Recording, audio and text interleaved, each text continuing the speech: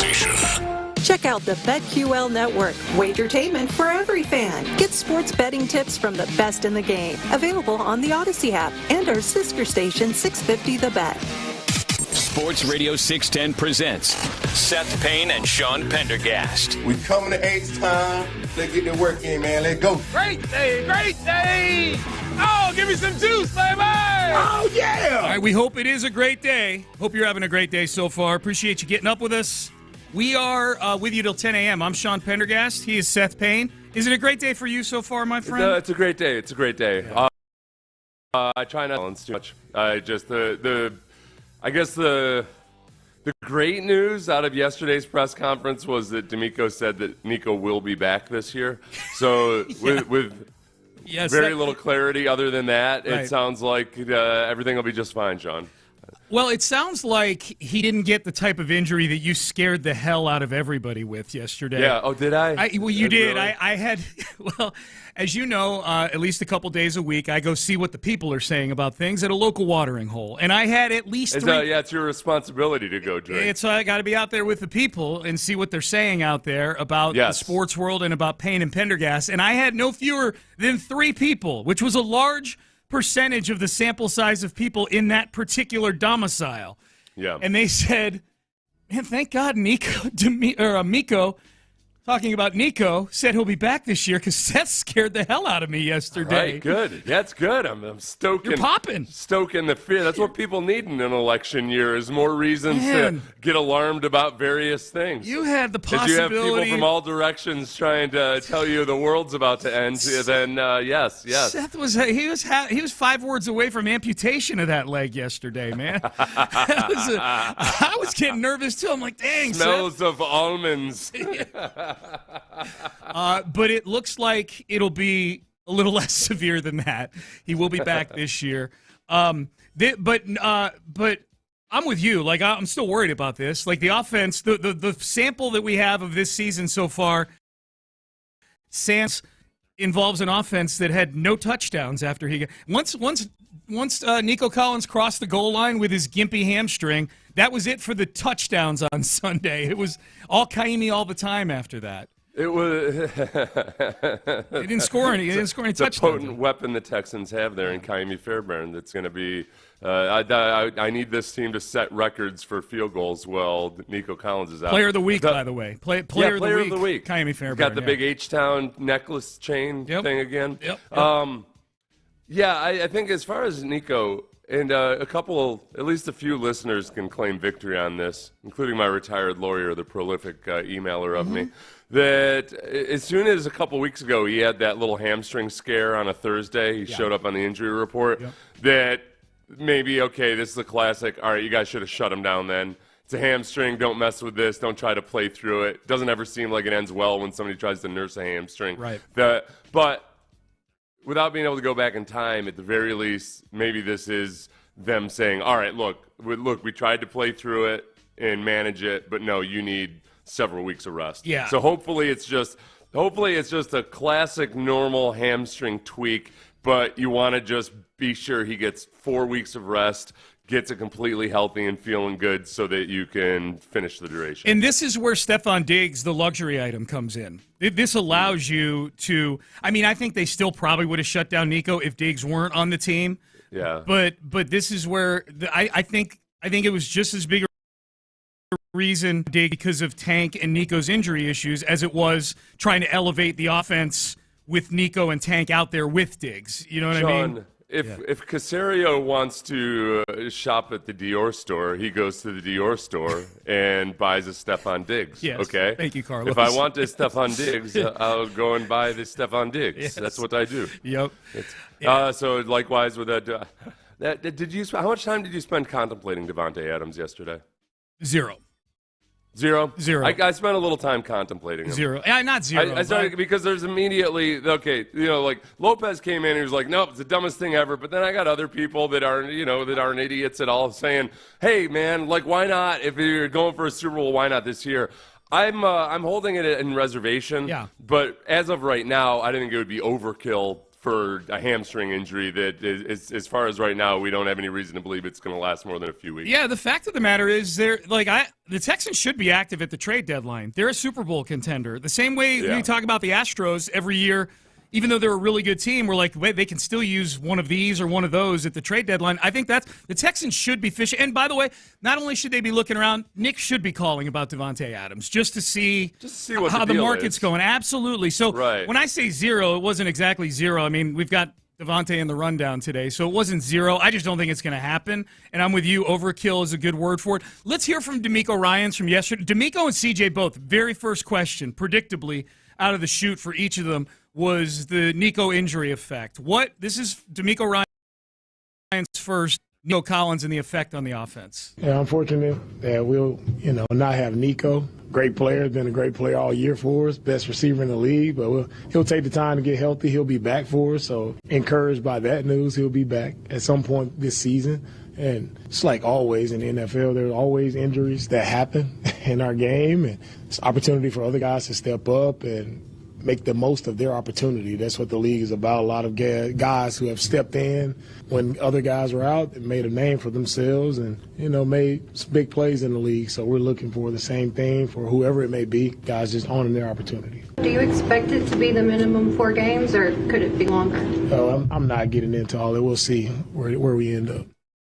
Yeah, and he, basically shut down any chance of any kind of other elucidation. Is that a word? It's a word that popped on my brain. Illumination? Anyway, he's not going to tell us much. Yeah. He ain't going to say nothing about nobody, okay? Nope. The question is, what we heard yesterday from D'Amico and CJ a whole lot was the classic, guys got to step up, All right, we're at that portion of the season where guys got to step up. Both of your offensive tackles were banged up and out of practice yesterday, by the way, as well. I feel a little bit better about that because Blake Fisher did way better last week than he had the week before. Mm-hmm. But I don't want to be in a situation where Nick Broker or somebody else is playing one offensive tackle and Blake Fisher's playing the other. This is we're in such a weird spot with the Texans right now. They're 4-1, and yet I think everybody, including the team, knows that they're in no position to act like, well, we're just going to go in there and roll over the Patriots up there in New England. I actually think it's a great spot. I think the fact that they've played that way the first 5 games and they feel that way, I think the chances of them taking the Patriots lightly this week is more minimal than usual. I think D'Amico's a guy who's typically pretty good at trying to keep the team, even though they lost to some bad teams last year. I think he's pretty good about setting the guardrails of how you should feel about yourself as a team.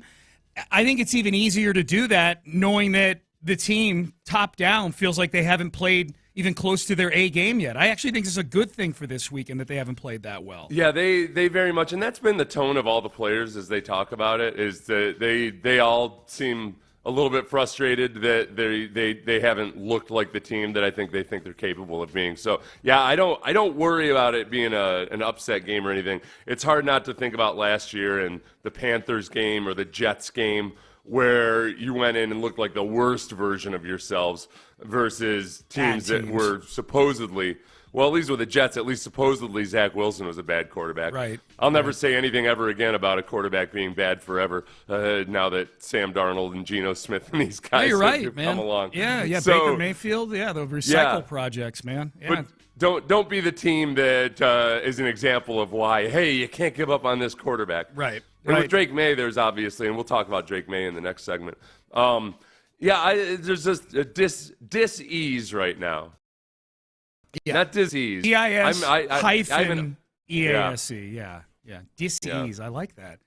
So here's C.J. Stroud yesterday on the wide receiver room stepping up without Nico Collins. Yeah, losing somebody like Nico is very tough, as you guys know. So, hoping that he stays good mental, get back physically, but, we're just, hoping that he just, understands that, we're going to miss him and, we got to just have other guys step up, which I think, they can. I think Hutch will do a great job, Rob, Mitch. So, definitely just next man up mentality. Got to be able to win football games without him for a little bit. They're as equipped, Seth, as any team. They're as equipped as any team to lose a guy like Nico Collins. Like, you look around the league, like if Justin Jefferson went out with Minnesota, that would be a tough putt for Minnesota moving. Like if Miami's already lost their quarterback, but pretend Tua is there. I know they have Jalen Waddle, but if they lost Tyreek Hill, he is the engine that makes that thing go. Nico is that for the Texans, but I feel like between the depth at wide receiver that they've got with Diggs and the fact that I do think CJ is above that line of quarterbacks that can squeeze 5 catches out of Xavier Hutchinson in a game if he needed to. That'll get Dalton Schultz involved. You know what I mean? No, in the long view of things, too, this might ultimately end up being a good thing just in that, hey, the teams are showing you all this cover 2. The team's struggling to really effectively move. They can move the ball, but they can't finish the deal. They're kicking a lot of field goals. The one thing that's been the antidote to that a little bit has been Nico Collins. Despite all these things where it's just this odd dynamic. The offense and players on the team will be talking about how teams are limiting them, and it's hard to do this, it's hard to do that, and yet, but by the way, Nico Collins is leading the league in receiving. By a mile. I'm trying to reconcile those two things. At the end of the day, what it comes down to is the cover 2 itself isn't as much of an issue as the Texans just not being able to run the ball in general, and then also the self-inflicted penalty wounds, mostly in the version of penalties. Yeah. All right, you can't move the ball versus cover 2, except Nico Collins is leading the league in receiving. Yeah, by 100 So there's yards. that. Yeah. So maybe without Nico Collins out for a little bit, it's kind of like when you make a basketball player only use his left hand. Okay, he's going to get better because when you make him realize, okay, he can go both ways. So yes, use only your left hand this week. Right. We're gonna tie Nico Collins behind your back, and you're gonna just be all left this week, and then maybe you'll get better. It is a little like the Texans themselves, though. Like if you just watch the Texans play to play and didn't look at the scoreboard, you'd be like, all right. I think they're pretty good. They're good. I don't know. What's their record? 4-1. They have one of the 3 or 4 best records in the NFL. They're 4-1. Negative point differential. They're 4-1. They know how to get it done. All right. Just yards per play though. That's the thing. The down by down thing. Any of these games in the box score, you're looking at any given moment. The Texans are averaging like 6.5 yards per play. The opponent is averaging 3.5 yards per play. Yeah. What's the score? Yeah. 16-13. Right. What the hell's going on here? What the hell is going on here? How's the turnover battle? -2. Yeah. Really? They must have lost. No, they beat the Bills, who are like one of the best teams in football. Yeah. It's crazy. All right, so we're going to talk about some more craziness throughout the show today. We got a lot of stuff to get to on the show. Drake Maye is going to be starting. The Texans get a rookie quarterback in his first start. What did DeMeco Ryans have to say about that? What did CJ Stroud have to say? CJ had a great cut yesterday. What advice would you give Drake Maye? We'll have that for you coming up next. Yeah, it was good. Bayway Chevrolet. It's good. Bayway Chevrolet.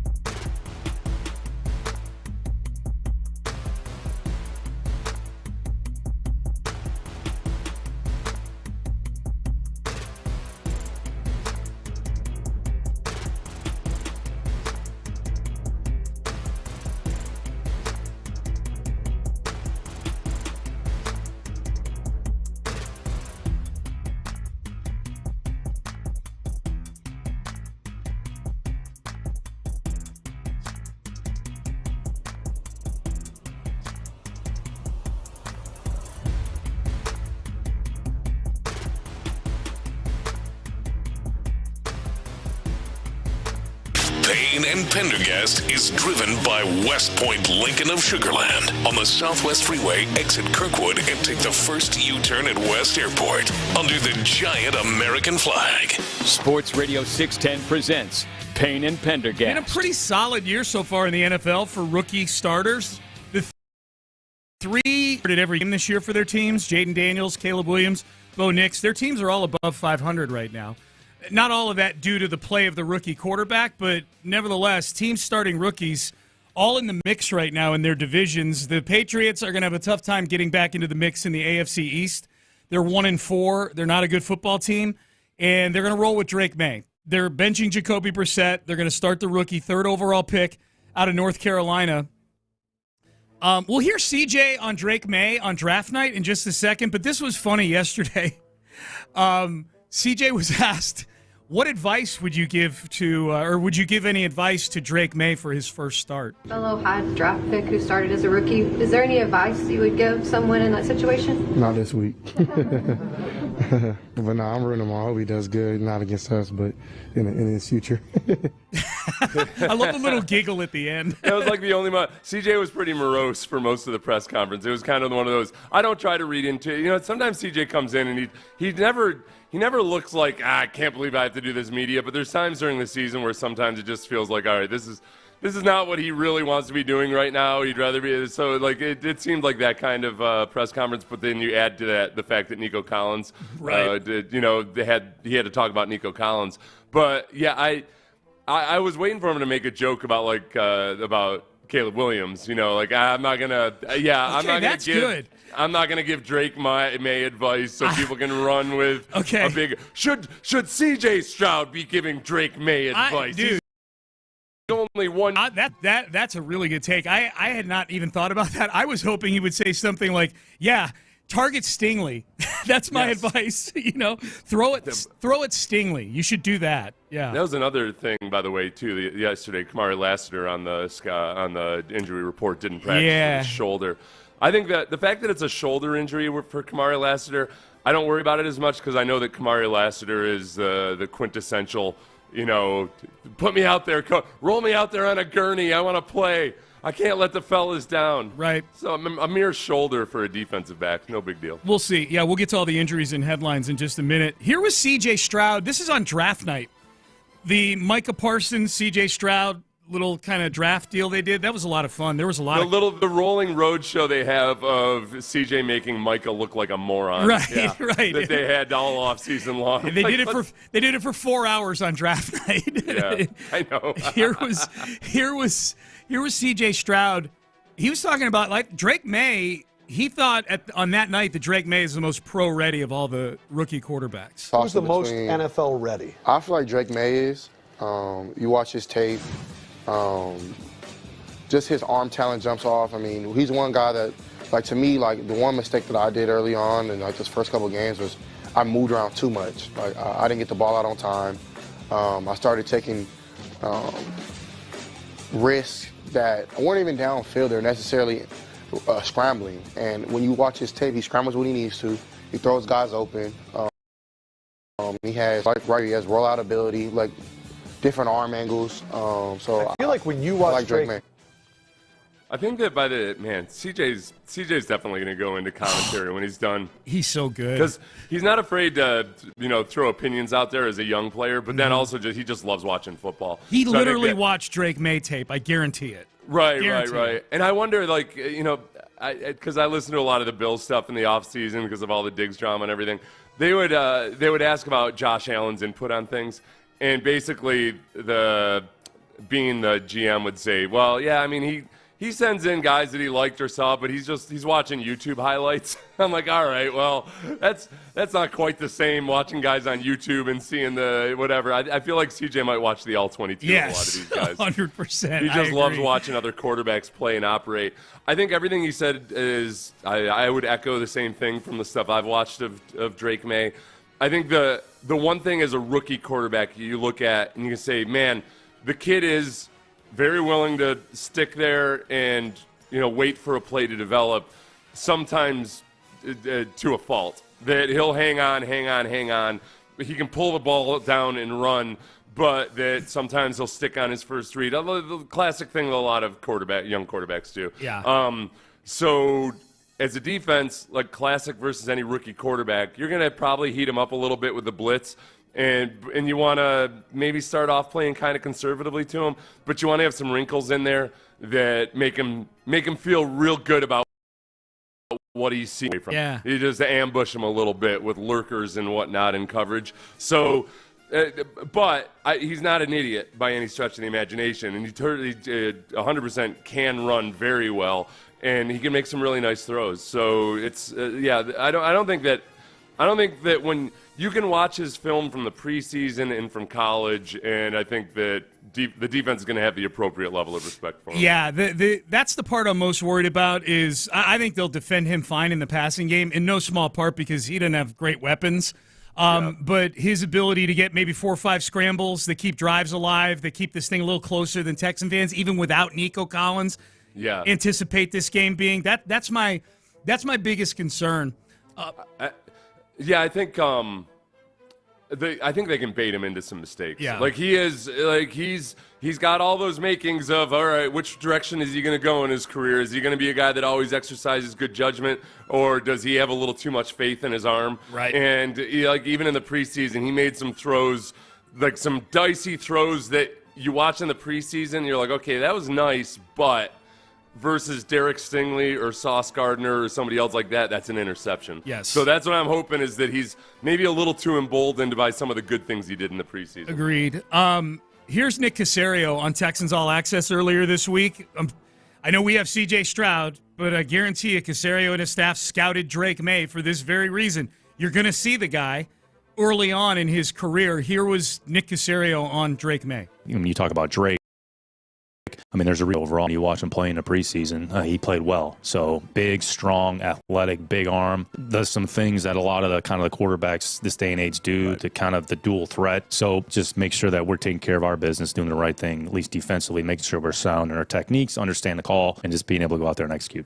All right, so there's Nick on Drake Maye. Do we have, when we do 5 Reasons I Hate You tomorrow, do we have anything already locked and loaded for Drake Maye? No. There's a part of me I'm guilty of just, in my mind, I'm still thinking of him as Mac Jones. Because he's got kind of that tennis brat face. Definitely. Where Mac Jones was a bona fide tennis brat. He used to throw tantrums when he was a high school tennis player. Yeah. So I got to remember that. Just even though he went to UNC and he's got a punchable face, he's not exactly Mac Jones. Okay, but I'll put a placeholder there on 5 Reasons tomorrow. I'll do some digging today to see if we can find some good reasons to hate Drake Maye. Yeah. There's plenty of reasons to hate the Patriots for sure. So we'll see if we can get a little Drake in there. You know what? I got to kind of just in hindsight, real quick.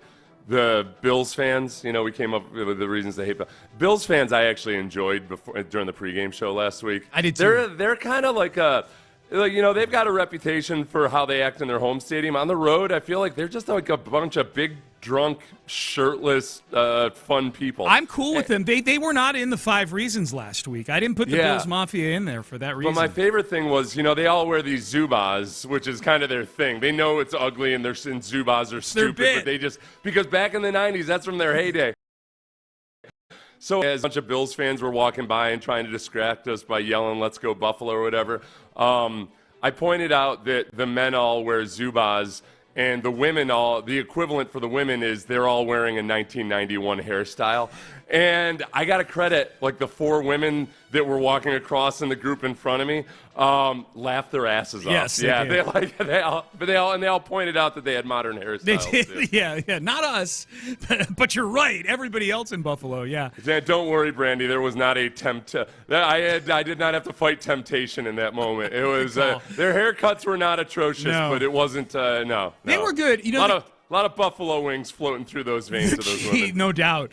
The key to the opposing fan base when you and I are doing the pregame, I don't mind the yelling. It's when they stop and they yell. It's when they, when they sit, like Hurricane Harvey sat on top of us for 5 days. Like when you sit there for 10 minutes and yell at us like we're the guards at Buckingham Palace or something and we're not supposed to flinch, that's rude. But if you walk by and you yell "Go Buffalo" or whatever, that's fun. It adds to the atmosphere. I don't mind that at all. Yeah. I know. I always just point to my ear things and I'm like, I can't hear you. I'm sorry. Yeah. I'm sorry. I can't hear you. That's a subtle dig right there because you're telling them they're stupid. That's how I know. You're really dumb. Don't understand the way headphones work. Exactly. Too. Yeah. Exactly. Here's D'Amico Ryans yesterday on Drake Maye. For Drake, what I've seen is a young athletic quarterback who has a live arm, can move around really well in the pocket, can escape the pressures. I think he, for them making that move, they're looking for a spark for their offense, and he can press all the reads, go to the right spot, makes good decisions with the football.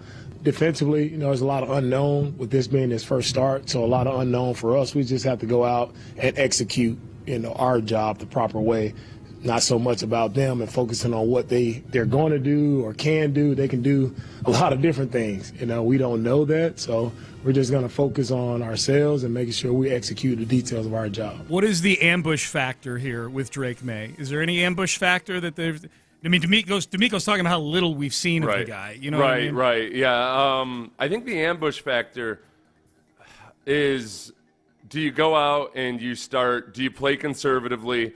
Just see what the kid can do, and then all of a sudden he's moving the ball effectively. This is where, you remember Case Keenum in his rookie year. Case was way more raw than Drake Maye was. Yeah. But Case, his first couple games out, teams kind of just played him conservatively, and he was dicing them up. He was distributing the ball. He was doing all that. And that's when teams said, all right, we're going to ramp it up to level 2 and level 3 and see how you handle it. And that's where his rawness really showed up. So I think they're going to go and they're going to respect him. And as D'Amico has done all year long, he's blitzed a lot more. And part of that is I think he has 2 good cornerbacks that he feels comfortable in man coverage with. But a lot of it has come on third downs. They've been effective blitzing on third down. The rat poison element of it, I guess, is the thing I would worry about. When the Texans look on the Patriots film, they're going to see the 30th best sack rate in football. Jacoby Brissett's getting sacked a lot. The O-line's giving up sacks, you're saying. Yeah. Yeah, gotcha. Yeah. Yep. Why? What did I say? No. Okay. Yeah, I don't know if you clarified that it was on the offensive side of the ball. For the Patriots. Yeah. Oh, okay. Good call. Yeah. Pressures allowed, 30th in the league. Percentage of dropbacks with a pressure, 32nd in the league. 46.2% of the time Jacoby Brissett was getting pressured. That stuff happens when they throw the football, basically. Yeah. Meanwhile, so I saw this on the 33rd team, this rat poison. Meanwhile, because they pointed all those stats out, the Texans defense this season, yards per game allowed, they're 4th best in the league. Mm-hmm. The Texans defense passing yards allowed, they're 3rd best in the league. Yep. Opponents' completion percentage, they are 1st in the league. Opponents have completed 57% of their passes against the Texans. Now, you better be. If you had someone go 9 for 30 and you're only 5 games into the season, you better be in first place. And you played Anthony Richardson in one of those games. And Trevor Lawrence in another game. Yeah. So I think that's don't get feeling yourself too much and thinking like, oh yeah, no big deal. We've been killing people all year long. I think that's the danger, is that you watch and you see opportunities on the offensive line and you start thinking it's going to be easier than it is. I think Mac Jones can make plays, and that makes him a wild card. Drake Maye. And him as well, Sean. If Mac Jones or Drake Maye show up, damn it. They do look alike. You hurt my confidence when you corrected me on that. No. I was just making sure that making sure the audience knew that you were talking about the offensive side of the ball for the Patriots. Yeah, no. But Mac Jones is definitely not going to be playing, everybody. Yeah, no. Well, not in this game. Who knows? I'll call him Mac Maye. In my mind, he's still Mac Jones. I know. That's who the Texans are facing this week. Well, I read at least 2 or 3 articles yesterday previewing this game where they're like, that's the big question for Patriot fans. Is Drake Maye more Tom Brady or is he more Mac Jones? Oh. And I'm like, well, he's chances are he's way more Mac Jones than Tom. There's one Tom Brady. Like, is he more Tom Brady? Yeah, that's a kind of yeah. I mean, I get what they're saying. How'd you like that burger? Was it like eating the best steak in the world? Yeah. Or was it like licking a diaper? Right. I don't know. There's. It's kind of a wide-ranging thing. Yeah. Text message, I'm very nervous about this game. Are you nervous about this game?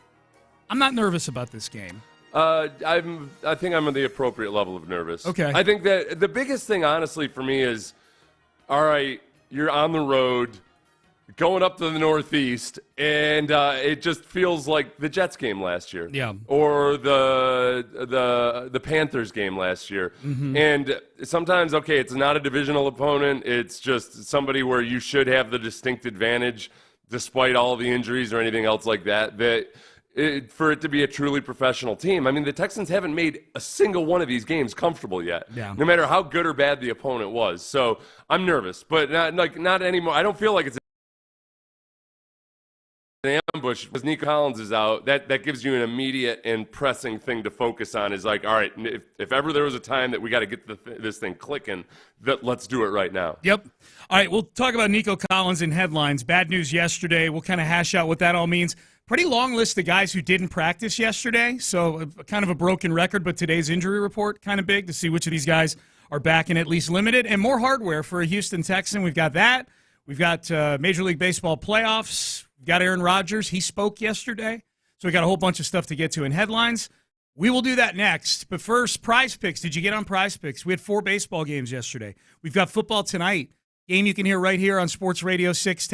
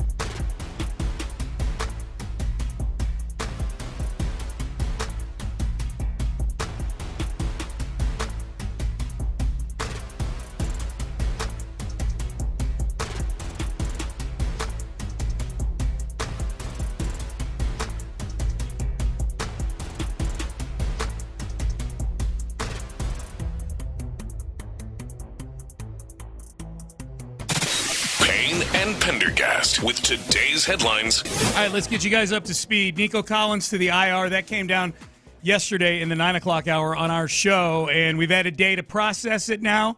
Here was DeMeco Ryans yesterday when he was asked about losing Nico Collins and the effect on the offense. Yeah, unfortunate that we'll, not have Nico.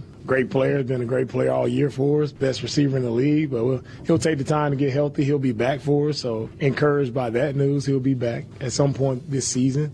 And it's like always in the NFL, there's always injuries that happen in our game. And it's an opportunity for other guys to step up and make the most of their opportunity. That's what the league is about. A lot of guys who have stepped in when other guys were out and made a name for themselves and, made some big plays in the league. So we're looking for the same thing for whoever it may be, guys just owning their opportunity. Do you expect it to be the minimum 4 games, or could it be longer?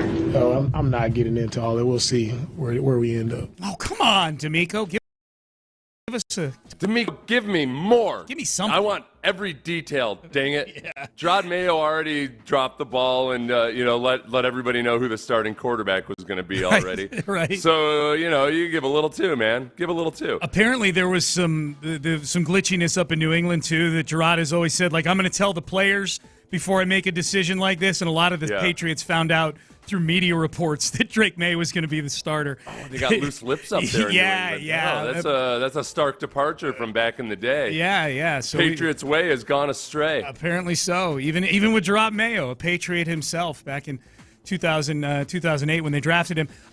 It's interesting. D'Amico talking about guys needing to step up. We got a text here. Good morning, Sean and Seth. I believe this will be the time for John Mechie to step up and have a breakout game. What do you guys think? Great show. God bless. We appreciate that, texter. I immediately think Xavier Hutchinson when I think of who's got an opportunity here. Yeah, and we saw that last week with some opportunities last week. Now, the difference between Xavier Hutchinson and Nico Collins, obviously there's a few differences. But the one that got away last week in terms of plays that could have been one of the highlights of the week in the NFL was when CJ scrambled when they backed up in the south end zone there. CJ scrambled away from trouble, broke a tackle, spun out of it, and then running to his left threw a very nice pass to the sideline. It hit Xavier Hutchinson's outstretched hand. Caught that. Yeah. I think Tank Dell would have caught it because both those guys would have been close. The ball was exactly where it needed to be. Xavier Hutchinson wasn't all the way to the sideline yet. It's just like that little bit of the timing, physical ability, whatever it might be, it just wasn't there. So that's where maybe it gets dialed in a little bit better this week. But yes, it's going to be Xavier Hutchinson. I'll be real surprised if John Mechie gets more than Xavier Hutchinson over the next few weeks. Yeah. I think he just is into the flow of the offense more so, as we saw during camp. Mechie came along late, but I think it's going to be Xavier Hutchinson. And then also, look, it's going to be Dalton Schultz. I think it's going to be increasingly Cade Stover. Some of this stuff that we've started to see a little bit more is, all right, really a lot of it is, can we trust the offensive line enough to get those guys out on routes early? That's exactly right. Yep. And that's a big part of it. I think when you still had Nico Collins in the game, you could say, all right, you know what? Let's keep the running back in and the tight end in, the chip at least before they go out on their routes. And it's hard to develop a quick passing game when you're also doing that. But they're thinking, we'll get Nico Collins a chance downfield somewhere.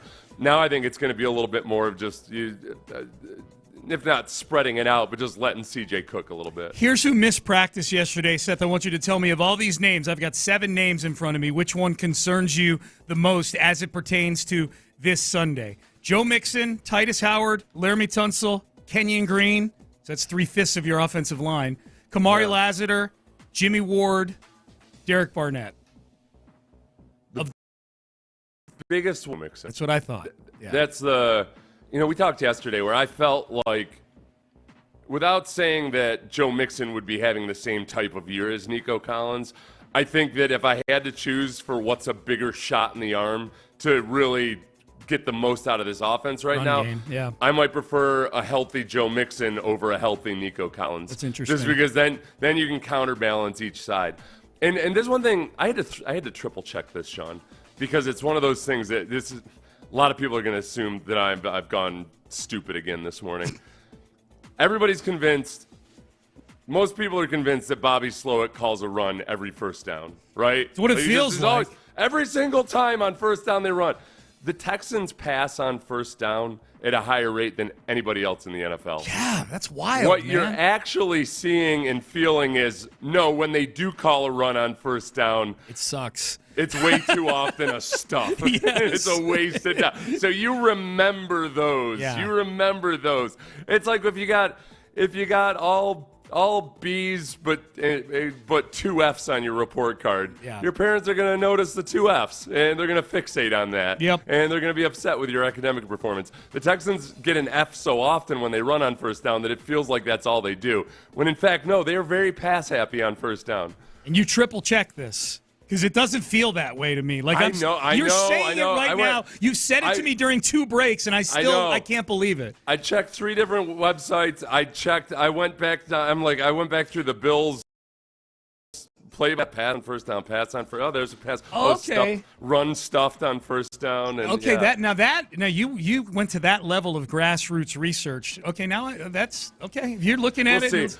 Yeah. I posted it on X a little bit ago, and I like to do stuff like this that I'm not certain of because somebody will fact check me. Yes. And then I can delete it quickly, so I'm not putting. It's early in the morning. There's not that many people on X. I can get the misinformation out of there. There you go. If I'm wrong. There you go. Kaimi Fairbairn, AFC Special Teams Player of the Week, second time in 5 weeks. We'll talk more about that later in the show. Aaron Rodgers was on the Pat McAfee show yesterday, and McAfee asked him about the rumors that Aaron Rodgers was a big part of Robert Saleh, the head coach of the Jets, getting fired earlier this week. Aaron Rodgers resents you accusers out there. As far as any of the ridiculous allegations out there, I'm not going to spend more than one sentence in response to it, and that is that I resent any of those accusations because they're patently false. And it's interesting the amount of power that people think that I have. Which I don't, but I love Robert, and it was, one of those days yesterday. God, I hate him. So, Randall Cobb and Nathaniel Hackett had jobs. One still has a job in the NFL because of you. Because he's an offensive coordinator. He calls plays. No, but this is the thing that happens when, and this is the dynamic. This is the dynamic. Johnson and Aaron Rodgers had a conversation on the phone at some point before Robert Saleh was fired. Yep. They both say that they didn't discuss, firing Robert Saleh or what have you. But decisions are made on behalf of key players, but sometimes without the actual words being said. Yep. So, and it's all speculation as to what happened on that phone call between Woody Johnson and Aaron Rodgers, and obviously, without a paper trail or anything, nobody would ever know for sure. The thing about Aaron Rodgers is, and everybody, listen, if you're listening, please understand, you got to try to separate any of the kind of COVID type stuff or anything. Aaron Rodgers is kind of like LeBron James in the way that he can just so brazenly say something with a smugness that you're listening and you're like, what the hell are you saying? Of course, LeBron acting like he had nothing to do at all with Bronny coming to the Lakers. Yeah. Dude, why? No, don't act like you had nothing at all to do with it. This is the guy that claimed that he didn't get the messages from the GM in Green Bay because he doesn't have cell reception in Malibu. You can't believe the guy. No. 100% that decision was made with Aaron Rodgers in mind. Did he ever specifically discuss Robert Saleh's job security? I could totally see that no, they never specifically discussed that. Yeah. But the owner came away from a conversation with a feeling that, yep, right now's the time to fire Robert Saleh. Right. You can complain about 10 things about Robert Saleh without saying, I need him fired. So that's it's a great observation. All right, real quick, Major League Baseball playoffs. Tigers up 2-1 on the Guardians after yesterday. The Mets beat the Phillies in their series over in the NL, so the Mets are on to the NLCS while paying salaries for a whole lot of guys that aren't on their team. Yankees up 2-1 on the Kansas City Royals after last night. Dodgers-Padres tied at 2. The Dodgers beat the Padres last night in their NLDS matchup. All right, Ross Tucker, our Odyssey NFL insider. We'll get Ross's thoughts on firing of Robert Saleh, Nico Collins to the IR. What does that do to the Texans?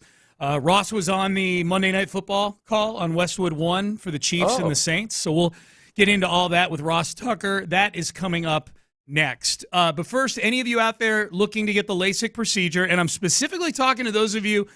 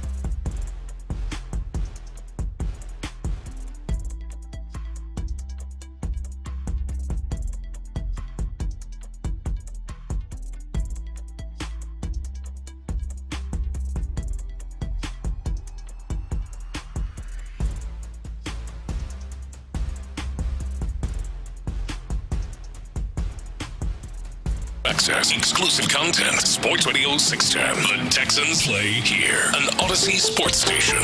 Sports Radio 610 presents Payne and Pendergast. All right, let's go to the hotline. On the line right now, Odyssey NFL insider Ross Tucker. Insider calls are brought to you by Hellman's Real Mayonnaise. May your game day be delicious. How'd I do? I would say like a 9. Okay. There was a certain, you took it like an octave higher or lower, I guess. Mayo. You know what I mean? Like I appreciated the concerted effort to show additional enthusiasm. What do I need to do to get to a 10, Ross? We've been doing this 3 weeks now. What needs to be done for me to get to a 10 on that read? I don't know. It's kind of like we'll know it when you do it. It's like You know what I porn. mean? Yeah, you Like, know it when you see it. Right. You know what's so funny? That's exactly what I was thinking, but I didn't know if I should say that or not. That's all right. And I know that's what like a judge famously said at one point. Yeah. But I didn't want to say that, so I'm glad you did. Thank you. No, just so Sean's strategy will be keep 20 tabs open on his computer and see which one he likes best. He'll play all 20 of them all at once. I guess the fitting one this week would have been something with Gerard Mayo, because the Texans face a Patriots team led by Gerard Mayo. We could have cut him a royalty check for the live read. But look, Ross, this is a second week in a row the Texans are going against one of your former teams. And one that's, a lot different than when you played for the New England Patriots. This is a team in transition. How much should the Texans fear the rookie debut by Drake Maye? Like the rookie QB. There's so many times various quarterbacks like Will Levis will come out and they'll have an incredible first performance because teams just don't know what to expect. And sometimes those guys end up being great. Sometimes they go down in flames. What's your feeling on Drake Maye and his awesome rookie debut? It's interesting, the fact that you bring up Levis. Because I just got done. I know we usually talk on Tuesdays, but it's a Thursday. And I know you're a listener, Seth, but just got done talking with Greg Cosell for today's Ross Tucker football podcast. And the two things he said that I thought were really interesting are, number one, he said he thought he was the toolsiest quarterback in the draft. Meaning, we know he was the third guy to go off the board after Caleb Williams, after Jaden Daniels. But if you just stack up all the things that you're looking for in a quarterback, right, like size, speed, arm strength, all those things, he's bigger than Caleb Williams and Jaden Daniels. He probably has a stronger arm. He's not faster than Jaden Daniels, but he's fast. Like, I don't know if you guys know that, but Drake Maye can run. Yeah. He is like he's a legit athlete. And it is interesting to me that you brought up Will Levis because, you're right. When Levis got the job last year, he had some really impressive games out of the gate. Sometimes it's because the D coordinators don't really know how to scheme for him yet. I think sometimes it's because the offensive coordinators just pare the game plan down and really simplify it with one read plays, and a lot of times it works, like the first rips in, you're like, oh, wow, okay, this guy's awesome. And then it's like, well, then once teams are taking away the first read, because right now I guess I would say the Texans defensively, they don't really know how the Patriots will use him and what the first read will be on some of these plays. So that's an interesting part. But the flip side, and Greg mentioned this, he's going into a terrible situation. They're a horrible team. They're like, if you look, their bottom 5 O-line and their bottom 5 skill position, and I think an argument can be made that they're worst, like dead last in the league at both. Remember those commercials where, was it a commercial or a movie where they were like, young, dumb, and drunk is no way to go through life or something. Oh, that was Animal House. That was Animal House. Yeah. Yeah. So let me just tell you, Blutowski did die. Yeah. Yeah, worst skill position group and worst O-line is no way to put a rookie quarterback in, but that's what they're doing, so it's going to be entertaining. Mr. Mayo, 0.0. Yeah. Ross Tucker, our Odyssey NFL insider, joining us. Insider Calls brought to you by Hellman's Real Mayonnaise. You can purchase Hellman's at your local Walmart, Kroger, or grocery store to add extra deliciousness and creamy flavor to your game day dishes this football season. Ross, what are the Texans to you at this point, 5 games into the season? Where are they on the power rankings and the fun that have a negative point differential? Like, what do you see in the Texans so far, 5 games into the season? Yeah, that game, it's funny because I was in a hotel in Kansas City, and so I had the red zone up on my laptop, but then in the hotel room, I had Texans Bills. Mm-hmm. So get a chance to watch the whole game. That's the worst I've ever seen Josh Allen play, and so I don't know. You got to give the Texans defense at least a decent amount of the credit, right? I mean, I don't know if I'll give them all the credit for that, but they deserve a decent amount of the credit for making Josh Allen look that bad.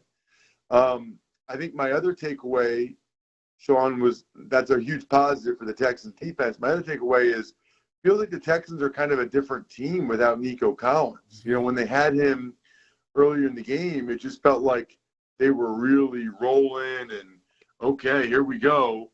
And then after he was out, it seemed like they were lacking something on offense. They had those turnovers that were obviously costly, but they ended up finding a way to win the game, which is the best news out of the whole thing, right? You know, you have all that stuff go wrong. You lose Collins, you have the turnovers, but you still win, which I think is encouraging. And I think they're still not firing on all cylinders, which is probably why it's a good time to play the Patriots. Mm-hmm.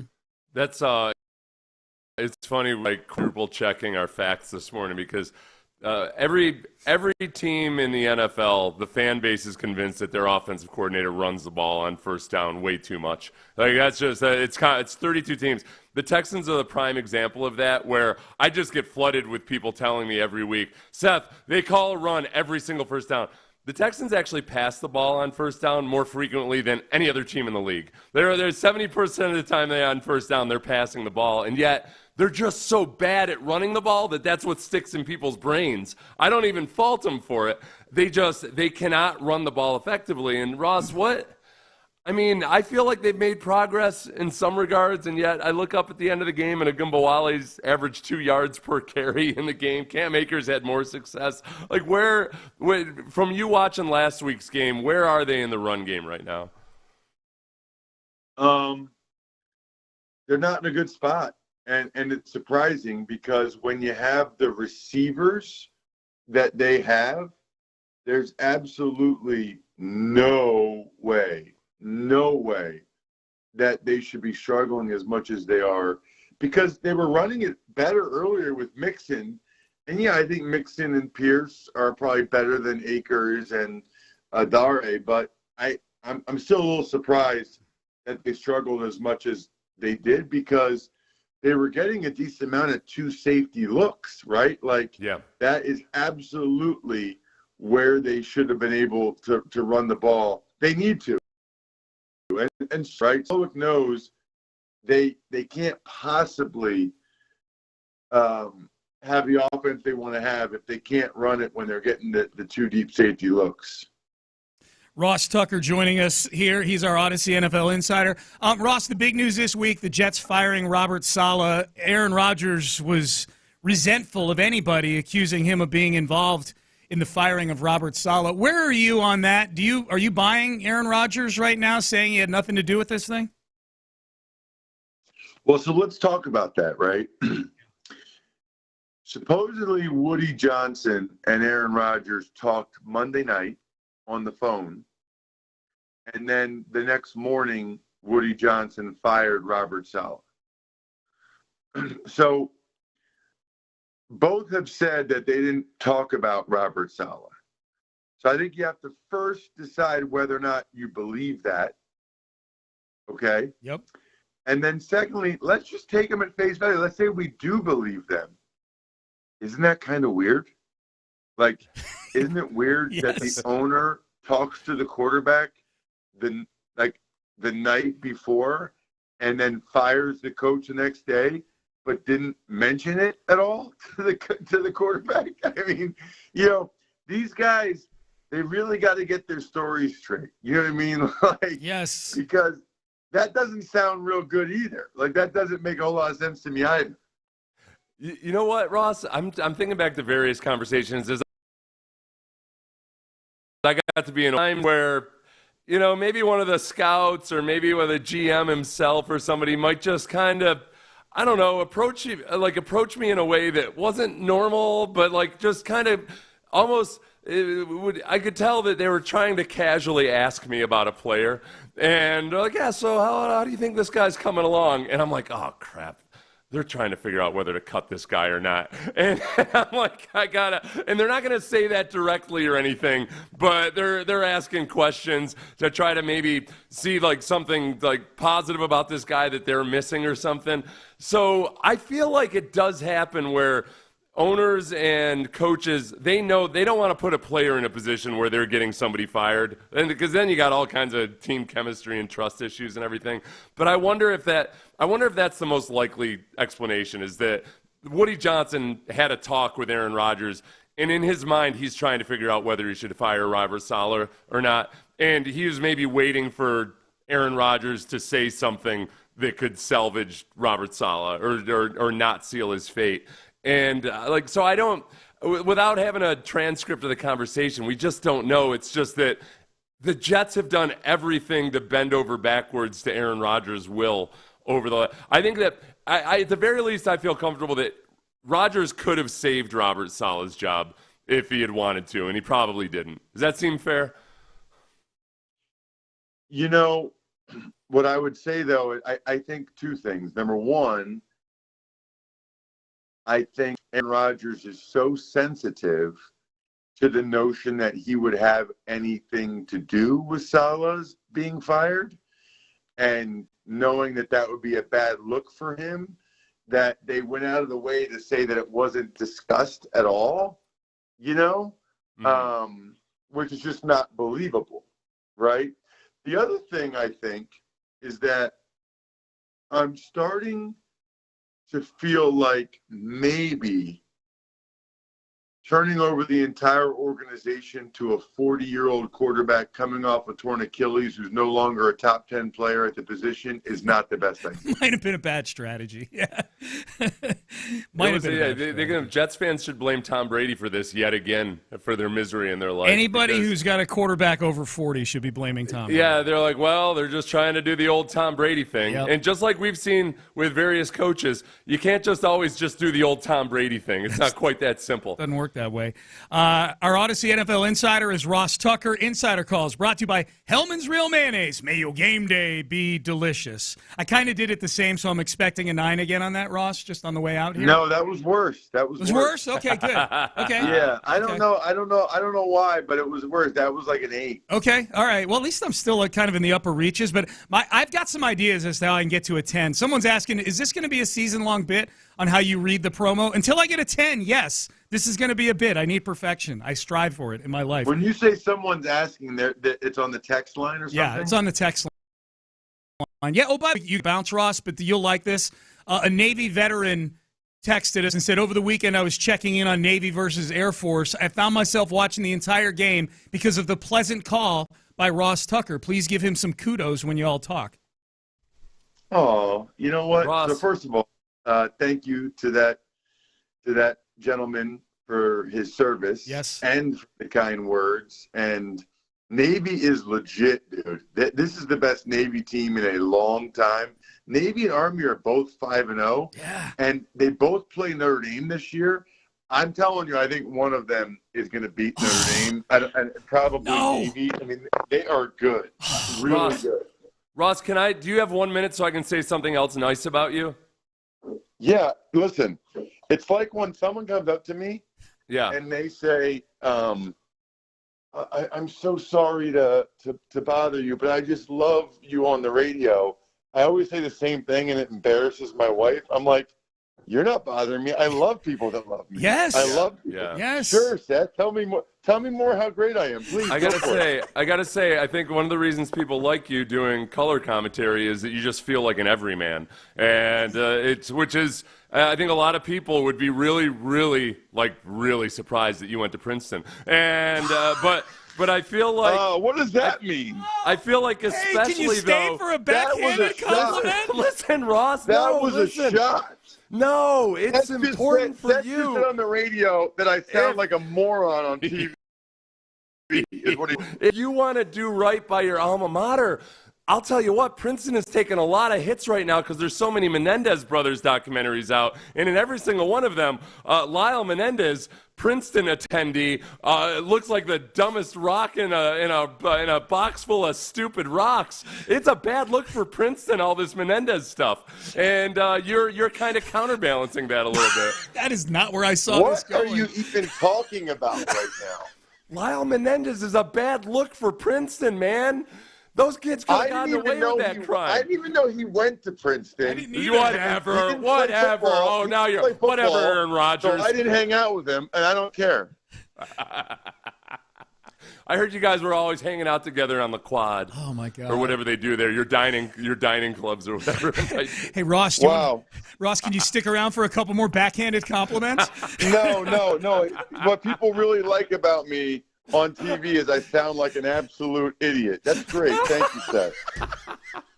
A lot of times, the backhanded compliment I'll get is people are like, I like Ross, and you're like, I like Ross because he sounds like a slightly more sober version of you, Seth. That's great. All right, Ross, we'll cut you loose, man. We'll talk to you next Tuesday. See you guys. All right, thanks, Ross Tucker. I was like, man, Seth, this is really nice. And then all of a sudden, just a total drive-by on Princeton is all that was. That's all that was. Seth had some Princeton guy chop his legs out back in 19 college football game, and he's going to take it out on Ross Tucker 30 years later. Honestly, I'm watching these Menendez brother things, and like Lyle Menendez, it's one of those classic things where I don't want to get into the whole Menendez brothers stuff. He did some really stupid stuff in trying to cover up his crime to the point where you're like, I honestly was like, this is a really bad look for Princeton. Like the guy, they're showing his letters and like simple words are misspelled and everything. It's wow, that's tough. That's tough. The solid thing is interesting. The sense I get is Ross is not buying Aaron Rodgers. That's the sense I get.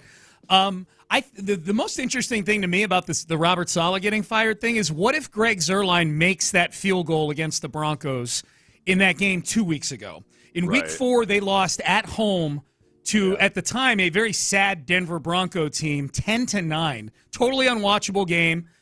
Horrible outcome, obviously, for the Jets. They lose 10-9 because Greg Zuerlein misses a field goal late in the game. He makes that field goal. They're 3-1. And even if they go and they lose in London to the Vikings in a competitive game, you're 3-2. The optics of firing a coach with an above 500 record this early in the season would have made it even stranger, and I think would have even put more smoke on Aaron Rodgers that he wanted it. It almost feels like an in-season version of when the Broncos fired John Fox. Remember, like John Fox went to an AFC Championship game with the Broncos. And went to a Super Bowl. Yeah, that's right. Yeah, went to the Super Bowl. Yeah. But the year before he got fired. Anyway, they were good all those years because he had Peyton Manning. You know, they were. Yeah, and I want to say they went to the championship game the final year before the year he got fired or whatever. No, they went to the playoff. They had gone the year before, but yeah, they were like. But it was an aggressive move of like, okay, yeah, John Fox has done good things, but we want more. And I whether it's Aaron Rodgers directed or not, it feels like that's what Woody Johnson thinks he's doing. Is that, all right, this is a team that should be better, and they're not, but I feel like they could actually really make a push this year. We need something different. So whether that's influenced by Aaron Rodgers or not, it is just curious that it's also tied to when the laggard on that team right now is the offense, and the head coach was about to do something about making that better. He was going to demote the offensive coordinator, and that was the timing for when the guy got the guy gets fired. That's what's strange about it, is that Robert Saleh and his defense weren't the issue. Now, Robert Saleh, the head coach, had an underperforming offense as well. Yeah. But if nobody respects Nathaniel Hackett as an offensive coordinator. No. I don't know if Nathaniel Hackett himself respects himself as an offensive coordinator. He's got to be laughing that he's still getting these big paychecks, man. He's just got the well, he's still making $50,000 a week from the Broncos. Yes, right. So yeah, like he's loaded. And I think that this is it's impossible not to think that Aaron Rodgers has a lot to do with this. Yeah. I think too with that, you got to factor in Rodgers' age. Let's pretend for a second that everybody's being truthful about this, that it was Woody Johnson's decision and Aaron Rodgers didn't directly say fire Robert Saleh. There's got to be an element too to Woody Johnson that says, man, this guy's 41 years old, our quarterback. The clock's ticking. We can't burn he's not 26. Like, we can't burn a year trying to find out if Robert Saleh and Aaron Rodgers are getting along. They know what the situation is between those two. It ain't perfect, Yeah. And so I think that probably has something to do with it also. John Fox had gone to the Super Bowl in 2013. In 2014, they made the playoffs with a 12-4 record. Right. And John Fox got fired with a 12-4 record. Yep. And it ended up being a good move. If you're going to judge it by Super Bowls, hey, it was the right thing to do. So I think that this is like an in-season version of that. No matter what the motivation was or whether or not Aaron Rodgers was involved, I kind of admire Woody Johnson for being that aggressive. It's just, okay, but what's the process, and who's actually steering the ship that the drama comes in? Yeah, Gary Kubiak was a big beneficiary of that. He was Fox's replacement, as you were alluding to, wins the Super Bowl the next year. Largely with a defense. That was Peyton. Peyton got replaced by Brock Osweiler at various points during that 2015 season. I got to find if John Fox has ever done an interview about that. That's got to be a hard one. He's sitting at home the next year feeling like, yeah, we could have done this. This is like, oh, come on. Right, I could have done this. Yeah. Payne and Pendergast with you, getting a bunch of texts.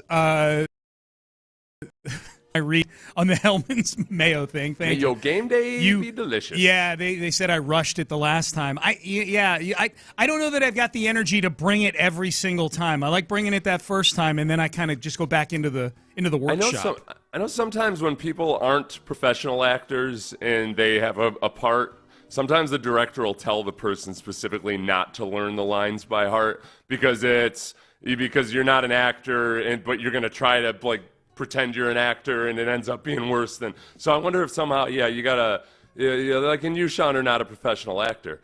You're a professional many things, but not an actor. So I think when you've got a scripted line, maybe it feels a little bit awkward. I'm not a professional actor, and yet I've had several people, including one 2 days ago, come up to me and tell me that the video that I did, if you follow me on social media, you know about the video, when the Twins got knocked out of playoff contention, and I acted like I had a relative that had died. For about 30 seconds. Oh, and they thought that I died. No. They thought somebody died. They were like, oh, man. They were getting ready to send me a text saying how sorry they were. And then I just started cackling, laughing that it was the Twins' playoff chances that died. I had several people compliment me on my acting chops. I know you're right. I'm not a professional actor, but somewhere in there is a thespian. Apparently, at least on these videos about them, and things that move me, like the Minnesota Twins getting knocked out of the postseason. I think what it is with Ross, though. That's what it is with Ross. You feel like you're in an audition. Yeah, a little bit. So it's that added element of you've got stress and pressure on you. He's judging you. Should I add some production value around it, like maybe some dramatic or something like that? Let's do that. At this point, I'm just kind of spitballing, Hey, Ben, when you're on your second job this afternoon, just go ahead and work on that for a while. Yeah, just get some production value to his Hellman's mayonnaise read. Get working, Ben. Yeah. Yeah. Let's see here. Seth, this is all caps, 3 exclamation points. So this person really wants your opinion on something. Seth, since the O-line has no fight or push in the running game, wouldn't it be better to generate more gaps to run by leaving the zone scheme and running more counters and traps? Yeah, that's nerdy right there. I like it. No. They've worked different things with some success and others without. I think with Damian Pierce in the game, that might be more of the strategy. I think a lot of it has been that when they I mean, they're not running a spread offense or anything, but when they open it up a little bit, when they don't pretend that they're this big mashing football team in those types of plays, but where they loosen up the formation a little bit, they've created some space. But yeah, at the end of the day, they just don't have enough guys in either aspect, whether it's gap scheme or zone runs or anything, that are consistently blocking well, no matter what the style of blocking is. That's the frustrating part about it. So I think there's not a good answer. It's because it's just more reps. And then people say, what, you want them to run the ball more? And I'd just say, to remind you, they're not running the ball on first down every time. They run they're the lowest running team on first down in the NFL. Yes. So it's not like Bobby Slowick is sitting there and saying, like, no, we're going to run 50% of the time on first down no matter what. Mm-hmm. He's adjusting to what they're good and not good at. It's just glaring when they try to run on first down. That's why it feels like they're always running on the first down, because the ones that stick out in your mind are when they have failed runs and all of a sudden it's 2nd and 10. Yeah, they're not good at it. Anytime you do something poorly, it doesn't matter how much you're doing it. That and the penalties are what's holding back this offense right now. Yeah. The inability to get into good down and distance situations where you've got the whole playbook available to you. And it's kind of interesting too, because Cam Akers was running the ball well in that game, and yet they like Dare's dual threat ability, I think, and they still need to give Dare carries so defenses treat him honestly, and it worked. Like twice in that game, they duped the defense when the defense was lined up, when the Bills' defense was lined up with their simulated blitzes and the linebackers up right on the line of scrimmage. They just got Dare immediately out of the backfield, and he was wide open because that linebacker couldn't get to him. So it's working to a certain degree. It's just that they're wasting all of these other carries and keeping the defense honest. They're getting what they need and keeping the defense honest, and yet they're also kind of wasting the down because they're not getting any productive yards out of it. I honestly, Seth, I think it's as simple. I just don't think they trust Cam Akers at nut cutting time. I think that fumble he had that would have closed out that Bears game still sticks out to them, and I think there's a trust in Dare Ogunbowale, ironically, because he dropped a really crucial pass out in the flat. But I just think they're perfectly happy with Dare running for 2 or 3 yards every time, knowing he's not going to put the ball on the ground. They were, I would say, in pass protection, too. I think they really trust him definitely there. So then again, when it comes to making that decision about whether to stay in and block or whether to go out on your route, CJ and Dare, they do some really good next-level stuff when it comes to CJ making very, very fast decisions based on what Ogunbowale is doing in pass protection or just releasing on a route. So that's what they like about him. I guess I would say I wouldn't say he's happy with the fact that Dare is not actually getting yardage as a runner, but that's a compromise they're willing to make right now. Yeah, they're looking at the balance sheet. You're right. Compromise is the perfect way to put it. You're negotiating with yourself. You're like, all right, I know we're not getting any explosive runs, but we get all this other stuff. And they ran a counter on that touchdown run to Cam Akers. It's not like they're not doing. It's not like they're not running counters and powers and like at times they try to run duo, but they can't do it. Yeah. So it's a yes, 100%. They got to figure out what they're good at. It's just, as Bobby Slowick said last week, they're running out of time to really develop and figure out what are we actually good at in the run game. It's week 6, and you are heading into. You're heading into the meat of the schedule here after this game. You got Green Bay in Green Bay. You got a divisional game at home against the Colts, and then you got those 3 primetime games in a row. Like this is the jumping off point into the part of the schedule that's going to determine your season and how it goes, in my opinion. Yeah, and I think too part of it is also fixes a lot of issues without fixing any issues at all. Just the presence of Joe Mixon, knowing what he's good at, and just calling what works for him. Hopefully it's as simple as that. It's just when we as Texans fans have seen nothing out of Joe Mixon other than one really good regular season performance, somewhat mediocre performance before he got injured in week 2, and then he's been injured the rest of the time. There's zero part of me that says like, oh yeah, well once Joe Mixon comes back, he'll be healthy the rest of the season, and then off to the races you go. Yep. Here is C.J. Stroud on the importance of Dare Gumbawale and his role in the offense. Yeah, Dare's been huge. As you guys can tell, he's not only just a great running back, but also a good pass catcher, and does a lot of great things in pass protection as well. So definitely just I think he's just getting started as well. He'll have another great week, I feel. But yeah, he's been huge for us, definitely on third down. I definitely feel he'll continue to do that for us. See, CJ may as well have just said at the beginning of that cut, Seth is right, ... and then just said what he said right there, because it echoed what you said. The pass protection thing is an underrated thing, I think, with Dare. You know what I mean? Like, people think of people look at the box score and they go, hey, 6 catches, 57 yards, and the running wasn't that great. And pass pro kind of a big deal, especially when you have an offensive line that's had some difficulties this year protecting CJ. Right, yeah. Stroud, There's all kinds of stats with the offense right now where if you looked at it, you would think that, oh yeah, they must be doing a pretty good job with their offensive line. And man, people have no appetite for it, and I get that, I understand it, but with the way the offense is dealing with imperfect pass protection, that they're getting rid of the ball quickly more often than even when the protection's not right, or C.J. Stroud is making really nice plays under pressure. I mean, there's some of these pockets that he's working from are extremely tight pockets, and he's throwing dimes with guys in his lap, and some of those plays I was talking about with Dare where you would think Dare was supposed to pick up a blitz, but it's actually just like he's releasing immediately. CJ's throwing it to him, and it looks like, oh, wow, easy throw, wide open throw to Dare Gumbawale. You watch from the end zone, you realize, like, no, CJ had to arc that over an unblocked defensive end and kind of know that he's going to get some kind of contact. And it looks simple because CJ does such a good job of it. Yep, no doubt. Text message, if you guys discussed it already, I missed it, but who had Robert Saleh in the head coach death pool? That would be Seth Payne. Seth Payne had Robert Saleh as one of his I did not. Okay, after the show yesterday, I'm like, you know what? We always try to we try to be as petty as possible and bring as much raw emotion to this show as possible. Yeah. We try to be as unprofessional as possible and as immature as possible. Right. And I did not gloat a single bit about or just even act triumphant because I like Robert Saleh, and I feel like he got hosed a little bit. I feel like he's gotten hosed in a lot of regards since he's been the coach of the Jets. And a lot of it, I think he's overperformed, and yet people look at him like, well, this guy's not the guy. And yet, just looking at the situation for what it was going into the Jets season, it's that Nathaniel Hackett is not a good offensive coordinator.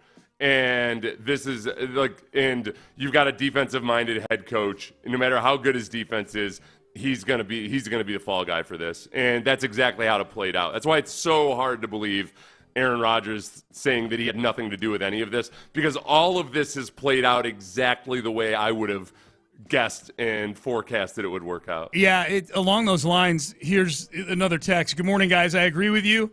But there's the reverse side to what you're talking about. Why would you fire a coach because a quarterback who's only going to be in the league for probably another year is your core? In other words, why are you sacrificing what could be a good long-term head coach for a quarterback who's with you for at the most this season? He's under contract this season and next season. I guess my answer to that would be that Robert, no disrespect to Robert Saleh, but this may sound disrespect. Robert Saleh ain't Vince Lombardi.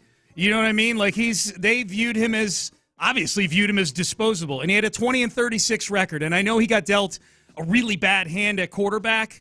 I'm not just talking about Aaron Rodgers. I'm talking about Zach Wilson and Trevor Siemian and Tim Boyle and everything else. He never had a good quarterback from the time he set foot in the building there. But that's the NFL. Like, guys get dealt bad hands at quarterback, and who gets sacrificed? The head coach. So that part's There's a lot about it.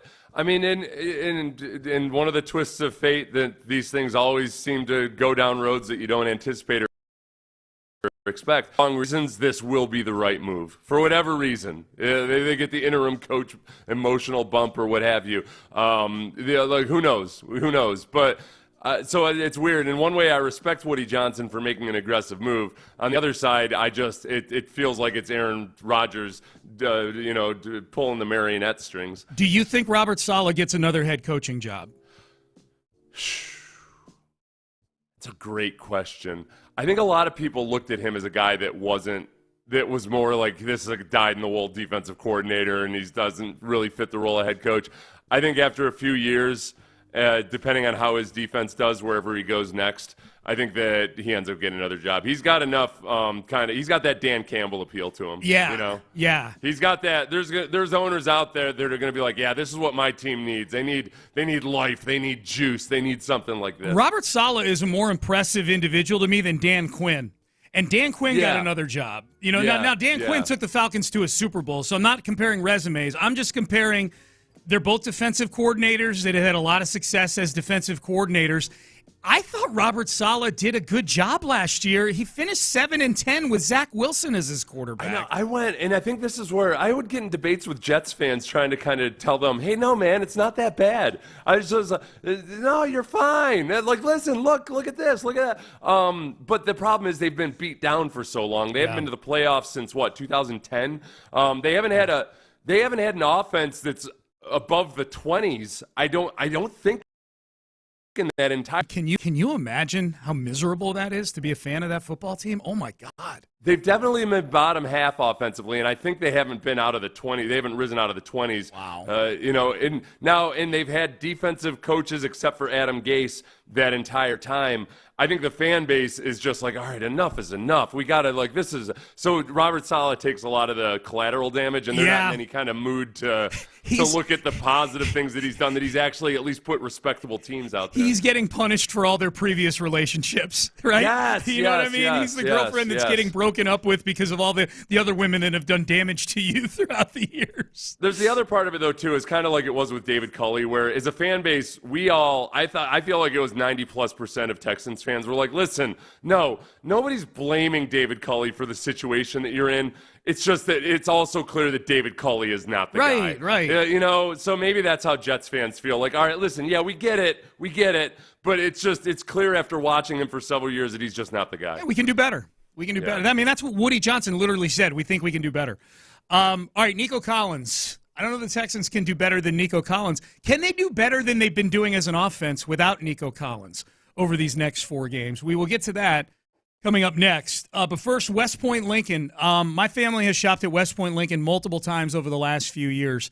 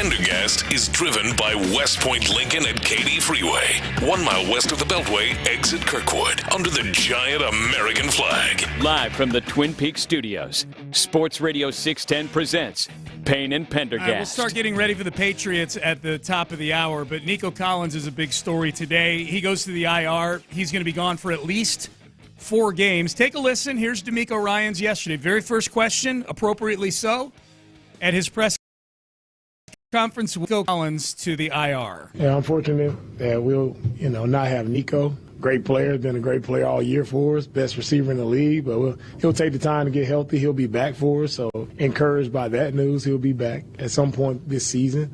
And it's like always in the NFL, there's always injuries that happen in our game, and it's an opportunity for other guys to step up and make the most of their opportunity. That's what the league is about. A lot of guys who have stepped in when other guys were out and made a name for themselves and, made some big plays in the league. So we're looking for the same thing for whoever it may be, guys just owning their opportunity. Do you expect it to be the minimum 4 games, or could it be longer? No, I'm not getting into all that. We'll see where we end up.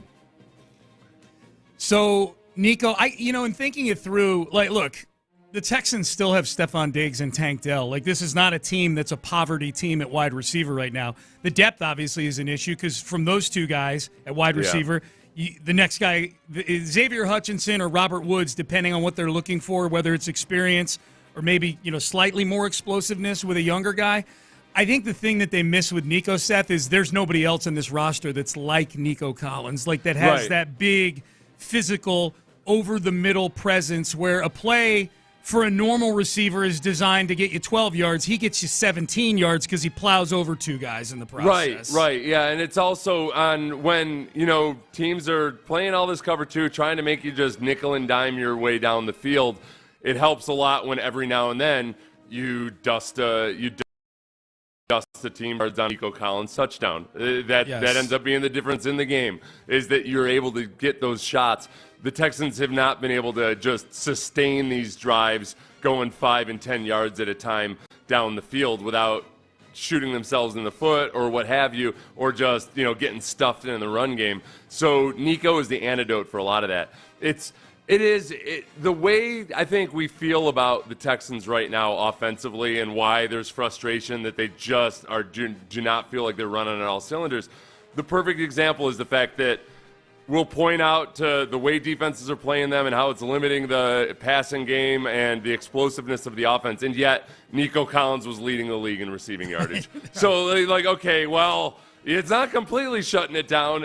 Thank God you've got Nico at least. Mm-hmm. Now, if there was ever a week that you got to clean up all this stuff, you got to stop it with the penalties. Hey, you were fine, and then all of a sudden you plopped them all down in the third quarter, and they all happen all at once. And CJ makes a couple of uncharacteristic bad plays 2 series in a row in the fourth quarter.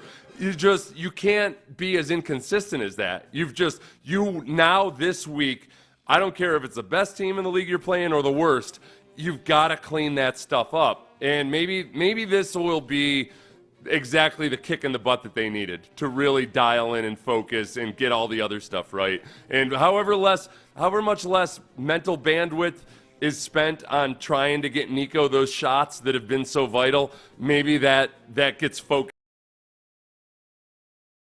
on. Just, and a few more thoughts on the Nico thing. I think this is a big reason you get Diggs, is not just for what the ceiling looks like with all these guys. I think Diggs was Tank and Nico injury insurance to some degree as well, because Diggs doesn't get hurt. Diggs is a rock. He answers the bell every Sunday. I think this too, as we're through 5 games, we're lauding the Texans about the value they got in Nico's contract extension. Boy, Nico's he's outside the top 10 now for top paid wide receivers. Boy, when he signed this, he was 6th or 7th on the list. This thing is going to age really, really well. Maybe we should have factored that in a little bit more. Oh yeah, that's right. Nico missed 3 games last year. Even though it was a great season for him, he played in 15 games, but one of them was the Jets game where he was gone after the first series. So he basically missed 3 games last year. He missed 7 games the year before. He missed 3 or 4 games his rookie year.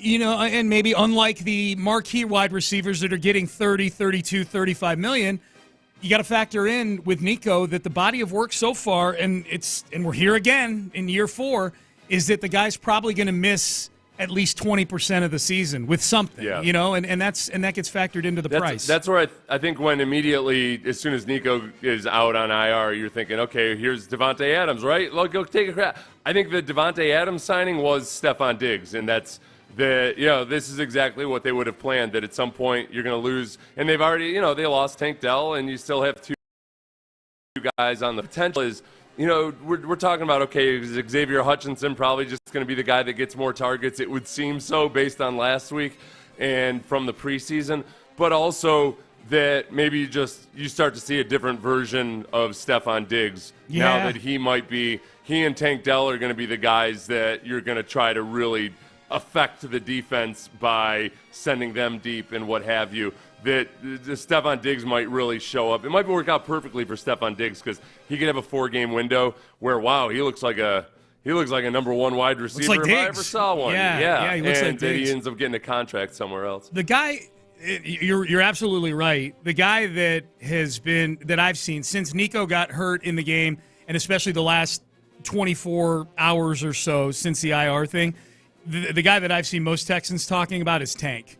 Like, okay, maybe now this Tank really hasn't gotten go. He's made a few plays. He missed a game with a rib injury, so that's concerning. Tank, not the biggest dude in the world. He's going to be getting more work now, which means he's going to be getting hit more now as well. So, that just comes with the territory. But I think I agree with what you said on Diggs. The sense I get from the fan base is they're like, okay, now it's Tank time. The Tank needs to turn it up now, or the Texans need to involve Tank. Almost by definition, they need to involve Tank more. There's 10 to 12 targets available to different guys now. And then also, look, Joe Mixon didn't practice yesterday.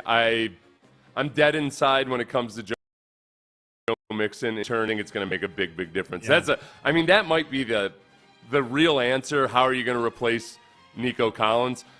With that huge running back, that's how we're going to replace that's how we're going to replace Nico Collins, and maybe it'll be a more complete offense.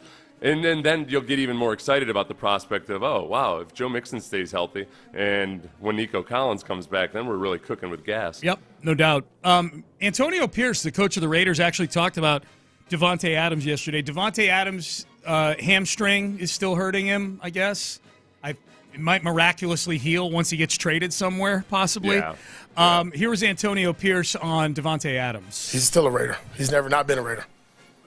Yeah, actually playing again for the Raiders. He's still a Raider. When he's healthy and he can play, we'll play him. He's just not healthy right now.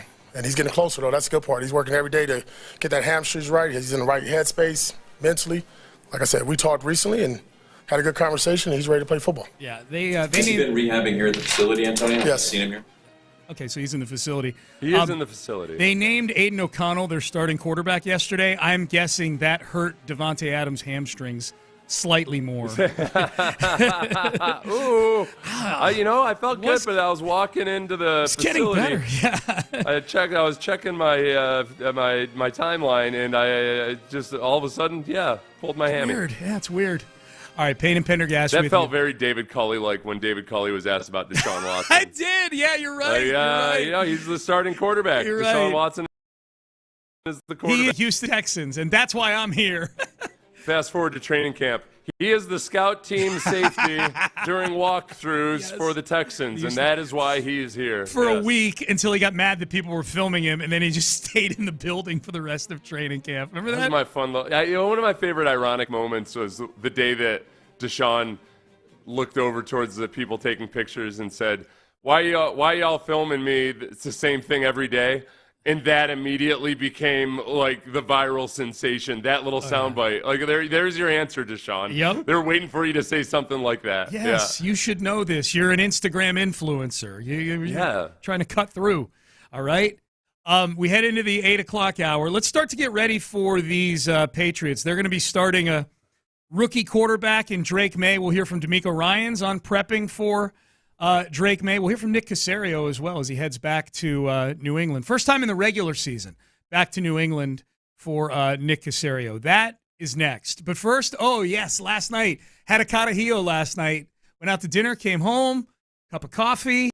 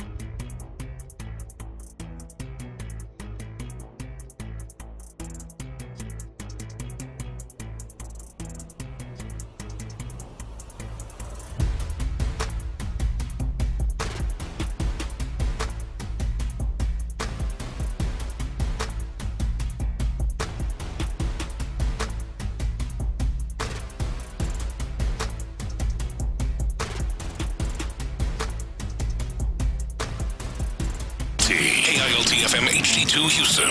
Insider access. Exclusive content. Sports Radio 610. The Texans play here. An Odyssey sports station. Sports Radio 610 presents Payne and Pendergast. A reminder, Thursday Night Football tonight, San Francisco and Seattle. Kind of an interesting game. You can hear it here on Sports Radio 610, Thursday Night Football, every week here on Sports Radio 610. I'm just chuckling over what we're about to talk about. Oh, okay. Just the weirdness of the NFL right now. There's a very weird dynamic with Drake Maye that's funny. It's funny unless you're in the situation that the Patriots are in, which is it's not very funny to them. Honestly, I'm thinking about Drake Maye, and I was trying to in my mind make some comps, and his Drake Maye will likely start for the Patriots this week in his rookie debut.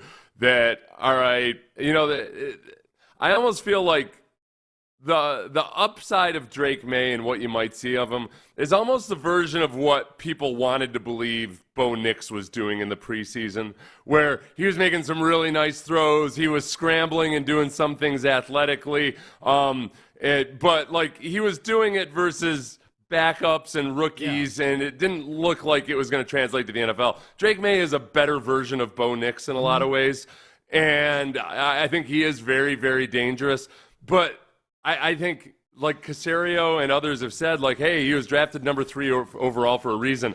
We're at a point right now with NFL quarterbacks where when I hear a quarterback is drafted number 3 overall, I'm like, yeah, like in 2024. Yeah. It doesn't... That's like being drafted in the 2nd or 3rd round a decade ago. Everybody's so desperate to get a quarterback that I'm like, is he like a real number 3 overall pick? Well, especially behind 2 other quarterbacks in the draft. Yeah. You know what I mean? Yeah. He was the 3rd overall pick, but he was also the 3rd quarterback taken in that draft. Let's get to D'Amico and Nick talking about the Patriots. This is from his coach's show earlier this week on preparing for the Patriots' desire to run the football against the Texans. Yes, they do. That's going to be that's the biggest thing for this week is whoever's at quarterback doesn't matter. They want to run the ball. They're really good at creating explosives in the run game. And they play really good run defense. So we have our hands full when it comes to that. We didn't play the run well the past 2 weeks. So defensively, it's a big challenge for us. We got to step up. We got to stop the run offensively. See, can we get it going? Yeah, I will say that part of the defense has slipped a little bit since the first 2 weeks. The first 2 weeks, the run defense was excellent. Jonathan Taylor had 16 carries for 48 yards, if I remember correctly. He averaged 3 yards a carry. Week 2, DeAndre Swift had 14 carries for 18 yards against the Texans. And then things got obviously very leaky against the Minnesota Vikings. They gave up their first 100-yard rusher in Aaron Jones. They statistically were okay against Jacksonville. They gave up the big play to Tank Bigsby, a couple big plays to Tank Bigsby in the run game. They could have come back to bite them, but they shut it down at the goal line. Yeah. And then last week, I thought James Cook did some good things in the run game for Buffalo. It wasn't excellent last week. When you wonder, okay, the Texans defense is doing some things really well, but it doesn't. They don't feel like a complete defense, just like the offense is doing some things really well, but they're just not scoring enough points. The allowing other teams to run on you consistently and then coming up with a big play here, it just never feels as sustainable. Because they're really good at coming up with a big TFL. Or, maybe they get a sack or they force bad passes to kill a drive. They come up with these moments that kill drives, and yet when you're consistently playing bad teams to one-score games, letting the other team just possess the ball by running the ball as long as they have, it makes for closer football games. And that's where they are right now. It's just there's a part of, all right, when you get into late in the season and into the playoffs, are you genuinely a good defense, or is it just a little bit of a statistical mirage? Right now, it feels a little bit like a statistical mirage because they don't look like a team that can stop the run when they have to stop the run. Yep. So when you go up against a very physical team in the playoffs, are you going to be able to stop the run when that team has a 10-point lead or a 7-point lead? It doesn't feel like it right now. Here was Nick Caserio on Texans All Access on the GM show. He does a hit with John Harris and Mark Vandermeer each week. It's good stuff. This is Nick, and Nick's scouting reports on the other team are starting to become a thing on social media. People love the fact that Nick can basically recite the entire two deep for every team in the NFL, complete with college background and where they were drafted and everything else. This is Nick Caserio's scouting report on the woeful, my words, not his, woeful Patriots offense. And offensively, I would say the two best players are really the backs, really, Gibby and Ramondre Stevenson. Stevenson is as good of a back there is.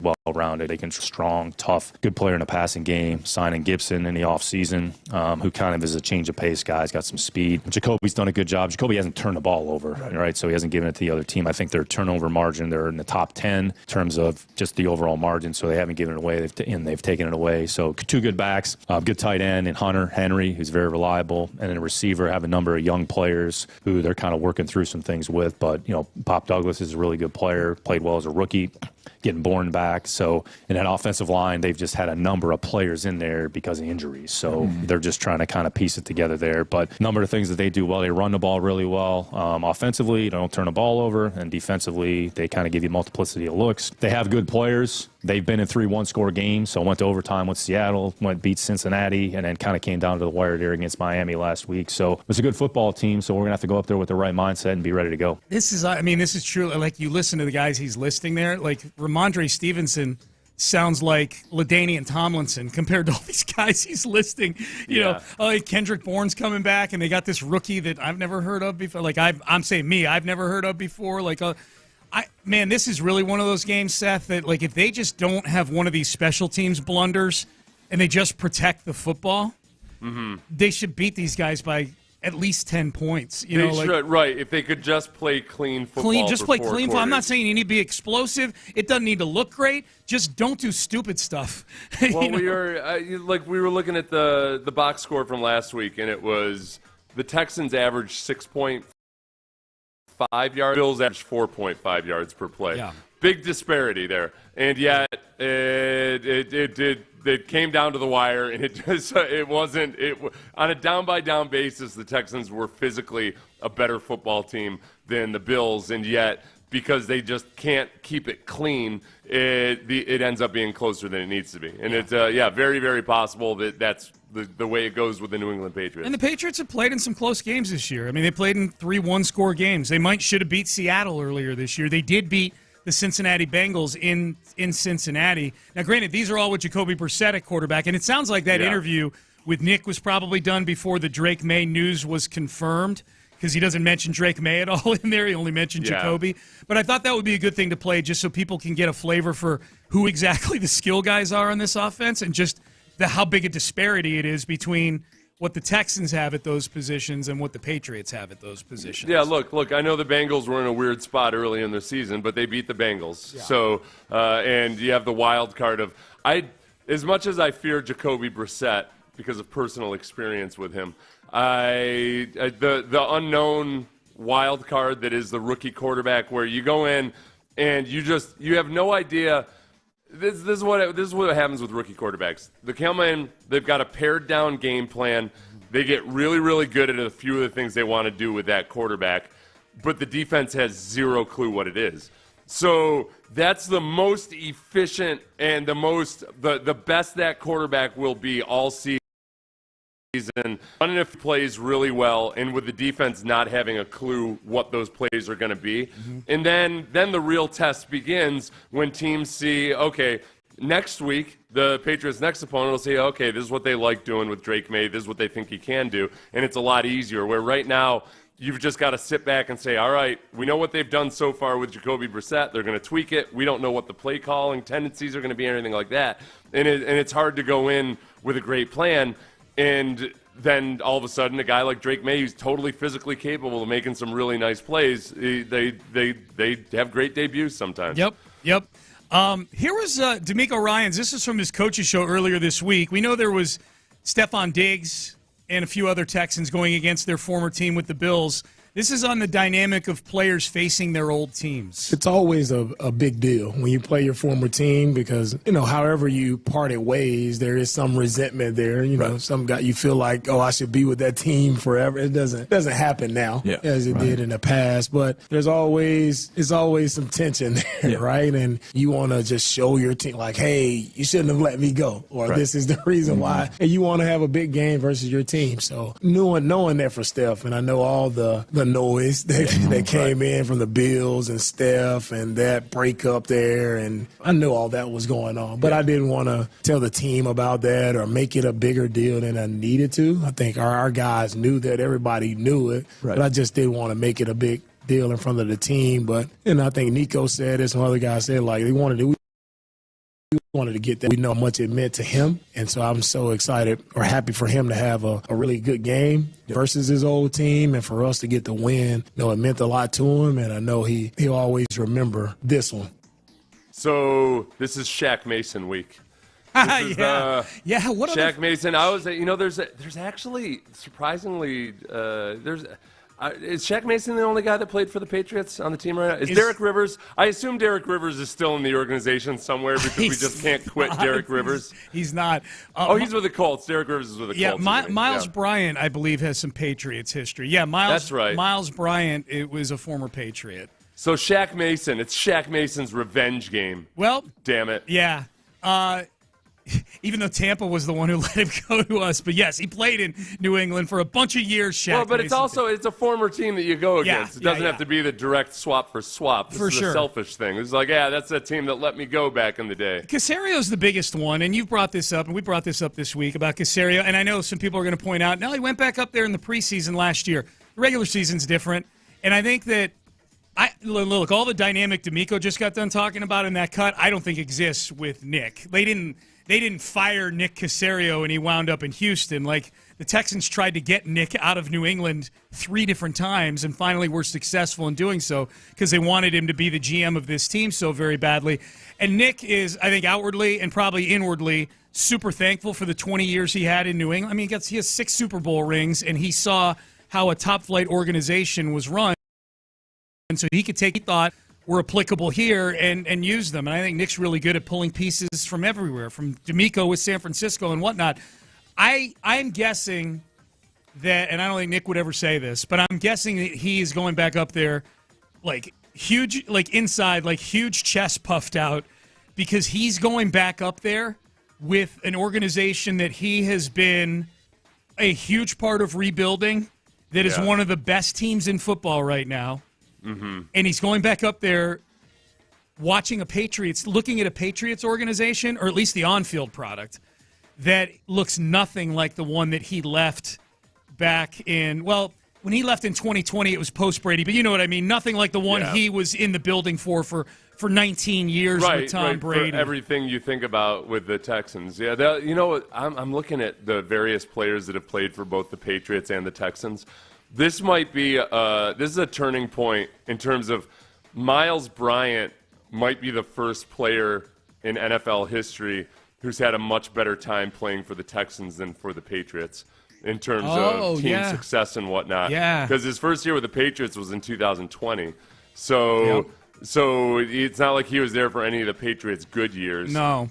Otherwise, you're looking, okay, Danny Amendola, he had a better time with the Patriots. Rex Burkhead, Vince Wilfork, better time with the Patriots. Yes. All of those guys obviously had much better. Shaq Mason, better time with the Patriots. So far, because he was there for Super Bowls. Yep. So, Miles Bryant is the pivot point. That's it.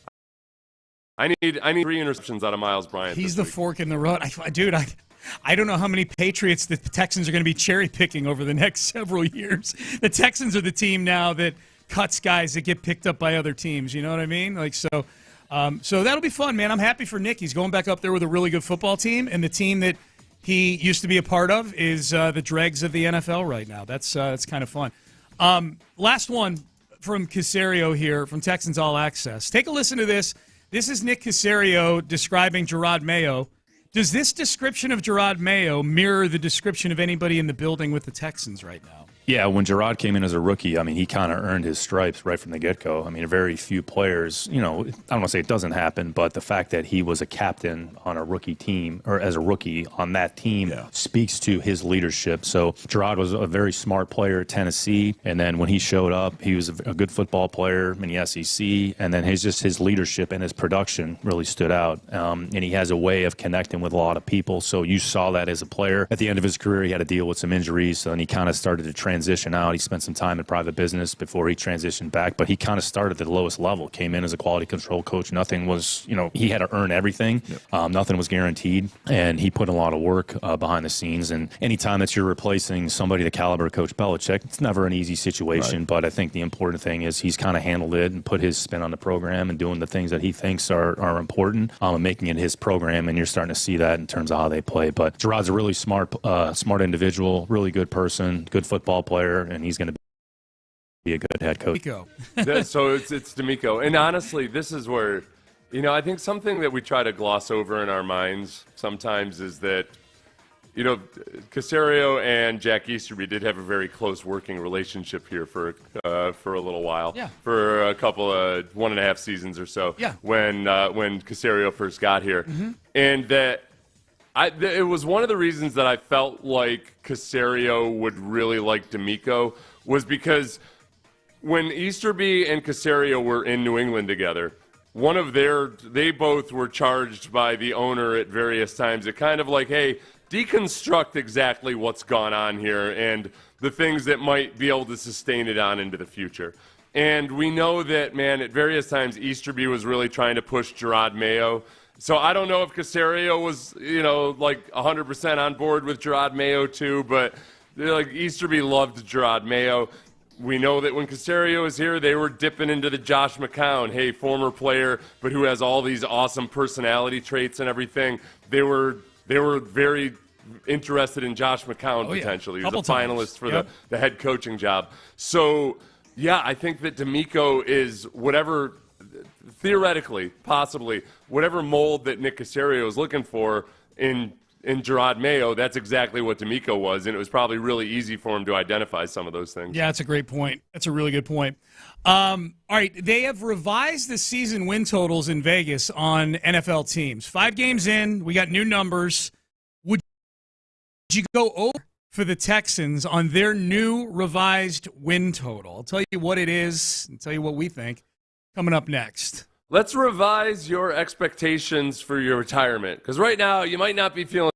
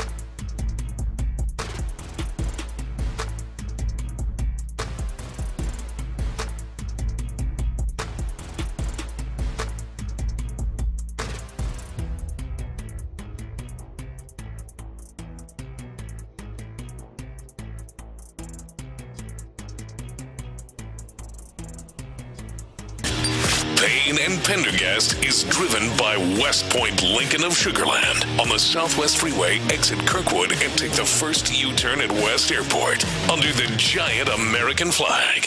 Sports Radio 610 presents Payne and Pendergast. About to talk about overs and unders and whatnot. Looking up at the TV, they have over-under Drake Maye touchdown passes this weekend, a half. And Orlovsky's saying less than, or he's saying Drake May's not going to throw a touchdown pass this weekend. I think Orlovsky thinks Drake Maye might die against the Texans defense this weekend from all the various footage I've seen off of ESPN. Oh, really? Does he have that very, very serious look on his face? Getting fed to the that wolves. O shape with his mouth. Yeah, and, getting fed to the wolves. Not the confused, what the hell is Stephen A. saying look on his face, but he sounds very concerned for Drake Maye. About Orlovsky every time a team is backed up in the end zone. I feel bad for Orlovsky because even the Texans, when they were backed up last week, it could potentially have been a little bit dicey there when they were in a potential safety. When they ran the ball ineffectively, and they remained backed up, and they had but I'm like, okay, yeah, CJ's not going to pull an Orlovsky. No, and that's the thing, he's not going to dude. run out of the back of the you're end just zone. highlighting it. It's a proper noun now. It's pulling an Orlovsky. It's, when you get it named after you, he's kind of embraced it. There was a college quarterback that did it in a game, I think, maybe, and Orlovsky tweeted victory, I'm not the last one to do this anymore. He's cool about it. He knows.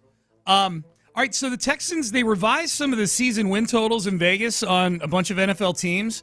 Some got really big upgrades. Some got some severe downgrades.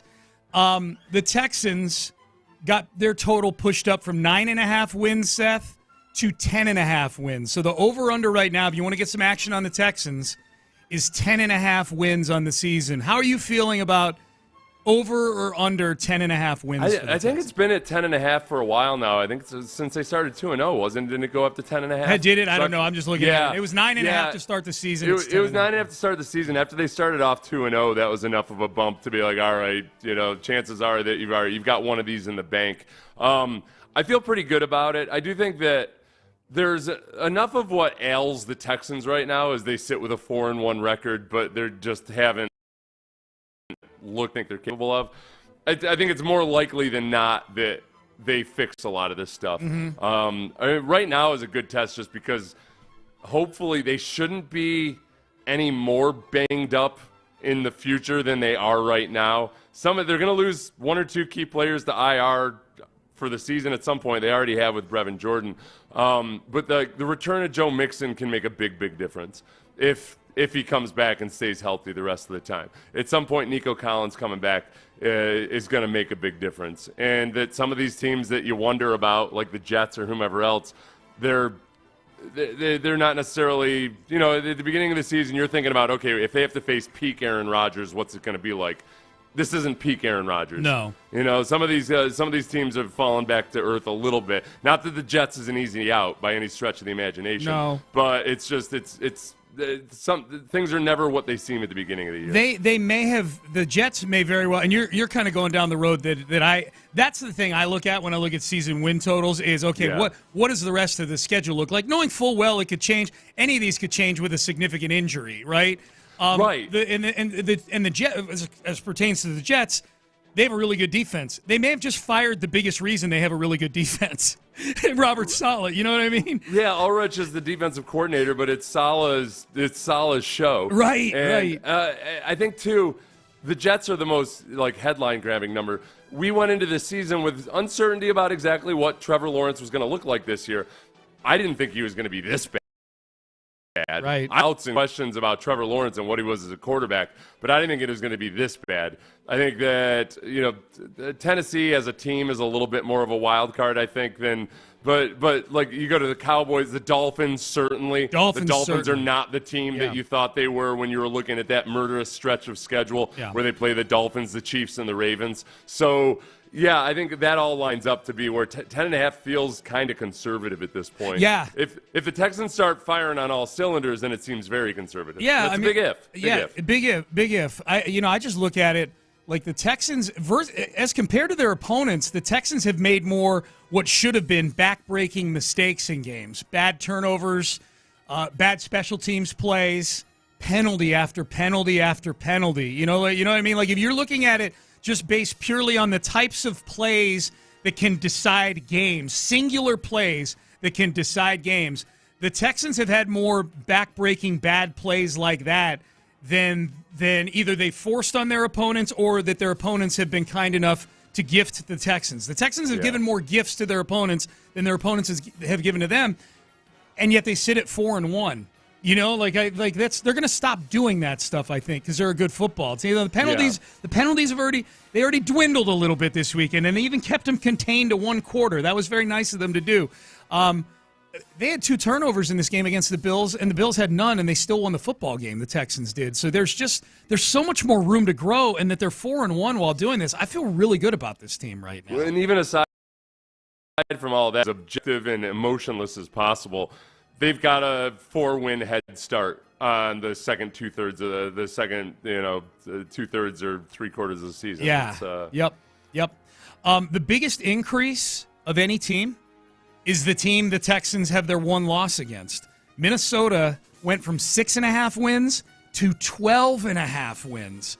When your win total is 12.5, you are considered a really, really elite football team in the NFL. I'm guessing he's the favorite for Coach of the Year right now. O'Connell, for sure. Yes, he is. I think the fact that he's getting what he did out of Sam Darnold, or what he has gotten out of Sam Darnold, the fact that the defense, as a head coach, he gets credit for the defense operating the way. You know what, honestly, he hired Flores.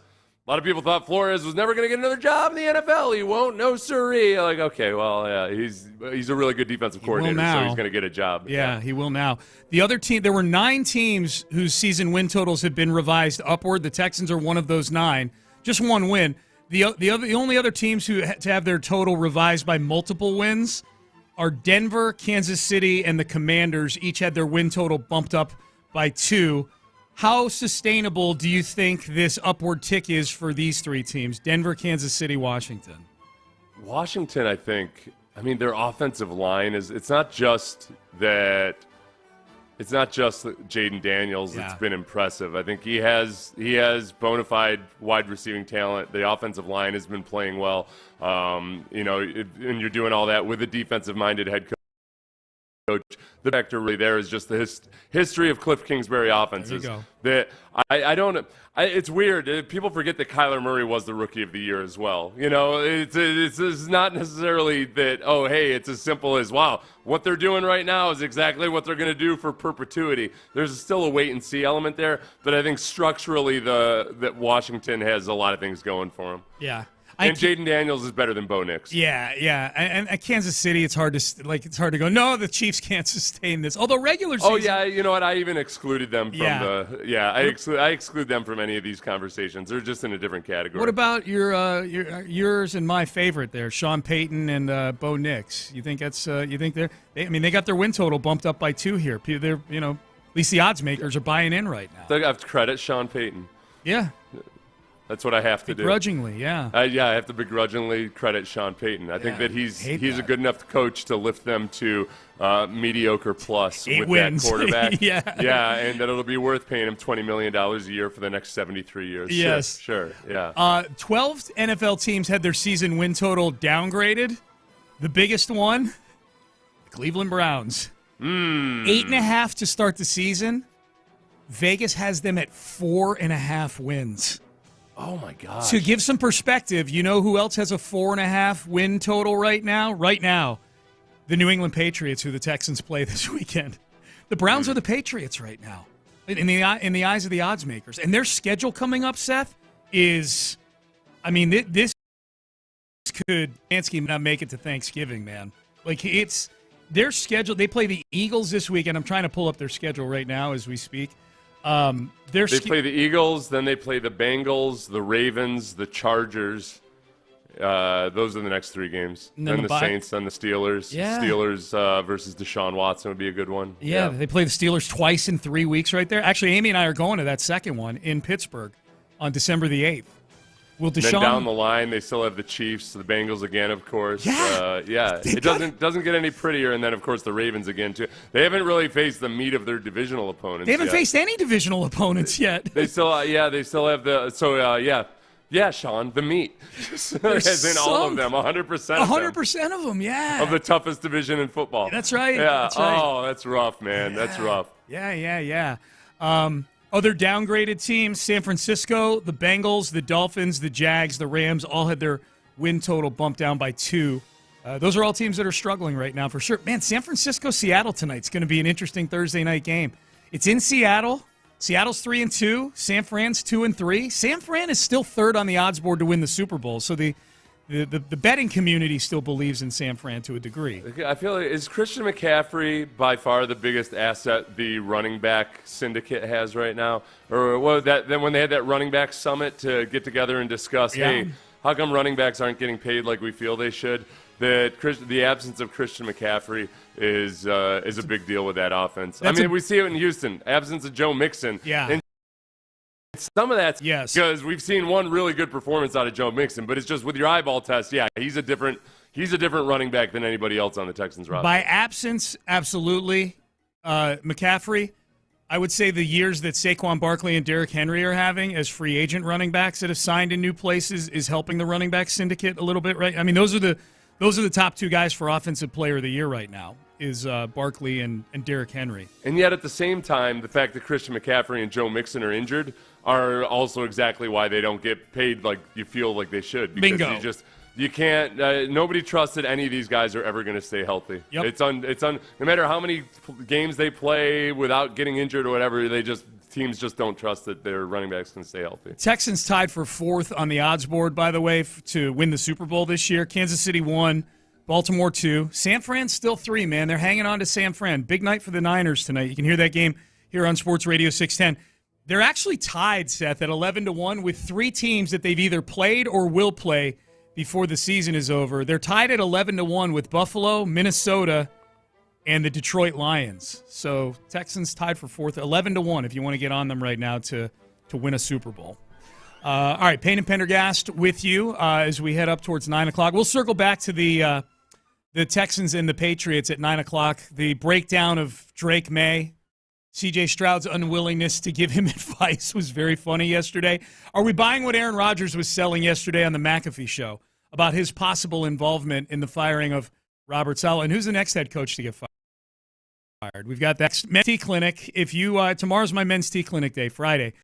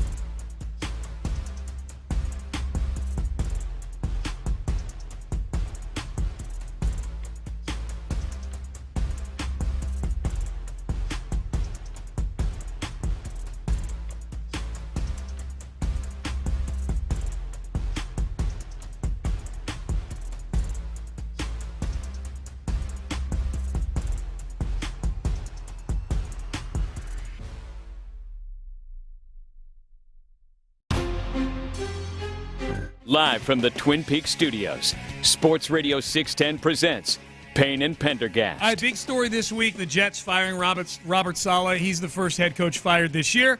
Probably won't be the last. Aaron Rodgers, believed by many to at least have some fingerprints on this firing of Robert Saleh.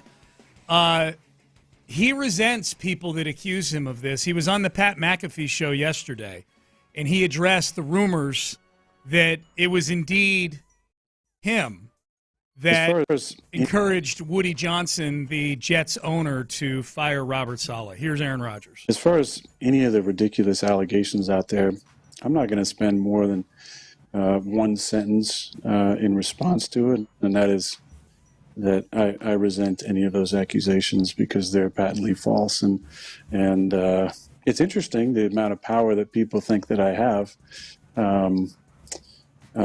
which I don't. Of Robert, and it was, one of those days yesterday. No other team in the NFL last year was signing Randall Cobb. No other team was giving Alan Lazard $12 million a year or whatever he was getting, and I promise you, no other team was lining up to make Nathaniel Hackett their offensive coordinator. I can understand Aaron Rodgers maybe saying that. I didn't have anything to do with this. People can believe what they want. To resent the accusations completely ignores all the things the Jets have done at his behest to bend over backwards to make his Jets experience as pleasurable for him as possible, Seth. For him to resent it, I think is just silly. Like, to not understand why people would think the optics would indicate that Aaron Rodgers had something to do with this firing. Yeah, that's I think the thing about Aaron Rodgers and this firing is whether, was it done because of the direction of Aaron Rodgers or was it done on behalf of Aaron Rodgers' best interests? And it's murky when it comes to, how much direct involvement Aaron Rodgers may have had in that. Because Woody Johnson, the owner, may have just felt like, he was going to call Aaron Rodgers and have a conversation with him about, what he thinks about the offense and whatever, with the mind that, I got to make a decision on Robert Saleh here.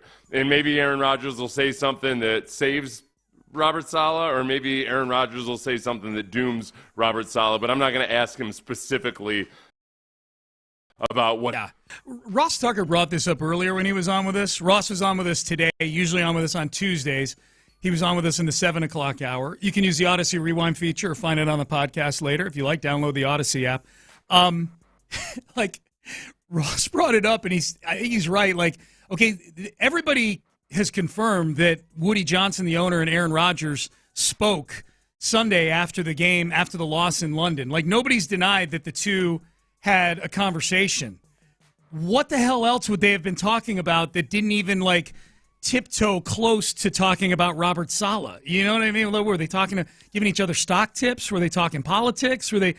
No, they were talking about the game, I'm sure. And that's the weird part. It's just you had a conversation. I'm sure there was something said in that conversation that had to be interpreted as we need to move in a different direction. It's when you get to be an older player in the NFL, and if people want to get your opinion on things, the front office and the ownership and everybody else and coaches, they don't want to put players in a position where they're actually asking them about something that might affect the guy's jobs. They don't want to go up to a player and say, hey, should we get rid of this guy or should we keep this guy? But you can tell when a guy that doesn't normally talk to you, like the GM, about stuff like on a week-by-week basis, kind of just comes up casually and says, you think this young player, you think he's coming along? Or, what do you, how's he working out? What do you think he needs to work on? You get the sense that, okay, they're trying. So it's dicey. You could save somebody. You could give them tepid praise. You could do whatever. But you know that it's going to be, it's going into the evaluation process, whatever it might be. How much do you think? Sorry, I didn't mean to finish your thought. I didn't mean to interrupt. No, go ahead. I'm rambling. Yeah, no, it's okay. Do you think Robert Saleh's phone is ringing off the hooks in the next several weeks? Not necessarily for jobs, but with every Jets opponent, one of which is the Houston Texans in 3 weeks, looking for tips on the Jets? I would imagine. And if so, does Robert Saleh take those calls? Like, is Robert Saleh in revenge mode right now against the New York Jets? Where did we get this into? There was a really glaring example of it, of a recently fired coach who ended up on the sideline of an opposing team. And in the last couple of years, our listeners will remember. Okay. He got fired and then ended up actually like working for another team, like on the sidelines versus his previous team. Okay. And there's that element of, I think it probably comes down to an individual choice, because these are the guys you were coaching, like the players. These are the players you were coaching, and that you want them to do well. You might hate Woody Johnson for firing you, but do you feel comfortable just immediately saying, like, all right, now I'm going to screw all those other guys? Yeah. I think that's an individual decision. Okay. So I don't know. Yeah, like how vengeful is Robert Saleh? Like how we know, this has been reported, that he was shocked that he got fired. Like he was having a warning to announce changes he was making to the logistics on game day. You know, he was going to demote reportedly Nathaniel Hackett, and then he gets called into the owner's office, and he's shocked. And I think the football world was a little shocked. Did you expect Robert Saleh to get fired after 5 games at 2-3? No. They're a team that was still very much a question mark. It's just exactly, okay, what are these guys going to be? Seth, if they beat the Bills this weekend, they're in first place in the AFC East. Somebody fact check me on this, because, by the way, I was wrong about that first down run frequency stat that I brought up earlier. Thank God the actual stat nerds rescued me. I deleted the tweet. I said it a lot. I know, man. That's why I can't be trusted. I can't be trusted with statistics. They have the highest percentage of their first downs are by pass. That was what the stat I was looking at. I interpreted it as on first down they're passing the ball more frequently than anybody else. Highest percentage. I took a screenshot of the tweet and posted a correction. I deleted the original tweet, but I want to be accountable for it. I said flat out, I need to check with Texans Cap and others before I actually put anything numerically based out there. I apologize. I cannot be trusted with numbers. You said you triple checked it. I did, but it was me doing the triple checking. You know? I do know. It's like asking a criminal to go over exactly like evaluate your life and all the decisions you've made. Oh man. Well, I frankly don't think it's that bad. I would throw this case out, frankly, Your Honor. I got bad judges. Okay, somebody fact check me on this. I think this doesn't involve numbers. I think it was Hugh Jackson, after he got fired by the Browns, ended up on the sideline for the Bengals versus the Browns. Okay. Because Baker Mayfield said something like, it's kind of messed up that he's out there, helping these guys after he said he was devoted to us. And everything. Yeah, that's a Googleable thing too, probably. I'm not saying you Google it. I'm saying somebody in our audience Google it and then text us if it's accurate. You okay? All right. Okay, we got to reaffirm the old rule of I'm not allowed to look up stats during the show. Okay. I can only do it before the show. I'm fine, but during the show, when I find these stats and I roll with them, I'd say I'm batting about 250 on that. Yeah. It's really bad. I apologize to everybody. So but I'm going to need your. If you want me to be the one checking you on this, I'm going to need you to tell me, hey, I'm about to take this drink. You know what I mean? Like, I'm going to need you to, hey, Sean, I know I'm addicted. I'm a stataholic. I'm about to consume some of these stats here. And then you can't get mad at me when I step in and take the glass out of your hand, and say, here's a glass. Here's something else to look at on the internet other than these stats. If you need me to intervene, then I'm going to need you to tell me when you're looking up stats on your computer. Then you're gonna have to say no. You got to put down the drink. Put down the drink. You can't drive home. Whatever. Yes. All right. By the same token, though, do I have your promise that if I call you at 3 a.m. and tell you that I've looked up a stat, do me without punishing me for it? Yes. Like, okay, you'll come pick me up and take me home, and I won't get grounded for it. Correct. Okay. I promise you, this is not a.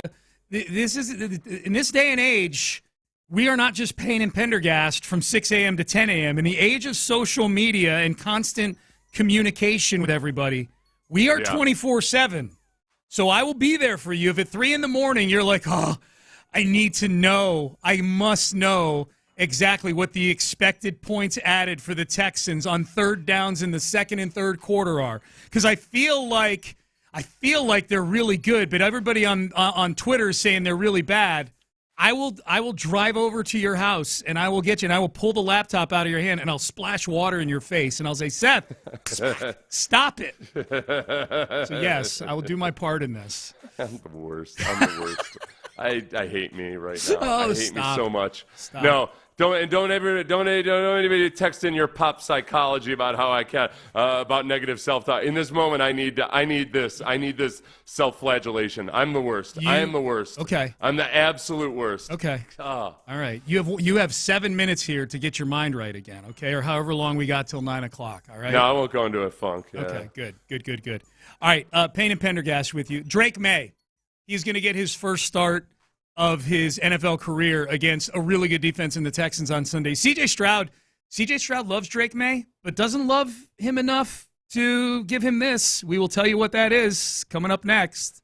We certainly will, Sean. Ability trees. You want the absolute best. I know this.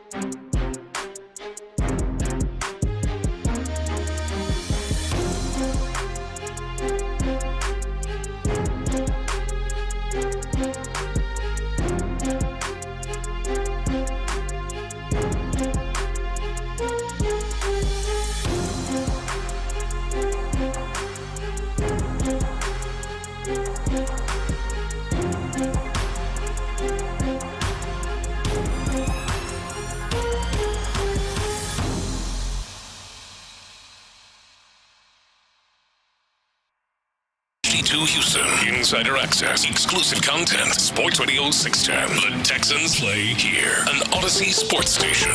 Sports Radio 610 presents Payne and Pendergast. Hey, man, just a quick shout-out, thoughts and prayers. People in Florida, some of this footage coming from Hurricane Milton today. My timeline's mostly sports, and so the Tropicana Field, I mean, if the Rays were in the Major League Baseball playoffs, they would be playing probably games at Minute Maid Park right now because this stadium doesn't exist anymore. It's the walls and the roof are gone. It is a baseball field covered in debris with just a series of metal columns around it. It's an outdoor stadium basically now. Yeah, and you're wondering too, just like what happens in a stadium like that when it's built specifically to not get rained on, like all the stuff that probably goes wrong when there's a boatload of water in it. Yeah, it's above and beyond your. Yeah, it's last night I saw it in various stages. At one point, one of the panels had been ripped off, and then you could see like once the wind got into it, it just started tearing the panels off. It's gone one by one. It's nuts. It's gone. And I know there's been all this talk like, hey, the Rays need a new stadium. You know how we talk about like in sports, so and so needs a new stadium. We'll probably talk about it with the Texans in a few years when NRG Stadium's 30 years old. The Texans need a new stadium. It happens all the time when stadiums get old. No, literally, Tampa Bay, the Rays need a new stadium. They don't have a stadium anymore. It's been blown over. It's gone. It doesn't exist. That was, by the way, that was a discussion that came up during our Odyssey Out Front event the other day, where they were in conversation. The fact that the Texans Stadium is pushing 30 years. Mm-hmm.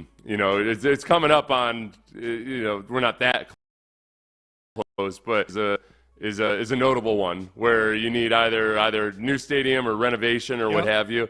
The Texans don't own that stadium. I mean, there might be some interesting things. This is the kind of thing where, on the business side of things, teams really hope you win a Super Bowl or two, because when it comes time to maybe change locations or pitch in for renovations with public money or whatever, it helps to have won a Super Bowl or two in recent years. They are set up to be a team that can go to the county and really complain about some of the things that they need to subsidize either the current stadium or a future stadium. Yeah, D'Amico Ryans and C.J. Stroud set you up well for future stadium conversations. Look at all the revenue we're bringing in with all these people coming in and spending money and everything. It doesn't work that well in 2021. No. Let's send Cully to go argue for it. Let's see what happens. No, better times now for the Texans for sure. Here was C.J. Stroud yesterday when he was asked about giving advice to his opposing quarterback this weekend, Drake Maye. Fellow high draft pick who started as a rookie, is there any advice you would give someone in that situation? Not this week. But no, I'm rooting him on. I hope he does good, not against us, but in his future. Now, I thought you nailed it earlier. I hadn't even thought about the angle of like, okay, was that a thinly veiled Caleb Williams advice question that was being asked there? It's a good point. I was hoping that CJ would sarcastically say, yeah, here's my advice, and just tell him to start doing really stupid things. Like, yeah, I would target Derek Stingley every play. I would throw at Derek Stingley. I would. You should, if anything, man, don't listen to all these haters that want you to take what the defense gives you and everything. Just be you. You be you. Yep. You be the best version of yourself. Yes. You just go ahead and attack downfield. Yeah. Don't listen to all this propaganda about how these windows close tight in the NFL. That's just people trying to keep you down. That's it, man. Mm-hmm. Yeah, they're just trying to get in your head. This was C.J. Stroud back on draft night, the draft show that C.J. did with Micah Parsons, where they were breaking down all the different picks. C.J. was asked by Adam Lefkoe, who was the host, who's the most pro-ready of these rookie quarterbacks? Who's the most NFL ready? I feel like Drake Maye is. You watch his tape, just his arm talent jumps off. I mean, he's one guy that, like, to me, like, the one mistake that I did early on in, like, this first couple of games was I moved around too much. Like, I didn't get the ball out on time. I started taking risks that weren't even downfield. They're necessarily scrambling. And when you watch his tape, he scrambles when he needs to. He throws guys open.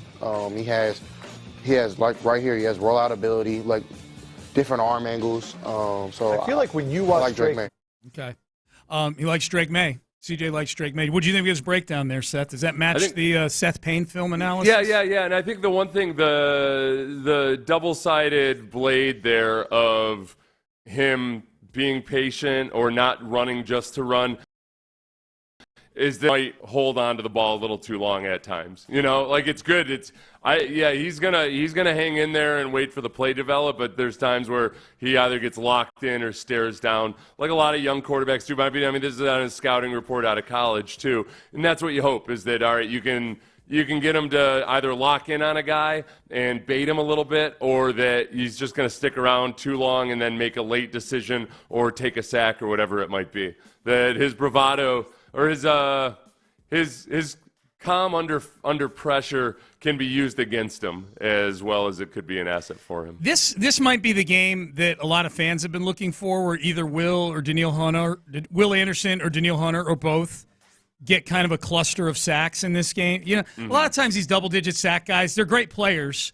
I'll use J.J. Watt as an example. You go back and look at J.J. Watt. J.J. Watt was maybe the best defensive player of this century. He was incredible. But he would pile up a lot of sacks against the Jacksonville Jaguars and the Tennessee Titans. To get to a 17.5 sack season, you've got to really take advantage of the games that you are going against much lesser opposition. There's no crime in that. It doesn't make him less of a great player. But this seems like a real opportunity, especially when you talk about Drake Maye holding on to the football. This feels like one of those games where either Will Anderson or Danielle Hunter, we look at the box score afterwards, and they've got a nice crooked number under sacks and QB hits. Yeah. No, and I think getting them into third down, where the Texans have been very blitz happy on third downs, and really just throwing the kitchen sink at them in terms of blitzes and confusing looks and everything else. When you got the ability to do that, some of that hinges on the health of Kamari Lassiter.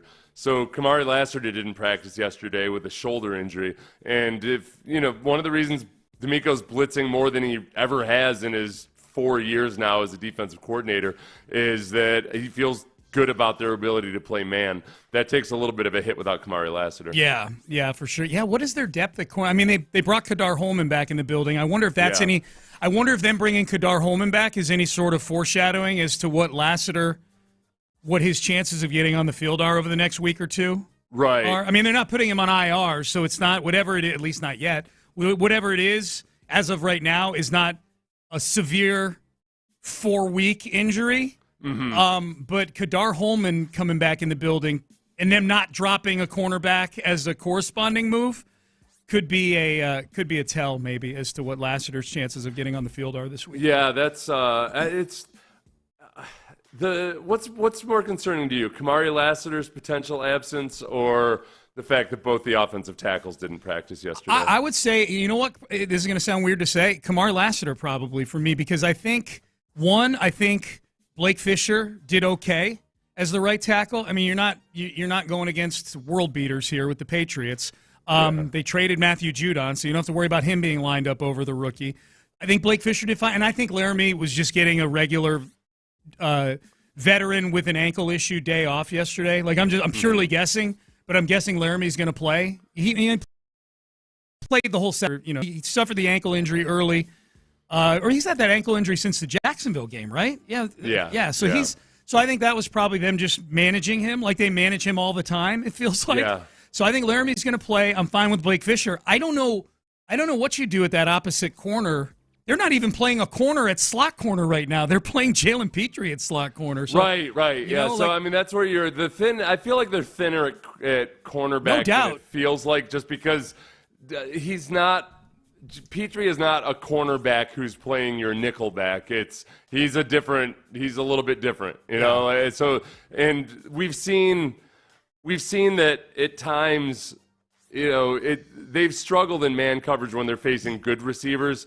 And if you have Jalen Petrie out there and man a bunch versus fast guys, you don't feel awesome about it. Last week it wasn't that big a deal because the Bills don't have that many genuinely fast dudes. Yeah. And likewise, the Patriots this week, I don't worry about it as much. I think that physically they can match up all right.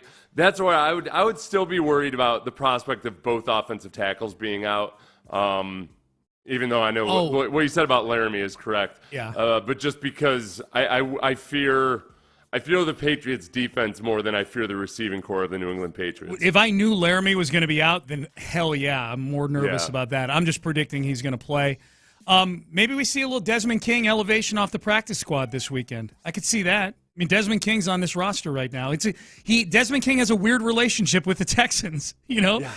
They repeatedly cut him, but they repeatedly bring him back. He repeatedly actually is involved in some pretty good plays for the defense, Yeah, like sometimes immediately so. Like when they brought him back last year, he was huge on a goal line stand. Yes, he is on this practice squad right now.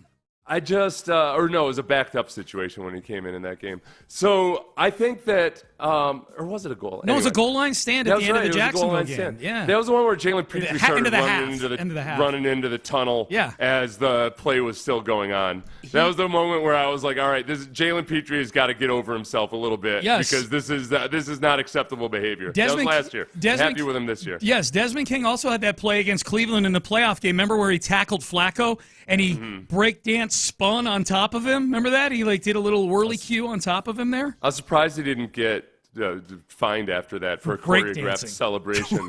Yeah. But maybe Desmond King elevation is the solution this weekend. We'll see. In fact, I'm going on the record. I'm predicting Desmond King, if Kamari Lassiter doesn't play, we get a Desmond King elevation off the practice Desmond squad. King is that kitchen implement that you bought when you were drunk on QVC like 20 years ago. Yeah. And you're like, why the hell did I buy a cornball maker or whatever? And then all of a sudden, the occasion arises where you're like, some business client you're trying to impress is like, God, I wish I could really go for a cornball right now. And I got just the thing. I got a cornball maker. Do you have you ever bought anything stupid like that off of an infomercial late at night? It shows up at your house like 2 days later, and you're like, oh. No, I think I've definitely done some stupid internet stuff. Like on eBay back in the day, that was where I would get into a bidding war for something I didn't really want all that much. You were competitive. Yeah. I'm not going to let this guy get this autographed picture of the other Wahlberg brother or something like that. I did that. I used to be guilty of that because it's not like I wear dress clothes a bunch, but when I do, I like to look all right. So I would find incredible deals on dress shoes or something. Yeah. And I ended up all of a sudden I was like Imelda Marcos with like a closet full of shoes, and I never wore them. And it was because of being drunk on eBay. The stupidest thing I ever bought drunk at night on an infomercial was a hot dog steamer. Like this thing. That's pretty dumb. It is really dumb, but it made pretty good hot dogs. But it was very labor intensive. You had to take the hot dogs and they had these prongs that you had to stick into either side of them, and you'd stick 7 hot dogs in a row, close the shield, fill it with a little bit of water, and it would just steam the hot dogs for 10 minutes.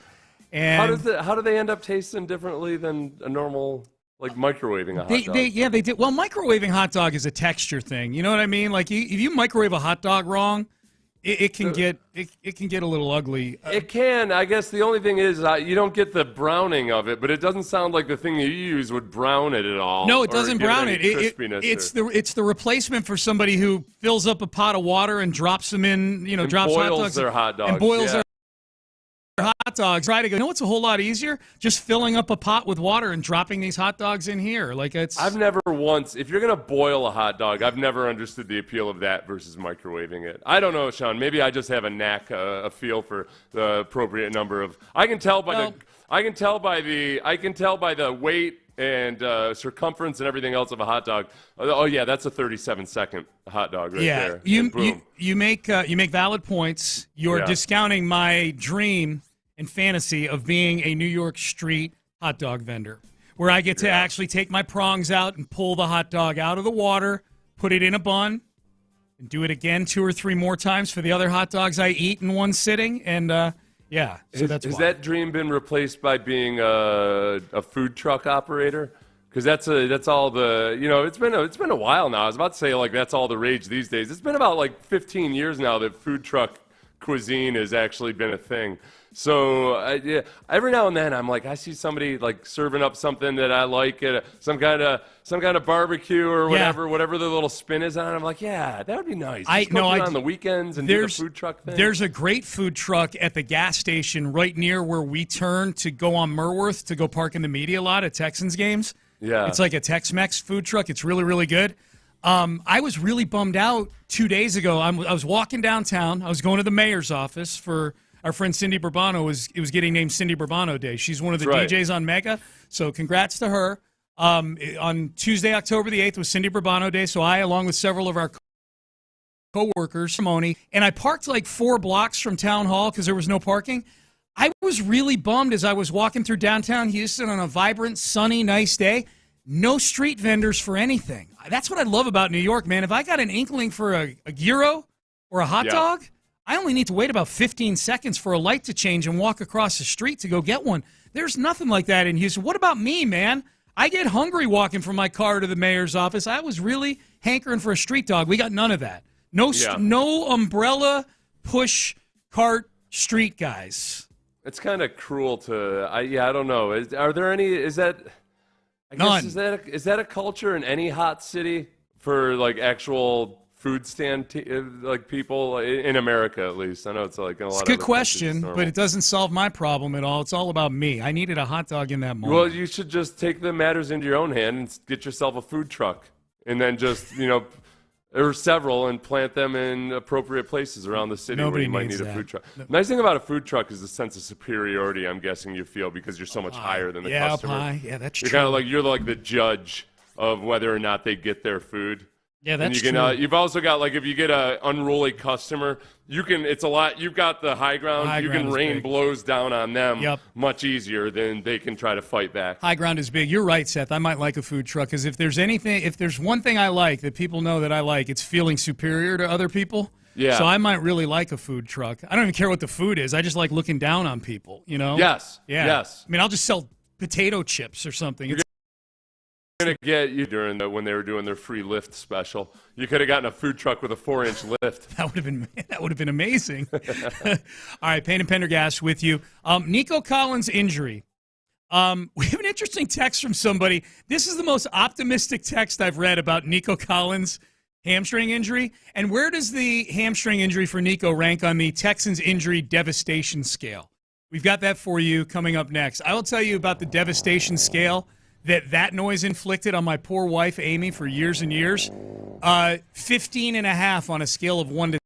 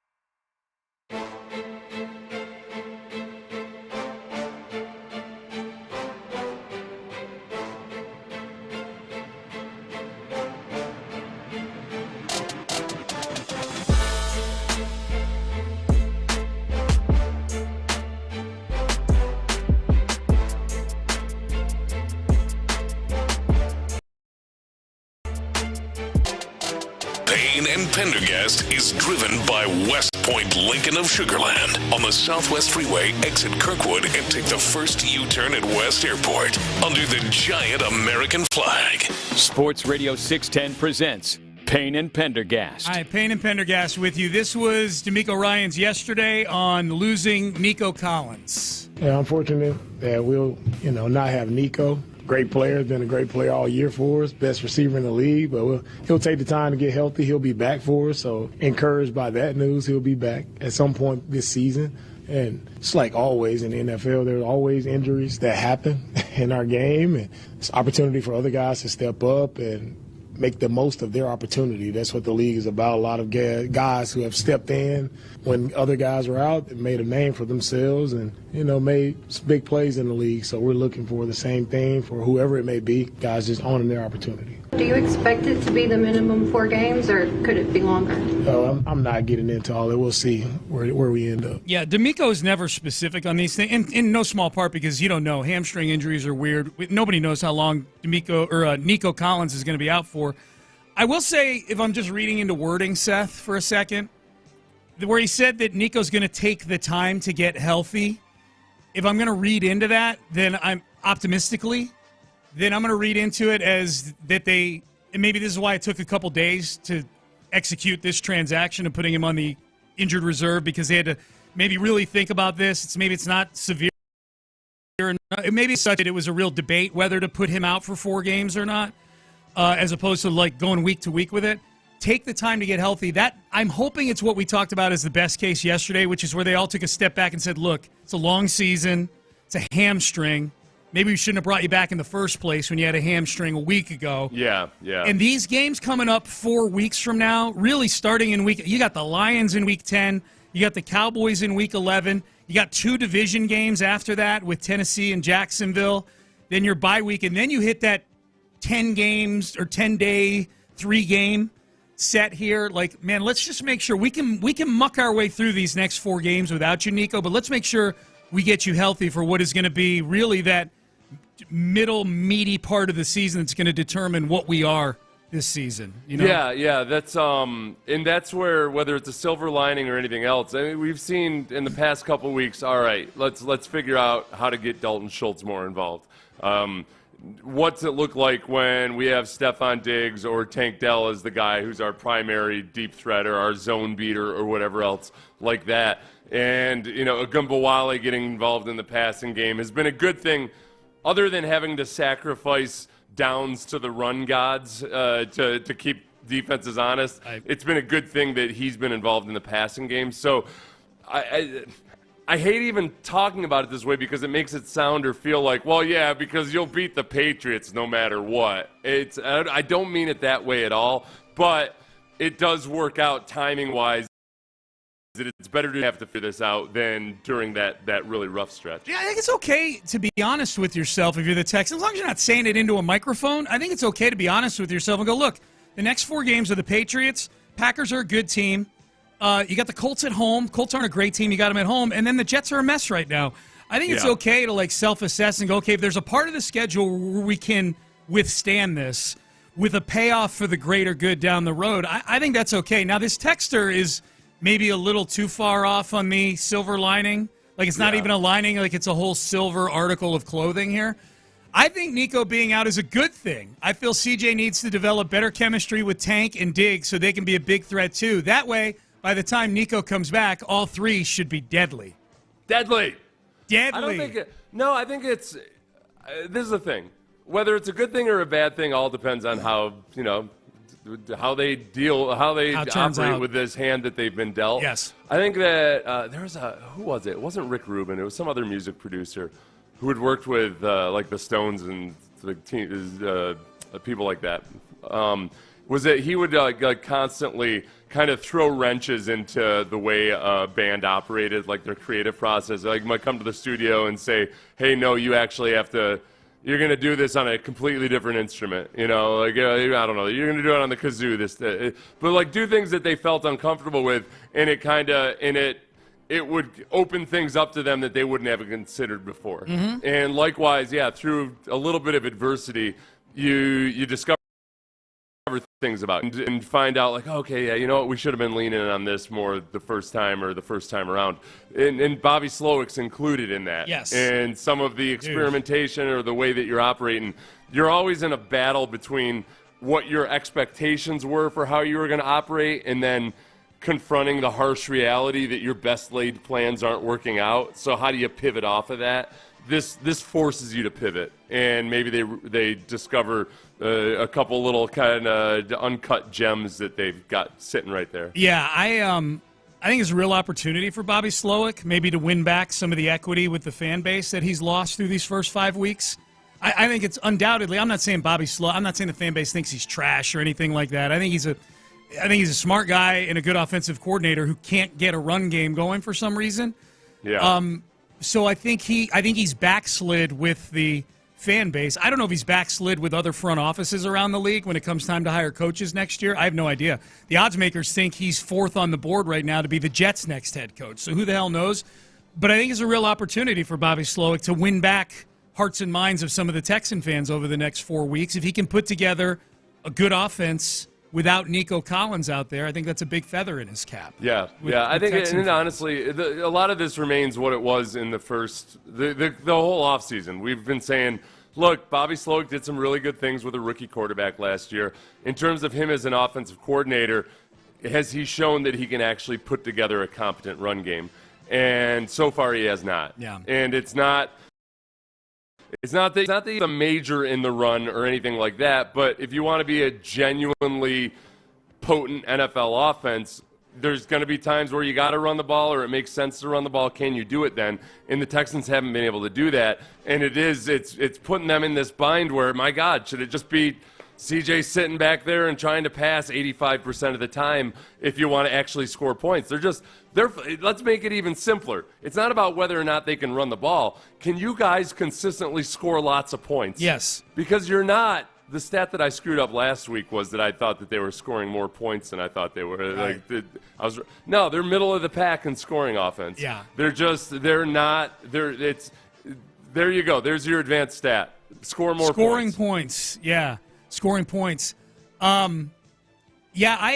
much of their being stuck in mud after Nico went out against Buffalo gets remedied with having a week to game plan without Nico out there? You know what I mean? Like you don't game plan going into the Buffalo game like, okay, well, here are all the plays we're going to run if Nico Collins pulls a hamstring in the second quarter. You know what I mean? Like now you've got 2 days of film, or however many days you got film, and you got 3 practices to start installing some things that are a non-Nico friendly offense. Well, right? And now, the other side of it, though, too, is, they've been facing all these looks, from each defense that was just playing a whole bunch of cover 2 and everything to try to take the top off of Nico Collins and everybody else.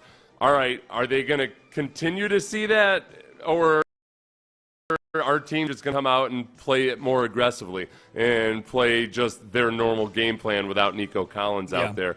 So they gotta figure that part of it out too. Which is, if teams are more aggressive when Nico isn't out there, then I actually feel pretty good about their ability to crack open some of what you saw last year. Yeah, because CJ's really, really good. I think if I'm a team looking at the Texans, I'm going to say, look, with or without Nico Collins, teams have been able to sit back and cover 2, and the Texans can't run the ball or sustain drives without, teams are just playing cover 2. I'm just going to do more of that. Until the Texans prove that they can actually hurt me in this look, I'm going to play it safe and just try to just keep a bottle on this thing. Yeah. I guess too, until we know, we may not know the answer to what I'm about to ask until we see how long Nico is out for. But I think of the devastation scale of other injuries the Texans have had in recent years. All the J.J. Watt injuries just felt totally devastating. Certainly any of the quarterback injuries, Matt Schaub in 2011, Deshaun Watson the day after the World Series ended in 2017, complete devastation. Cushing, Jadeveon Clowney, these are all season-ending kind of things. D'Amico's already confirmed he'll be back this year. The devastation scale on this injury for me, especially when you consider that there's still guys out there who you can attack with. I'm like a 5 on a scale of 1 to 10 with my devastation right now, whereas all those season enders are all 9s and 10s to me. Yeah. Yeah, this is very overcomable. I guess the part of it is just we know what happens with hamstrings and guys that have recurring hamstring injuries over the course of a season or a career. That's what makes it dicey. Yep. It's just that and this is another thing that every fan base feels. Like every fan base feels that we've been cursed with hamstrings more than other fan bases. But no, it's an epidemic. Yeah. It's an epidemic in sports. Has been for decades. People get a hammy, and it's the one thing that would least affect you in normal life, but that devastates you the most in sports. These hammies. Yeah, damn it. Yeah. That's someone said the new H on the helmet was for hamstring, not for Houston. Yesterday, that was pretty funny. The Texans pass 68% of the time on first down, Sean. Are you sure? Why are you still looking this stuff up? Why are you doing this? I did during the break because I just wanted to be sure. Because you're already breaking your promise to me, which is you were going to tell me when you were doing this stuff, so I could stop you from doing this stuff. Because it was such a bad mistake. You're a bad alcoholic, man. Well, I got people. So I messed up and said that the Texans actually pass more frequently than any other team on first down, and I was wrong on that. I misread a stat. Yeah. But my point was. Yeah, look, I think Bobby is responsible for a lot of the issues that are holding back the team. I'm not giving him a pass at all. Right. I just always find it funny that every single year, every single fan base thinks that their offensive coordinator runs the ball on first down way too much or all the time. And they call a run. It's like, no, 68% of the time they're calling a pass. Right. It's just that the times they do run it on first down, they're really bad at horrible it. It annoys the hell out of you, damn it. They're horrible at it. Yes. I love people already texting in like, hey, if Slowick leaves, Stefanski would be a real coup. Okay, Slowick hasn't gone anywhere yet. Stefanski's still the head coach of the Cleveland Browns. And that's for the offseason. That's for the offseason, man. We're not hiring OCs in Week 5. They're 4-1, damn it. They're 4-1. Now, we did say, should they call Robert Saleh? And I think when we say that, like, not to replace Matt Burke. Matt Burke's doing fine. He's doing fine as the DC for this team. Just, is it worth a phone call? Maybe he wants to, maybe Robert Saleh's got that bug. He just wants to be around the football team, Yeah. All right. Payne and Pendergast with you on a Thursday. Hey, quick reminder, tomorrow, our friend Ted Johnson is going to join us on the show. 9 o'clock. Old Teddy J. We'll get the real scoop as to what's going on up in New England and how they feel about that team up there from Ted tomorrow. Ted does not mince words. Yeah, no, he doesn't. Yeah. No. Ted's not afraid to be unpopular with anybody in New England or anything. He's very, very open and honest about it. Yep. I'll have all kinds of stats ready for him. No. Disregard that last stat I just gave you. By the way. Are you serious? Are you serious? Yes. Ben, this is going to be hard. Ben, I'm going to need your help on this, dude. I'm going to need your help on this. I'm done. I'm turning off all. All right. So Nico to the IR. How does Stephon Diggs factor into this for C.J. Stroud? C.J. talked about that yesterday. We'll have some good C.J. Stroud stuff coming up for you next. West Point Lincoln of Sugar Land. That's Ruben Mendoza and the staff down in Sugar Land.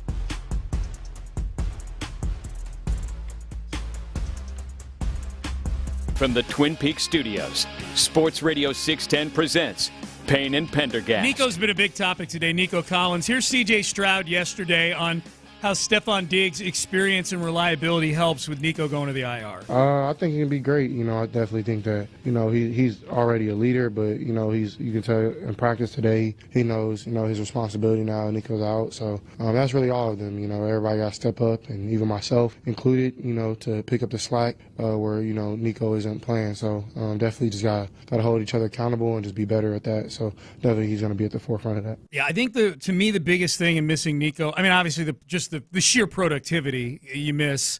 There's no other receiver like Nico Collins on this roster. You know what I mean? Right. There are certain things Nico does in the passing game that literally nobody else. There's things he does that not a lot of guys in the league period can do, let alone guys on the Texans depth chart, just with the size, the run after the catch, the ability to break tackles, which he's better than every receiver statistically. That's the hardest part to replace. You got to find a different way to skin the cat this week. It is, right. If you're talking about just how's it look on paper versus anything else, I keep saying, hey, Joe Mixon coming back might at least be a bigger shot in the arm for this offense that just can't score as many points as it feels like they should, because at least they can run the ball then. And then maybe that makes it easier for Stephon Diggs and Tank Dell to pick up the slack with Nico Collins. But Nico is a guy who's leading the league in receiving despite every defense trying specifically to take the top off of the offense. And it was still working with Nico, but in some regards, maybe this is what the Texans need to see, that, all right, we are trying to get the ball to Nico, but maybe sometimes to our detriment. Sometimes where we really do just got to be a team that can carve people up underneath, that can get the runs and the screens and some of the shorter stuff working, that we've got to get better at that. And then all of a sudden, it's easy. It's even easier to get the ball to Nico when defenses have to cover the entire field. It's just it's hard to think of plays where the ball goes in Nico's direction where good things don't happen. When I say good things don't happen, I'm talking about like even incompletions. I mean, CJ's passer rating targeting Nico last year was like in the 130s, like crazy. Would lead the league, and if all he did was target Nico Collins, like that passer rating would lead the league by like 20 points or 25 points. It's just when things happen a disproportionate amount of times. And I guess again, it tells you exactly where the offense is right now, because let's go back in time and let's say that Nico Collins just didn't exist at all. Okay. But you had Tank Dell, who'd had a really good year as a rookie but got injured. And then you'd traded for Stephon Diggs. Yes. And you've got Joe Mixon in the backfield. You would sit and say, all right, well, look, that's with C.J. Stroud at quarterback. Maybe who knows exactly where Stephon Diggs in his career. He's not who he used to be, but he's still a guy with a capital G. That you should be a good offense versus the New England Patriots with that offense. Yes. And so that's where I'm not overly distraught by it. Yeah, but I'm in this spot where I'm like, but even with Nico Collins, they have not looked right. So they've really got to fix those things now. If they were to get Mixon back. And I am totally spitballing here. I'm just going through some of the best Texans teams that I have in my head in previous years. There's an argument to be made that if they get Mixon back and you don't have Nico, but you got Tank, you got Stephon Diggs, you got Dalton Schultz as your tight end, and you got Joe Mixon as your running back, especially with CJ as your quarterback. But I'm just talking the skill weapons that the quarterback has. Even without Nico, might be the best group in the history of the franchise compared to previous years, because there were so many years where all they had was DeAndre Hopkins and a banged-up Will Fuller and Lamar Miller at running back with no tight end. The closest would probably be the Pete Kubiak years where you had Andre Johnson, Owen Daniels, Arian Foster. Well, and Kevin Walter for how good he was in that offense and everything. But it's up there. It's up there with one of the better. On paper, you should have that. So then we get back to our old friend, the offensive line, and how much are they limiting them, all of that. And it does, it's as much as fun as we've had with me messing up the stats about Bobby Slowick's play calling, I think some people think I'm trying to stick up for Bobby Slowick or say that he's awesome. No, Bobby Slowick is very much under the scrutiny for all of this right now, in terms of taking all this weaponry and tying it together into a genuinely impressive offense. So it's very much on him, and that is the test and the challenge. If they don't ever get it clicking this year, then it's going to be a big conversation point about what do we do with Bobby Slowick in the offseason, because they're just not they're not there right now. Yeah, way more of a conversation than what team is Bobby Slowick going to take over. You know, like whereas last year was, could he be a head coach? If this is what the offense looks like all year long, then there's probably more of a conversation the Texans are having about, do we need to go in a different direction offensively, is what you're saying. Yeah.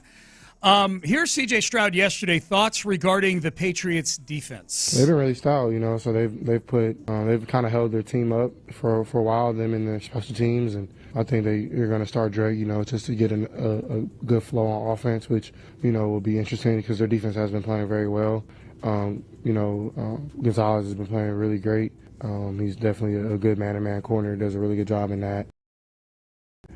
The side, really good job. So they have a lot of good pieces on defense. Their D-line is big guys who play big and, fill up gaps, help in the run game a lot. 48 jumps off on film. He's a good player. So, just all around another good defense to play against, and definitely just got to be aware of just all the stuff that they do. All right, so there you go. The breakdown of the Patriots defense. They're really styled, is what CJ said. Now, the only guy he named by name was Christian Gonzalez. Yeah, Christian Gonzalez has been having a good year. Everybody else is a number. Good pickup for them. Gonzalez is Gonzalez is an interesting one because matched up on Nico, then Gonzalez has some length and some playmaking ability, and it might get interesting with some of the jump balls or whatever that you might throw to Nico, or some of the 50-50 balls. Whereas Gonzalez is going to have an advantage over if he's got Tank Dell or Stephon Diggs covered, he's got the advantage in those situations. So that's something that's, CJ is very aware of, obviously. Yep. I think that they did a good job of really blowing up the Patriots and talking about what a really, really good and impressive team they are, offensively, running the ball, defensively, without any real evidence that they actually are. They've played some really good and competitive games, but they're not a good team. And I say that with zero amount of cockiness or anything. I remember too well the Panthers game from last year. Yeah. I remember too well the Jets game from last year. The Zach Wilson having the performance of his career. But they're just flat out not a good football team. Yeah. So that losing without Nico Collins would be a huge upset. Yeah. And and it's funny, like, the Jets are 2-3 in their team turmoil right now. The Patriots are 1-4. But, I mean, other than Jabril Peppers being a complete knucklehead and going on the commissioner's exempt list, that happened yesterday, they're a rebuilding team with a young quarterback. You know what I mean? Like, at 1-4, this should be a team that is still giving out maximum effort across all three sides of the football. Like, because they're a young, rebuilding team with a first-year head coach. The Jets are a team with an aging quarterback who may or may not be running the whole show up there, and just fired their head coach. Like, in some ways, I'd rather play the Jets this weekend than the Patriots, just because they're such a mess right now. Ulrich seems like the classic interim coach emotional bump. So you might want to avoid him for the first couple weeks? He seems like a man's man. He's a football guy. He's the kind of guy. But he's replacing a man's man in a football guy. Yeah. That's the only thing. I think when it comes to the emotional bump that you get from Ulrich, I don't know if how much is he just pretty much another Robert Saleh? I don't know, man. But Saleh's a clean-looking dude. You know what I mean? He's got that clean, bald head. There's no facial. Well, there's been facial hair at times, but there wasn't more recently. Like, he looks a lot like Ulrich. Looks like he's not afraid to go on like a 3-week camping trip and kill his food with his own hands. You know what I'm saying? His beard's a little more manicured than I'd like for him being a genuine football guy. What? But he does have an outdoorsman. He's got a little bit of an Andy Hughes. Okay, take your word. Do you know who that is? No. Okay. He's a scientist that gives a lot of nutrition advice and stuff. Really interesting guy. Andy Huberman. I'm going to look him up right now the way you look up stats. I bet I find him.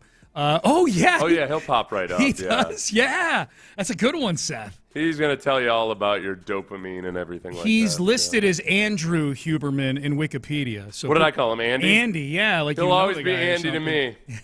Ever since we went on a dopamine fast together in the Montana wilderness. Put some respect on his name. It was very funny yesterday. I was listening to In the Loop, listening to Figgy's mixtape at 1:20. And it was one of the greatest segments in the history of the show because, Seth, yesterday they did two things. One, they power ranked the likelihood of one of us here at Sports Radio 610 stealing a package from an Odyssey coworker that was out in the lobby. The Mo from the Morning Bull had a package in the lobby that had an inflatable unicorn float, like for a swimming pool. So that's what it was. I still hadn't figured out what it was. Yeah, it was an inflatable unicorn float. Who won that? Don't say because Figgy's going to announce it. Do you know who did it? Oh, no. Yeah, I know who did it. Yeah. I don't know that we've picked a most likely. I think we just kind of ran through the candidates. Well, I mean, I kind of pieced it together based on how likely you guys thought each person was. Fortunately, Seth, you and I were at the bottom of the list of this. Because you're not minorities. What are you doing right now? All right, that was John Lopez. That's right. Sure. Your list. It doesn't get picked up as my face is on the audio or whatever. Like that was, right. That was an actual minority saying could that. not have done this because they're not minorities. Said by an actual minority, please. Yeah. Middle-aged white bro, Seth Payne, after grossly misstating some statistics earlier in this show. Oh, man, that one actually, you had me going for about 20 minutes because those numbers were so disparate from the next-gen stats. He's going to feel horrible. I know it's not your fault, but I had already had an occasion where I was like, man, is this right? And so then you added a little bit more doubt to me. Oh, it was so wrong. It was so wrong. So disgusted with himself. I can't. Right now. They're top 5, though. What's in terms of frequency or success rate or what? Frequency, no, definitely not success rate. Top 5 and how often they pass on first down? Yes, sir. I'll double check that for you just to make sure that I'm not lying to you. Anywho, on the as far as the Figgy's mixtape yesterday, so my feeling top 10 rather. No. My feeling was knowing what the package was. My feeling was either Clint, who has kids, Ron, who has kids, or you, who has grandkids, who all might like a unicorn float in the pool. That's not me dividing it up across different ethnic demographics. Although you did. But that's not my purpose. That's right. That's not my purpose. It was not intentional. It's a coincidence. Okay. It's a coincidence, yes. No, it made sense. And that's what they kind of landed on as well. Yeah. So, okay, good. So there's a reveal. Who did? Okay, There's a reveal. Good. I did. I took a Diet Mountain Dew out of the bottom drawer of the fridge. That's fair game. A couple weeks ago. No, well, it's one of those. Oh, things you took my Mountain Dew. No. Don't tell. I'm just playing. Eric with a K had Mountain Dews in the fridge like a week ago that had his name written on them. Well, no, you don't didn't have his name on it. Yeah. No, I thought that it was like on a Friday night. I was still up at the studio, and I thought that it must have been from something. But then I don't know. I hope it wasn't somebody's. I got to figure it out. Well, I'm just saying he may have had his name written on the ones remaining there because he had one disappear. You know? No. He uses a different fridge than the one I'm. Oh, he does. About. Okay, gotcha. Okay. What's the protocol there? I understand, never take anything. But if have you just eyeballed a thing and seen it there for long enough and been like, you know what? At this point, do you even really want it? We have a lot of stuff that's left over from some of the meetings they have there with the salespeople and everything. And that's what I assumed it was. It was from a party or something. So, but you know what they say when you assume. Kind of starting to realize who might be stealing my Zevia. I've never had a Zevia once in my life. They're very tasty. Zero sugar, 0 calories. Okay, so maybe I'll start stealing your Zevias. Exactly like sure you have permission. That's a good sell. That's a good sell. Reggie, I like you. Yeah, you're if good. It's in there on a Saturday or Sunday, my limits go down. I feel like, okay, somebody forgot about that. You can't leave it on there for over the weekend expecting it to be there. Yeah. Are Put you your name serious? On a weekend? Wild. Are you serious right now that you can't leave something in there? By the way, I'm up here on weekends. Okay. Who's all my Zevias? I don't usually. No, I never take. I hate Zevias. That stupid fake sugar smell. No, I don't like those. You don't have to worry about that. Tasty. No, I don't. But I don't even like. But I put my stuff up there on the weekend. But I kind of like. I'm like, if it's gone, it's gone. I get it. I just don't. I don't take other people's food generally. That Diet Mountain Dew is the only one I've ever done where I wasn't certain that it was community property. Says and you. I feel bad about it. Yeah. The other part of your segment yesterday. The white guy music. That Black people really like, and then today we're doing the Bizarro version. Yeah, the black guy music that white people really like. It's going to be amazing. That's at 120 today. Yeah, 120. Okay. My favorite genre on social media right now is watching young black kids react to like classic rock from the 70s or 80s or That's whatever. a good one. Yeah. It's awesome, man. There's this one kid that listened to Freebird for the first time and it blew his mind. Really? Yeah, it was awesome. Yeah. Okay. Well, that's going to waste 3 hours of my day today. Yeah, man. There's nothing Sean. like. Sorry about that. Go ahead. No, go ahead. Yeah, I was like, there's nothing like cross-cultural like sharing. It's beautiful. It's beautiful. Yeah. Beautiful. All right. Well, we'll let you guys get to it. Okay. You're listening to. What are you listening to? KLT. There you go. KLT and KLT What HD2. are we going to be listening to some black music that white people really like at 120? You are damn right we are. Seth, antibodies to you. Antibodies, and I promise I'm going to strip the numbers off of my keypad right now. Oh, no more numbers. I'll believe it when I see it. Ever. All right, we're done. We're out of time. John Lopez. Yes. Figgy Fig? Yes. All right. We're doing Who are you guys? Who the hell are you guys? They're in the loop is what they are. They start right now. We completely threw Sean off. I've never seen Sean like that. That's incredible. He was thrown out. He was rattled. Incredible. But yes, you are listening in the loop. He was shook. As the youths say, John Lopez, Figgy Fig, myself, Reginald Atatula, in the loop. We get going right now. Man, I'm excited for this show for numerous reasons, and most of them are in got a show, the mixtape. baby. Most of them are in the mixtape, to be completely honest. But we're also getting ready for Texans Patriots. That'll happen in Foxborough on Sunday. And to start, I should let you know, you can always get involved. We are on YouTube. We're on Twitch. Those things are available to you. And always text into the show, 713-572-4610. And oh wow, y'all are doubting the fact that I am no thief, and I've never had a Zevia in my life. I mean that for sure, especially because I am just brazen enough to let you know that I stole your food if I did. Okay, I need you to understand that about me. However, why Lopez isn't panicked or worried about Nico going down? You kind of talked about this a little bit yesterday, but it seems like you were emboldened in your stance over the time period since we were last on air. Yeah, I kind of want to get into this. I mean, it's the head coach and the starting quarterback that are kind of feeling. Now, look, clearly when you hear from D'Amico and C.J. Stroud or any quarterback or head coach in the NFL, they're going to have their angle on things. But I felt sincerity in what they were saying, and maybe it's just justifying my point here. But I am not panicked. It's not great. I mean, you see people, the internet right now. Oh, it's a huge blow to the Texans. I panicked a little. You panicked a little bit. I get it. I think I panicked with reason, but there was definitely panic. No, I get it. I gotta admit. The leading receiver in the NFL. Good gracious, how can you not be at least a little concerned? And I am, but I feel like this team is equipped, man. I feel like if any team in the NFL, for that matter, is equipped to withstand this. It's the Texans. Yeah, it really is. You went 6 deep on wide receivers that you felt good about putting on the field at any given time. Yeah, right. Like that was a very clear decision to be made, and it's probably for this type of thing, right? Yeah. But you mentioned the head coach. You mentioned the quarterback.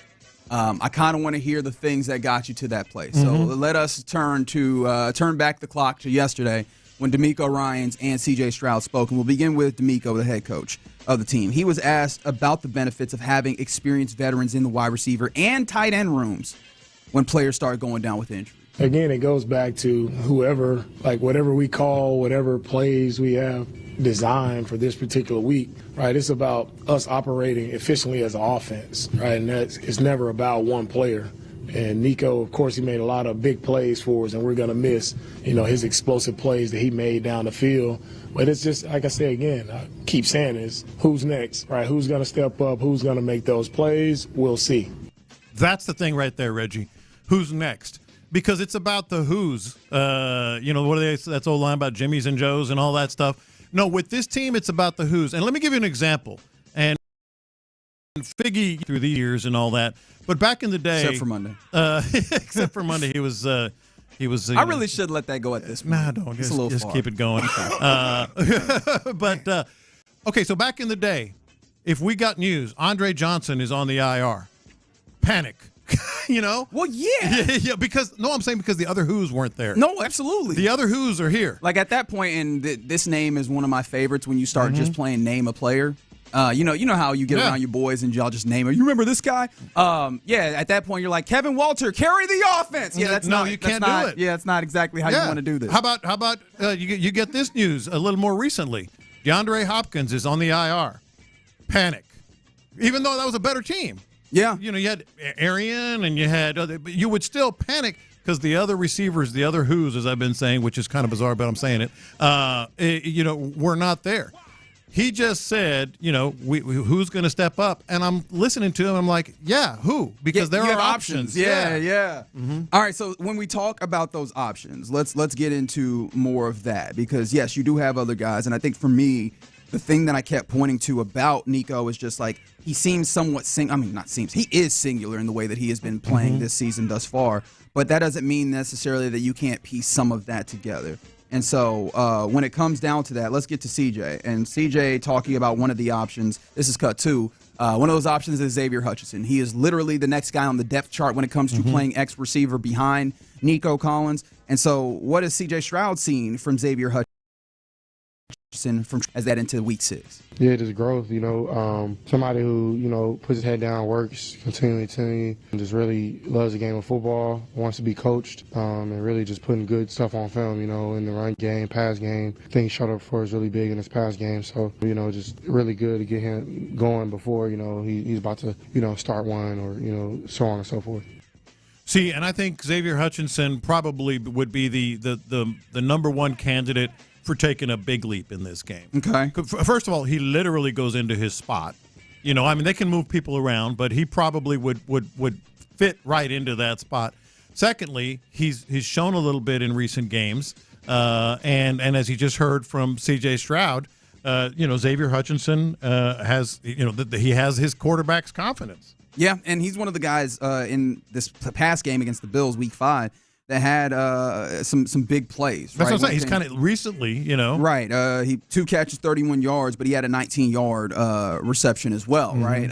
He can give you a little bit of something of being that kind of big body guy and getting the ball sometimes quickly in space. And so that is good to have, especially because you feel comfortable then running out a combination of 3 wide receivers that feels somewhat similar to what it has been thus far. Oh wow, 832. I didn't realize that I was going to have this level of response. Not that I'm like disputing it too much, but Kevin Walter. Why'd I read it like that? Kevin Walter back in the day could have carried the team if he would have had C.J. Stroud as a quarterback. Okay, it'd been better. Okay, oh sure. C.J. for the he was a good blocker. If y'all haven't heard, he was a good blocker. Oh, okay, all right. That is. I appreciate your take. Thank you for interacting with the show. That is what he could have been the Hall of Famer, man.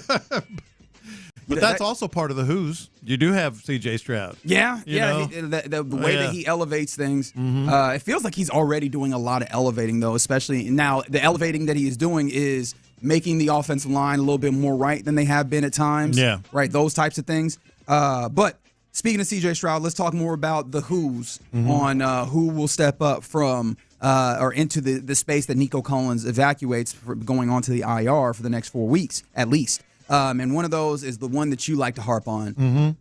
He wears number 1, Stephon Diggs. So C.J. Stroud was asked about how Stephon Diggs' experience reliability helps in this moment. I think he can be great. I definitely think that, he's already a leader, but, you can tell in practice today, he knows, his responsibility now, Nico's out. So that's really all of them. Everybody got to step up, and even myself included, to pick up the slack where, Nico isn't playing. So definitely just got to hold each other accountable and just be better at that. So definitely he's going to be at the forefront of that.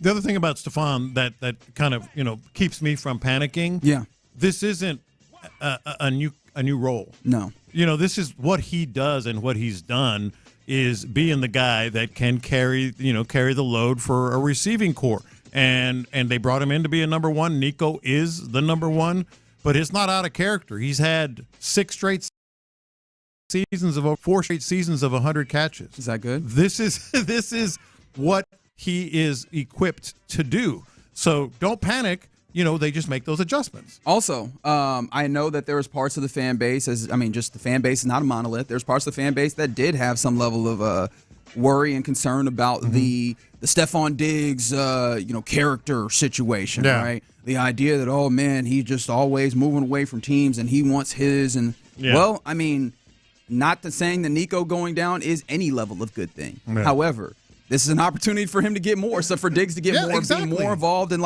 continue to be invested in what's happening. If you believe that he has some level of there's some level of possibility of it going bad, this goes further in giving him more to do, more responsibility, more opportunity. Okay, so that's some of the who's. Who else can we throw in here? Or actually, not even who's, but just kind of generally what? Because C.J. Stroud was asked about what is required of him when it comes to the team losing a key guy like Nico. Just efficiency, execution. I think those are the two main things that I think about, is just being efficient, not forcing downfield, taking what the defense gives me, but also executing when the play is there, making it happen. So just a little bit of everything, but I feel like I do that anyways, but, the mindset and the intentionality needs to be ramped up even more now. Absolutely, and the good thing is, again, with those options, we didn't even mention Tank. Tank is there.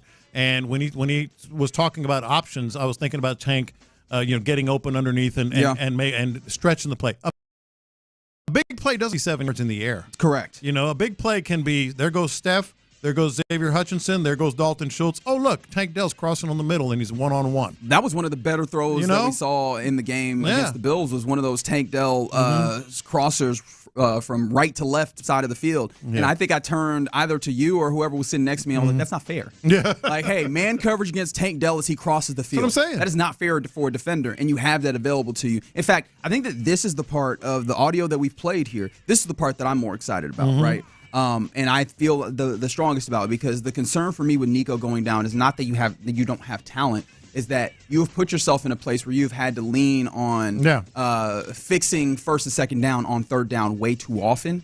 And so when he talks about being more efficient, getting the ball in space, those types of things, which also leans a little bit on Bobby as well in the way that he game plans this, I think that helps not just will fill the role of Nico, but I think that helps right the offense in general. Correct. With what we've been talking about all the way around. If you are being more efficient on first and second down, now you don't need necessarily a giant chunk play just to keep the chains moving. A solid play continues to do it, and everybody can be involved in those ways. And so I know CJ puts it on himself. He is very mature in that way, and he has that level of responsibility within himself. But I think that some of that is there, where if that entire offense gets more efficient, I personally am a little less worried about it, because I don't think you need some of the individual brilliance that it feels like Nico puts on display every single week. Don't panic. Just watch how they work with these guys and backs out of the backfield. You said the other day that one of your more impressive plays that you saw from C.J. Stroud was just a dump down. 100%. That was to Dario on the left side. That was the smart play to do. Well, that's going to have to be in play even more so now. And the other thing about Steph versus Xavier Hutchinson versus Tank Dell, if we're just talking about the receivers, he knows where every player is on the field. This isn't off the cuff. So when he sees the two deep, which he's going to see, yes, and that's covered, whether it's Steph or Xavier Hutchinson or whomever, he knows, hey, Tank Dell is probably one-on-one with a safety or someone right now, and the ball doesn't have to travel 67 yards to be a 67-yard play. It can go 18 to Tank Dell, and then he does his stuff. Okay, so that's what we're looking at. Yeah, you are in a place where you are telling everybody your message is calm down. Yeah. Don't worry about it. Don't panic. Don't worry that Nico is not going to be here, particularly in this game. But I think over the entirety of the 4 weeks, you're in a good spot in this. If you had to point to one guy that you're like, yo, this is the one that I'm most excited to kind of carry some of the load here. I really feel this could be a moment for Xavier Hutchinson because of what not just because he had a good game in the last game, but the opportunities are there. He had 48 snaps. I don't think he had more than 15 or 18 snaps in any game this year. So he's going to be on the field. Yeah. He's going to literally be in that role. And he's a yards after catch guy. He's not like Nico, where, if you're even, he's leaving, kind of thing. He yards after catch guy. So it could be someone else. It could be Steph that takes on the role of being more of the over-the-top guy. But I think that feels like a Tank role. It feels like a Tank role. But see, the thing with Tank is as fast as he is, he's more quick in space. Sure. And I think like just running him straight deep or whatever they want to do, like they did with Nico the other day. Right. There are DBs that can stay with him. Okay. Yeah. Well, the beauty of this team also is you've built it to where you have a lot of different prototypes. You have guys that can do a lot of different things. Exactly. 832 brings this up. All of this works only if CJ has time to get to the open receivers. Yep. And that is fair, but one of the things that I think is also something that you consider within that is like get the ball out quickly, right? Like I don't think that you have to wait for long developing routes necessarily all the time. Now, if you want to take a big chunk shot, deep shot like they did, the 67-yard pass that almost felt like Pyrrhic at this point because you got the 67-yard touchdown, but that ended up being the final straw that aggravated the hamstring for Nico Collins that left us to this place where we have to have this conversation. But that type of thing, yes, you need to have it be long developing, and that's probably a play-action situation where your line definitely has to hold up for a good amount of time, maybe 3 seconds or so. If you're getting the ball out under 2.5 seconds, right, if you're getting the ball out quickly, I think that can be helpful in a big way, not just in getting guys open, not just in relieving some of the pressure on the offensive line, but also we've seen quick game in the NFL be used as an entire substitute or at least a supplement for the run game. Absolutely. And especially when the run game has not been where it needs to be as of yet, and that's putting it nice. I think the quick game might be even more helpful for this team to kind of help themselves out when it comes to getting themselves in better and more advantageous third downs and things that, in fact, maybe avoiding third down at times. Interesting text as well that we got, and I had this conversation with one of my sons. They were asking, okay, is the benefit going to be Bobby Slowick sort of changes his approach and maybe doesn't lean on Nico as much? I don't think so. I don't think he's ever really leaned on Nico. I think it's more like Nico has gotten open and has maybe been the first option a little more, but that option, those options are still going to be there. I don't think this is going to be a case of Bobby Slowick all of a sudden changes everything and becomes more well-rounded. No, it's not like he's already trying to be like that's Randy Moss and everything revolves around Randy Moss. Because Nico certainly is the best receiver yardage-wise, but is he that? On this team, I don't think so. I think Bobby Slowick approaches every game with trying to find the weakest spots, I almost got off a take that I often use to kind of annoy folks when I call Randy Moss the single greatest wide receiver of all time. Mm-hmm. Which, I get it. It's him or Rice. I don't disagree. I think it is Rice, but I just like saying that, especially for folks, because some folks lose it.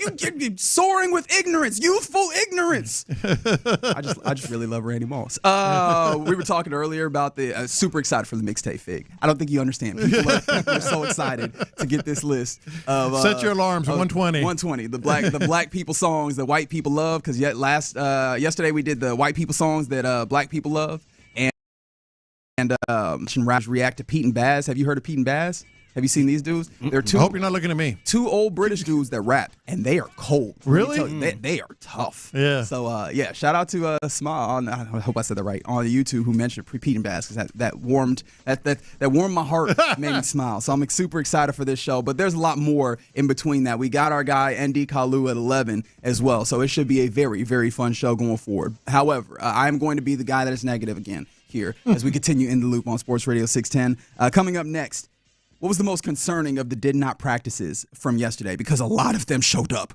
A lot. We'll tell you who, and we'll break that down next.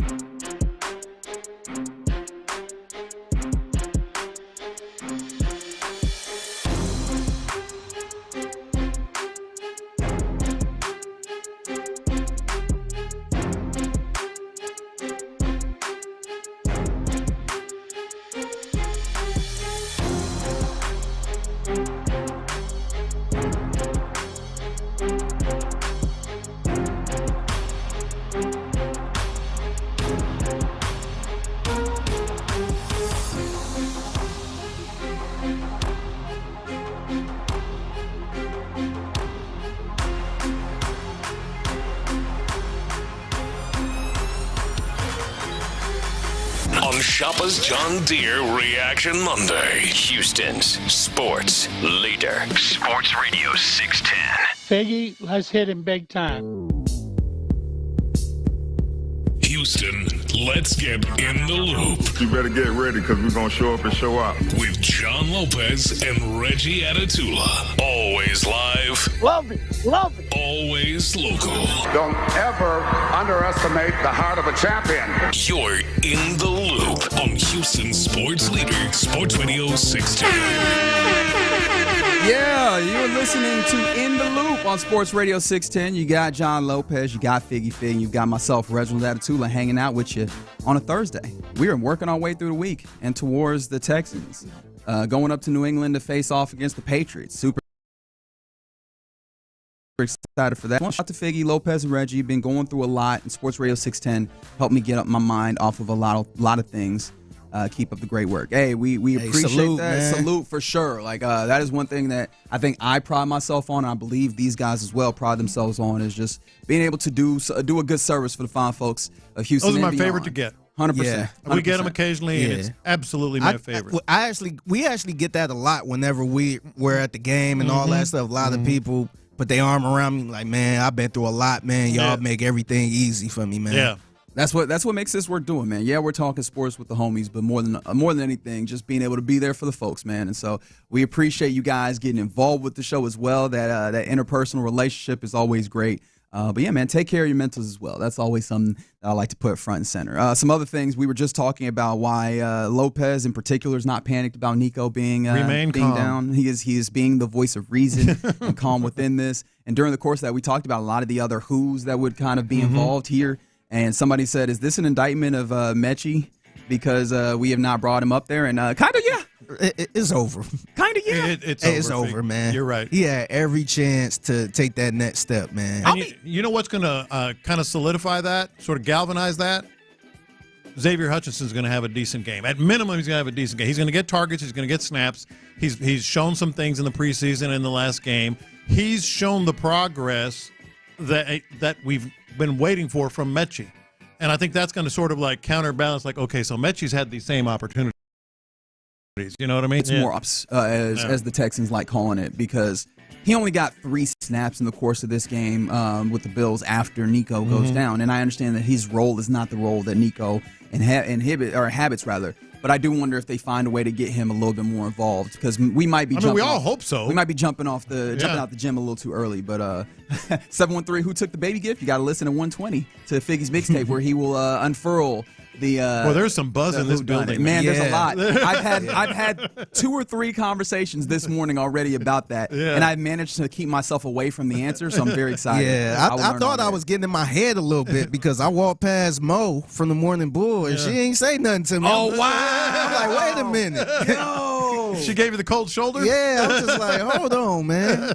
And I appreciate the 832 also mentioning in the course of that conversation, Mixon will be involved in that particular picture as well while Nico was out. And I think the reason why I did not bring him up personally is because he has been one of those guys that has not practiced. And so within that, what was the most concerning of the DNPs that did not practices from yesterday? Because we got the injury report from yesterday, and it was long, baby. It was a little bit longer than I would like it to be. Derek Barnett did not practice. Kenyon Green did not practice with a knee designation. Jake Hansen did not practice, which, how do you feel about that? Because I don't know exactly what to do. They have not used him. That's what I was going to say. I don't want to sound like a coach, coach speak, but he's a depth guy, and in special teams and that type of stuff. So, yeah, you'd like to have them all on the field, but that's not exactly a devastating hit. Eagles did practice yesterday. Titus Howard with the hamstring situation. Laramie Tunsil with that ankle injury that you saw he sustained against the Jags. Kamari Lassiter has a shoulder designation. He did not practice at all. Joe Mixon still dealing with that ankle thing, which, again, continues to be weird after he practiced on Friday. And then Robert Woods and Jimmy Ward both did not practice. Robert Woods with the foot, Jimmy Ward with the groin situation. And so that's a lot of dudes that we're talking about did not practice one lick in this game, or in this practice yesterday. Of course, the first of the week, it does not mean it's not the end-all, be-all. However, with all the names that I read, again, Barnett, Green, Hansen, Howard, Tunsil, Lassiter, Mixon, Ward, Woods, which of those is the most concerning for you, Lopez? I think the most concerning for me right now is the number. Okay. I was not thinking. This is why you have to keep your mind open it's not and just have a one wide or two. perspective, It's because like, I was damn. like, he's going to give me a name. He was like, all of them. No, just the sheer number of them. But if you set that aside, there's actually two. And one of them might be a little bit of a surprise because we never talk about him. But Joe Mixon. Sure. I mean, Joe Mixon is it. You know, all these things we were talking about in the last segment, you know, don't panic. They got the depth. They have the who's, you know, all that stuff gets a lot better if you got a running game. And especially if you have a running game that's any semblance of what it was in Indianapolis in week 1. And then the other one, I'm mad at myself over this. Ooh. He's like the middle child of receivers. Never mention him. Just take him for granted. He probably has like a tick or something. Tick because everybody just forgets about him and pats him on the head. Robert Woods. Unless they want to use that one nickname that we don't use no more. Yeah, that's right. Robert Woods. Yeah. We didn't even mention him. Not in the course of this, no. And it seems like he just comes in kind of spot stuff. He's just there. He seems to have taken over the return role, and he's handling that business. Mm-hmm. But yeah, I don't know exactly how this offense wants to use him and utilize him. He comes in, he does a few things here and there. It's not like he's completely absent from what's happening there. But yeah, it does not feel like he factors in. I mean, he as could be in much. play. I guess that is possible because I don't know that you necessarily want to do the whole thing where you go, Nico Collins' role and all of the snaps that he gets, dump them all on Xavier Hutchinson. Well, I imagine that you spread them out a little bit, so maybe Robert gets a little bit more burn there. Mm-hmm. And that may be how Mechie gets a little bit of some snaps as well. But yeah, you're fair. That's fair. We have not talked a lot about him. I do wonder though, with that foot designation, does that feel like something that is maybe closer to what we think the Tunsil ankle thing is, where it's like management kind of reps, veteran guy. Yeah. Yes, I think it.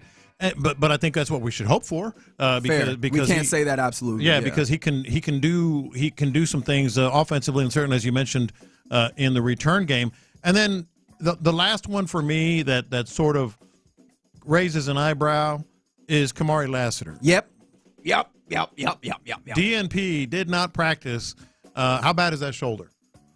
Great question. Yeah. And I don't have an answer for that, but that is the big one, right? For me, is come all the places on this roster where you can talk about depth or the lack thereof.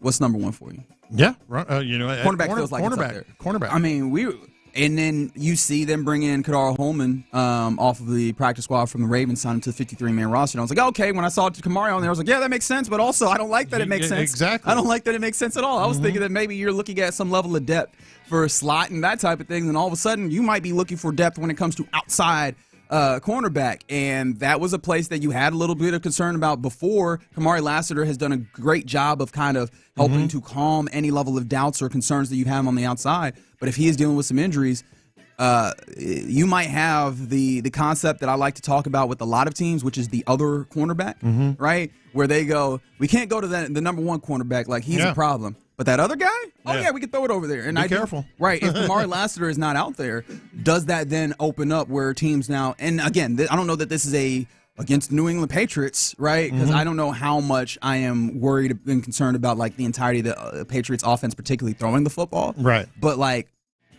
a shoulder does not feel like something that is just a little thing. And it can linger. It feels like it can. So that was the thing that really tend to use your shoulder quite a bit playing football. Really? They call them shoulder pads. They call them shoulder pads. You can't just hit with your helmet anymore? No, you can't. Okay. Look, man, if he's on the injury report again today, and we're going to be getting you those those practice reports, we might be panicking in the wrong spot. People panicking about Nico. Dude, I figure you were there training camp. I'm like, that dude is a player. Like everything I wondered about the 4.6 and all that stuff. It was kind of like last year with Tank. I'm like, he's good. He's really good. Kamari Lassiter is really good, and I think he's just scratching the surface of just how good he can be. That's a big drop. Second best odds, I believe, when it came to defensive rookie. Second of or the third, year? somewhere in there. Okay. No, he's really, really good. And you talk about the template of how they've been winning games hasn't changed. I mentioned this yesterday. Even though Nico Collins is out, you're winning because of C.J. Stroud late and the defense. Yeah. Part of that defense is what you're doing at the cornerback positions to allow yourself to pressure the quarterback, maybe even with an extra guy or two here and there. Kamari Lassiter, let's see what it looks like today and tomorrow. In terms of practice. Yeah, we got to watch that space. We will give you the latest once we see what is happening at NRG or in the general complex there. It does look like the roof is open out there. I don't know it's why. It's not Tropicana, but it's open. Okay. That feels like that's in bad taste. That feels like that's in bad taste, John. I feel like that's not. Those people have went through. Nobody got hurt. Severity. Well, we haven't heard. All right. I'm talking about a Tropicana.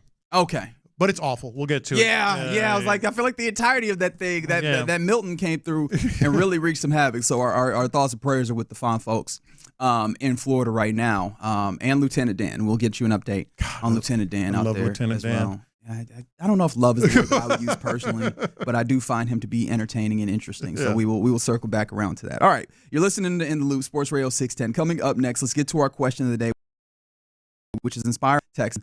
Who is the most unpopular athlete in sports, and could it be a man who wears the number 4? We'll discuss all that next. Amy Fairbairn did.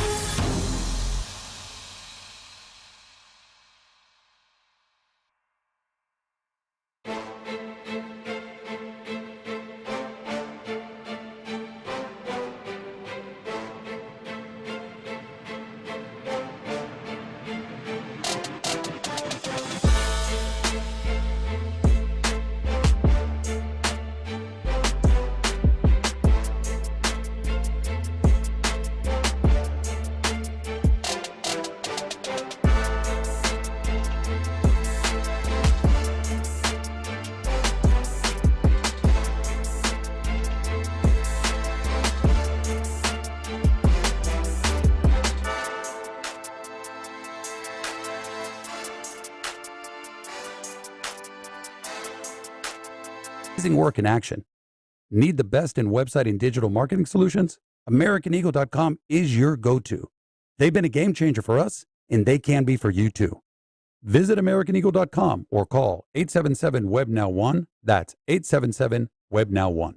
Leasing a car makes more sense now than ever before. Call D&M Leasing today. Live from the Twin Peaks studios, Sports Radio 610 presents John Lopez and Reggie Atatula. Yeah, you're in the loop. Sports Radio 610. Appreciate you hanging out with us on this Thursday. We were talking earlier about, why you should not panic with Nico Collins being out. And we got a text in from a listener who said that they needed to replace Nico Collins on their fantasy team. Because obviously the Texans are in a place where they can replace the Nico's production, or at least we feel confident that they can with the various people that you have. Not all of us do here at Sports Radio 610. All right, why you gotta say that? Not all of us do. I feel like some people do. I mean, although Sean Pendergast did sound like this when he first heard it. So, Yeah. That's not a sound of confidence. Yeah. But I think he has since become more confident. However, I don't feel all that confident about this. Has he? That's good. Right. That hit him hard. It did. Sounds like somebody kicked him, kneed him in the groin. Yeah. But yeah, this texter from the 713 said they need to replace Nico Collins in their fantasy team. And I don't know if I have much for you there, because they said they picked up Dameon Pierce and Xavier Hutchinson and will play one of them in the flex. Which one should you play? Good luck. I think you might need to find a different player. Good luck. And that is not necessarily me saying that either of those is like a bad player, but I just feel like if you're trying to replace production in fantasy, just going, well, I'm going to pick up somebody else on that same team might not be the way to go. I feel like you need to see, and I don't know what you have available to you, right? To be fair, the waiver wire might be a little dry, but I feel like in that instance, you need to go and see if you can find somebody on another team who's going to have a bigger role than, I don't know, if Xavier Hutchinson's going to pick up what Nico put down. I love playing fantasy teams that draft from their hometown squad, because they're always over their heads. Yep. Sucker. They're always over their heads. See, I ain't calling you no sucker. All I'm just saying is, like, you really limit your possibility of production. That's also saying sucker. That's also. No, you do. Like, you limit. You gonna get J.J. Taylor next? Yeah. Go ahead, buddy. This is what I say. This is what I say about. And this feels like it's not the same, but I think it really does match up. Like the hiring practices in the NFL, where they do not consider minority candidates nearly as strongly as they should, and it's like you're just making your pool smaller. You give yourself less of an opportunity to find the person that'll work for you. And similarly there, don't feel like you can just choose from the Texans. Go ahead and open that thing up, see if you can find somebody who's going to give you more production. But maybe don't pick this gentleman, Deshaun Watson. We will talk about him again in this instance. I don't think that will give you very good production, especially even in garbage time. But he pops up as a potential answer to this question of the day for us. Who is the most unpopular athlete in sports? Because it feels like Deshaun Watson very much could be the answer, and that was a question that was asked by Awful Announcing, because obviously just all the ways that he has been covered in the various ways that he's been front and center, and the question has just come up, just like, is he the most unpopular? And I kind of wanted to examine that. For you, Lopez, is there one that comes to mind for you outside of Watson, or does Watson feel like he's the answer? Do you want me to make Houston fans mad first or last? Because I got a list of, I think, in the country, the most popular, unpopular athletes in the country. Yes, that's the way I'm viewing it. Should I tick off? Let's start by taking them off and see if we can win them back. Yeah. Because the answer, there is a right answer if it's not Deshaun Watson. Oh. No, there is. I think I know where you're going. The answer is Jose Altuve. Yeah, I was about to say, like, it is the cheating Are we thing. being real? Are we talking or are we talking? Let's talk. Let's talk. I mean, it not here, not me, Right. not you, not Figgy. But the answer, if it's not Deshaun Watson, might be Jose Altuve. Yeah, I'm kind of curious, too. I would like to go to a random city somewhere and be like, who is the most hated athlete or even just baseball? Yeah. Like currently. It's Altuve. I mean, we have to be honest. Like, I'm wondering, do we still have, like, super hated players in baseball outside of, like, the Astros trash can scandal? Because it feels like, I do wonder if there's enough of investment. Who's hated in baseball? That's the thing I'm trying to get to. Somebody texted in Manny Machado, and I was like, is it really that deep, or is that recent? Is that just because Bryce of the way Harper that it's is gone? kind of irritating. But that doesn't even feel like he's hated. No, not like Altuve is national. Yeah. You know. That would be like a forced hate if I had to pick somebody. Judge. I feel like he's beloved in a lot of circles. circles. There's enough beloved, and that's what I started thinking of because I started thinking wider than just baseball. But I understand what you were coming from. Like Altuve came up for me, but I was like, all right, if I'm thinking about football, or let's go with basketball, and I was like, immediately I was like, Durant, LeBron, maybe. Oh, Durant's a good one. Durant. Like I was like LeBron, but he is beloved in enough spaces. Durant is a good one, and it's because of that same thing on the other side, which is he didn't have a home. Yeah, like that's one thing I do defend his decision to go and find the way to get himself a championship because we had this rings culture where it's like, oh, if you don't have a ring, you're not a great. And then he went and he tried to get himself a ring by going to a place, and everybody's like, no, not like that. And I'm like, guys, we gotta really manage the way. We're changing the finish line here. However, the adverse part of that is he doesn't have a home. There's no place, there's no fan base that has that long-term attachment to him. Yeah, because he bounced around. And the place that you would imagine should have been that in Oklahoma City, they turn on him very quickly. Yeah, like if they did the Jersey Hall of Fame thing, what jersey does he wear in the Hall of Fame? It's a good question. It's a really good question. So that he's going to go in as it's going to be a conversation. He's going to go in as a what? Probably definitely I'm about to say a Warrior. No, I don't think so. I was like probably Thunder. I mean, maybe. Probably Thunder. I think he's going to go in as a Warrior. That's probably the most he felt at home. Well, yeah, when he was younger in Oklahoma City, I think it's the most he felt at home. Yeah, but he never went back. He pretty much turned their back. It ain't like he was. And they turned on him. Yeah, that's what I'm saying. It wasn't like it was his hometown. Yeah. But also, one thing is, with all the other places, they have other greats that you could really point to as like, oh man, this is our great that we can latch on to better. What's the other great that they latch on to more? Maybe Russell? Harden? Russell Westbrook? Yeah, because he didn't want. I don't think Russell tried to force his way out though. Yeah. No. Yeah.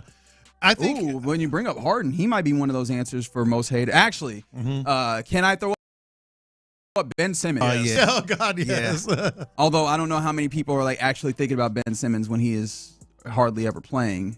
But I think part of it, you become most hated when you're excessively weird, like Durant. Like Aaron Rodgers is on the list. I was going to say Aaron Rodgers. I think a lot of fans hate Aaron Rodgers. Because he's excessively strange. Green Bay Packer fans hated Aaron Rodgers towards the end. Russell Wilson. Excessively strange. Do people hate him? Yes. Okay. Oh, good answer coming in. All right, so first of all, when it comes to baseball, Trevor Bauer, if we're going to consider him, even though he's not in the major still, that's a good answer. Yeah. 713 brought in a great answer that I had forgotten, like dudes that embrace the villain role. Draymond Green. Draymond is hated. Draymond is hated. He's hated on his own team. Yeah, because he handed out fades on the team. That's why. And he talk a lot. That is a great answer, Draymond Green. Somebody said Adolis. That's mostly here. Yeah, that's mostly here. Yeah. Now, we're thinking team sports. Individual sports comes into a great place because then you can go to like combat sports where a lot of the sell is being hated in some ways, and Jake Paul takes the cake in some of that, right? McGregor? If Floyd was still playing, still fighting, McGregor, he seems semi-retired if we're going to be completely honest. Yeah. But like those are great names, but I think it's also because those guys are selling their fight based on you wanting to see them get beat up, right? So they want you to hate them because you were like, well, I got to see if this guy can beat him up, and then you pay the money regardless, right? Yeah. Kyrie Irving comes up. I think as a person, I think a lot of people don't like him, but I think a lot of people like his skill. Yeah, no, absolutely. Well, there was one I put down when I was thinking about this. With respect, I hate him. With a lot of respect, I hate him. Patrick Mahomes. I don't know if we've fully gotten there yet. But that's a sports hate, though. Is that that's a sports hate? That's more of a sports hate. Yeah, I don't know if we've even fully gotten there. I think we're turning. The worm is absolutely turning. What about Kelsey?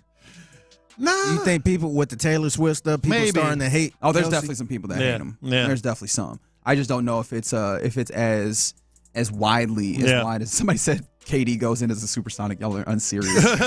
Deeply unserious. That would be dope. I like this subcategory of hated players, which is players that you hate unless they're on your team. And maybe the number one seed in that category, Patrick Beverley. There you go. He is absolutely one of the, and hell, you have another one on this Houston Rockets team right this moment. Dylan Brooks. Dylan Brooks, that's right. I just don't know if Dylan Brooks rises to the level, and he might not like the thing is, he not. I mean, I don't think he rises to the level where people care enough about him yet. Yeah. I was about to. I don't want to disrespect him and say he's not that good. I think he's good in a way, but nah. If he was like a superstar, people would hate his guts. Mm-hmm. Oh, okay. So maybe I was being a little misogynistic in this way, only thinking about the men's sports and the women's sports. I don't think either of these young women really rise quite to the level, but there's a lot of talk around them, which is Angel Reese and then also Caitlin Clark. I think that they've become so polarizing, all the conversation around them has. And that's why they was in college. Yeah, for sure. But it's only grown with the coverage and all the stuff around it. Are there any players that are, and this is in the weeds, trust me, I know it's in the weeds for a lot of our listeners, but there are certain players that are just hated, and I love them. And Bill Laimbeer? I'm thinking. Bill Laimbeer's a great answer. I didn't like him at all because I knew him a little bit, and he was exactly that off the court. He was an a-hole. He was a total a-hole. Kyle Busch. NASCAR. Oh yeah, that's a good answer. I love Kyle Busch. No, that's a good answer because he don't give a flip. He doesn't care, man. He's like, hate me more. He's like Draymond of NASCAR. And I do enjoy NASCAR allows them folks to be a little bit more of themselves it's like once they get out that car. Man. It's they start talking, baby. Jalen Ramsey. I think we might have moved past the space of Jalen Ramsey. He kind of cooled down a little bit. Yeah. And Joe Kelly. Around East Parts for sure. I was about to say that's definitely a local thing. Yeah. Around East Parts. Good answer from the 281, Colby Covington in the UFC, and I think that goes back to kind of some of that combat sports, but then also once you start injecting politics in there as well, that makes it a little tough. So I think that also did not. Yeah, who was the guy that played for the Rockets that was scared of flying? Oh, Royce White? Royce White. The man who was in he's also in politics. Yeah. He's hated all over the place. Djokovic is an interesting answer that comes in from the 713. People hate Joker? People don't. There's some people that don't like Joker, but I think if you're in tennis, you have a lot of respect for Joker, so it doesn't go over. Joakim Noah and Robin Lopez. Now we're going like kind of former players, and it feels like we've kept this we mentioned him, but we didn't stop on him. Aaron Rodgers is one of those dudes for sure. Oh yeah, he actually might be number one. He might be he might be number one. Yeah, because of how big football is. Yeah, outside of Deshaun, I mean, I think Deshaun is mostly the off the field stuff too. But Aaron Rodgers, they hate. I think they hate him. They do. Because also he gives a smugness. With all of it too. Look, you know who hates him? Sean Pendergast. You know how I know that? He said, I hate him. Yeah, he said that on air. He said that on air maybe a few hours ago. So, no, Bryce DeChambeau comes up. Okay, I can see that. But yeah, I think Aaron Rodgers is one of those, especially, he's also very visible. And if there's one thing that people don't like, it's feeling like they're being talked down to. And buddy, does he do that all the time. He is one smug son of a gun. You know one person I hate, and he's more of a coach, but Coach K. I can't stand a lot of Coach people. K. Really? A lot of people hate he Coach just K. I don't know. He just you're just not rubs alone. me the wrong way, especially when he do these interviews and all that stuff, sideline interviews. He's smug. Like that last, I think the last time we heard from when we did his last interview, I want to say post game or something like that, and the reporter was like, "Thank you so much for what you done to the game." He said, "You're welcome." Yeah, I remember that. Get your ass out of here. Stay retired. He didn't do the faux humble. Yeah, he said, "You're welcome." It was nothing really. It was. Yeah, it was like light work, just some slight. Some folks mentioned Nick Kyrgios, the tennis player, because tennis all people, the outbursts. The tennis snobs really hate him, man. Yeah. Right. Because everything is supposed to be so proper and all that. Right. And he's just so arrogant and cusses and all that stuff. Tennis people don't care for him. No, absolutely. Nick Sirianni comes up. Okay, but that's an Eagles fan. No, he that's an Eagles fan. But it does feel like the answer is Deshaun Watson, which is crazy because I think it's on the field and off the field equally. He's been so bad on the field, and then off the field, just the details. He was just so arrogant too. Like even after the fact. Yeah. Where it's just like, dog, like. It's all out there now, and you still acting like you ain't did nothing. And if there's one thing that the American people hate, is somebody that refuses to prostrate before them. And he did that. He doesn't do it's it. Not, and it's not like he got out here and balled, right? Like you could point to Kobe when he's going through his legal issues, and it was like, all right, but at least you balled on the other side of that. We don't see him trying to change and all that stuff. In fact, he's digging in more. Yeah. Congratulations, Deshaun Watson, for being named the In the Loop most hated player in the nation. Appreciate you guys hanging out with us. In the Loop, Sports Radio 610. Coming up next, let's jump on the phone with my favorite Nigerian. He is a former Houston Texan, and he does a great job talking about this team. His name is Nd Kalu. We'll do that next. The Drive is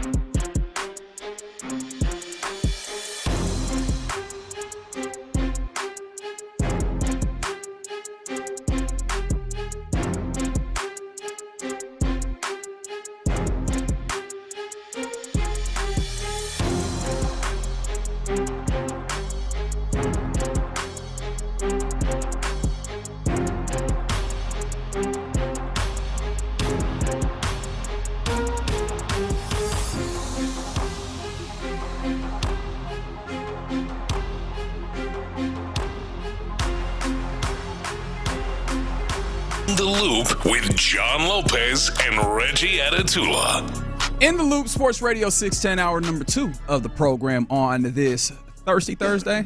It'll be the Thursday when our guys, other drive are out in New Caney, correct? Like they're at the Buffalo Wild Wings. Buffalo Wild Wings, yeah. Yeah. So show up. New Caney, Humble, all y'all out that way. Make sure that you show. I shouldn't say out that way. We're all in this. We're all in this together, but it is out that way. Say that ain't Houston. Trust me. Is that Houston? Trust me, I know. No, that's I not. mean, it's not Atlanta, is what you do. Is that what you're doing? Yeah. Okay, very good. We were talking about in the question of the day who might be the most hated athletes, and then we got into coaches, and somebody mentioned a name that I understand, Deion Sanders, one of those guys that really rubs folks the wrong way. That's another way. One of the ways. Hey, man, why you talk to me like this? Yeah, we do not like the way that you talk to us. A guy that I love the way he talks to us. His name is Nico Collins. He joins us on Thursdays. Thank you, sir, for giving us a little bit of your time. How you doing today, man? Man, always appreciate what y'all are doing on air. So my former teammate, my dog Deion, is considered one of the most hated coaches. Oh, you knew that already. I mean, he knows that. He's always, in fact, him building the primetime persona was understanding, recognizing the way that goes. But you know what? And you're right, John. I'm not surprised, but I think the people that hate him don't really understand or know what he's doing. And because if you truly understand, in my opinion, what he's doing, you have to appreciate him. Like you have to appreciate the lessons he's teaching those men. You know, I know he's always on social media, and you see the different speakers. Like I truly get the sense that he's trying to build men, and for that I have to give him credit. I mean, I don't know if y'all know, he opened up it was either a 529, a college savings, or some kind of bank account for all the players that actually had kids, so they could learn how to be financially responsible for their seeds. I mean, what other coach is doing that? So yeah, I'm sorry. It's hard for me. Man, he was awesome. Now, so when I was with Deion, I was literally the youngest guy on the roster, and he was one of the oldest. So he was a guy that you looked up to. You were in awe of him. But one thing about him that I'll never forget, he treated everybody the same. Like just the conversations I would have with him on the bus from the airport, to the stadium. One day, he saw me reading a book, and it was kind of funny. He was like, "Oh, I didn't know you read." I'm like, "Well, yeah." He said, "I didn't know you read." So then the next day, he gave me a book written by T.D. Jakes, the pastor out in Dallas. Yeah. Now, say what you want to say about him. We'll talk about that later. But for a guy like Deion at that time, to give a guy who was on the bubble of making the roster to give him that type of attention, I've always appreciated. To this day, if we cross paths, I mean, he acts like, we played for 10 years together instead of just that one season. That's cool. Yeah, that is really cool. I always appreciate getting that player's perspective because obviously you guys spend a lot more time together than we get a chance to spend with these players. But let's go from one defensive back in Deion to another defensive back in Christian Gonzalez. He is a guy that the Texans will see, and one of the better players on this team as a young guy. What have you seen from Christian Gonzalez thus far in his career, I think of the last 2 seasons thereabouts? I'll tell you what I like about him. Like, he's a bigger cornerback, 6'1", over 200 pounds, and he's physical. He reminds me, and I can't believe the guy's name is escaping me. John, you'll know, the Texans drafted him in the first concussions. Kevin Johnson, yeah. Thank you. For Christian Gonzalez plays the way Kevin Johnson wanted to play, and he's been a little more consistent. I like physical corners. I like the bigger corners, playing with the Bobby Taylors of the world. And I'm glad you brought him up, Reggie, because I know when people look at the record, when they look at the Patriots and they say this should be an easy win, he's one of the guys that I earmarked, like, he's not going to beat the Texans, but you still have to respect 5 or 6 of those players. And he's one of the young guys that you have to respect that, whether you watched him at Oregon or what you're seeing, what he's doing early in his career. I truly like him. But with that being said, as tall and lengthy as he is, you still got to test him out. You still got to, match him up with Tank Dell or Diggs, whoever it's going to be, and see if he's really about that life. I can tell you, I know another thing that you like a lot when you were playing ND, and that is facing a rookie quarterback. What exactly is Drake Maye in store for, and how will it play out, if the Texans get it done? Blitz, and more blitz. It's not going to be a secret. You have to blitz this guy, cornerback blitz, safety blitz with Jalen Petrie. You have to do your zone drops, your zone dogs, where a defensive tackle shows that he's going to rush, but then he's going to drop to the middle of the field because every time you blitz as a defense, there's going to be a weakness on the field.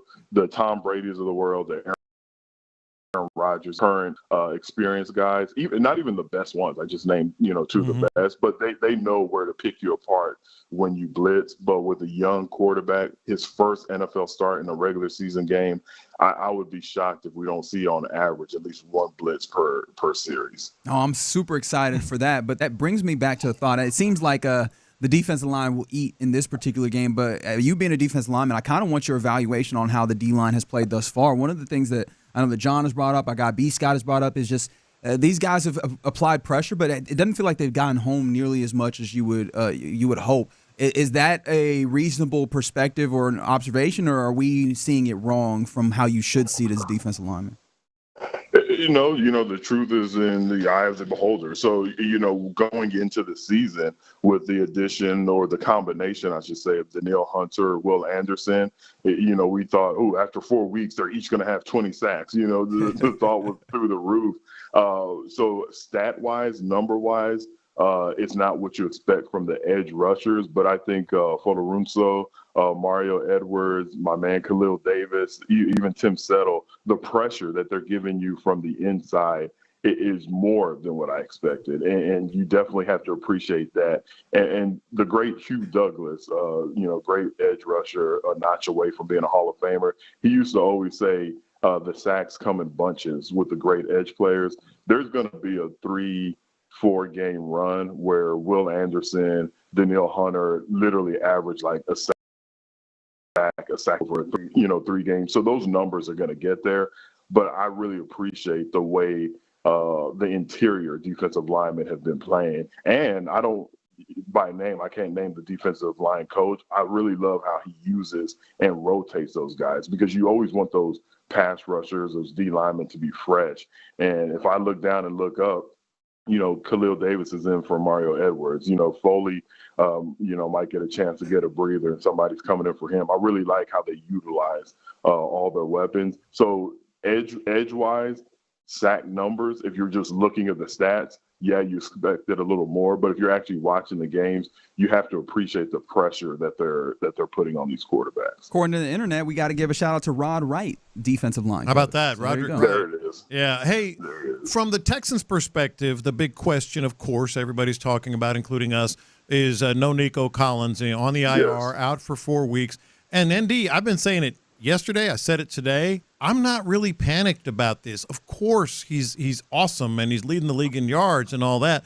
But this is unlike previous Texans teams that you were on with Andre, teams that came later with DeAndre Hopkins, where if you lose your number one wide receiver, there's reason to panic. Am I wrong on that? Because I feel like there are players here that, especially Stephon Diggs, that can maybe change their role a little bit and take over.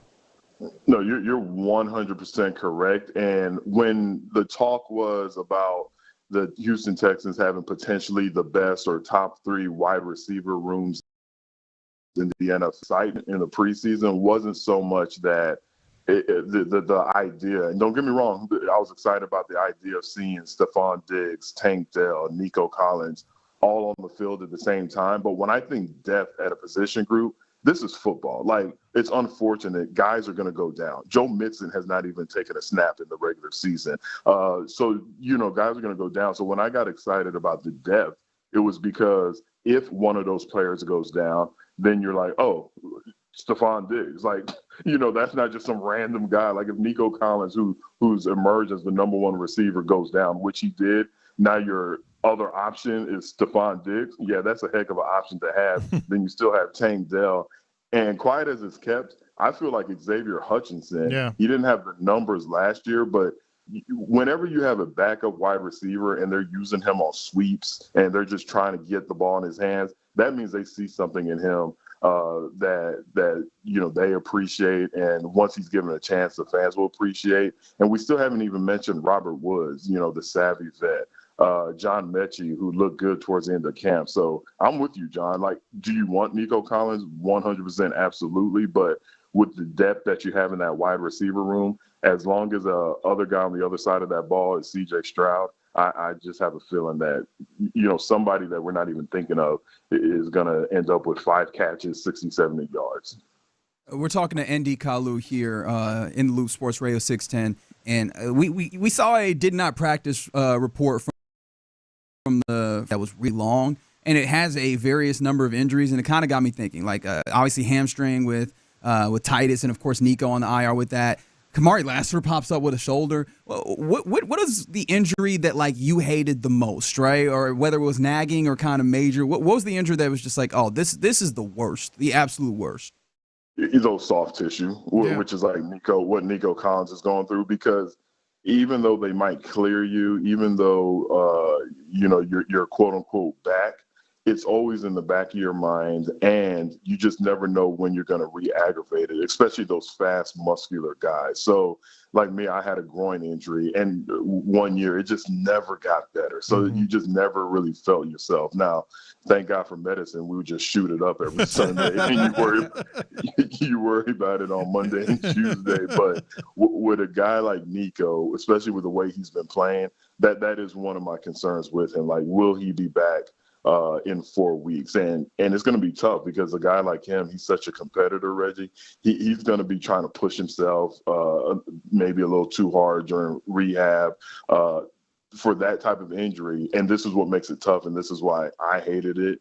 Like, all you can really do is rest, and you don't feel like you're getting better when you're resting, especially in the middle of the season. So that's why those are nagging. Like, I broke my hand. They put a cast on it, and you just go out there and ball out. But with those injuries where the best thing to do is to actually just rest and sit around, those are the toughest. So I'm guessing you're all in on the way that the Texans have handled this, on the severity of this, put him on IR. Because for me, I thought Nico Collins has reached a place where if you have any chance of getting him back in 3 weeks, you don't put him on the IR. But it seems like you're just all good with the way that they're handling this then. Because of the depth, because, the Xavier Hutchins, the Stephon Diggs, the Tank Dells, and because of the injury. Not only would I put him on IR, and I thought that was a great move, I would take it a step further and, like, take all his tennis shoes, all his running shoes out of his body and just put slides in there. He's got nothing but slides.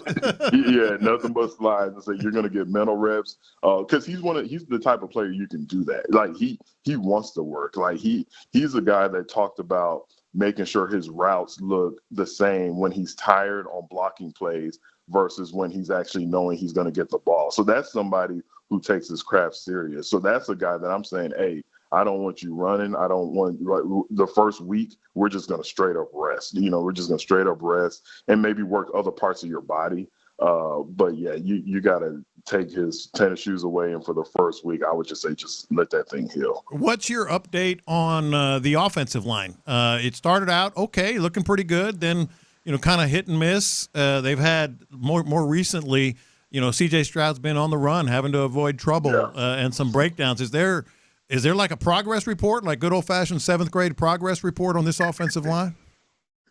You know what? It's incomplete. I'll give it an I.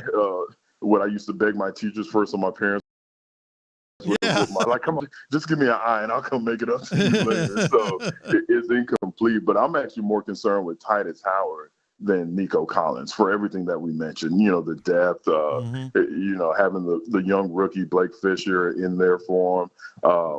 I just haven't seen the consistency that I want to see, but I feel like it's going to come. When I look at each individual player, Laramie Tunsil, obviously, Shaq Mason, Juice Scruggs, with what he's done for this team over the last few years. I like each individual player, but as a unit, I haven't seen what I expected to yet.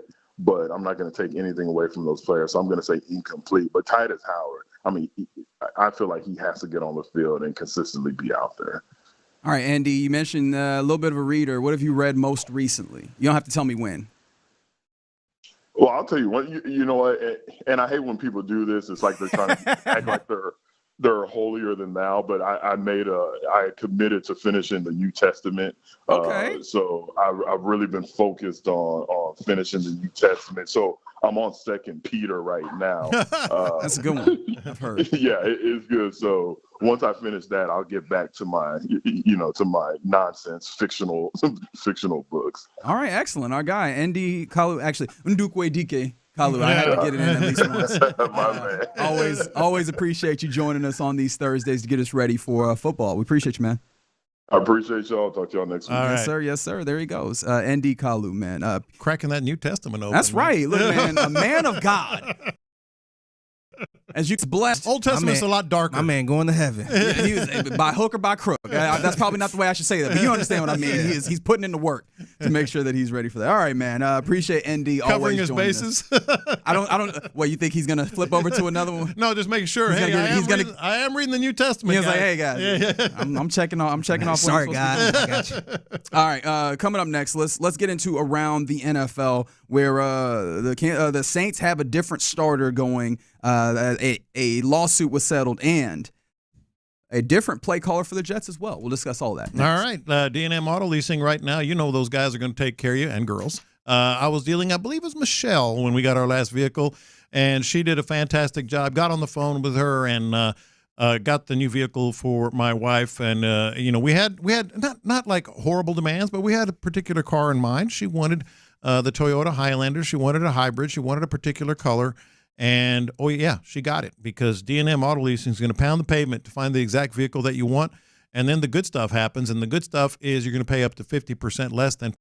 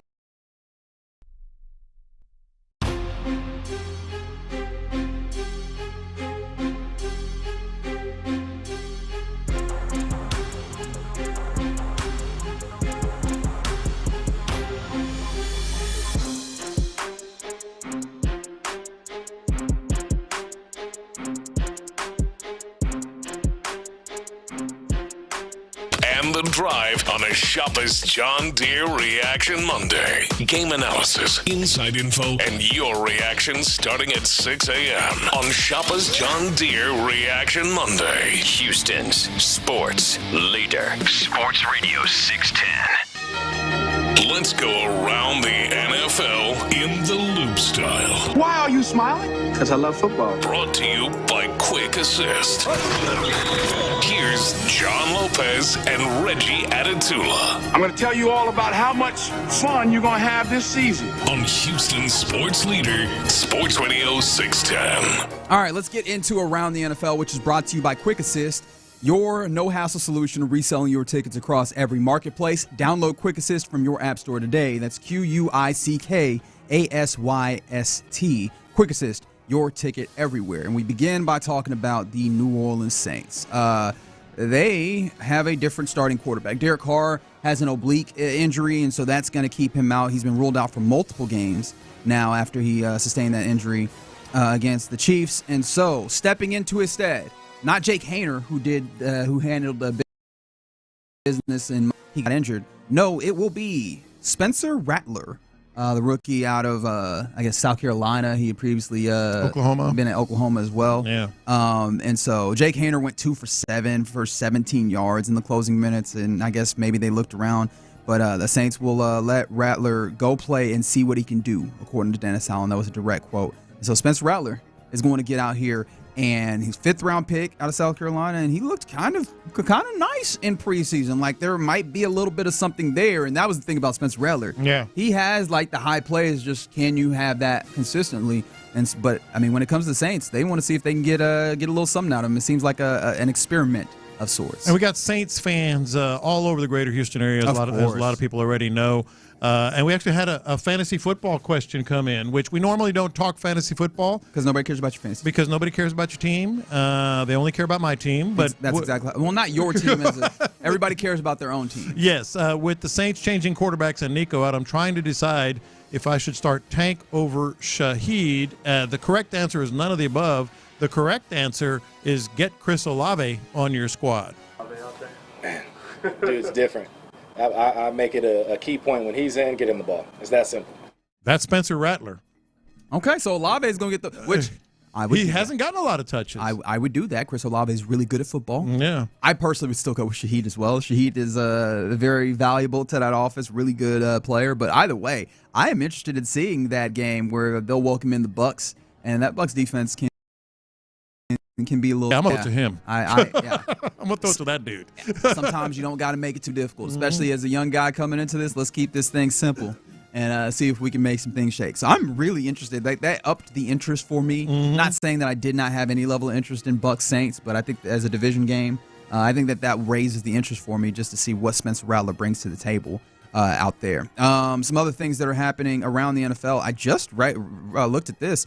Apparently, Bears ownership, George McCaskey, and I guess chairman of the Bears, I guess is the way to say, he confirmed that the team had a pursuit of Tom Brady in 2020. Brady said it last week, right? Yeah. And Brady said it, and of course, during actual week 4, in fact, so I guess, a week, more than a week ago at this point, on the broadcast, he said that the Bears were very stealth in their recruitment of him. And George McCaskey agreed. He said, well, that seems like ancient history at this point, but I do remember we were interested in pursuing him. It didn't work out for us. Worked out great for him in Tampa. Man, how things could have been different. I mean, I guess once Tom has already said it, you have to, I mean, I don't know, the denying or whatever, or, kind of moving away from it is anything. But if you're a Bears fan, how sick do you have to be? I think any fan that hears that. Yeah, but Bears in particular. Who was the last great Bears quarterback? Jay Cutler? That's saying a lot, man. Do you want to use great's generous? I was like, do you want to use the word great there? That's saying a lot. Great's generous. Because even the one that people always point to is Jim McMahon, and he wasn't great, and he wasn't great either. Right? Like they just, as a history for them, quarterbacks has Rex been a Grossman. Oh God, the Grossman. Yeah, you did. They could have had Tom Brady, and especially maybe at that time, some of us possibly on this show might have called Brady washed at that moment. But now you see exactly what he went and did in Tampa. You're like, man, That could have been the Chicago Bears, but it wasn't. Woo, don't Google, helpful hint, don't Google greatest Bears quarterback. Ooh, okay, but you already have Justin now, Fields. So. Sid Luckman. Sid Luckman is on the list. That's one of the names that comes up. Also on the name, Jim Harbaugh is on the list. Oh boy! Again, we are really stretching the word great there, aren't We're talking about Hughley here, man. It is It's kind of impressive though, because they did have a run in the 80s. But how are you an NFL franchise since the NFL started? Never had a franchise quarterback. Like since the beginning of NFL time. And the list, I'm looking at them right now. List of American football quarterbacks: Chicago Bears, Cordell Stewart. Jay Cutler, Sid Luckman, Jim McMahon, Jim Harbaugh, and that wasn't Rex even Grossman. Pittsburgh. Cordell Stewart. Good gravy. Nick Foles, he was a Bear at one point for a very short period. Yeah, I think he got paid because of that Super Bowl. Steve Walsh. Yeah, shout out to the 281 who said, from Chicago, raised in Houston, go Texans. That's crazy that you have had a better quarterbacking situation in the short tenure of the Houston Texans than the Chicago Bears. The correct answer is Sid Luckman, by the way. That is tough. Mm-hmm. That is tough. And you could have had Tom Brady. Wow, that's what a gut punch from 4 years ago. Hey, man, Caleb Williams, right? Like that's got to be. Maybe that's the reason why it's the one silver lining is that doesn't come out till at least you have some hope on the horizon. Yeah, I think it didn't happen last year. This news didn't come out last year. Oh my gosh, there have been things on fire out there. Another place where we talked about a lawsuit being settled. Man, this is interesting. I've been following this for a while. Jim Trotter.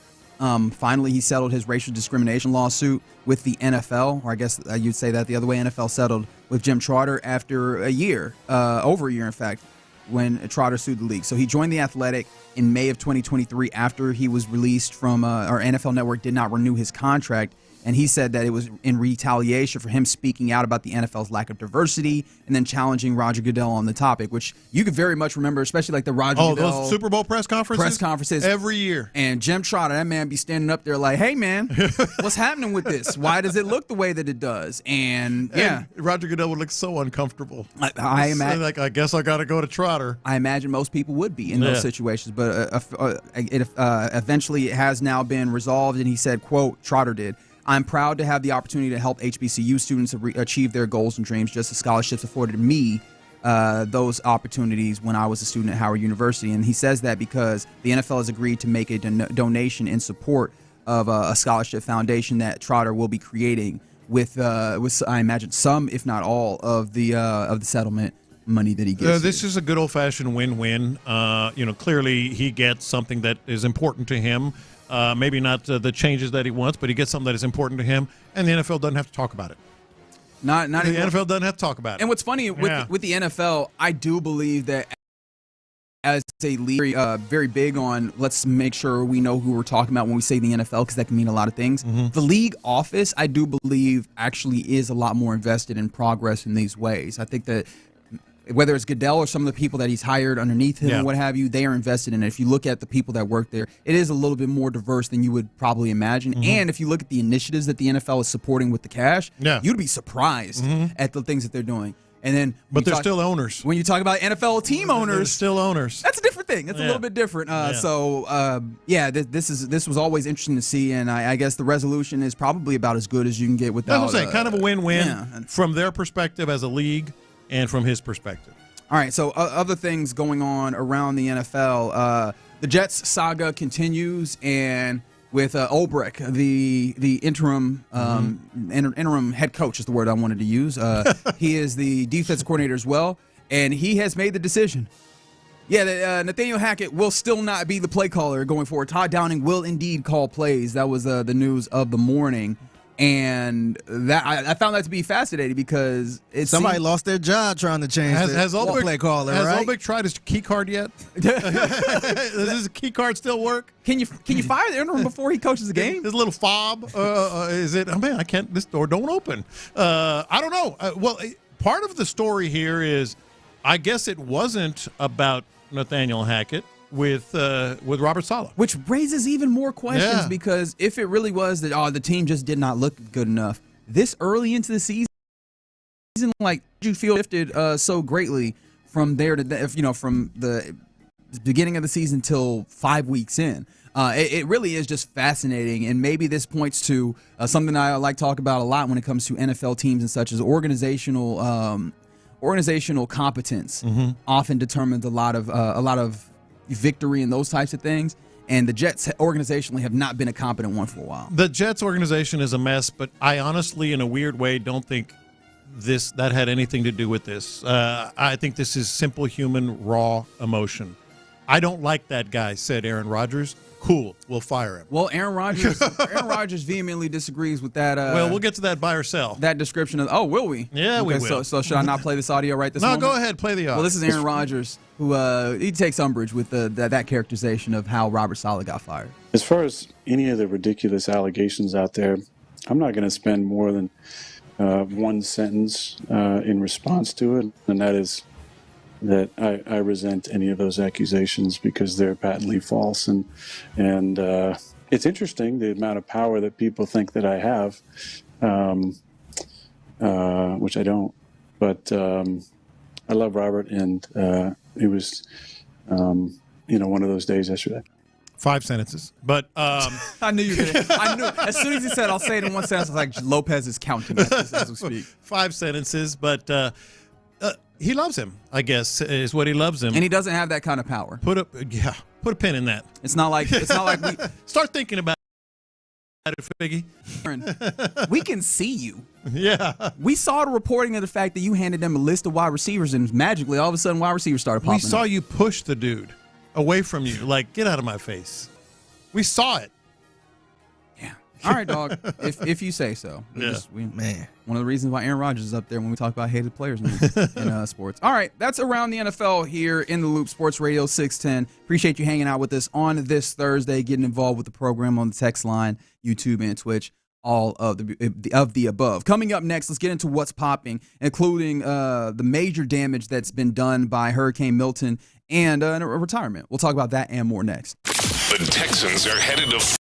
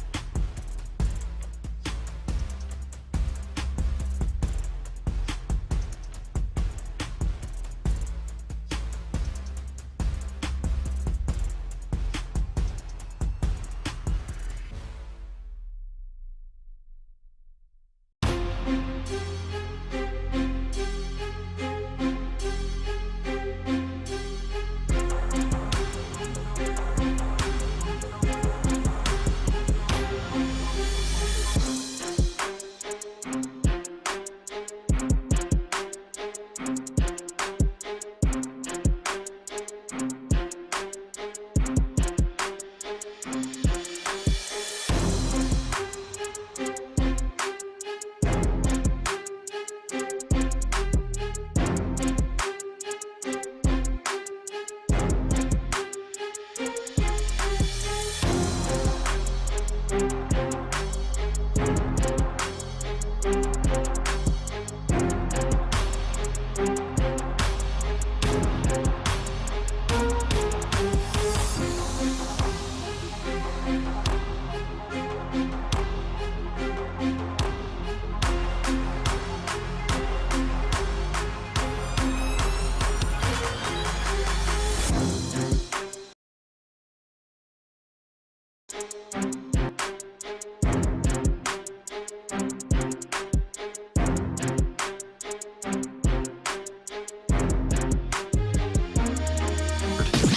biggest stories in sports and entertainment. Sports Radio 610 style. In the Loop presents What's Poppin'.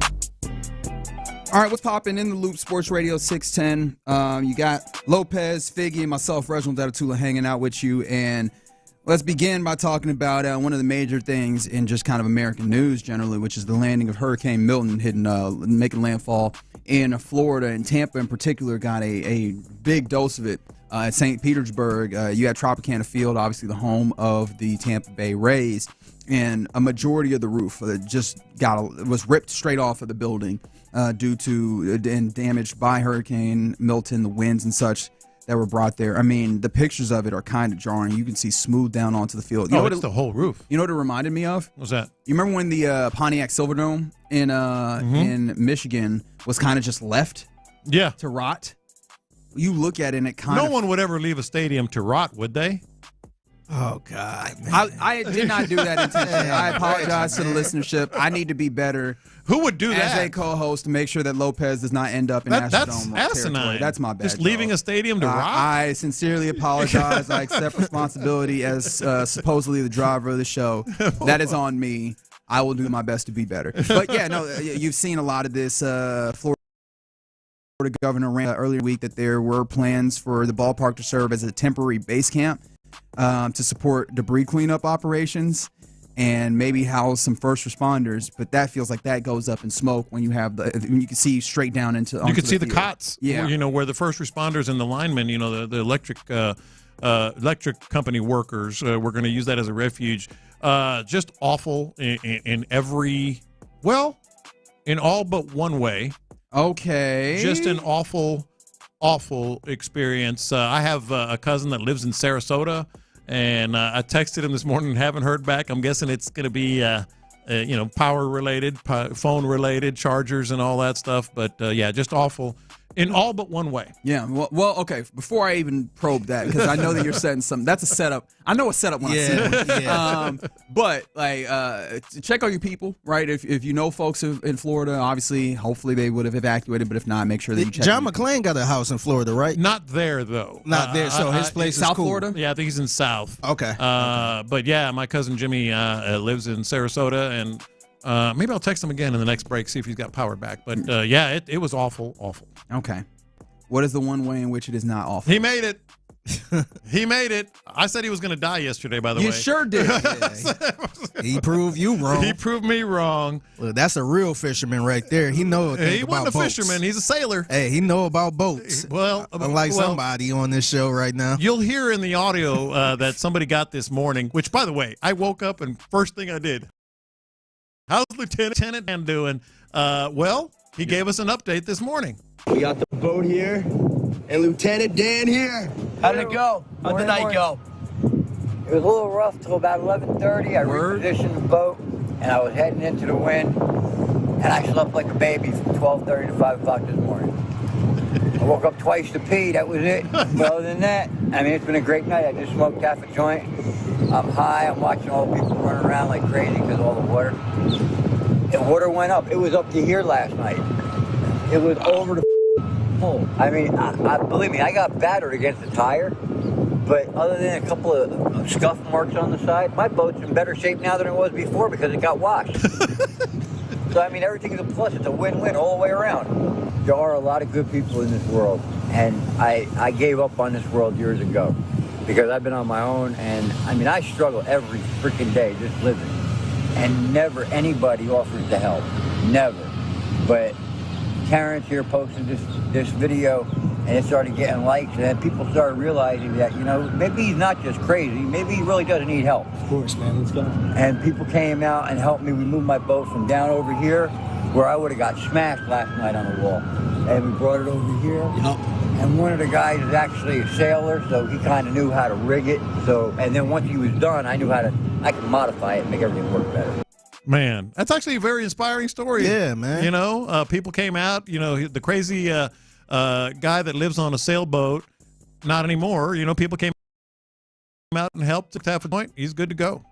Yeah, I was about to say, man, it sounded like he had a better night than me. But then he hit us with that reel, like, hey, man, I've been out here struggling, and y'all didn't care up until I got here saying funny things. So, yeah, that's good thing he moved the boat, too. You couldn't hear it. I mean, you couldn't see it on the audio. Like, his boat would have been destroyed where they had it tied, and then I guess some sailor came and said, you need to put it over here, or whatever. And maybe they saw how the waves were going to react and everything. And he said it was a little rough. I've been in a little rough. It was more than a little rough. He said he slept like a baby. Slept like a baby. Only got up twice to pee. That's right. Which, John, you know a little bit about that, huh? Every break. All right, so one more thing, I guess, that we find a little bit of a silver lining in what is a terrible natural disaster tragedy. Was a little bit of reporting that was happening during the course of Milton. And we got back to sports a little bit in an unorthodox way. Mike, we definitely enjoyed the little halftime show that Mother Nature gave us inside Milton, but now we got the second half. And, I got to remind everyone that you might still be in the eye right now. There's a lot more to go. I think back to, the Atlanta Falcons first half Super Bowl winner. We know what happened to the second half when the Patriots came back to life. So do not sleep on the second half of Milton, and we're definitely concerned now. That's what you call catching strays, isn't it?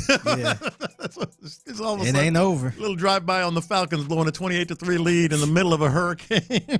Yeah, you're never going to live that down. Kyle Shanahan got to hold that forever. Dan Quinn got to hold that forever. That's just going to right here in Houston. Yeah. Yeah. I saw this morning, and I found this to be fascinating. Apparently, Kendrick Perkins, the pride of Beaumont, Texas, I like to call him, is offering a company that was founded by him is offering college and high school athletes upfront money in exchange for a portion of their NIL earnings. We've seen this a little bit in like baseball in some ways, but in essence, breaking this down, maybe not as kindly as some others might. It's a predatory lending situation where you can get up to $25,000 up front, but then they're taking a percentage of your name and image and likeness and, being able to sell that and maybe, doing that through your college years possibly. And this just popped up to me as like, oh, this is yet another reason when another thing that happens when you do not have any level of regulation around this sport and what it's doing, because it's all the Wild West, and when it's the Wild West, people gonna come in and grift. Predatory, you use that word. I think that's a good one. His intentions, might largely be pure. Sure, they might largely be pure. I could read you the way that he lays it out, and if you listen to the sell, it's not an awful sell, right? Like there's guys that need money, and you can kind of get that up front. It allows you to kind of do that, and not have to worry about things for a little bit. You could take your time. But you talk about slippery slope. 100%. Whoo, baby.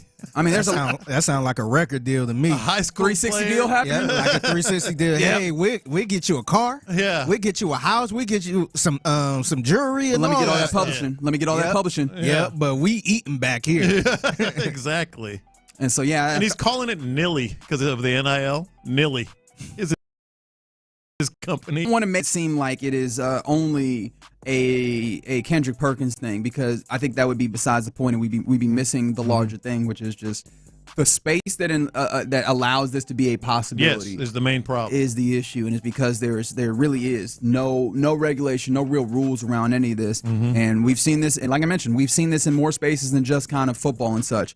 But this is the first one, and we also have some of these kind of deals, but just this is the first one that actually has payment up front. Yes. So in a way, it is better than some of the things, but it still highlights one of the issues that's happening in college sports, and I guess like prep sports as well in that space. Back to some other things. Baseball. How about that? The baseball continued to be very good. We have one of your Final Four in baseball as the Mets dispatch the Phillies. And the Phillies got to be sick, right? Oh my Philadelphia sports fans got to be absolutely sick. This is the second year where it felt like they should be destined for some really all good year things. long. and they just fall out maybe a round or two too early. Last year, I thought that they were going to be World Series bound, and they got by the Diamondbacks. And now this year, the Mets, the just Pete Alonso led, just Miracle Mets. Miracle Mets. Yeah. Is that what we need to start calling them, Miracle Mets 2.0? 2.0. Just sick in Philadelphia. It doesn't break my heart, but and we'll get to this during confessions. Something in the other series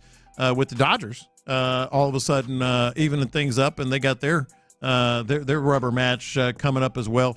I said it yesterday. It's just been a very entertaining, because I don't have a dog in the fight. Yeah, just a very entertaining post. Hell, yeah, the Tigers have been they've been finding a way to get to some of these guys in the bullpen, just opportune, timely hitting for the Tigers as well. But yeah, I still maintain that I have been thoroughly enjoying Dodgers Padres. This one I was kind of appreciative of, that it kind of got out of hand early, so I could kind of turn my attentions elsewhere. But it was still fun early on. Mookie started it off very early with the homer, and I was like, okay, we are off to the races, and we will get a Game 5, a do or die must-win game. Always fun when you get to the playoffs, postseason in any sport. You're getting another one of those here. Actually, and Ohtani showed a little edge last night. He sure did. Which really, I get it, because he got thrown out at home. If you didn't see the game, there was a line drive down the line, fair ball, but after it crossed third base, it hit the third base umpire's arm or hand, and the guy picked it up and threw Ohtani out at home. And Ohtani saw the replay in the dugout and then turned to the umpire and bleeped him up one side and down the other. A little bit out of character for Shohei, but that could have been a monstrous play in this game. Yeah, so I said that's the one Game 5 that we'll have. The other two series, they leave open the opportunity for a Game 5. The Tigers get going at 5 today, have an opportunity to book their ticket to the ALCS, which, again, just feels wild to say. Team of destiny. Oh, God, here we go. They're still on TBD when it comes to the pitcher, probable pitcher today. They might go with another chaos day, as A.J. Hinch called it when the Astros faced them. And then Yankees-Royals moves on, as the Yankees have an opportunity to punch their ticket to the ALCS if they get a W. So baseball. One more thing before we go here, or I guess one more thing before we go here. If you are a tennis fan, we already brought up tennis once. I did not think it'd be a 2x tennis day, but here you go. Rafael Nadal officially retiring from tennis. It seemed like that was likely after his last appearance, but no, he officially made it known today that he will be retiring from tennis. One of the great ones, in fact. King of the clay. King of the clay. He has the most French Open wins, right? I think so. I'm pretty sure he does. Yeah. And kind of a polarizing guy, which I've liked him. Yeah, so at the end of the 2024 season, he's going to hang it up. 38 years of age, 22 Grand Slam wins, and 14 of those are French Open titles, obviously. The thing that I love about Rafael Nadal is just he practiced like a crazy man. Like, he just ran forever, and you saw that in games. He just had stamina, had range. And if you know anything about me, just folks that can run in sports, if you can run, you have a high likelihood. Got your attention? Yeah, 100%. 100%. And of course, I get a text from one of my homeboys saying, well, the Tigers they're running up against a team of destiny. The Phillies did. And so what did I expect? Yeah. God, I shouldn't let him get to me. Yeah. And yet still, here I am. It's not true. They're just having a really good year. He doesn't care. Team of destiny, man. He just wants the reaction. He's getting a rise out of me. All right, you're in the loop. Sports Radio 610. We are still getting ready for Texans and Patriots on Sunday.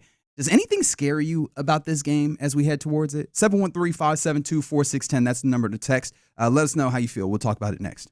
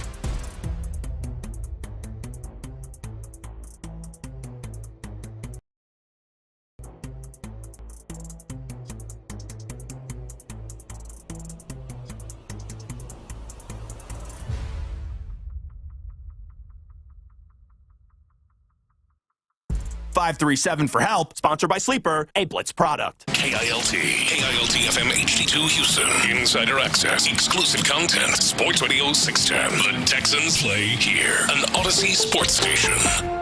Sports Radio 610 presents In the Loop with John Lopez and Reggie Atatula. All right, you're in the loop, Sports Radio 610. John Lopez, Figgy Fig, and Reginald Atatula hanging out with you as we are continuing to get ready for Texans Patriots. That'll happen on Sunday.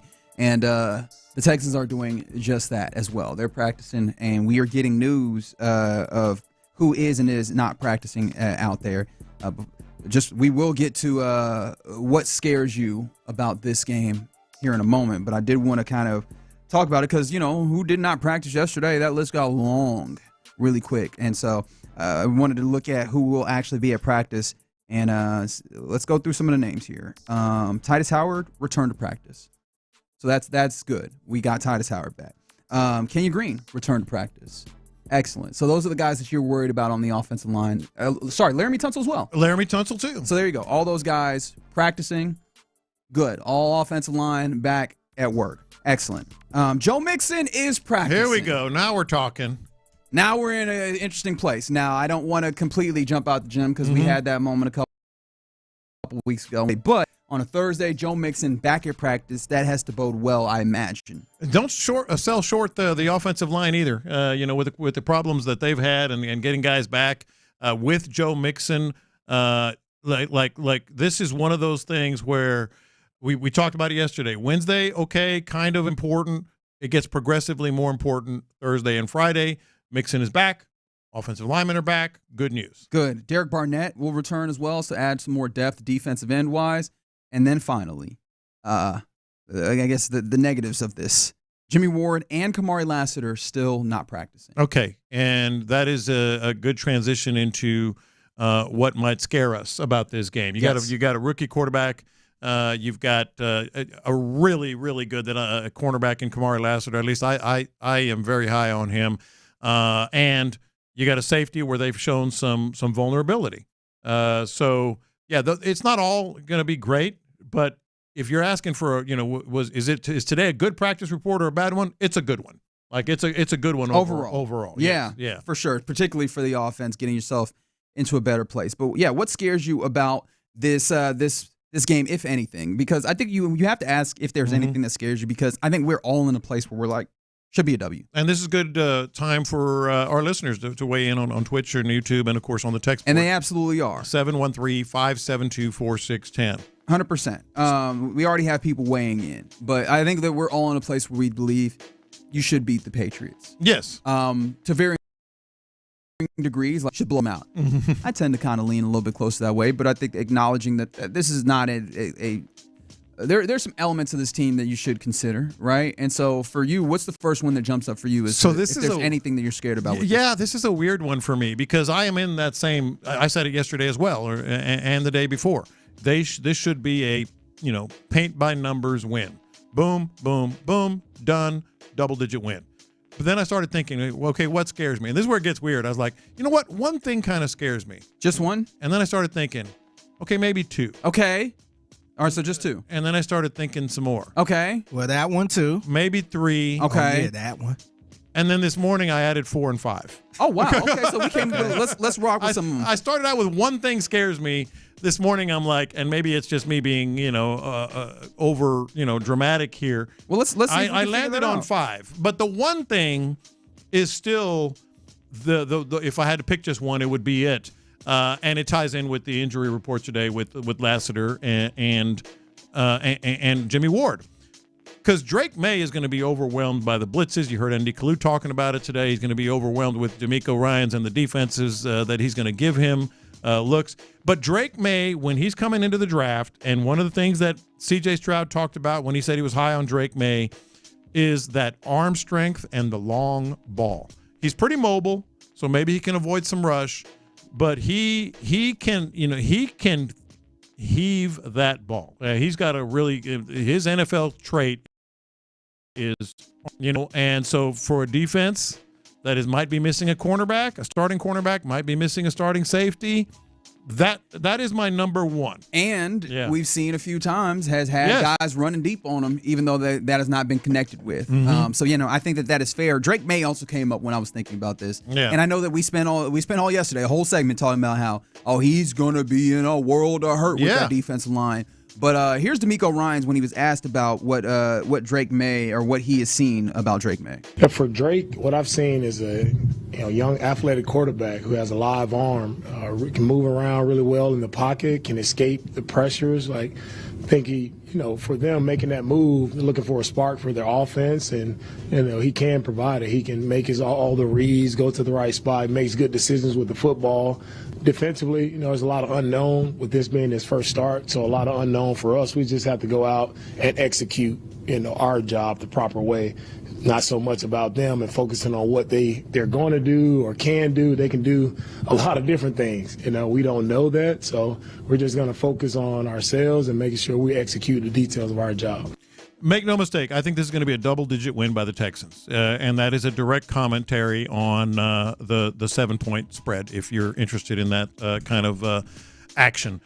But then, but that's true. He's got a live arm, as D'Amico put it, and if this team on the road, crowd gets into it, if they hit a big play, that would be my one concern. But I do have 2, 3, 4, and 5 in a minute. Well, before we move on to 2, 3, 4, and 5, I think within the live arm is part of it, but I think also – they're making this move in part because Jacoby Brissett was buried being sacked. And I think that they're not just putting him in there because, we're going to do the same thing and he'll be able to move a little bit more. I think they're actually going to try and move the pocket. Yeah. I think they're going to, and one of the things that you do also when moving the pocket, booting out, you cut the field in half, you make it a little bit easier. Because I know D'Amico, I think some of that was coach speak in that when you're talking about an opponent, you never want to undercut them. You want to, pump them up no matter how good or otherwise they are. But I think that there is something to be said for, like, the decision-making might not be at the highest level, particularly if there's a level of pressure. So I think they want to move him around. And what happens now if you have him moving around and he's able to find some success in that, right? And you're not able to just kind of pin your ears back and go straight at him. You have to kind of move the pocket and such. So I think that is something that I guess is a concern. I don't know if I'm scared of it per se, but that was something that came up for me. All right. 2, 3, 4, and 5. Let me ask you and Figgy about all of a sudden I started overthinking this, I think, and maybe not. So the one question I had, the don't ignore in victory moment I had after this last game was about the interior defense and the way that the teams can rush the ball. And I asked the question, I don't understand why more teams don't just pound the ball on this interior Texans defense. And here's the thing. The Pats, for all their flaws, they're not bad running the ball. They're 8th in the NFL running the ball. When it comes to yards? Yeah, when it comes to yards. So maybe they're going to go jumbo like we saw numbers. So that kind of scares me a little bit as well. Yeah, 9th in yards per play. The only thing that gets a little interesting for me is that when it comes to like efficiency necessarily, it's not super high. 24th is where I get there when it comes to EPA per rush. And so maybe that ends up being beneficial to you where they're not going to be super efficient in the way that they run. But yeah, no, I mean, at least when it comes to the raw numbers, which can be more, more important in some of these instances, yeah, that might be a possibility where they lean into that now. Something that I guess is helpful if we're looking at injury reports. They have some guys on their injury reports as well, and one of those names is Ramondre Stevenson, who is one of their big back wide or running backs that can kind of make some hay and move some bodies, right? And so he was yesterday. Yeah, in this practice we'll see about their report today. Exactly what it looks like today, and if that's maybe like a veteran or rest or something to that effect. But, yeah, if he is less than 100% or even if he does not play, I think that would limit their abilities there. But you're right. That is the one thing I think when it comes to offensively that they can do at probably a better level. Number 3, and this is me kind of, sort of picking nits and overthinking things. Are we sure that the penalties are done? Are we sure? They went all the first 4 games. Like, oh my gosh, these self-inflicted penalties, these pre-snap penalties, are they're driving us nuts. And then they kind of cleaned up things except for the third quarter. Well, now they're back on the road. Yeah. Now they're back on the road. Are we sure? That's a great question. Yeah. Because yesterday, this past week on Sunday, I think that there was some there for a half. I started getting cocky. I was like, oh, man, look, you're not the one who's dealing with the penalties. Third quarter rolled around, and I got quiet. I got quiet, right? Those penalties popped up, and so was that a factor of, okay, you just kind of kept it clean for a little bit, but they're still there and you can't fully rope them in? Being on a road environment, we'll see if they were able to make sure to keep all those things in tow and be on their P's and Q's and not end up in situations where you're killing drives and making it tough on yourself. And, that's going to be very that's going to be something absolutely worth watching. Or even helping them extend drives in ways that they should not have any business extended. Yeah, absolutely. So that's a watch of this kind of thing. And then 4 and 5 are very much nitpicky. But I started thinking, okay, what scares me? What could scare me? Number 1, as I said, Drake Maye's arm strength might be the only one that is real to me. But you are going to be, as much as I say don't panic, you are going to be without your leading receiver. Okay. I mean, you're and I put on their leading rusher, but it looks like Joe Mixon might be back. Maybe. Or should be back. So, like, as much as I say don't panic, they're equipped to handle this. You're still without Nico, And then number 5 would be it's a long trip to New England, man, and this team has not been real good on the road by any stretch. They haven't won here, right? 0-for-7 in New England. In Foxborough. In New England. So they had not there done, is that. Now you're talking about different calibers of team. Exactly. Previously, but I mean that history is there, and I don't really put very much stock in it, but it is there, and so those are some of the things that we were thinking about. I know on the text line 82, no Lassiter, athletic rookie quarterback, never won in Foxborough. Fall starts on the road. All right, Black Greg, you hit all the things that we were planning on hitting. Robert Lacey on the YouTube mentions, go look at the Patriots offensive line. Drake Maye will be overwhelmed. It's not a good offensive line. They're definitely missing some things. Like it's been a problem, especially in pass protection. However, I do think that they can move. They can at least move the pocket to try and make it easier on them. I don't think that that's going to be a definitive issue. I just think that that's going to be something that's a little different. And yes, the Texans did, blitz the mess out of the Bears and Caleb Williams. I think that they'll do the same.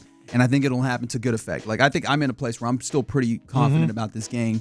But we're just trying to tease out if there's any level of thing within there. I go back to, the unknown with Drake Maye. I think he's going to be overwhelmed. I want to reiterate this. I would bet on the Texans, and it's a big spread. It's 7 points.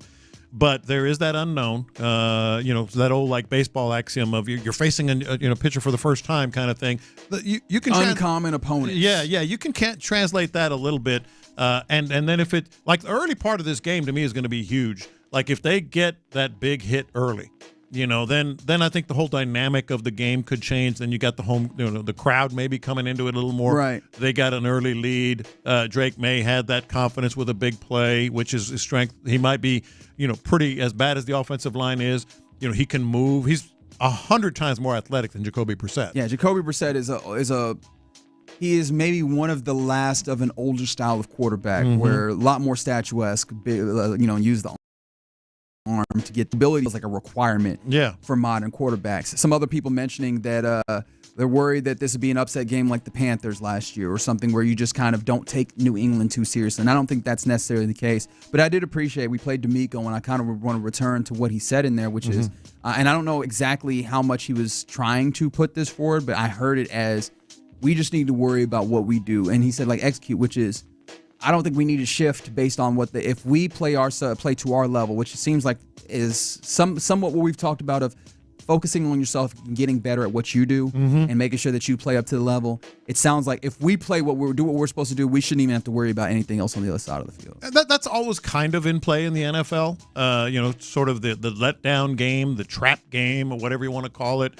That's in play, but I'm with you. I don't think this is going to be anything that's going to be necessarily in play with the Texans. It kind of helps that in a sense that Nico is out. Obviously, it's not a good thing, but there's that whole, oh man, we really got to step up our game here. I don't think they're going to be taking anyone lightly. So yeah, I don't know that there's very much that we are scared about with this game. You want to recap 1 through 17? It started out as like I was like, one thing scares me. No, it's 2, 3, 4, maybe 5. Drake Maye, arm strength, mobility, being able to hit that big play as we just talked about. The running back, the Pats running game is really not that bad. It's probably the best aspect that they have. Yeah, it's eighth in one sense. It's top 10 in others statistically, and the Texans defensive line susceptible to teams pounding them. So that's 2. I'm not sure. I want to find out. I think this game will go a long way in determining are they over the whole brain lock penalty thing. Sure. And then the very minor things, which we just talked about, sort of the getting to New England, long travel, taking them for granted, all that. Nico still not being there, especially with someone like Christian Gonzalez. Like, it does matter. Like both those things. Is Christian Gonzalez good enough to maybe make it so that one of your wide receivers that you have out there is a little bit less capable of having a day? Yes. And then now the balance of what you're trying to do, does that get thrown off? But yeah, I think overall we're still in a good place in how we feel about this game going in to New England. So there you go. In the Loop, Sports Radio 610. Coming up next, it's about time for some lunchtime confessions. Let's get you those next.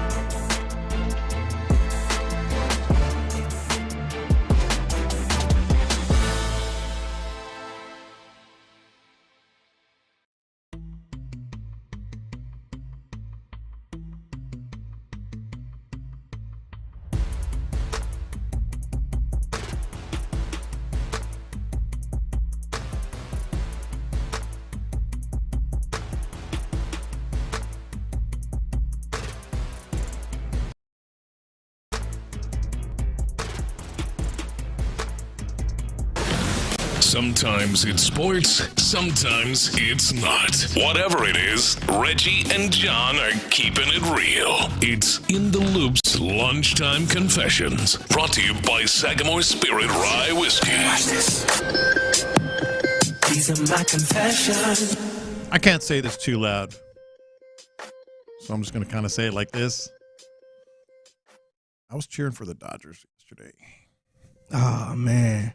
You are a POS, man. Yes, but that's beside the point. What's wrong with you, man? I was cheering for the Dodgers yesterday, and I'm like, what am I doing? It's Ohtani. I mean, it's just, is that fair, the player, not the team, as they say? I hate the Dodgers. I've always hated the Dodgers. Even when they were in the National League, the Astros were in the National League. Do you? I hate the Dodgers. But I was watching the game. I was flipping back and forth. I was going back and forth into the two rooms where I had the TVs on, and I'm like, come on. And I'm like, wait, what did I just say? what did I just say? It's because of Ohtani. I love that dude, man. He's fun. Is that wrong? I don't know. Am I the worst? I don't know if I'm the arbiter of these It's not things. wrong to love the player. Yeah. But you can't say I'm cheering for the Dodgers, What I'm man. saying is, like last night, I was like, I wanted to see, Ohtani succeed.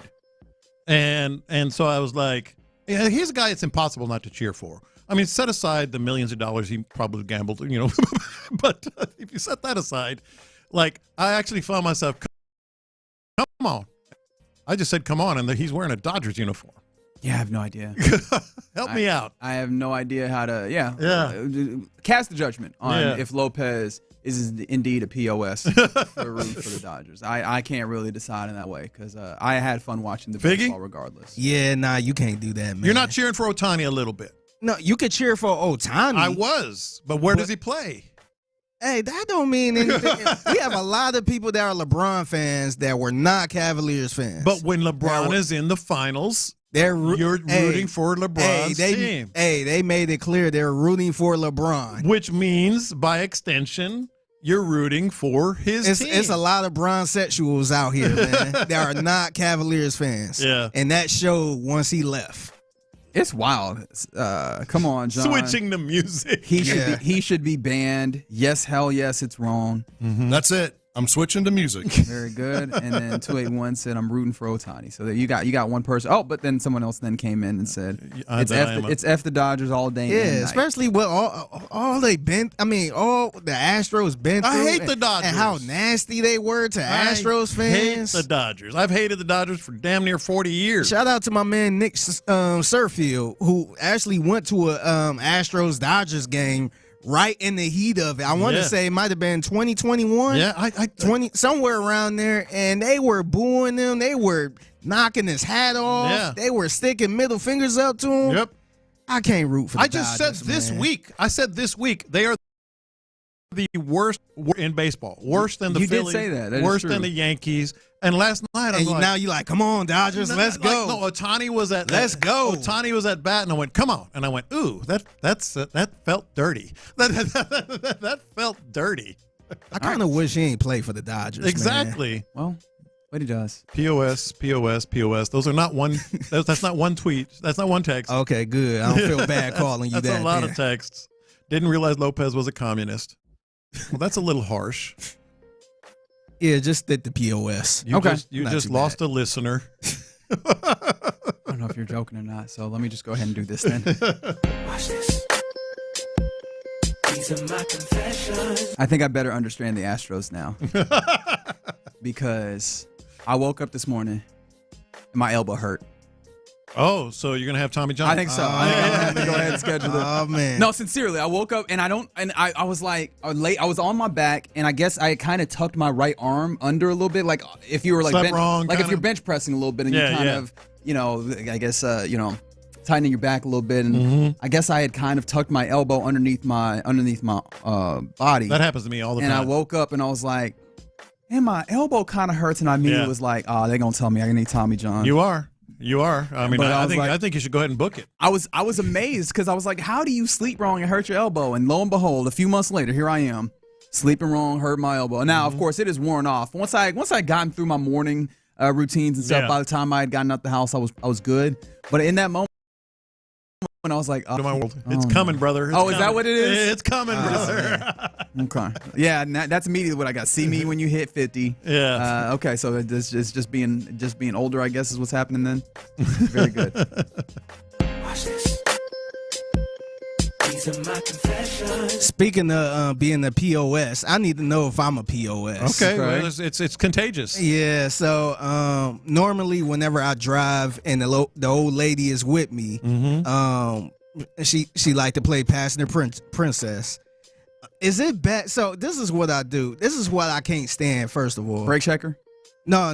Cool. When somebody in the passenger seat, mainly her, answer a phone call and just be entertaining the whole phone call that had nothing to do with me, and so now I got to cut my music down so she can talk about what she had for lunch today, and oh girl, what you doing, and all that stuff. So this is what I do. I want to know if I'm a POS for this. Okay. So the longer she stays on the phone, the more I cut the volume up. Just a little bit. Just a little bit. It's like playing off music at the Academy Awards. You start playing her off. Playing her off. Wrap it up, B. Yeah. To the point now, I think her family is in on it now. They kind of know that I don't like that. So every time like her sister call, her sister be like, shit, they have FaceTime, and her sister see she in the passenger seat. Oh, you in the car with Edward. I'll call you back. So am I bad for doing this? Because I think it's brilliant. I think it's brilliant. It's people do, and look, it's passive aggressive. That's the one thing about it that I'll say I'm not sure how much I like. However, I do think it's a good move. I think it's brilliant. I do think it's a good move. See, it's one thing when let's say she answered the phone and whoever's on the phone talking to both of us, where we all engage, but. Like, y'all talking about stuff that I have no clue. Like, I don't know what's going on. Nor do you care. Yeah. So now I got my music down. Like when I'm in the car, music kind of get my vibe going. Yeah. Exactly. And now I got to put a pause on that. So you could talk about what Sally did at work and all this other stuff. I'm like, I don't care about. Can you believe she took my staple? Yeah. So I'm like, me personally, when I'm in the car with somebody and let's say my old lady do call, I'm like, hey, I'm in the car with John. I'm going to call you back as soon as I get out the car. I don't want to be rude and just be on the phone and force you to cut your music down or stop the conversation. Well, if you were being rude, you have had some converts from 713. Brilliant strategy. I'm That's adding brilliant. it to my playbook. That's from the brilliant. 281. Figgy just changed the game. No, he's doing playoff music in the car. Yeah. He said, you have gotten your allotted time. Yeah. Wrap it up. Yeah. Watch this. These are my confessions. So you had an interesting thing this morning. Coincidentally, I had the most bizarre thing, and it happens occasionally. I'm sure I'm not alone. It's probably happened to Figgy. It's probably happened to you. So I wake up in the morning, nice night of sleep. It was all good. I very rarely remember my dreams, so no, I didn't dream, have any wild thoughts about my dream or anything. Pour my coffee, and I start going,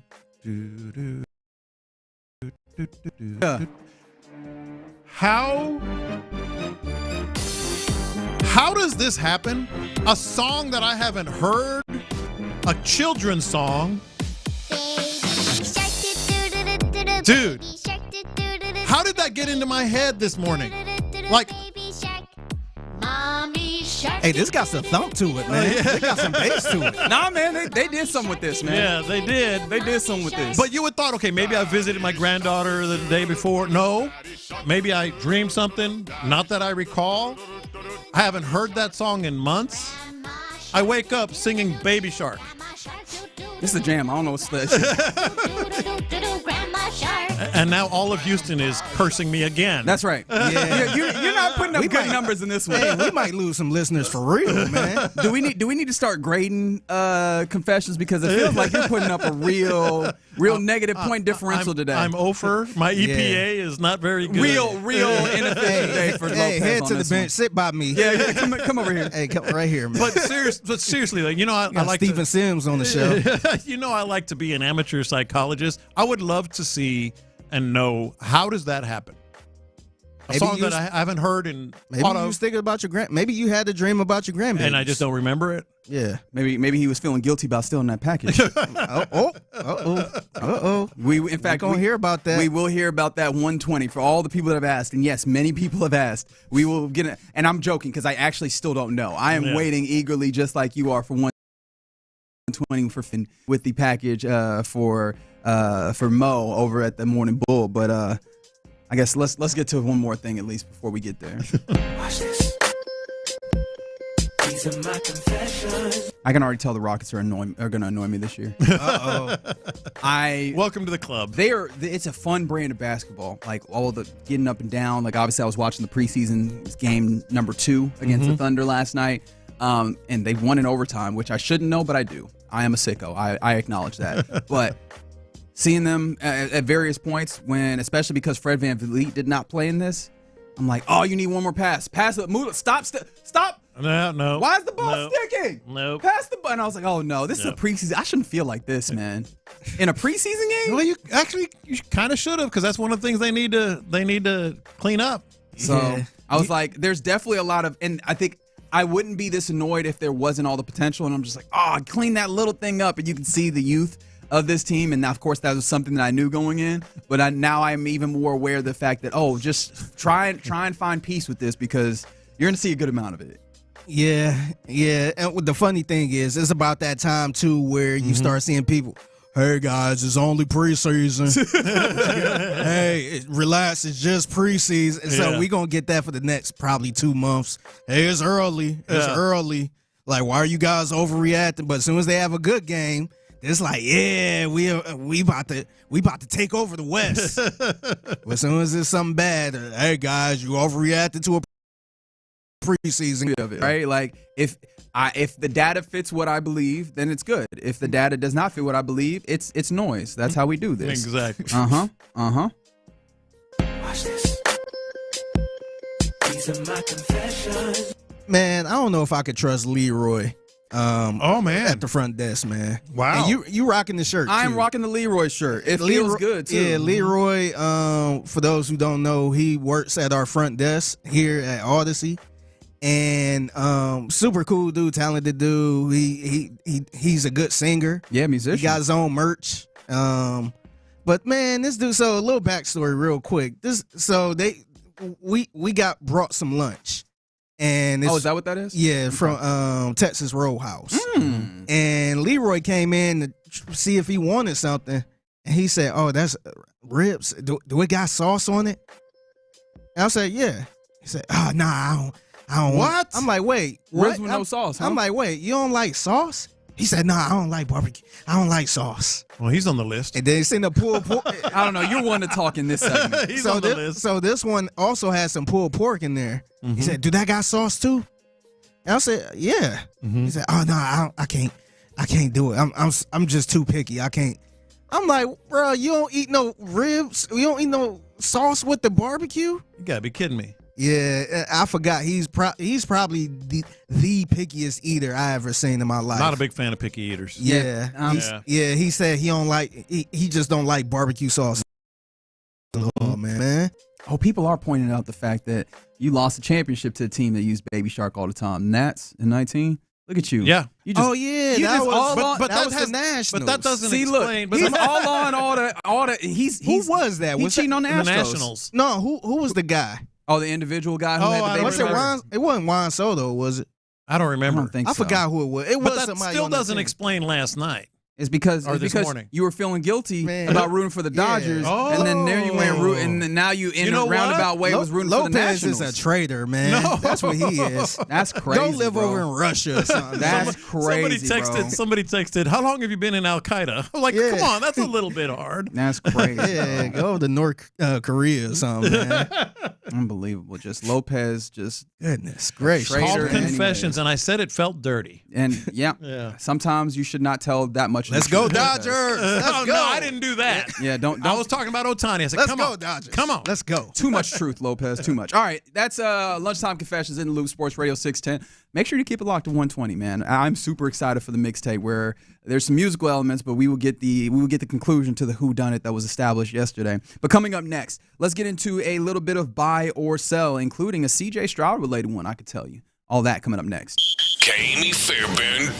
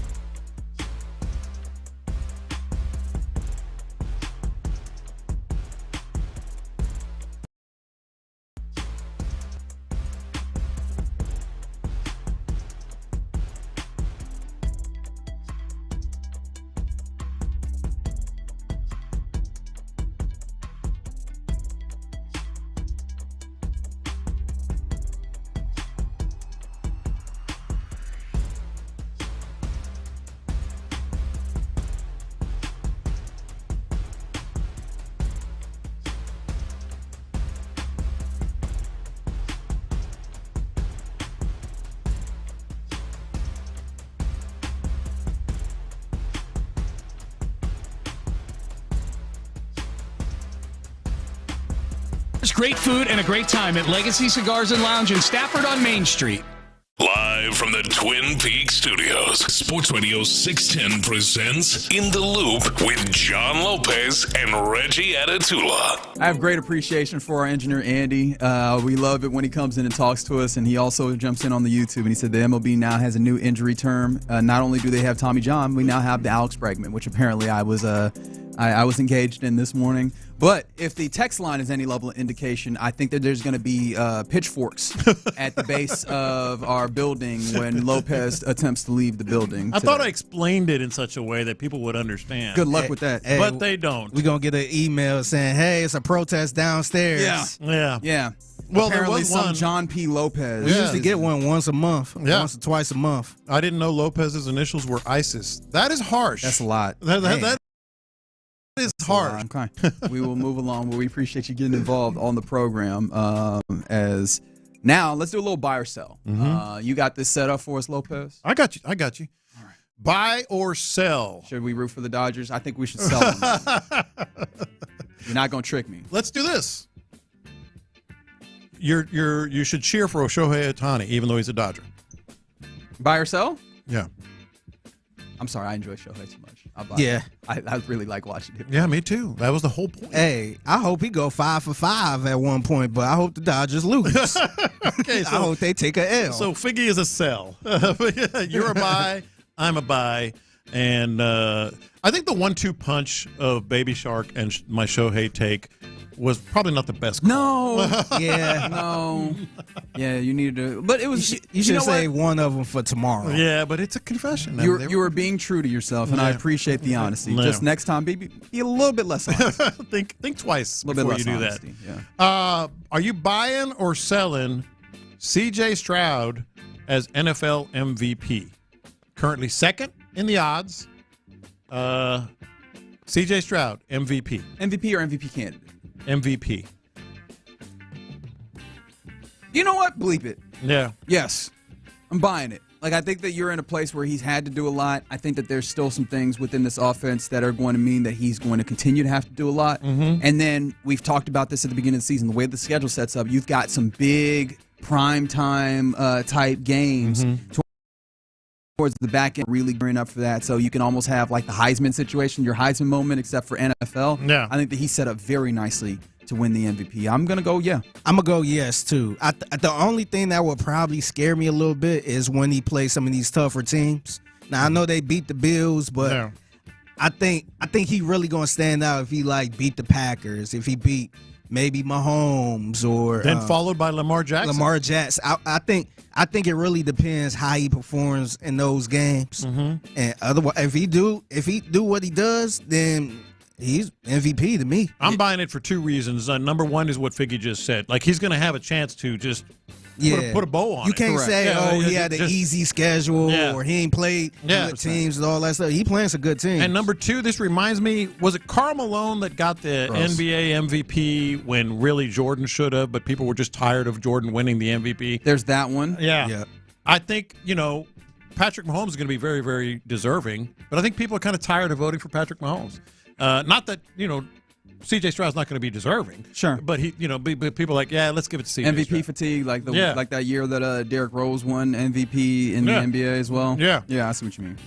All right, buying or selling. I got a 1-2 punch here involving the New York Jets. First one, Jets owner Woody Johnson said that, yes, he spoke with Aaron Rodgers on Monday night, but they didn't talk about Robert Saleh. And what the hell did y'all talk about then? I don't doubt that they talked about some level of ayahuasca or life or something. I feel like the way that Aaron Rodgers kicks it, where he just wants to talk about other things. But yeah, no, I'm not buying that at all. I'm selling that, especially with the consideration of if you talk to him Monday, that it can't have been far from your mind the idea that you were going to get rid of Robert Saleh, and it would be be irresponsible for you to have a quarterback of that caliber.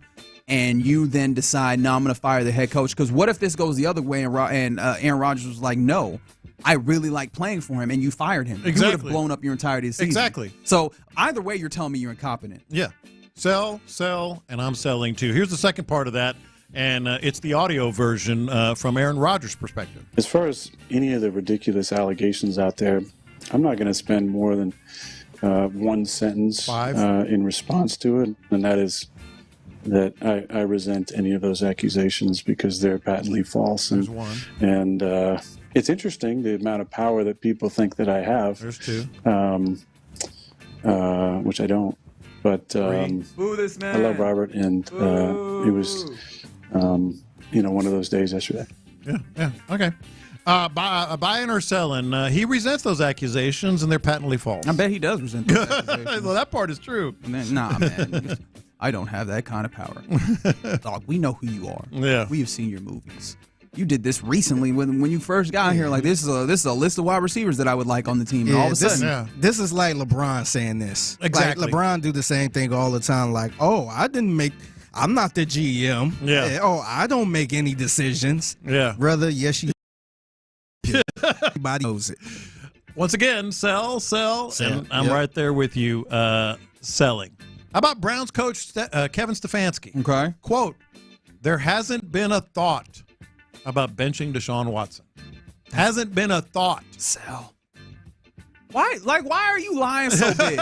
This is the thing I don't get. All of these, for the most part, when you, especially the Jets in this one. Hey, man, you don't have to go so big with your lie. Like, I don't know if this is like a moral thing to say, but hey, when you lie, try and keep it manageable. You know what I mean? Like, leave a little wiggle room for yourself. You went too big. No thought? Yeah. And I guess maybe that's the thing, is if you're defending them, you have to the way he put it full-throatedly. is what got me. But yeah, like maybe you haven't even thought about it. Talk about not doing your job. Yeah, come on, dude. Like, you have to have those considerations, especially with how piss poor that dude has been under center. But, like, you might be able to get out here and sell me on, no, it just doesn't make sense. Yeah, we're not going to do it. We're not going to. We refuse to do it, right? Yes, like, that's another thing. I could buy that. You're not going to tell me you haven't thought about it, especially when, like, as a two-time coach of the year, people got to be talking about if you're going to keep your job behind this. Yeah, I think the other excuse they use is, it's not just him. It's other people. It's the offensive line or the receivers not doing their job and all that stuff. Nah, you got to think about something because the season about to be over. Yeah. The season about to be over, and if it's over, somebody's going to lose their job. And to be fair for him, like, I do wonder if the situation is I can't say the fact that I can't bench him because his contract is as such. Like, maybe that's the case. I don't know. But, it feels like there's got to be a better way to handle this than just flat out lying in this particular way. Yeah. All right, I think these last two either way, so interested in y'all's reaction. Jerkson Profar threw that baseball to the Dodgers dugout. He said he wasn't throwing the baseball at manager Dave Was Roberts. that Profar or was that Machado? Oh, it was Machado. Okay, Yeah. Because I was like, I don't think Profar was even involved here. Manny Machado? It was Profar made the other play that I was thinking about. So Machado said he was not throwing the baseball at Dodgers manager Dave Roberts. I'm going to buy this. But I know he knew which dugout he was throwing it into. Like, I do think that there was a little frustration, and he knew that he probably knew that there's a net there or whatever. I don't know that he was particularly going after Roberts, but I know that he was not happy with the Dodgers in general. Yes. So I'm willing to buy, especially because they have a prior relationship, that maybe he was not angry at Roberts himself, but I bet he was not. He wanted to avoid or kind of display the frustration that he was feeling. Yeah, I'm going to buy that, too, just for that last part Reggie said. They did have a relationship, and you could tell Dave Roberts was kind of like, dang, that's a little bit weird. Yeah. I thought we had some type of prior relationship, so I don't understand why. So I think I'm going to buy that, but I do think he were trying to throw the ball at that dugout on purpose. I'm buying it too. I think he was just sort of like making a little statement. He wasn't trying to hurt anybody. I don't think he was singling out. We ain't scared. I think that's what he was like. I don't think he was singling out Dave Roberts. Yeah, exactly. All right, last one. This was an interesting one to me. Deion Sanders was asked in a press conference, I believe day before yesterday, who the better athlete is or was, him or Travis Hunter. And he said, it's not had turn.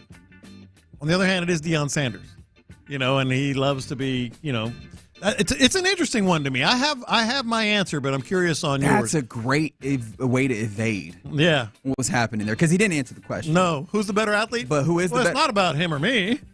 That is him wanting to say him. Yes, but I would actually, and this is recency bias. I'd go Travis Hunter. Well, sure, but so you're selling. That he, I don't even know what he's trying to say. That's the thing. So is he trying to say he was the better one, or he's deferring? He's deflecting, which I think I'm with Reggie.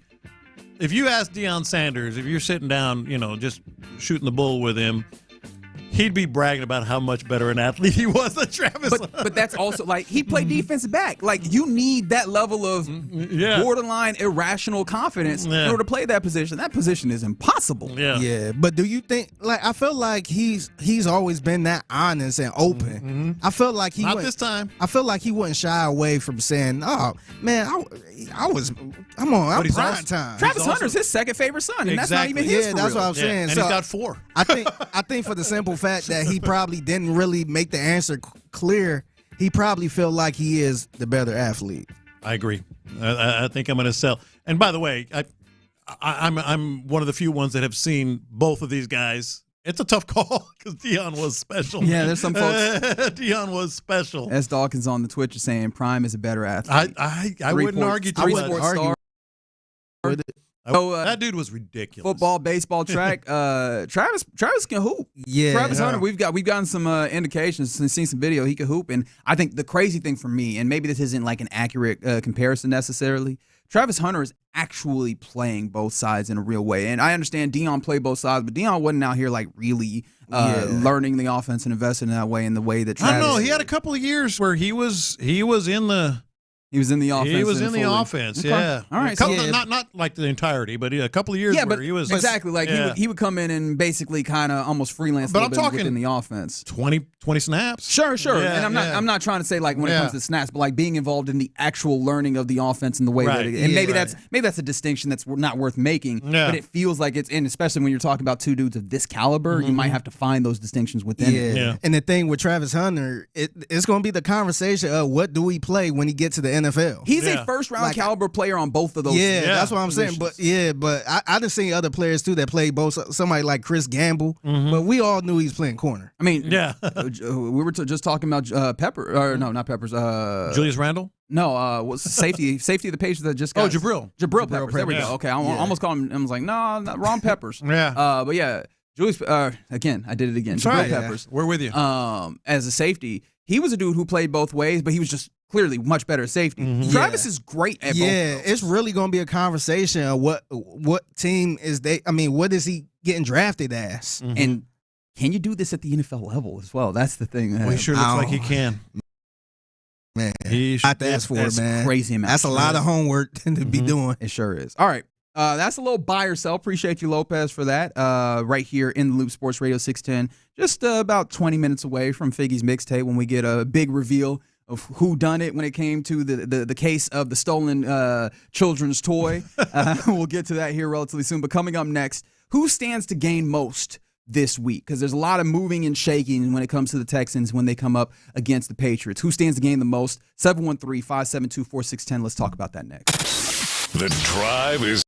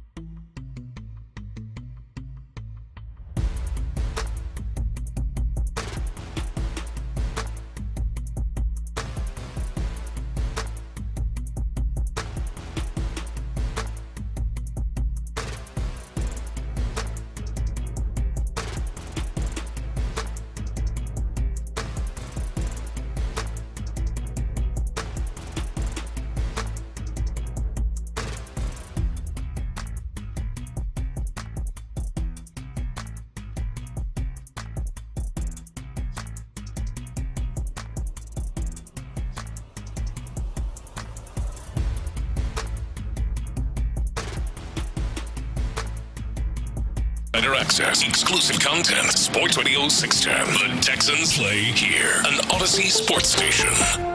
Sports Radio 610 presents In the Loop with John Lopez and Reggie Atatula.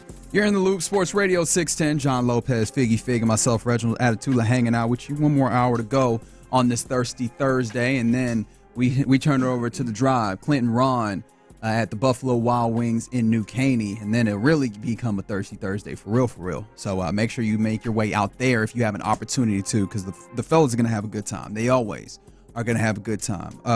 Let's also talk about who could possibly have a good time on Sunday, Lopez. This Week 6 matchup against the Patriots is an opportunity for the team itself. Obviously there's some things that we're still hoping that they get together and get right within the team, and I think that this will have an opportunity to do that. One of those that we're really excited about and we talked about was with Drake Maye being named the starter for the Patriots. I think there's an opportunity for that defensive line to really show out, maybe start piling on the numbers like we talked about with ND on getting home, and how the sacks come in bunches, that bunches could start this Sunday. But that's from like a team perspective. Yeah. As individual, who stands to gain the most from this game? Because I feel like there's quite a few possibilities that pop up when we start talking about it. There are, but my mind keeps going back to a couple of dudes that I think could really eat on Sunday. Xavier Hutchinson. And Andy said the same thing or similar to what I said, and I think you agreed. He's looked pretty good. He had his moments. Even last year a little bit, they're using him in ways, even when they have their full complement of receivers, Xavier Hutchinson would find a way on the field. Yeah. Whether it's for a route that maybe he did or didn't get a target, or more likely, an end around of some sort. So they clearly like Xavier Hutchinson. This is an opportunity. I think it's an opportunity in which he's going to be able to thrive where like a guy like John Mechie, no offense, has had the same opportunities and didn't. I think Xavier Hutchinson is one. And then you just talked about the pass rush. Wait, before we go, because you were talking about Xavier Hutchinson, and you don't have to take our words for it. CJ Stroud, the quarterback of this team, talked about Xavier. Yeah, just growth, somebody who, puts his head down, works continually, and just really loves the game, coach, and really just putting good stuff on film, in the run game, pass game. I think shut up for is really big in his pass game. So, just really good to get him going before, he's about to, start one or, so on and so forth. And then the other one, that's obvious, what he just said. I think Xavier Hutchinson has all the markings of, not being the game breaker. I think Stephon could step up. Stephon could be in this category. He's been gradually getting better, led the team in receiving when Nico went out. Maybe he goes over 100, for the first time this year. But that's not the other one I'm thinking of. The other one I'm thinking of is you're facing an offensive line that is really bad. Yeah. And a rookie quarterback that has never seen anything like he's about to see on Sunday. That is correct. Nobody's complaining yet about Danielle Hunter and Will Anderson's sack numbers. We're just noting that they've gotten pressures, but they haven't finished the job. A lot of pressures, in fact. This Texans team is very good at doing pressuring, at least. I could see Danielle Hunter and Will Anderson just engulfing him. I was trying to think of the right word. Just swallowing him. Just completely. Yeah, you got to the AO moment. Okay, very good. Yeah. I was like, is he going to dance around it? Nope. No, he's not. It's cool. Keep going. I could see Danielle Hunter and Will Anderson just swallowing Drake Maye. Shout out to TD Jakes. Just absolutely engulfing him. I don't know what you guys are talking about. I know and that's what makes it funny. And finally, I do. And finally finishing the job. I think they could get there. This is a team that leads the league in quarterback pressure percentage, 42%. Which is good for first. And so, it'd be nice to see that turn into actual sack numbers and really ending plays, ending drives, and maybe even taking the ball away with that way. So, they definitely stand to gain here. All right, some other guys that possibly stand to gain. And this one is interesting because it looks like he is going to play for certain. But now I'm wondering if I should mention him. Dameon Pierce is possibly stands to gain here. But now we have Joe Mixon practicing again today. So I do wonder, I was thinking about this earlier today, and Dameon Pierce might stand to gain. He might have the opportunity to be the lead back. But now Joe Mixon, it looks like he might be on the path to playing this weekend. I think he could absolutely. He's chomping at the bit. to have which of the he's Joe Mixon. Got you. To follow up that week 1 with a week 6, that can maybe say, hey, it wasn't a fluke. I'm there. Now, I would advise people to stay tuned for after Figgy's mixtape about 140. I think it kind of leads to some interesting decisions that didn't need to be made at the running back position. But no, I'm with you. I think that could absolutely either or both of those. Okay, some other names that you can maybe pull up here on guys who stand to benefit. We mentioned Hutchinson, but Robert Woods has been a guy, and we talked about this earlier. In fact, ND brought this up. It feels like we have not had a lot of conversations about him just in general. Mm-hmm. Now, maybe the place where you talk about him clearly is something that came up this past week where he takes over returning duties almost fully. And you see some of those things he does pretty well, except for, downing everything in some instances where you don't need. When it comes to Woods as a wide receiver, truly trusted wide receiver, and I don't know that Nico Collins his workload is going to go entirely to one player, Xavier Hutchinson. So I do wonder if you see Robert Woods get a little bit more burn than the kind of spot plays that he has gotten. That's kind of spliced off of the Nico Collins workload that was previously there. Maybe a little more, but maybe I'm just thinking of in terms like a big step. Someone who could take a big step. I think Robert Woods, when he gets the opportunities, is going to take advantage of them. I mean, he's just the consummate professional, does his job, etc. No, I could see him, having a what we would call a good game, but like exploding, where I think Xavier Hutchinson might have 5 catches, 4 or 5, which is a lot. Yeah. Which is a lot for him. I think Robert Woods is just like pencil him in. He's going to do his job. Okay. He's going to do his job. Okay. Some other ones that maybe come up. Tank Dell clearly is one of those guys, but almost to what extent I think is the week going to be good for him, because clearly he's going to be more of a focal point than he has been in the first 5 weeks of this season. But to what degree and in what roles? Because I think that when you're talking about replacing Nico Collins, it's not just okay, this guy is going to do it, but like the portions of responsibilities that he had, or responsibility might not be the right word, but the portions of things that he did, I think that those get sectioned off into, okay, you handle this portion of this. And I don't know if it's going to be as explicit as that, but like certain players I think will take some of the responsibilities of what he did. And we've talked about this multiple times. I wonder how many of those Tank from him, whether it's kind of just getting back into being the scramble drill kind of a guy that CJ keys in on, whether he can use the speed that he has to attack downfield, and he can be kind of the deep shot guy that CJ seems to really enjoy throwing the football to. I'm interested to see what he's able to grasp. I'm with you. And I think Tank could take that big leap because Tank hasn't been a disappointment, but he hasn't been, oh, wow, either. Like he's doing a very good job. But, if being a star in his role. Yeah, he is. But to be able to maybe fill that void of the big plays. And as I mentioned earlier, that's not necessarily, hey, go run 70 yards. It's catch the ball when the matchup benefits you and then go 70 yards. Yeah. He could break it. Okay, so more pass catchers, and these guys haven't been talked about a lot. Dalton Schultz, Cade Stover. And Dalton Schultz is an interesting one. I know our guy Clint on the drive, Clint Stoerner, has been really, I don't know, he's been a little tough. There's a lot of tough love for our guy Dalton Schultz when it comes to like his demeanor on the field and maybe a lack of nastiness in the blocking game at times. And I think some of this might just be like Dalton Schultz's natural inclinations when it comes to demeanor. But if you were inclined to have, I guess, like the least generous interpretation of what's happening with Dalton, and you say that maybe he's just maybe not as excited about what his role has become with the offense being filled with options and target. Is it possible that he could maybe have a role increase within this to where now you can see more opportunities for him and something that kind of keeps him more engaged and more excited to go? Dalton Schultz is a very, very interesting, and the reason is I think part of it is his demeanor. Like he's not, a fiery, No, I wouldn't call him a firebrand by any means. Throw it. Although he could be intense. Don't get me wrong. He can be intense. No, he can. Ask Jimmy Ward about that. And fair enough. Touche. Ask Derek Stingley about that. He can. But I think like his body language on the field is not one of, oh, wow, Dalton Schultz is making plays. He's been fine. But fine isn't necessarily what you're expecting, especially in a game like this. Especially with what you paid him to return as well. Yeah. So, okay, between Schultz and Stover, which of those guys do you think would have more of an opportunity to have the most gain? I'm glad you brought up Stover. we should probably bring up Cotoriano as well. He's on the 53. Who knows what the decisions are going to be made, you know?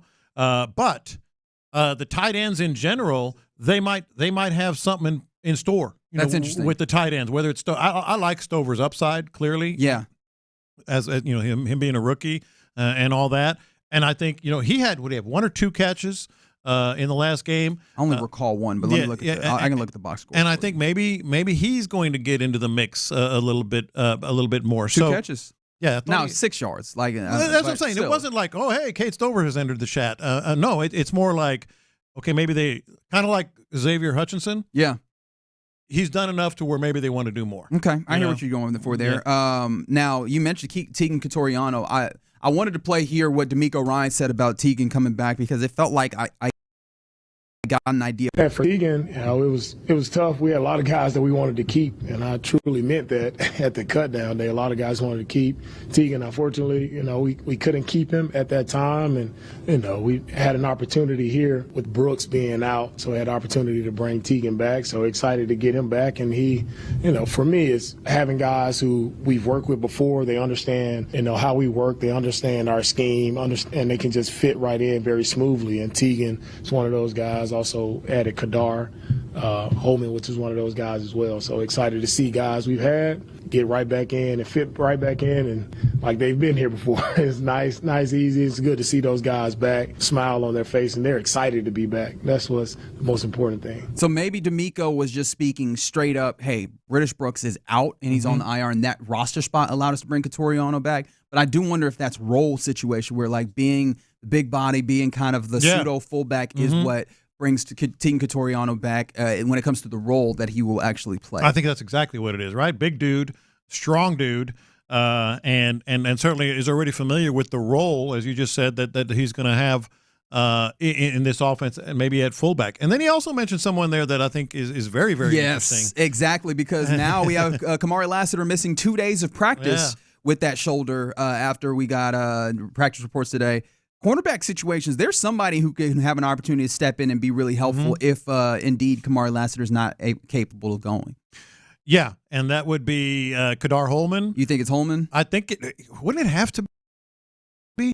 But you have opportunities to elevate some guys. So when you talk about cornerbacks on this team, obviously Akuda is a guy, but I don't know where he's at, like, health wise, to be completely honest, personally. Desmond King was brought back to this team. He is on the practice squad, but that's nothing that elevation can't fix. You know what I mean? Like, I do wonder where they ultimately go, and there's an up and down relationship with Desmond King on, kind of the will they, won't they of his relationship with this Texans team. But he is here again, and he is familiar. And when you bring him in and have him on the field, he tends to make plays. He does tend to make plays, and it's been a little bit confusing that that he's kind of been up and down like that. But I will say this: obviously, Akuda is on reserve right now. King on the practice squad, as you said, could be elevated. So you brought in, you brought in another cornerback in Kadar Holman. D'Angelo Ross also still on the roster. D'Angelo Ross is there as well. I just got put it this way: if Lassiter can't go, that other cornerback is going to be attacked. Yes, he's going to be attacked. Assuming that, like you said, Drake Maye isn't entirely engulfed and consumed by I wasn't going to use that word by the defensive line. Yeah, then if he's able to get some passes off, you got to imagine that Drake Maye will be hoping to get that ball and over to whoever is guarding opposite Derek Stingley. No, they're going to be attacked, and to what degree they're going to have success, I don't know. But we're talking about who stands to gain the most. We talked about the obvious one on the offensive side. Hey, on the defensive side, there's going to be some chances there to maybe make a statement or two. So who do you point to? There's a lot of guys that we've thrown out here. I like Xavier Hutchinson as a guy that can really stand out overall. On yes, 832 Miles Bryant is still on the team. On the defensive side. I'm feeling Holman. He knows the system, knows the team, and maybe obviously they brought him in. You got the other guys that have been a little bit unproven. What about you? Yeah, it'd probably go offense. And I might go straight to Tank. Like, this might just be the easy one, right? He slides into like being the number 2 wide receiver and having that level of focus. And then I think also with Christian Gonzalez, I don't know if they're going to have any level of follow around to them, but I think that if you can kind of slow down, or if you just think in a very wider view, Christian Gonzalez is going to make it tough on Stephon Diggs in theory, right, or what have you. And then who's up next? Tank Dell, in order to get some opportunities. So I think that it might just be Tank having an opportunity to get his season really going in earnest, right? Having a little bit of a jump start on what his season has been. He's been solid, but there's more there with more of a role and then an opportunity. I think it might be Tank's week to have the big game. There you go. In the Loop, Sports Radio 610. The time has come. We need to find out what happened with this caper. Figgy, what you got? Yeah, man, the search is over, man. We called the dogs off. We found somebody, man. We actually have a suspect. Oh, and wow. I wonder if it's somebody from Sports Radio 610. Oh, I'm wondering. You're gonna have to wait to find out. But her package was received. She got her package back. Excellent. So, okay. We gonna have an update on that. Plus, some of the black music that white folks seem to love that's making these records go diamond in the club. It's going to be the fastest segment on the show today, and it's coming to you next. Thursday Night Football.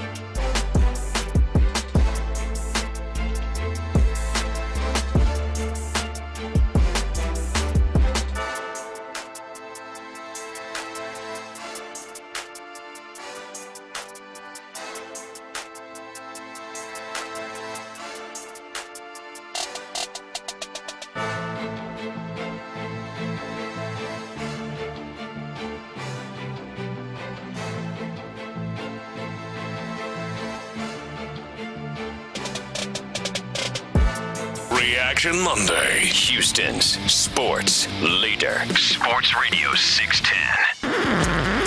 Pass the aux cord and crank up the volume.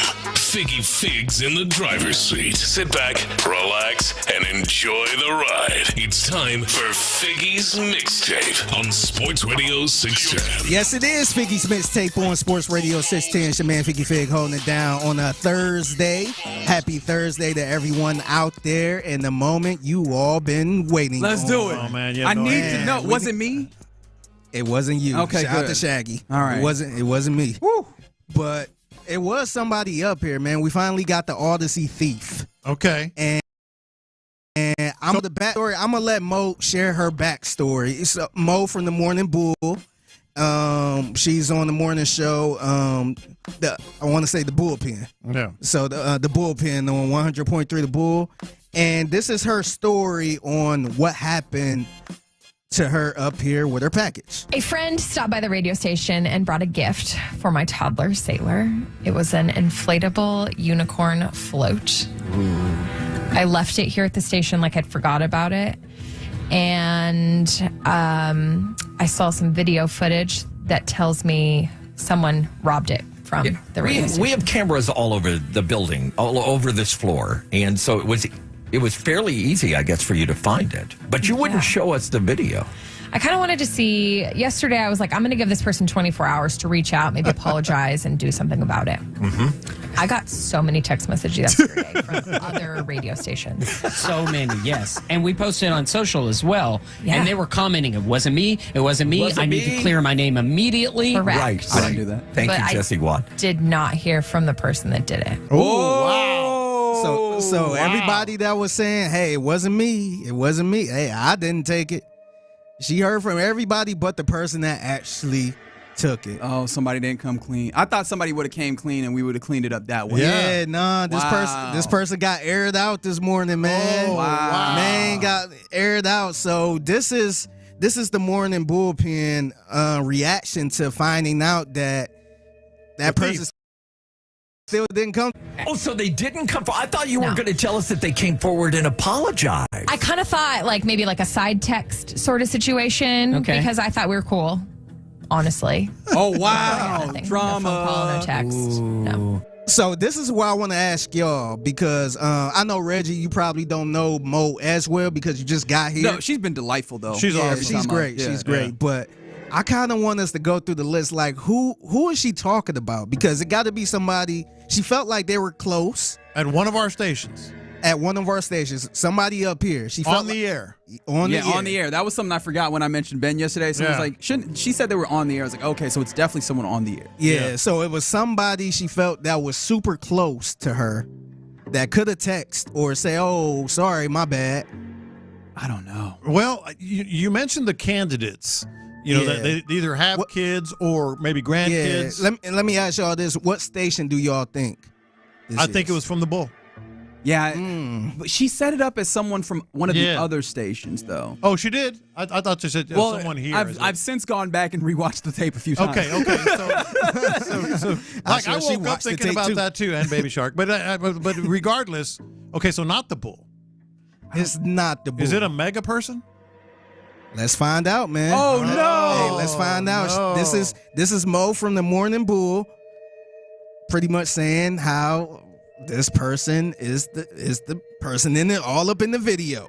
Who is it? Y'all are never going to believe it. Okay. It was Cindy Bourbon. What? The morning show there?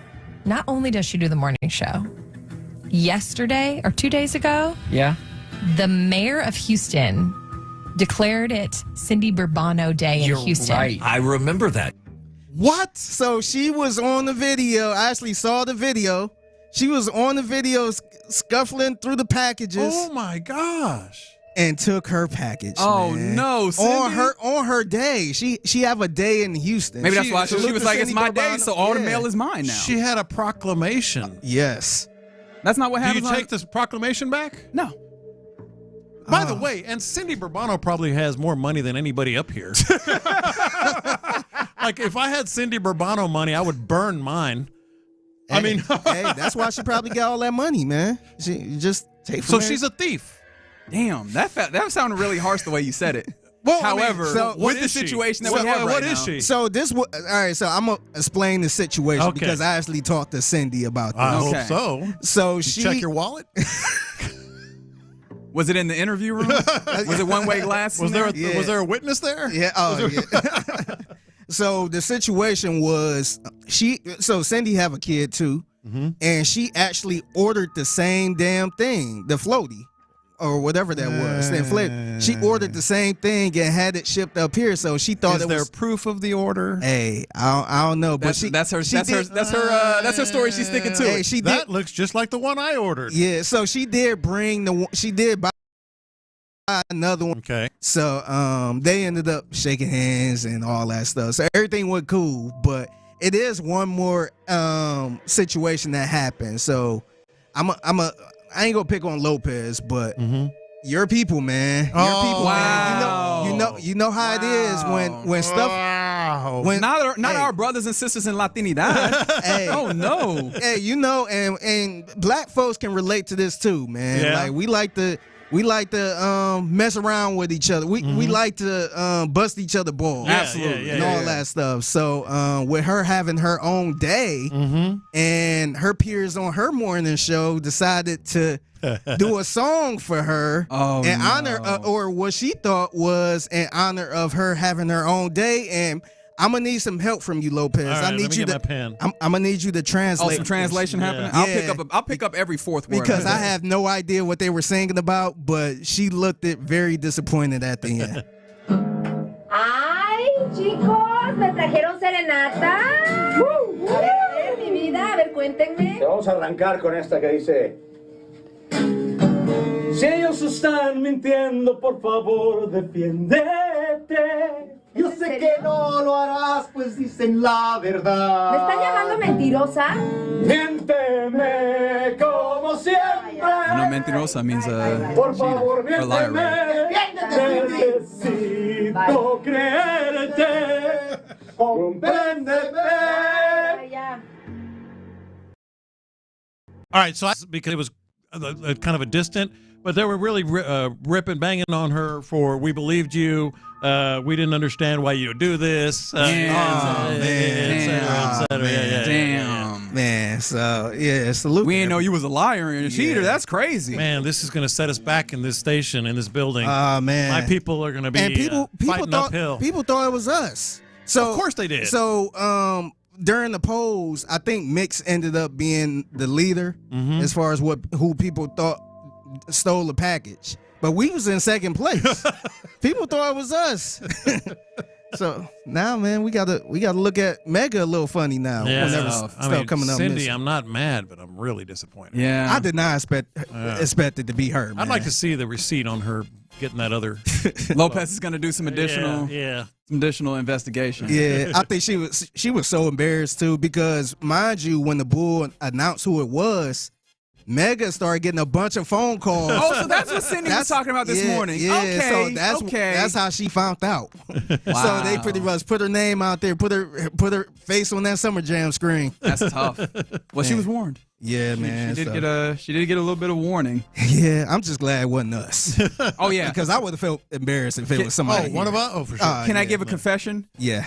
Like, I knew I didn't do it, but I was also scared. I was like, but what happens if, like, somehow I accidentally did? I thought about the same thing when I heard her say, "Oh, we got the video." I'm just like, "Oh man, Lord, please because don't I'll be us. forgetting there's cameras around here like that." So I was like, "Oh man." Salute to all Lopez, parties. your name has been cleared. I didn't know it was being disparaged. Oh yeah, you did. We said it to your face. We said it to your face yesterday.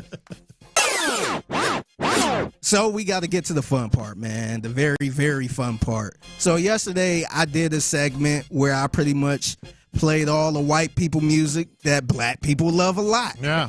And people were super entertained by it to the point they want me to do the opposite. Okay. So I'm going to do the opposite. I'm going to run by these songs. No particular order, but I'm going to play them. And 713-572-4610. I need all my white folks to, if you agree with this, let me know, man. But I'm gonna start first with. Wait, don't forget to let people know that you verified this I did. Big shout out to GT Maine from 97.9 The Box. Yeah, big shout out. So he had his own list, black music that white people like. Yeah, and he saw it in the field. He went and experimented as a DJ. Yeah. So I'm sure he do a lot of weddings, a lot of white weddings, and it's a certain Billy playlist Idol. you go to. He's seen a lot of 40-something women do the woo-woo dance. Yeah. So I'm going to go through this list, and I'm going to start it off with a little, I guess, an artist that everybody loves at this point, including white people. A little gin and juice. Yeah, a little G-Funk. Here we go. Come on.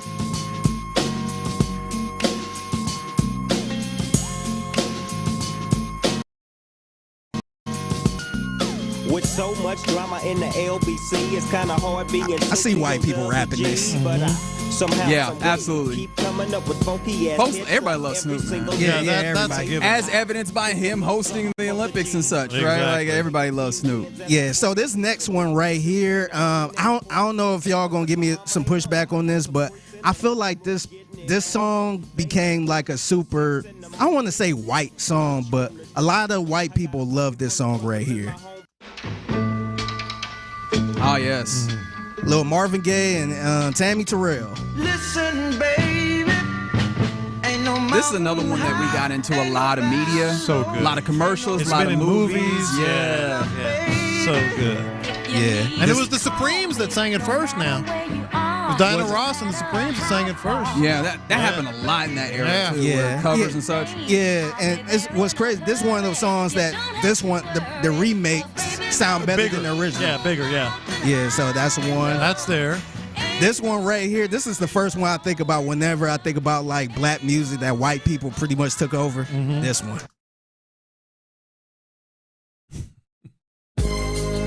There we go. Rest in peace to Coolio.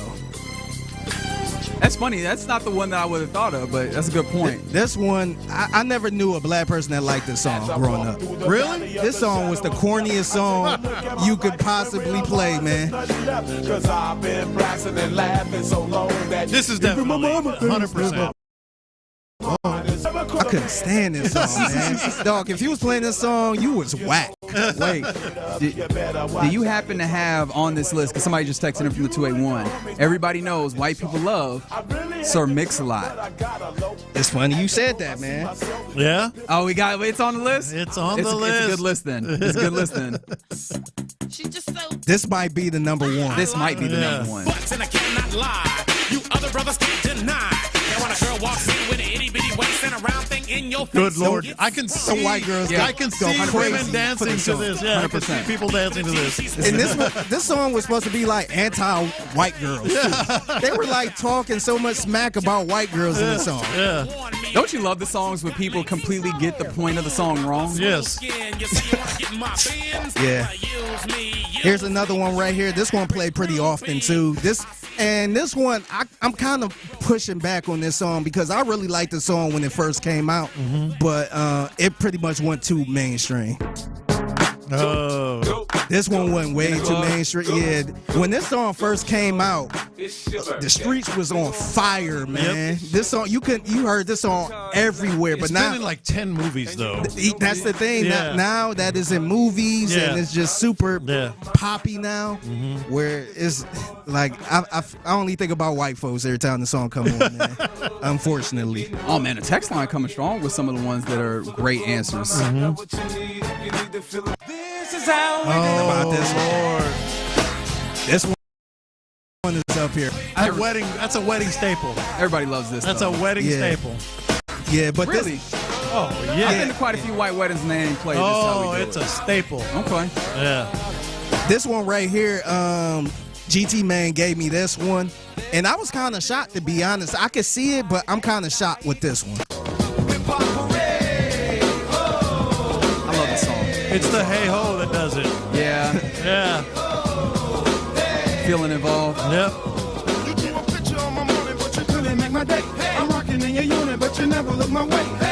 All right, so this one right here, I actually have a funny story about this song at John Lopez's daughter's wedding. Oh. Because this song actually came on, And this is probably rest in peace to this hip hop artist. This artist is probably one of the most lyrical guys, in hip hop. But this is the one song that nobody really liked but white folks. And Sean Pendergast's wife was rapping every word to this song. Oh, wow. At Leah's wedding? Yes. Yeah. White people love this song, man. 100%. That's a great answer. Y'all gon' make me lose my mind. Up in here. And when I say shout out to his lovely wife, Amy. Yeah. She rapped every lyric word, to the song, every like word. the whole lyrics. And DMS get a little dirty in the song. Yeah, he does. She was rapping everything. Doesn't in the matter. Song. It's a song. Doesn't matter. I got to bring it to you, cowards. All right, here's another one right here. I think this one is very universal, but white people love this song. Love it, man. I love it. But I love the song too. So yeah, this one of them good songs. Like I can't give it to y'all. Yeah, I can't give it to y'all. Yeah. We'll loan it out, but you got to bring it back. We fighting over this song. You got to bring it back. Yeah, everybody like this song. Everybody rock this. This one right here, this one is for the younger crowd. Now I got the show. This was for the younger people, and this song is all over the place. They play this song at stadiums and everything, and I ain't realized how big this song got right here. Mo Bamba, absolutely. Yep. This song is everywhere, man. I don't think he made this song for that attention, and this song is just like a stadium white kids type of song. They white use kids it at with introductions. Yes. Before the team comes running out. Every time I hear this song, I think about white kids with dirty Air Force Ones, just getting hype and just yeah. All right, so the text line has come through with a lot of contributions to the list. California Love by Tupac. Brick House. That is 100%. Yeah, way back. Hey Ya by Outkast. That is 100%. Yes. And by Usher. Yes. Yeah. Definitely one of those. Hot in Here by Nelly. Yeah, that's it. Yeah, that's one. Yeah. And then you mentioned this yesterday, Lopez. I believe, is it Whoop, There It Is? I can't remember, is it Woot or Whoop? Because those are two. Whoop. Which one? Because I was like, Whoop, there it is. There's two songs, and they're a little bit different. But we're going with the one I was thinking of. Yeah, okay.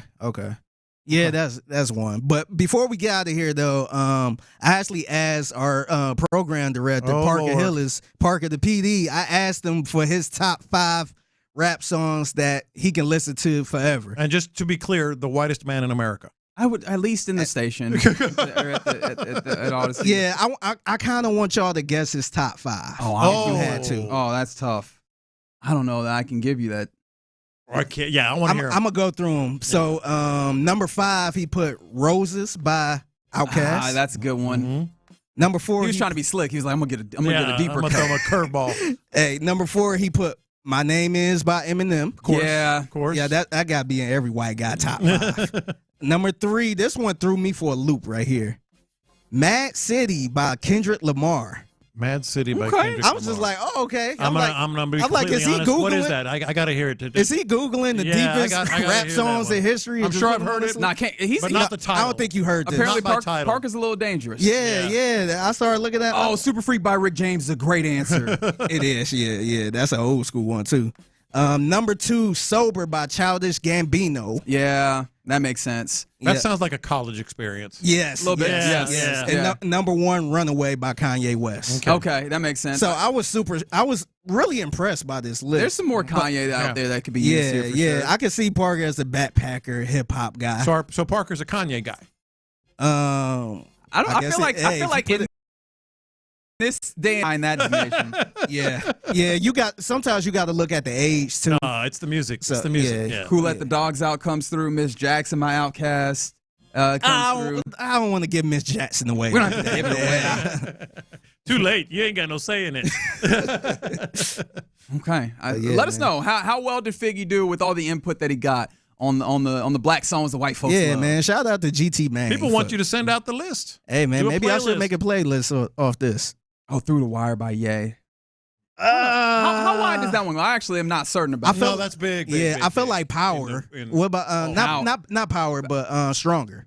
Stronger is a good, especially because of the Daft Punk ties. Yeah. Absolutely. All right. That was a fantastic edition of Figgy's Mixtape. If you didn't get all of it, you can go back and rewind it on the Odyssey app. You can catch us on the podcast. But yeah, apparently it was Cindy on her day. Or at least that's what making us all look bad, Cindy. What a you wild gotta see the time. video too, man. It was Cindy. I'm like, oh man, she looked guilty. She looked guilty doing it. Did she look both ways? Like, I feel she was just like scrambling through the packages. I was just like, what is she doing? Doing it fast, like I gotta get out of here. I'm like, oh man. Cindy in the library with the candlestick, apparently, is what it was. All right, let's talk a little bit more real quick before we hand it over to the fellas of the drive. We'll do that next. The Texans are headed.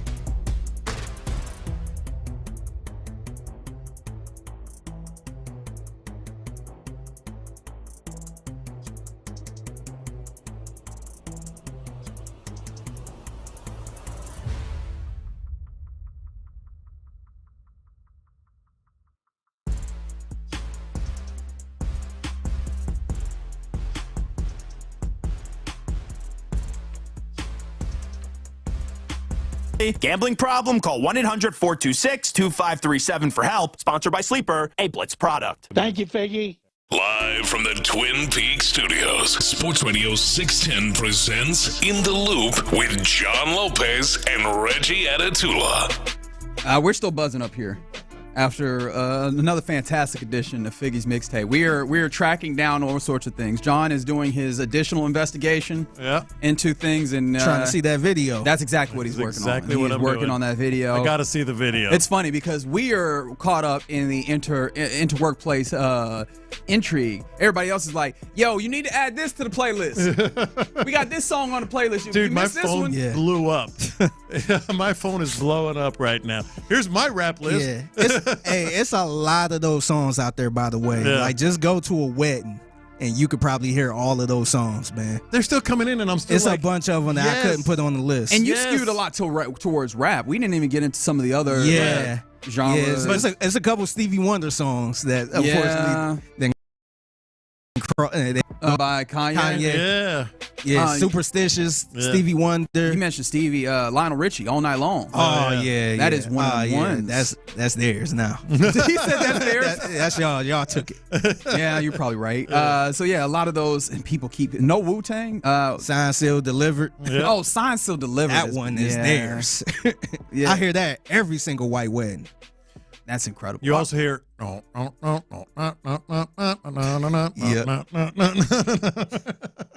So yeah, we appreciate you, tapping in and making Figgy's Mixtape a blast. Fig, appreciate it. You did another one. In fact, we see people on the Twitch that are like, I'm gonna go listen to that song now. So not only were you doing something, but you also exposing more people to more music. So we appreciate that. Yeah, check it out on the Odyssey app too. I'm sure. Go ahead and run that back on the Odyssey app if you need to.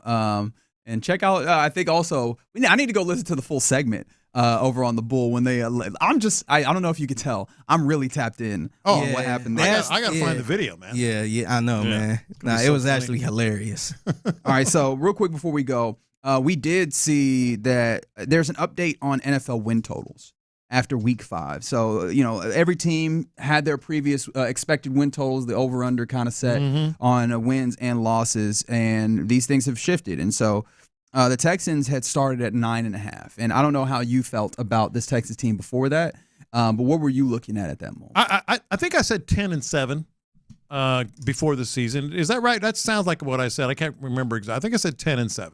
So yeah. So now we've gotten to a place where they moved from the line at 9.5, and now after 5 weeks, the line has moved to 10.5. Okay. Which that's a pretty respectful line. I mean, the Lions also have a 10.5 game win total or over under line there as well.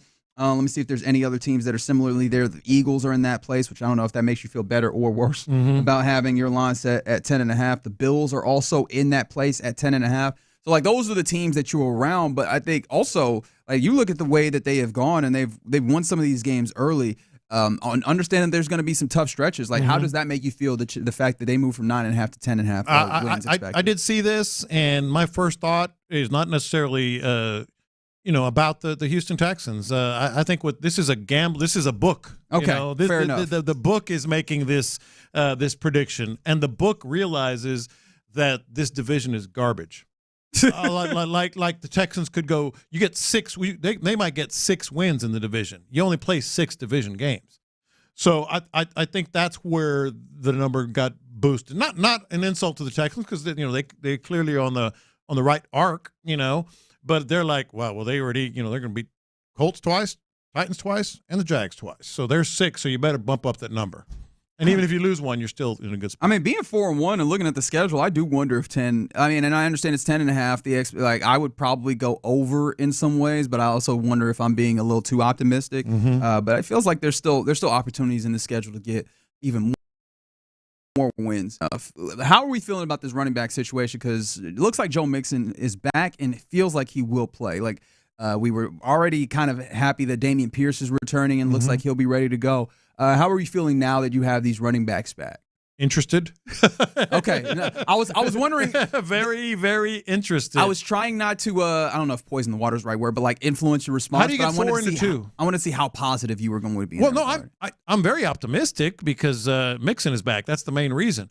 But you got 4 running backs. How do you get 4 into 2? They're going to be the dominant, ball carrier. I think you've already seen how you get 4 into 2 earlier on in the season or in week 1. Damian Pierce, back to Damian Pierce and Joe Mixon. And Dare is active, although this time you're not having British Brooks in that way, but I do wonder if Tegan Couturiano takes that slot in that moment. So you might go back to an inactive Cam Akers again, which I know would not make you the happiest. But it's quite a possibility. Now, maybe you're also not keeping Steven Sims active, but John Mechie is. Like I think that you might be in that place where it looks a little bit more like week 1 again, just because you have those guys back. You think it will? Do you think it'll look like week 1 again? John Lopez disappointed. John Lopez wants to see more Cam Akers. Right now, let's head out to New Caney and talk to our homies at the Buffalo Wild Wings. It is Clint Stoerner and my guy B. Scott as well. Fellas, first of all, how's it looking out there? Man, it's beautiful. I talk to y'all all the time about Buffalo Wild Wings and the low lit lounge vibe that they got going on, and this New Caney Buffalo Wild Wings got to set up in an area where it's almost like we're on. If I could play some music and sing, this is where I would be. I wouldn't be worth a damn now. Yeah. I can tell you that right now. It's literally the only thing that we're missing. Yeah, man, it's the only thing that we're missing is some kind of musical ability. And something to feature in that way. But it does look like that type of vibe. That's it. But, guys, we were up here last week, and they came out, man. This place was full. People grubbing. The bar area was full. We had a ton of listeners. We gave away a bunch of tickets, which, by the way, we got a bunch of great giveaways today as well, including tickets and Bud Light gear and obviously the Visa gift cards that Bud Light provides. So big-time giveaways in a big-time part of the city where obviously there's a lot of listeners up here, man. This is we get a solid turnout, no doubt about it. Yeah, man. Excited for you guys to have some fun out there. You guys want to weigh in on this? Obviously, you're mixing back at practice today. Damian Pierce looks like he might be able to go. What does the active running back situation look like? Also, someone brought up the idea of Damian Pierce. Also, does he have the opportunity to return and kicks again and jump right back into that? Where are you guys looking at? Well, I hope that doesn't happen. I mean, that would be the first thing that I would disagree with how they're dealing with hamstrings. If my running back's got coming back off a hamstring injury that's put him out for a month, I damn sure don't want him returning kicks. But I see where you're going with it. I mean, he clearly is going to be able to do that at some point in time. I think Tank could do it. I mean, he would be phenomenal at it as well. So they got options there. But when it comes to kicks and punts, I would be okay if that $7 million insurance policy, Robert Woods didn't just didn't assume all those responsibilities. To be honest with you. Yeah, but I think it's big news back on a Thursday practice. The last time we got him back was on a Friday practice, and it didn't really mean much because they weren't really doing much on a Friday walkthrough, and it turned out that he wasn't ready to play on Sunday, and that was 2 weeks ago now. But to see him play or participate in a Thursday practice to me is a huge sign, and if you can get Joe Mixon added into this run game, they got issues that we talked about at depth, like that go far beyond just who the running back is, but he definitely makes an enormous difference in what their run game is capable of. Don't give Reg too much in this damn crosstalk now. We're gonna touch on every bit of that. No. Perfect timing.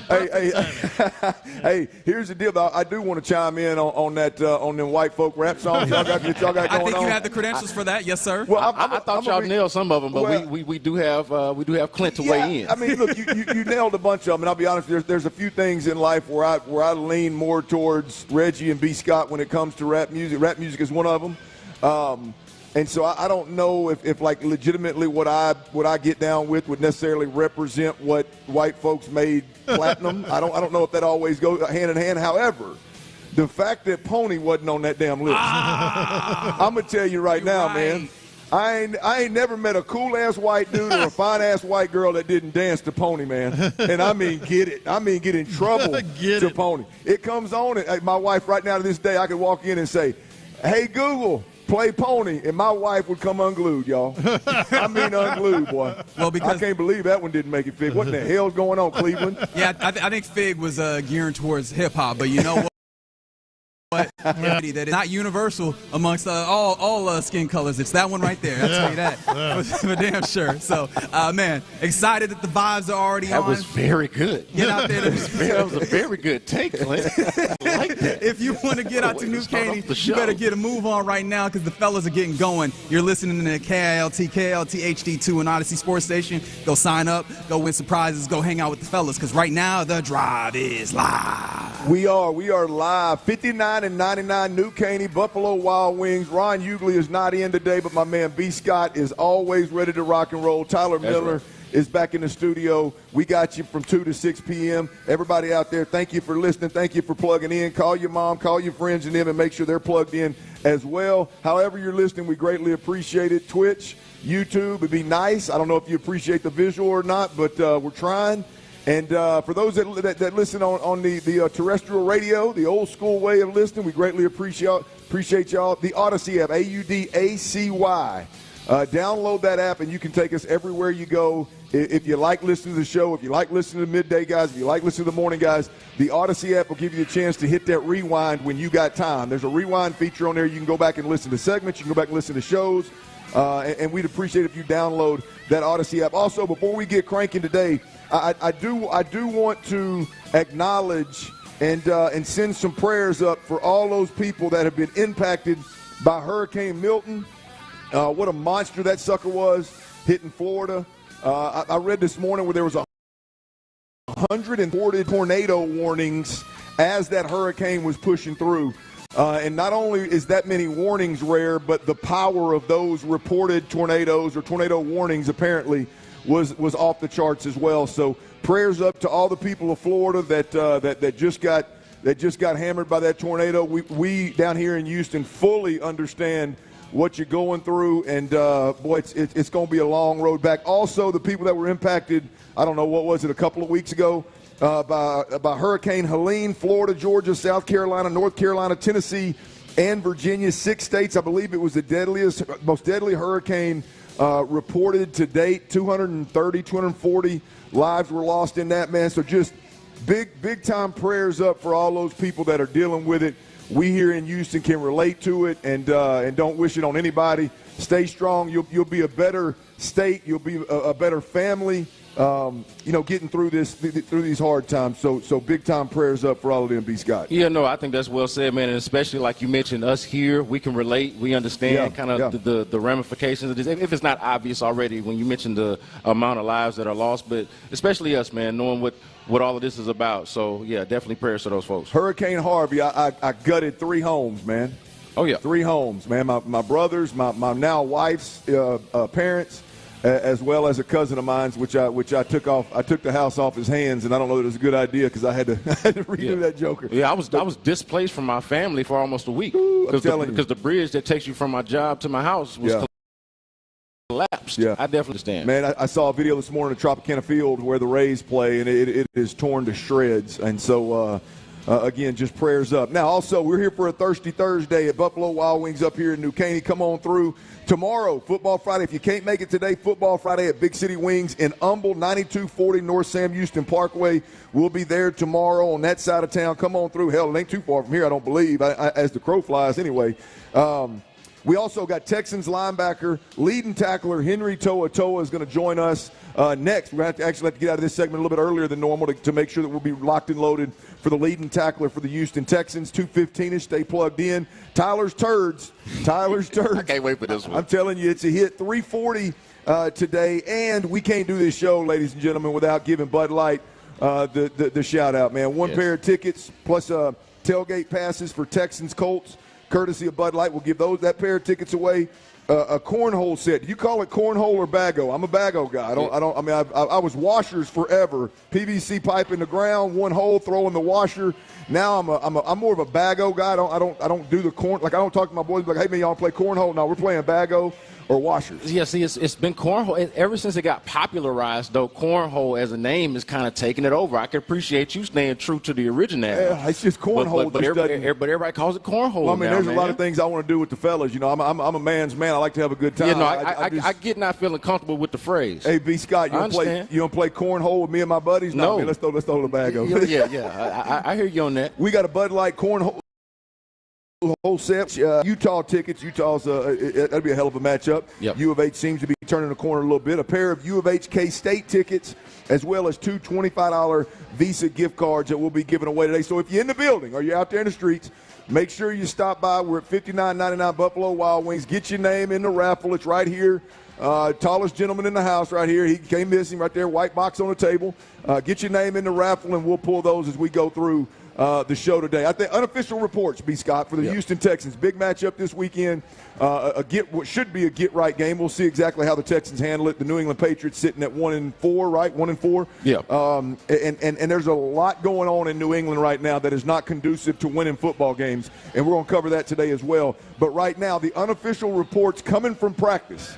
Again, these are unofficial reports, but it turns me on now. Joe Mixon was back at practice today. Dameon Pierce, by the way, was back at practice yesterday. Yep. That means there's a chance that the running back stable can be full for the first time since the first quarter of week 2. Maybe it was the second quarter, whenever Joe Mixon went down week 2, all right? And that ain't all now. The reports are, which I was in my feelings yesterday about it. I don't understand them.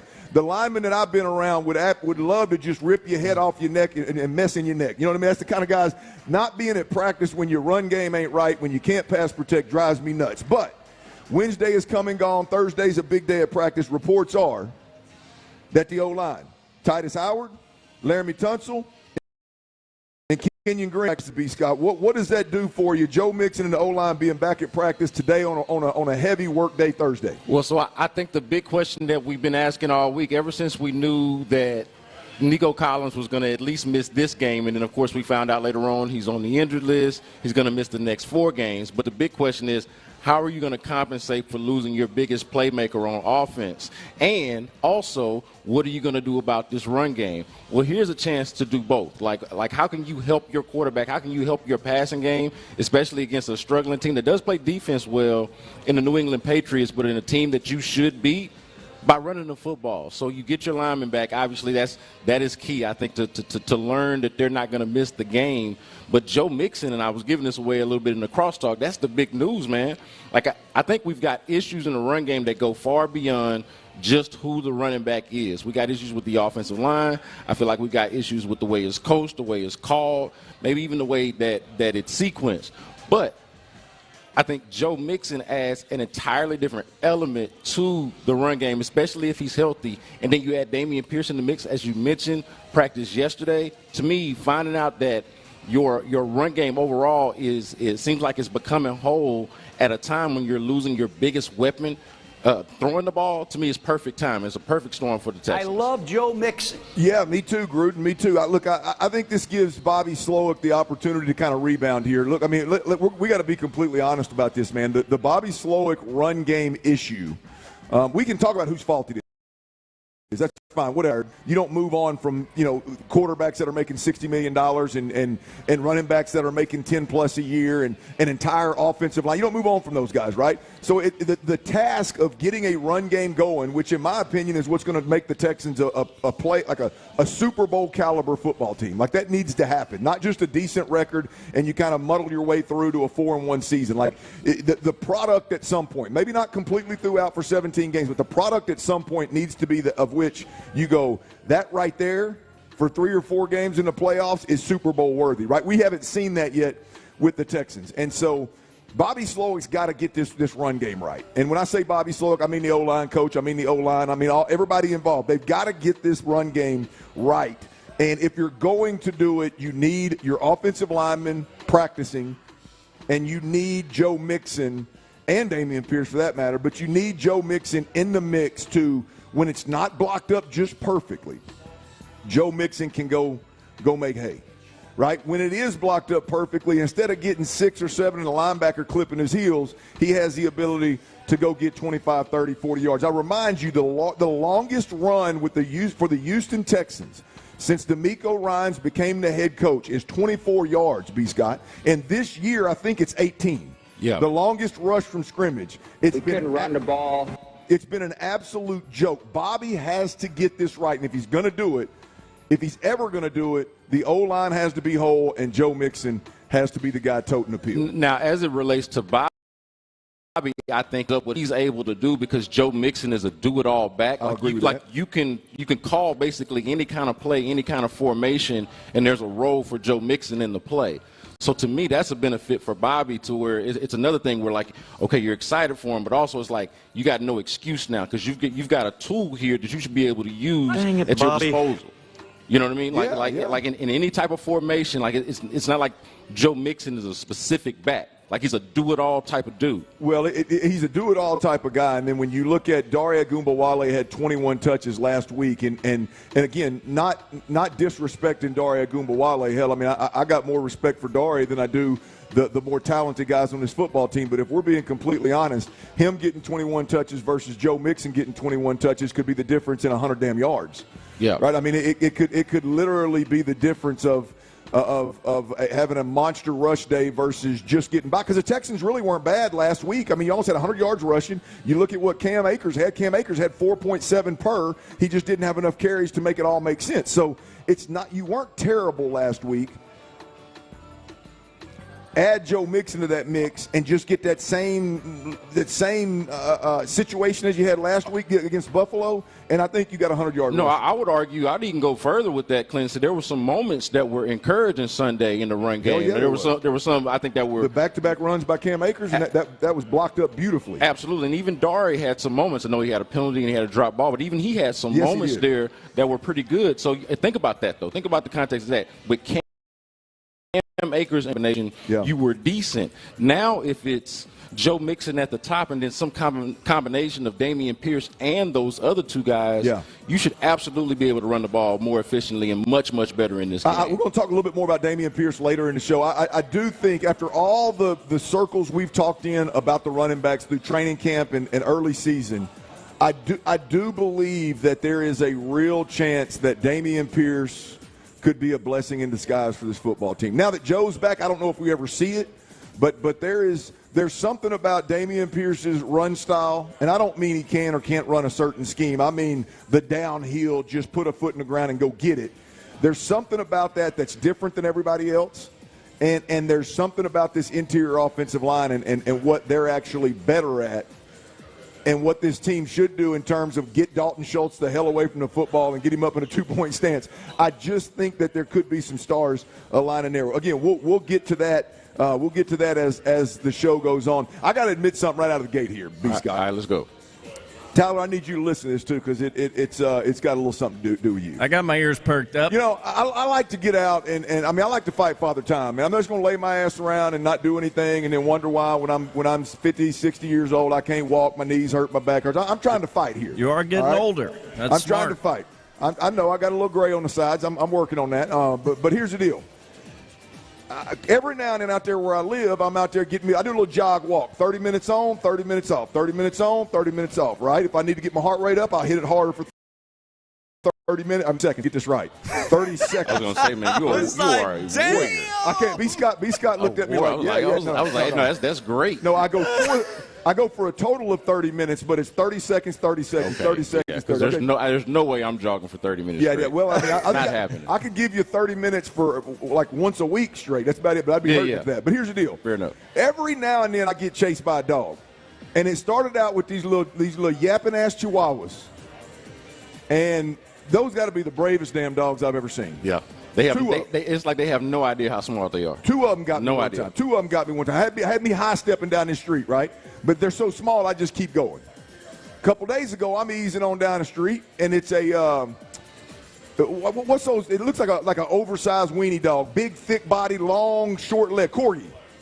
Oh yeah, the ladies love the corgis. I got my headphones in, and I don't know he's behind me until I literally feel his whiskers on my calf. And he's mad. He's mad at the hornet now. What you do? Oh, I mean, I started yelling at him, and I started yelling. I'm going to end up getting shot because I start yelling at the house like, "Hey man, get your damn dog in the house, man!" Well, it's the second time he doesn't chase me. So yesterday, I'm rolling by the same house with them damn chihuahuas. And I got my headphone. I'm going to start going with one headphone because I got my noise canceling buds in, right? And I'm jogging, and out of my corner of my eye on the left, there's a fence, and there is a full-blown German Shepherd. Oh no! And I mean, he is mad and he is wide open, y'all. He got them legs. He's coming towards me, right? And I look down the fence line. I'm about 20 yards from an opening. And I'm thinking, okay, what do I do? He's got his sights set on me. Yeah. Right? So I keep jogging, and I start just yelling at the house, right? I hit the house, hey, don't do that number. And he comes around that thing, and he squats and is showing me his teeth and growling at me. And my man he's got a harness on his chest, not a collar. My man's got a harness on his chest. And I'm in a boxer stance for some reason, like I'm gonna do something. You got to figure out something. Hey, he is. You have no chance. I can't take my eyes off him because I'm thinking at any point in time he's on me. And this is a German Shepherd. I ain't got a chance, man. He's gonna rip my arm off, right? Zero chance. And so I can't turn my back on this thing. And so I'm yelling at the house, hey, y'all come get this dog, hey. All of a sudden, this little Hispanic lady, she comes walking around the furthest point from where I'm at on that property. She comes walking around that corner, man. If I'm lying, I'm dying. She's taking 2-inch steps. I'm like, no urgency. Ma'am, this thing, we got to go, man. We got to go, that kind of deal. And about 15 minutes of talk, she couldn't speak English. But speaking Spanish, she finally got that big sunbuck off of me and went over there, and I kept my jaw going. Whew. It was wild. All right, y'all, we got to bounce up out of here. We got Henry To'oTo'o, Houston Texans linebacker, coming up next right here on Sports Radio 610. Before we do that, though, I got to tell you about Kashada Casino Resort, y'all. There's never a bad time to head east, man. Get on I-10.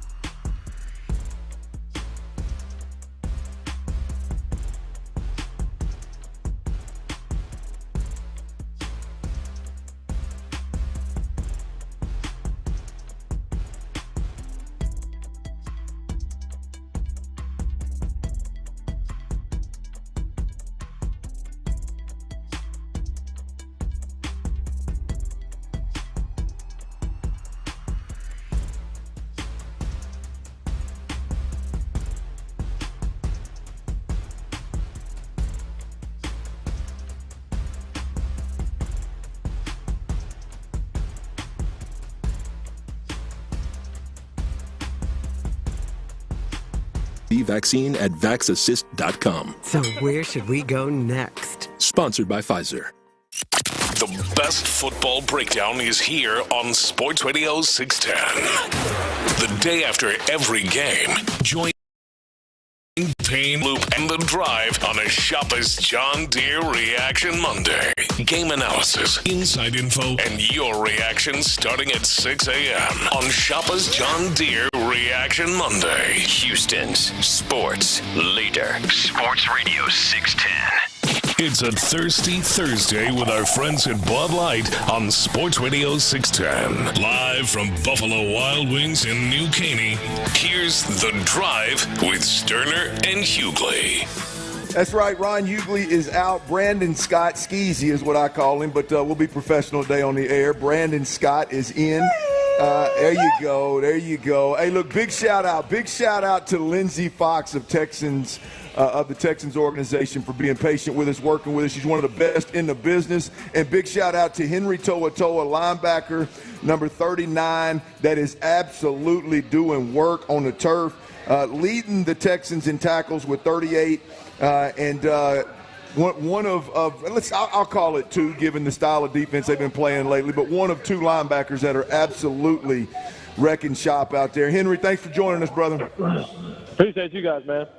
Absolutely. Hey, and one thing that I think, obviously your play is off the charts, but one thing that I want to jump to first is you remade your body, you changed some things in the offseason, and now they seem to be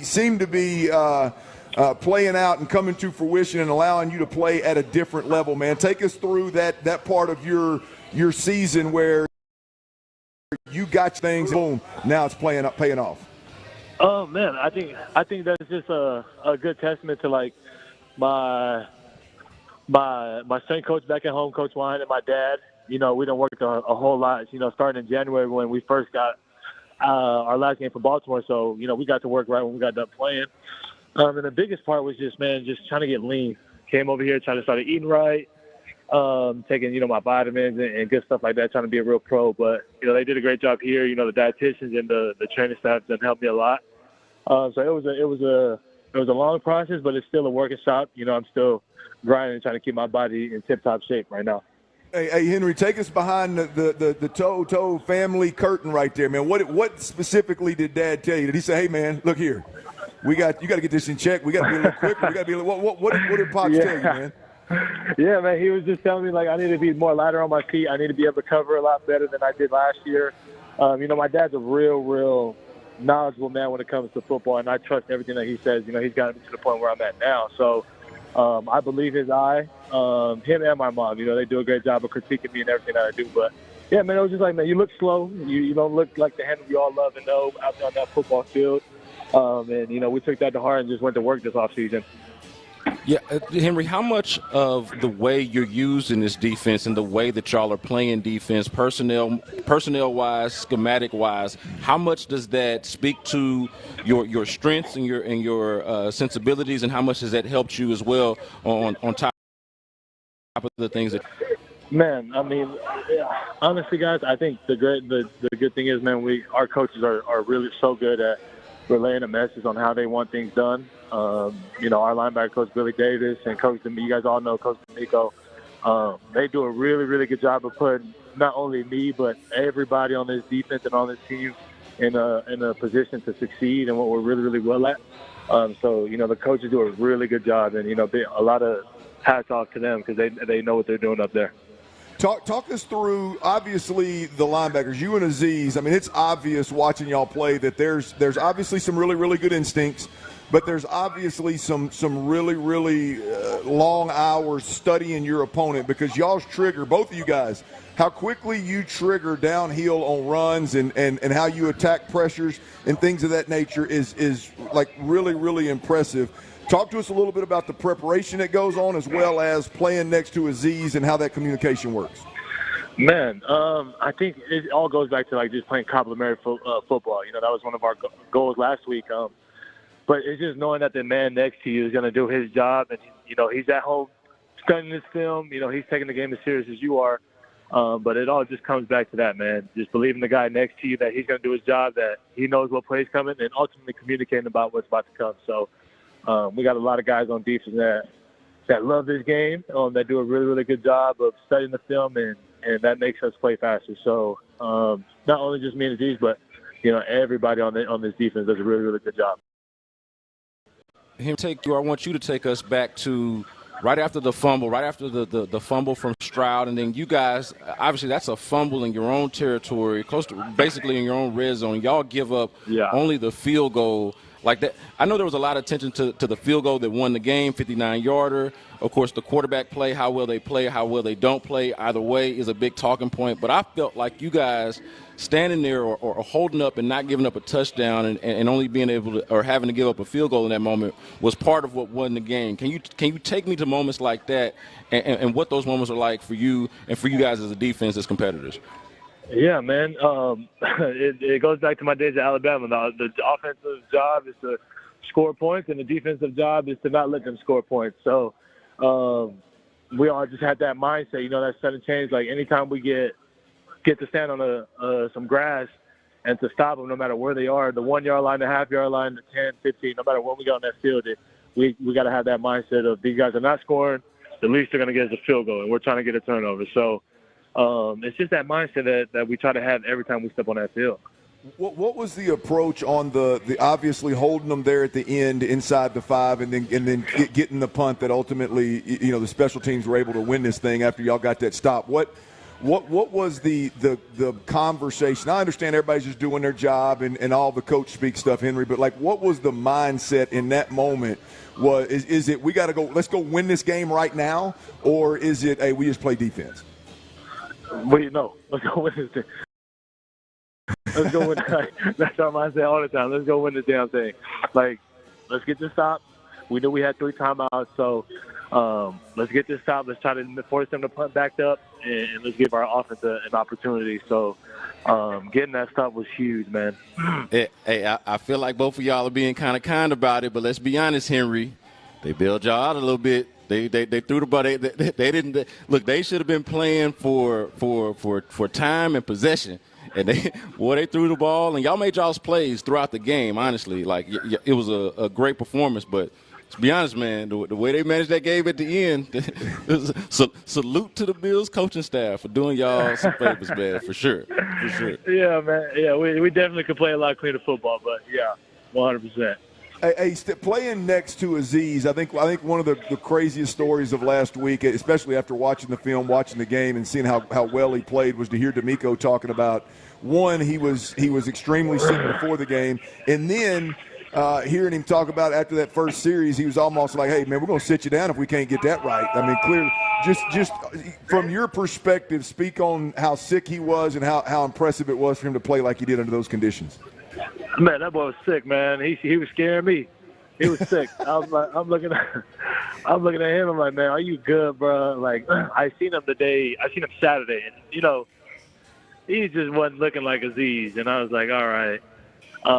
But Sunday came, man, and he done put his game face on. He done did what Aziz does best and performed. So right there, only a few people I know that can do that, and he's one of them. So I caught your reaction to Neville Hewitt's wrestling move that he tried on that kick return.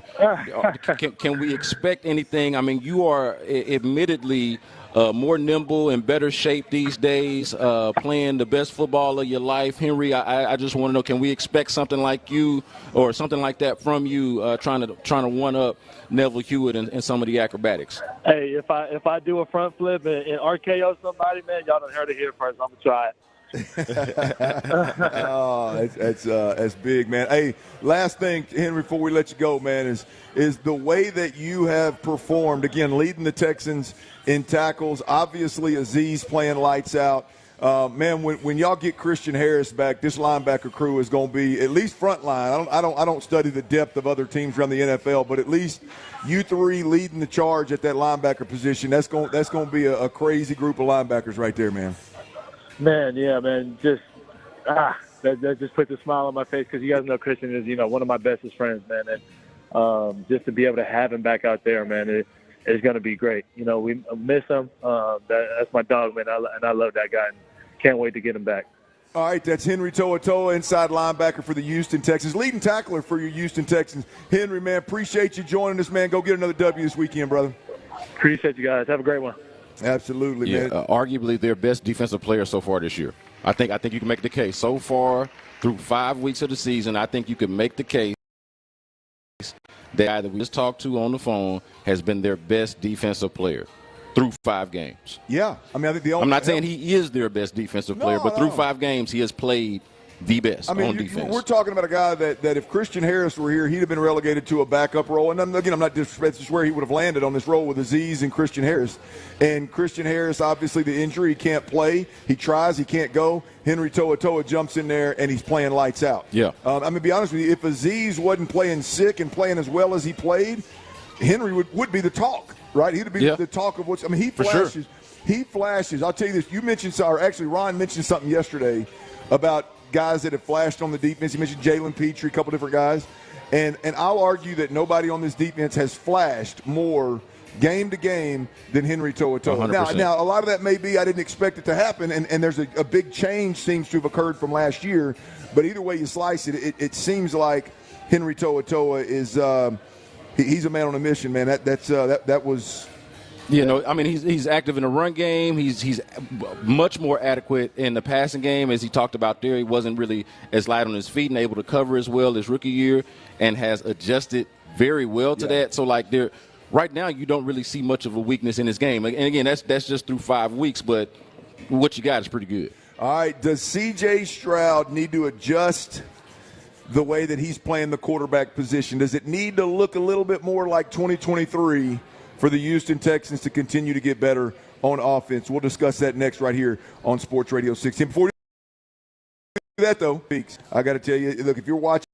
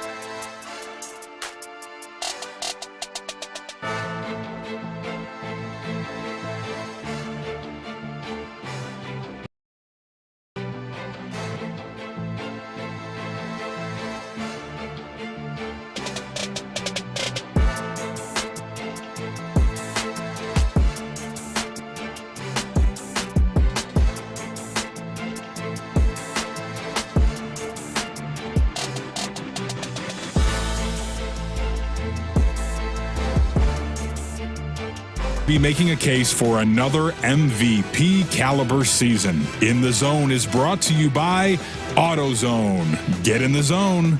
AutoZone. It's a Thirsty Thursday with our friends at Bud Light on Sports Radio 610. Live from Buffalo Wild Wings in New Caney, here's The Drive with Stoerner and Hughley. Ryan Hughley is out. Brandon Scott of Sports Radio 610 is in, and almost said sportsradio610.com again, introducing you like just a .com guy, like you're not on the damn airwaves with me all the time, man. Yeah, man. Either way works, though. I mean, we want to plug Sports Radio 610, sportsradio610.com, the Odyssey app. Sports Radio 610 on YouTube. 610 talk about on the radio. Yeah, we can plug all we want. I want to introduce my boy right now. Sports Radio 610. I appreciate that. That's disrespectful. That's disrespectful. I appreciate that. If that's all that you did, then that'd be one thing. But hell, you're on the airwaves, especially recently, as much as anybody. So, I don't see no bitches nowhere around here. Not at all. Not a one. Not one. All right. Does C.J. Stroud need to play the position, the quarterback position, a little bit differently moving forward? This is a great conversation.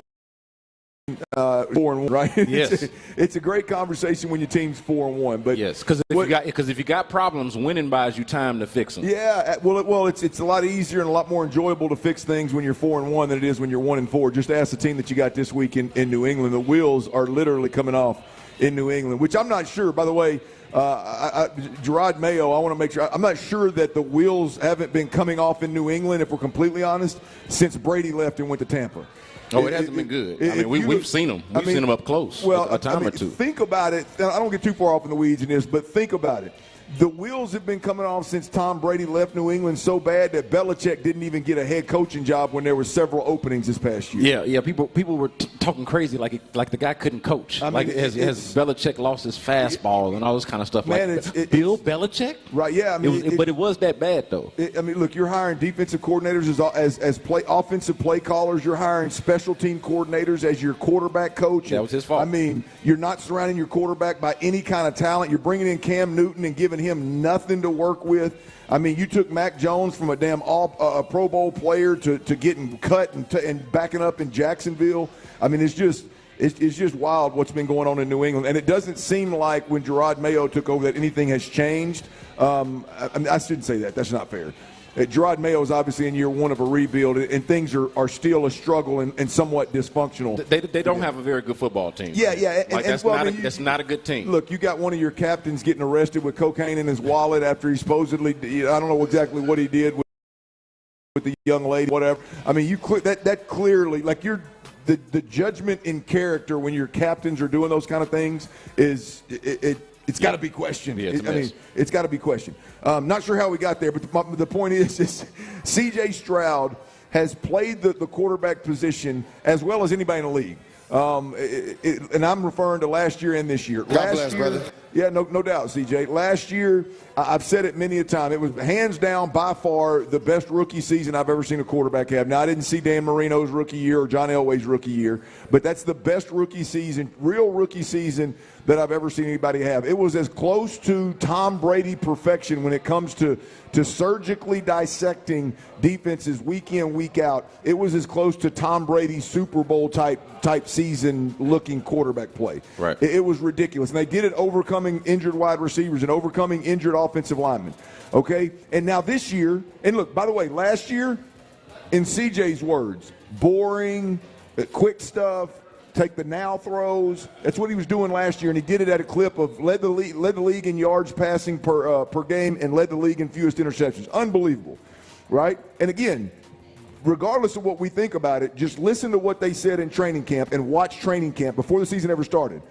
We're going to be more aggressive on offense. We're going to drive the football down the field. And then you watch the product on the field in practice. That's clearly what they're trying to do. Right. And now you get to the season, and while CJ once again has been tremendous, I don't know, now that we've seen a good sample size, the question is which quarterback do you want the Houston Texans to play? Right.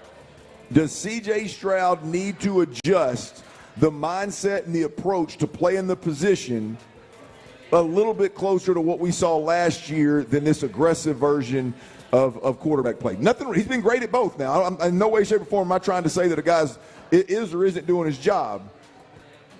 But if you're a Texans fan and you want this thing to be a Super Bowl run, where do you feel like CJ needs to live in order to make that happen? But see, I like where CJ lived in this game outside. Like this, if you go back to the Buffalo game, okay. Right? Just take this game to his most recent game. I thought he was exactly that, pretty much leading up to the moment where he turns the football over. And I'm not going to excuse that interception. Okay. I don't know what was going on. I don't know what he was looking at. If I was one of his coaches or friends or somebody, I'd want to sit down and say, hey, what was going on here? That's the one play that I would dissect and say, hey, there's no excuse for this. But before that and after that, for the most part, Clint, I thought he was doing I want him to do exactly what you're saying, to be surgical, to go through his progressions, to not be too greedy with the football. And we do know that CJ has that tendency, right? Like that tendency to want to make the big play because he's capable of making the big play. So he's more inclined to try to force the issue a little bit. But he showed, like the growth that he showed through last year was that he could check it down, that he could go through his reads and make the right decisions. And I thought in this game he did, for the most part, exactly that outside of that one turnover. So to me, the criticism of C.J. Stroud was one or two specific plays, but not the totality of the game that he played. Like, Clint, he was 10 for 10 over his first, you know, the first half, his only 2 or 3 incompletions that he had were kind of throwaways where the play wasn't there. It was toward the end of the half. Like, he was 11 for 12 at one point, and that one incompletion was because there was either pressure or a drop. Like, he was surgical in this game. Like, I thought he played exactly the way that you want him to play. That's why I was surprised about this, because to me, CJ has played closer to, or really, I would say this, he has been closer to the reason why they have been in these games and won these games, as opposed to the style of play that he's had kind of being a detriment to them. Oh, no, I agree with that point. There's no doubt about it. I mean, you're winning games because your quarterback's pulling you out of third and longs and overcoming second and third and longs. That's what I'm saying. There's no doubt about that. I mean, but what I'm talking about is avoiding those situations, right? I mean, there is, and look, I'll be completely clear. I think this is a Bobby Slowick and C.J. Stroud. It's like the approach to offensive football. Like, as a quarterback, if the coach keeps calling 4 verticals, hell, I'm going to drop back and throw 4 verticals, right? Go. I mean, so I think it's more. I guess I'm being less critical of CJ, the quarterback, and more about what the offense needs to look like as a whole. That's what I'm saying. Look, there is, and it's less about just last week's game and more about like what we've seen this year. There is no doubt about it. This year, CJ Stroud is not like I described a play yesterday. There's a play where he comes out and to the right. Dalton Schultz, the linebacker is right on a 6-yard Y option route. He just turns around, and he looks dead at him and doesn't throw it because he's trying to throw the corner route over the top to Tank Dell, which, by the way, that's there. But the lineman, I mean, I think it was a vision thing. The line closed up in front of him, and so now he's on number 5, and he ends up throwing the ball over here. He ends up getting hit, and it's one of those where last year he would have threw that thing right now to Dalton Schultz, and we'd be in 2nd and 4. Yeah, and right? And that's there is no doubt about it. That is happening more often this year than it did. It was very rare last year that he would ever pass up anything, right now. That's what I was going to say. I think you could find more plays like that, what you described, but I still come away from that game feeling like, man, the Texans won this game because they had elite quarterback play for the most part. Agreed. And a damn good defense. Like those are the takeaways that like without the way that CJ has played, like he's been their main playmaker. It's kind of hard to live in that space. Let me be clear. They've won several games this year because of elite quarterback play. Like, you can be an elite quarterback and take 6 unnecessary hits, sure, and throw the football into coverage, but you're so good that it gets in there, or it's not intercepted and it gets caught, or you have a great drive at the end of the first half and a great drive at the end of the second half, and you end up scoring points and you end up winning the game. He is elite no matter what the hell he does. That's not the point. The point is we need him to stay healthy. Right. We need him to get the football out because the offensive line is struggles from time to time. And look, let's be honest, we're going to face better defensive fronts. It's not going to be easier. So if there's 5 or 6 throws a game where CJ gets the football out right now and the offensive line mistakes are a nil non-factor because the ball got out, that's a huge win for the Houston Texans. So Yeah. I don't know where I think he's got to land somewhere in the middle. But I know this. Last year, C.J. Stroud and Bobby Slowick, their approach to offensive football and the way he played the game, it made up for subpar offensive line play. It made up for not having all your explosive weapons all the damn time. And it made up for him not getting hit and being able to play more. Like, that kind of stuff is big. And I think they got to land somewhere in the middle with that. All right, the stars may be aligning for the Houston Texans run game, y'all. This is music to our ears, man. Between the injury report and the recent film, there are some beautiful things to talk about in this run game. And we got even better news on the running back situation today. We'll discuss that next right here on Sports Radio 610. Before we do that, I got to tell you about Academy Sports and Outdoors. If you've lived around these parts for any amount of time, you know about Academy Sports and Outdoors. You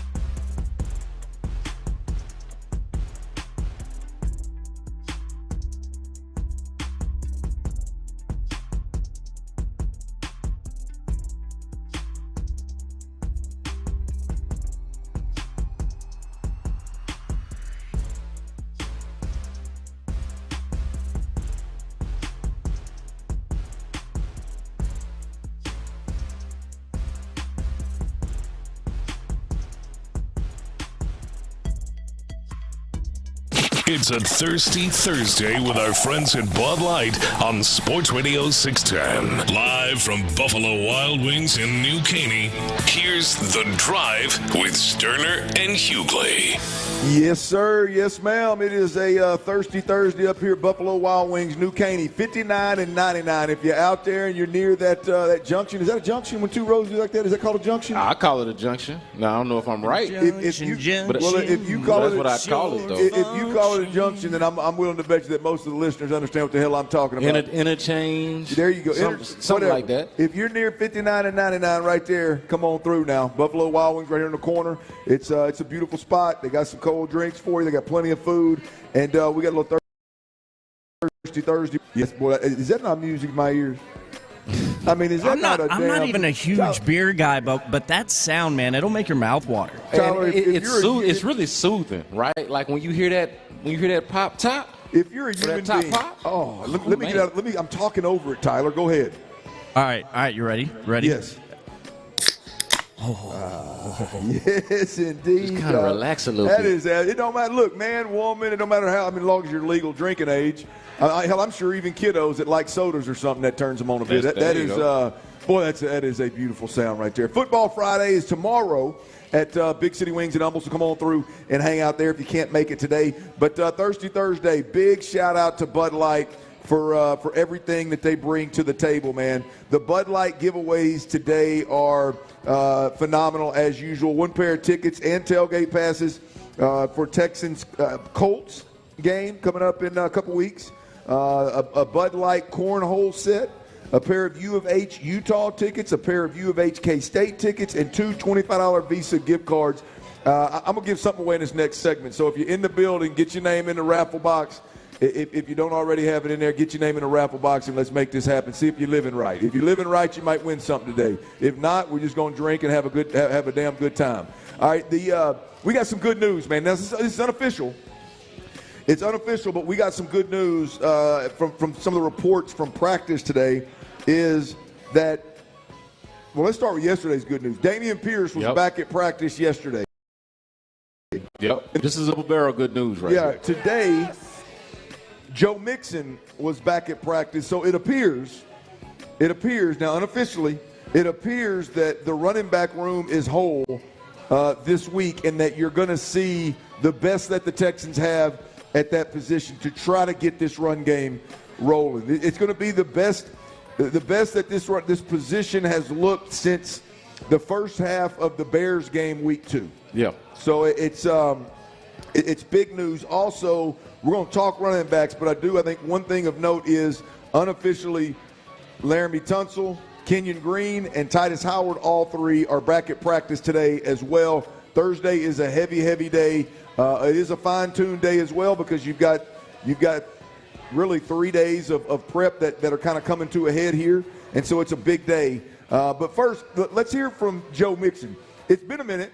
It's been a minute since we've seen or heard from Joe Mixon, and I think you're gonna like Houston. You're gonna like this audio. Go ahead, B. Scott. No, I was just gonna say, man, Joe Mixon and the presence and the attitude is exactly what you want from your running back. I would just point that out before you throw it to this audio. Yeah, there's no doubt about it. Here's Joe Mixon on just simply wanting to be back on the field with his fellas.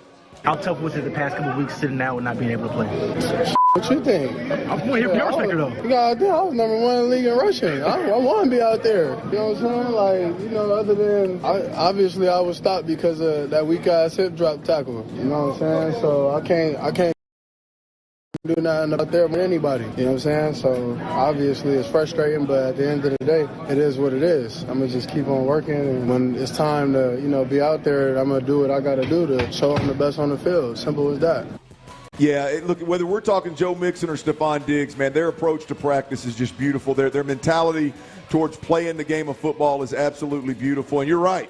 I don't know where we take the comment or the statement, but that weak ass hip drop tackle. Yeah, but I mean, you're right. I would love for my offensive linemen in Houston Texans uniform to have a Joe Mixon mentality. Yeah, absolutely, yeah. I would love to have that. That is what I want to request or implore right now.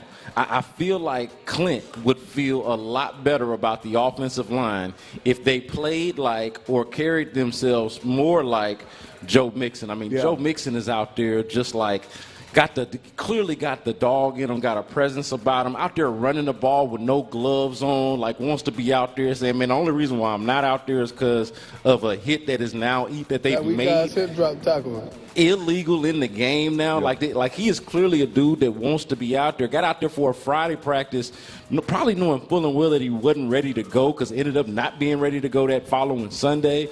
Like if the offensive line could comport itself more like Joe Mixon does, I think you would like the offensive line a lot better. I think we would see a much grimier run game. Yeah, look, I mean, effort and attitude and physicality. I mean, I think that would improve the product. Can at least respect that approach, Yeah. So yeah, I think that would be big. The guys are back, and I think staying on that particular thought of the mentality of the offensive line, I think that's a little bit of a hidden.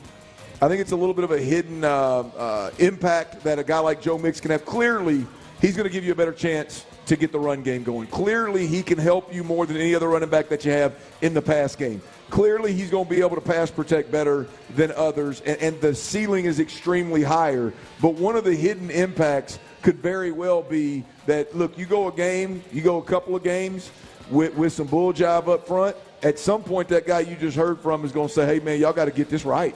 Yeah, what's going on up here? For sure. And that's aside from the fact that, again, speaking to his talent and what he brings to you just like as a player, the fact that game, that week one game where he goes for 158 yards and we were praising the Texans offensive line, and it was just like this glorious week because the Texans offensive line established itself, established the run. And I was with you, Clint, but let's not forget that 101 of 158 of those yards was Joe Mixon after contact. Yeah. Like it was a lot of Joe Mixon being excellent, and the offensive line did its thing, but a lot of what we saw was just a different type of guy at running back.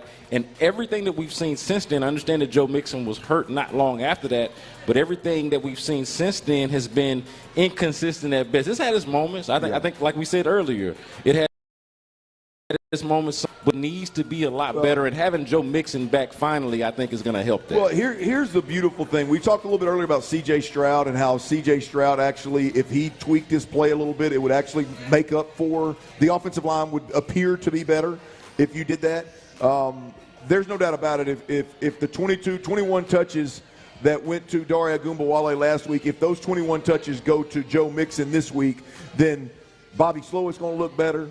The offensive line is going to look better. And I don't know what better is, but it will definitely look better if Joe Mixon is able to stay healthy and carry the rock for this football team. I think about something as simple as just ball control, possessing the football, Clint. Like if you're living in a space where it's not just C.J. Stroud's got to save you. Right, like you're struggling on early downs, and C.J. Stroud's got to make something happen on third down, and now all of a sudden the fantasy football fans are getting their wish, and C.J. Stroud's throwing it 70-80% of the time, and like you're living in that space. Kind of to your point, Clint, that you were making earlier. Like I agree with the whole thought process, but like having a running back like Joe Mixon helps that, especially at a time where now you're about to be playing better teams with better quarterbacks where you are going to want to possess the ball more often than not. Well, I mean, not to get too far off in the weeds because it's hard on the radio to talk about a lot of this stuff, but I mean, if I just want a complimentary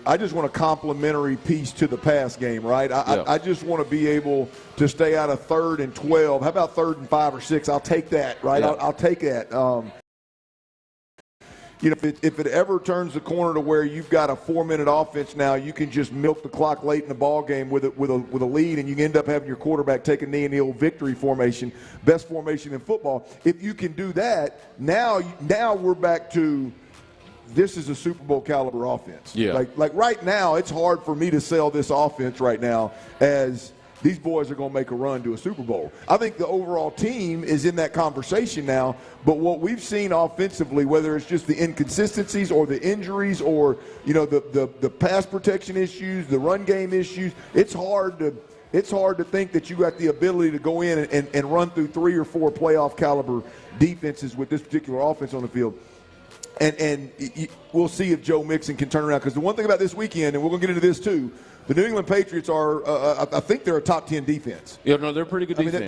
They're top third in the top half of the league, top third of the league on defense, and they've been really good, both schematically and personnel wise. They're pretty damn good. So it's going to be a hell of a matchup for this offense. The other star that's aligning there, obviously he was the headliner for me today with Dameon Pierce, but all of a sudden Joe Mixon showed up and decided he was going to do a little song and dance, and all of a sudden he's a headliner. But Dameon Pierce may be Scott. This is a little bit of a stretch, I'll admit it. Dameon Pierce may be just what the doctor ordered for this football team, though. And you got to explain that one. Well, now. I assumed he was going to be the starting running back, but now that Joe Mixon's back, it changes it a bit. But you're talking about a guy. I just firmly believe after watching this football team for 4 or 5 weeks, a chance for him to run the football is downhill. Forget that outside zone that was so good against Indianapolis. Like I may be wrong, and Joe Mixon may be the guy that makes that happen. But as I watch this offensive line and I watch these tight ends, week in, week out, I don't think you're consistently going to run the football in that outside zone. I'm talking about the toss zone, to get to the sideline, get outside the numbers. I just don't think that's going to be this team's bread and butter. Hell, your tight ends are even better lined up at fullback at times. So like when you're trying to just run it, but like you said, run it in between the tackles. They're often better in those because you obviously you've lost British Brooks, you lost your fullbacks. Yeah. Like they're almost better in those situations. They're not great. Well, Cade Stover better be your tight end fullback this week, or I'm gonna blow a gasket. I'm just telling you, man. There's no way Bobby Slow. They brought back Tegan Quatoriano. Well, Tegan's ass, his big tall ass, that's a big long drink of water. He ain't getting no damn 3-point stance at fullback. He needs to have his hand in the dirt in the line of scrimmage. But I'm going to tell you, Cade Stover better be the one in the fullback position. If they indeed stick with that, Cade Stover better be there. There's no way that D'Amico Ryans, see, you got me on this again. With the Dalton Schultz thing. I don't want to pile on, man. Hey, look, I don't want to pile on. I think the people of New Caney came here to get the raw emotions of Clint Stoerner. It's okay to color outside the lines and give the people what they want, Clint. I mean, this is really agitating you, man. I wasn't trying to do this now, just to be clear, but I see it's agitating you. There's nothing worse in the world of watching, covering, breaking down football than softness. I understand. And pouting. Like there's nothing, whatever it was, there's nothing worse. And there's no, and D'Amico watched that same film I watched, and they go, yep, we're going to put Dalton Schultz's ass back in that fullback position, and we're going to roll.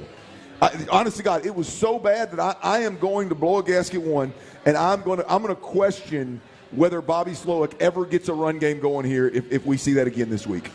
You shouldn't need that with Joe Mixon back there. You and again, the film shows you that that's not a good idea. Oh man, that's probably not a good idea. But to and this is maybe a sad point that I'm making, but they are better at that than even trying to do the outside. They're worse at the outside zone stuff. Worse, honestly. Yeah, it's like big picture schematically, yes, I agree with that. But I don't care where you run the football, left, right, inside, out. If Dalton Schultz is going to give that effort, you are not going to run the football well. Period. I don't care who's back there. It's going to. I mean, it's just not going to happen. Maybe he just had a bad day, but it was the worst I've seen in a long time as it pertains to a level of softness. Well, and he is also one of the more vocal people on the offense. Yeah, you better. So I could just imagine what the film session must look like. He because you kind of have to turn the tables there a little bit. We turn the mouthpiece off. You ain't got you can't talk. Well, that performance last week, you can't do no talking. All you can do is show up and bust your ass and hope you get back in the good graces of the folks around you. That's it. That's all you can do. But where I was going with that was Dameon Pierce is also healthy. Yes. And I think Dameon Pierce and his downhill run style, coupled with the fact that if you look at the 5-game sample size, I think that this team, I'm not 100% sure, but Morses hitting it downhill right now. And that can be inside zone, right? That can be the little split zone. I think be all these different – you don't have to necessarily be a G-scheme, pin and pull, all this kind of jive, have a guard leading up in the hole or a tight end leading up in the hole. I like them, but you don't necessarily have to. You can still run your zone concepts, but get downhill and get downhill right now as it pertains to the run game. I know Joe Mixon can do it all. Just call plays, whatever the hell you want to do. But Dameon Pierce is going to be the spell guy. And if he continues to spell Joe Mixon, and when he gets in there, he's hitting that sucker downhill, and these coaches are watching it, at some point they're going to go, hey, we got to do more of that. Yeah. Not necessarily, I'm not saying Dameon Pierce, but scheme-wise, we got to do more of that and less of this long, drawn-out stuff to the sidelines.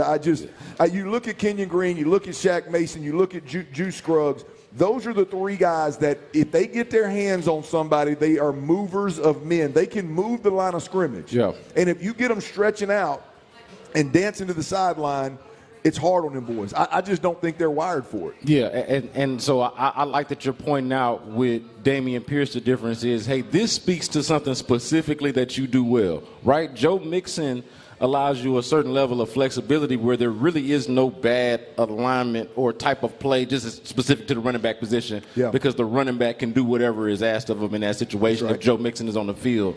But Dameon Pierce, when he's in the game, and you can tell me if you think it's a tell more than anything, but when Dameon Pierce is in the game, there is a clear intention, right? Like we are about to hit you in the mouth right here, right now, offensive line, and then Dameon Pierce with his run style and just oriented as a runner, like to just go straight downhill. Like, this is our intention when we show you this. I think when you call inside runs, I think when Dameon Pierce is in the game, I do believe that's something as an offensive lineman you better buckle up. Let's get down.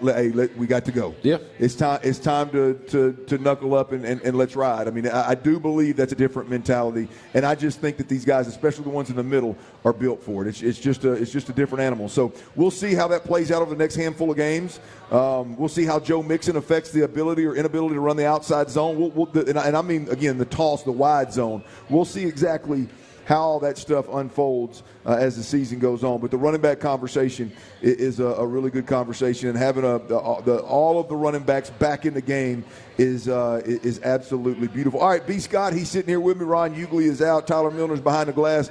You're listening to Sports Radio 610, Houston's sports leader. B. Scott's got a little something that the Texans just simply cannot allow to happen this week. Does it have anything to do with Drake Maye? I don't think so. We'll let you know. He could be a part of it. He could be a part of it. We'll let you know next right here on Sports Radio 610. All right, y'all, why wait, man? Go ahead and buy that dream home that you love. Do it now.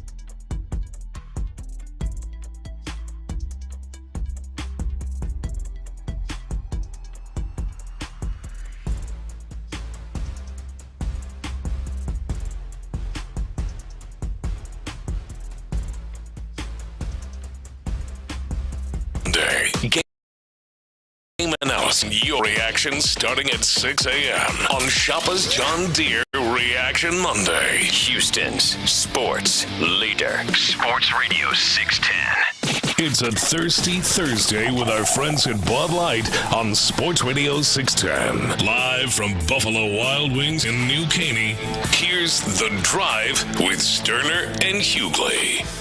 Yes, sir. Yes, ma'am. Ron Hughley is out. Brandon Scott is in.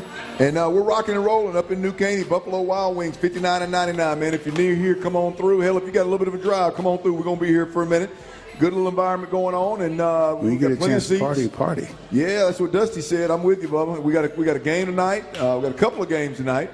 And but we got baseball tonight as well, don't we? Yeah. We got a little bit of everything going on. So plenty of reason to slide through Buffalo Wild Wings. If you can get to this location, we'd love to see you. If you can't get to this location, find your local Buffalo Wild Wings, slide on in there, and get you one of them cold drinks and watch some sports. I'm hammering this old Caesar salad right now. Man, hey, I saw you, and you saw I went and got me one too in the break. I was like, man, you ain't gonna be the only one. I've always been a sucker for a salad, man. A good, just good. I love that, the way they do their salads, or at least the two that I've had here. You know, the size of your lettuce can really screw up a salad. Yeah, I've always said that. Yeah, if it's too gawky or like in the way, kind of like. I mean, it's just got to be like size does matter. I'm a big chopped salad guy. Yeah, this guy. Yeah, Tyler, size does matter, and I mean. But in the reverse with lettuce, I think be a little smaller. Yeah. I mean, Tyler, what were you referring to? Oh, I was talking salad. Don't be perverted, B. Scott. Come on, man. I picked up what you were dropping down there. Well, I need that iceberg lettuce, that big old lettuce in my life. Whatever size lettuce you got, man, just make it work. It's not really about the size of the lettuce all the time, though. It's really about how you go about eating it. You know? Hey, look, whatever. Hey, good gosh, he just went way off the ditch. Yeah. That sounds like a guy that's negotiated a time or two. Hey, no doubt. Hey, no doubt. The ocean. Oh wow, boy! I tell you what. Anyway, by the way, I said Brandon Scott is in for Ron Hughley. You know, Ron's usually the worry wart here on the show. He likes to worry about things. Is that my boy Ron? Yeah, that's Ron. That's what I'm talking about. He likes to worry, and I'll be damned if B. Scott didn't bring a little worry to the table here, man. This is an interesting game with the Texans. Yes. Right? I mean, this is a game where I think on paper, hell, on film, any way you look at it, this is a game where the Texans should go and handle their business. They should beat them by at least 10 points, I think. I think. I don't know what the spread is, but they are good enough, and the Patriots are bad enough to where the Texans should win this game by a minimum of 10 points. I think that's very fair. I think Ron said 15. You said 10. Look, Tyler, do you know what the line's at? What's the line at right now? I know it opened up at 7. Let me check. I was going to say 7 or 8. I think this is every bit of a touchdown to a 9-point. 6.5. 6.5. Wow, that surprises me. That actually scares me a bit. Vegas typically is smarter than being on the road, losing Nico Collins, and then and we'll get into some of this. The X factor of Drake Maye, you're not really knowing what you're going to get. Like, he could be good. What if he's good? You know, so like that could change things a lot. Well, I think there's with this ball game, as I said, the Texans should handle their business and come on home, get on a victorious plane ride back to Houston.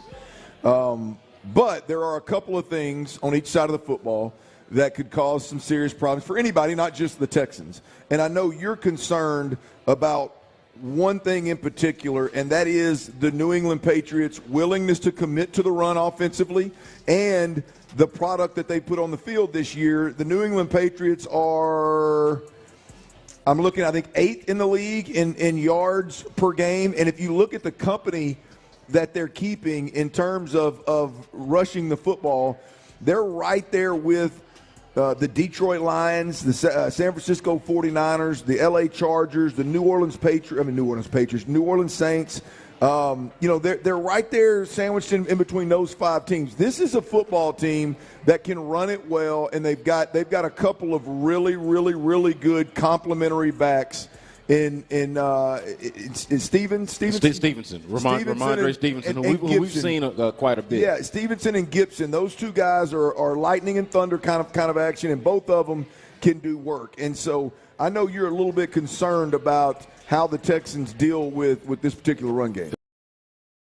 To me, the only thing that they do well on offense right now, and we understand we have not seen Drake Maye in the NFL yet, he could be awesome. Like his first game, he could be incredible. We don't know. It's a wild card factor, but he honestly, can't play dead in a horror movie. If it turns out that Drake Maye just is much better than anybody realized he was and he lights them on fire, I think I can live with the unknown of that aspect of it. But you know what they do well, and you know what they want to do with a rookie quarterback playing his first game, how they want to establish their identity in this game, and it's going to be through the run. And my concern, I would say this, Clint, is how I've watched this Texans defense defend the run recently. It started off pretty good, but as of late, and I honestly feel this way, the Buffalo Bills bailed them out at times. Like once the Texans went up 14-3, once you got that long pass to Nico Collins and it's a double-digit game, they went away from the run game that honestly was working up until that point. And even in the rare times that they went back to it, like in the second half when they started to go back to it at times and they started to play catch-up a little bit, like they went away from that, I think, early and bailed the Texans out. And then they went away from it again late on that final drive, when they're just supposed to be playing for possession, and they try to throw 3 bombs in 16 seconds and get the Texans the ball back. Like, to me, the Texans showed a hole and some weakness there in defending the run, and that's the only redeeming quality of this Patriots offense. I am concerned about that particular matchup, like if there's going to be a way that you could predict exactly how the Texans could lose. You having the ball just run down their throat. That is an interesting – I think matchups are – we don't talk about them enough. Because I think you can have a 1-4 team and a 4-1 team match up, and if it's just like I think the worst one I've ever seen was Miami going to Kansas City when there were people in the stands in Kansas City with frostbit legs and stuff, yep. Right? Like it did. I mean, it was just a bad matchup, and this was obviously the weather had to do with it, but it was just a bad matchup to where Miami didn't have a chance, right? And then you go to a game where and you go, okay, you know, this team may be able to again muddle their way through a season and have a winning record and get into the playoffs, but boy, there's a glaring weakness in this opponent right here that's their biggest strength, right? I think when you look at the Texans, I think the one thing, and forget about the New England Patriots for a second, just the one thing that I think I'm still concerned about is the ability to stop the run. And now you're going to face a team that they've got every reason under the sun, even if they're not running it well in the first quarter, to run it in the second quarter, right? To run it in the third quarter. Like they're going to do everything they can to protect the rookie quarterback. Like they did everything they could with bringing Jacoby Brissett in and letting Jacoby Brissett start. They did everything they could there to protect the quarterback. Now they're in a spot where they're like, you've got to do right by the rest of the roster and put the kid on the field because he's a better option than Jacoby Brissett at this time, and there's no hiding it, right? Yeah, and also it's almost like I want to force you to beat me with the rookie quarterback. Like let the rookie quarterback for y'all win this game. It's not going to be we're going to bow up. And we're going to stand up against the run. And if y'all are going to have some success today, it's going to be because this rookie quarterback in his first NFL game ever is going to ball out of his mind. It's not going to be because you're just going to line up and run it down my throat. The way that Buffalo seemed like they were able to do at times, and honestly the way I felt like teams have over the last few weeks. Like I feel like this has been a slight trend for the Texans over the last few weeks that I want to see them nip in the bud. That would be the most demoralizing way to lose is if you lost it up front in that particular way. That's right. That's Brandon Scotty's in for Ron Hughley. I'm Clint Stoerner. You're listening to Sports Radio 610, Houston's sports leader. Stay plugged in, baby. Stay plugged in. These Texans are rocking and rolling, and we got the reports off the field. We got all kind of good stuff going on today. We're giving away all kind of stuff. Come on through Buffalo Wild Wings up in New Caney. We got some giveaways left, including a pair of tickets, as well as another gift card and some U of H tickets. And I think there's a lawn chair package, something going on down there too. So we've got all kind of stuff to give away, and we need you in the building. So come on through. All right, there are a lot of turds in the sports world now. If you eat, and I apologize, but there's a lot of turds in the sports world week in, week out. And who gets Tyler Milner's gold medal? Who gets it for you? 713-572-4610. Text in your turds. Tyler loves reading those and seeing how they match up to his turds. I don't know why Tyler likes to compare turds, but he does. It's always been a hobby. I don't know. Yeah, man. Who gets the gold medal for you, man? Tyler gives us his top turds next right here on The Drive. Our Vision Homes. If you're looking to build a custom home, if you're looking to build a dream home, your dream.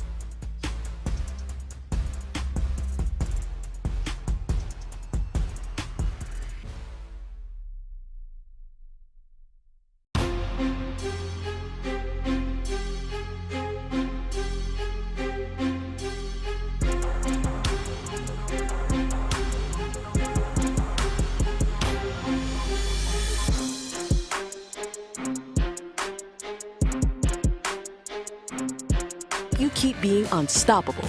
Come into your local store today. Most locations are independently owned. Product services, pricing, and hours of operation may vary. See Center for details. The UPS Store.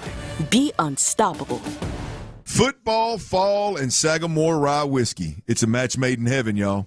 It's a Thirsty Thursday with our friends at Bud Light on Sports Radio 610. Live from Buffalo Wild Wings in New Caney, here's The Drive with Stoerner and Hughley. Hughley is out. Brandon Scott is in. And I tell you what, turds, y'all, turds. We all make them. But it takes a special kind of person to be one. I tell you what, man. Every week, Tyler's Turds at 3:41 on Thursday.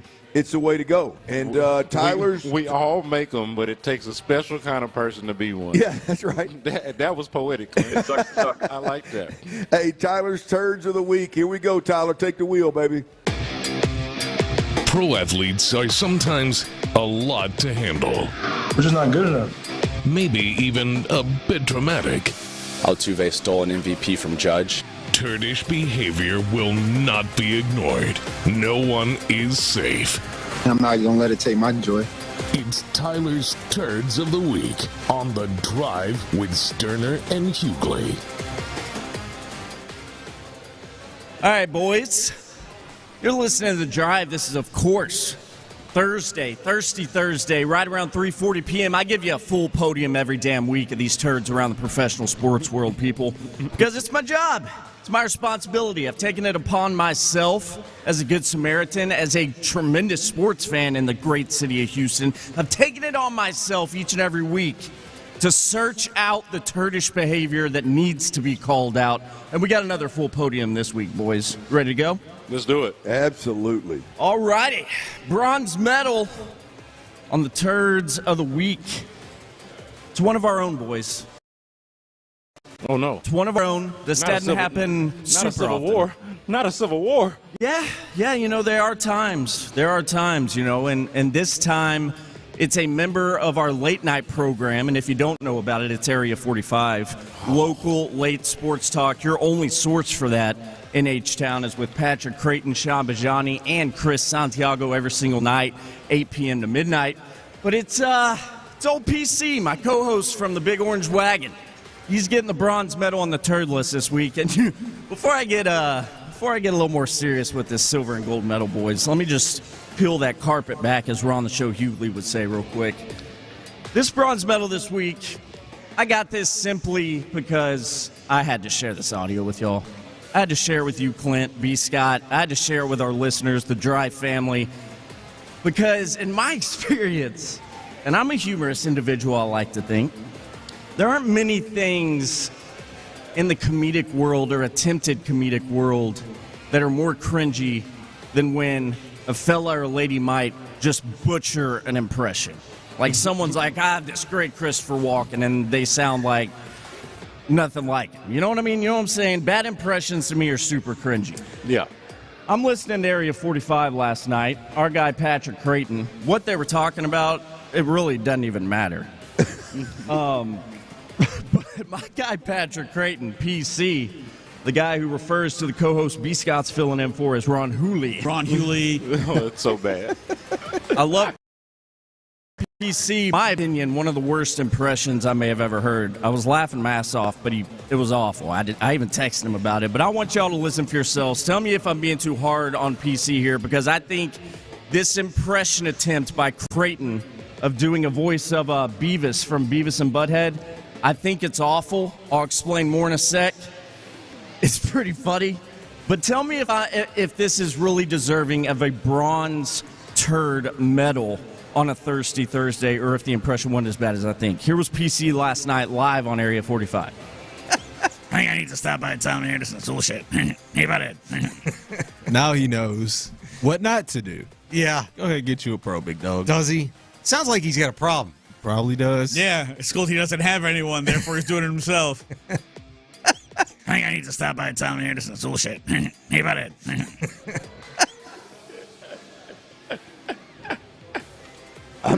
It's comically bad. I don't think it's bad enough to be a turd. It is bad though. Dude. He at least got the little snickle in there, where that little part in there. Like, you got that part in there. I didn't think it was the worst I've ever heard, but it was pretty bad. It was pretty bad. I tell you, I think the video would probably send it over the top. Oh man, I'm gonna get that tonight. Yeah, pull up that YouTube feed to see Patrick Creighton doing a Beavis and Butthead impersonation. Yeah. And like I've said, man, I love Patrick. That was hilarious. I think it's one of the worst impressions I've ever heard, though. And what I told Patrick verbatim last night when I texted him, I'm laughing. I'm like, man, that was off. We butchered that. I texted Patrick. I said, dude, you sounded like, and there's no intention of offense here, but you know those commercials with the smokers who have to hold the thing up to their throat? No. See, Tyler, you always take it too far. This is what I was going to say, though. I think what PC is dealing with, and I'm similar in this way, is where you can try to do an impression, but you can't ditch your accent. Like, Clint, I can't imagine you trying to do impressions. Like, if your accent is so strong that even when you try to do an impression that doesn't include your accent, you can't ditch it. That's what it's going to sound like. That sounded like Patrick Creighton trying to do a Beavis and Butthead impression. Look, I mean, there's impressionists that get paid a lot of money. No, I'm saying the ones that aren't good at it. Yeah, they can. That's what I'm saying. So if you can't at the very least shake your accent, then you ain't got no business in the game. Yeah, for sure. All right, T. Anyway, that's the Broads. PC, love you, man. But don't sound like one of these people with hang up by their throat in the commercial for stop smoking. You can try it next time, PC. Bronze medal to Area 45's Patrick Creighton. Real quick, silver medal. Oh, boy. Silver medal this week. I'm not sure if this fella was one of the original contributors to the birth of this idea for Turds of the Week. He very well could have been, because I can't stand him. He's ugly as hell. The guy with a face only a mother could love. He wears pinstripes. Talking about the ogre, Shrek, a.k.a. known as Aaron Judge, the media darling. I don't know if y'all have seen this stat, B. Scott and Clint, this week. And for those that don't know, there is October baseball going on right now. Little here in Houston, so it feels a little odd. I'm still not over it yet. I really don't want to talk about it. Me either. Very tough. This might help you, though, Clint. It helps me. It gives me a little peace of mind. But Astros obviously not playing. There are some playoff baseball games going on. The Yankees currently lead Ron the Show Hughley's Royals 2-1.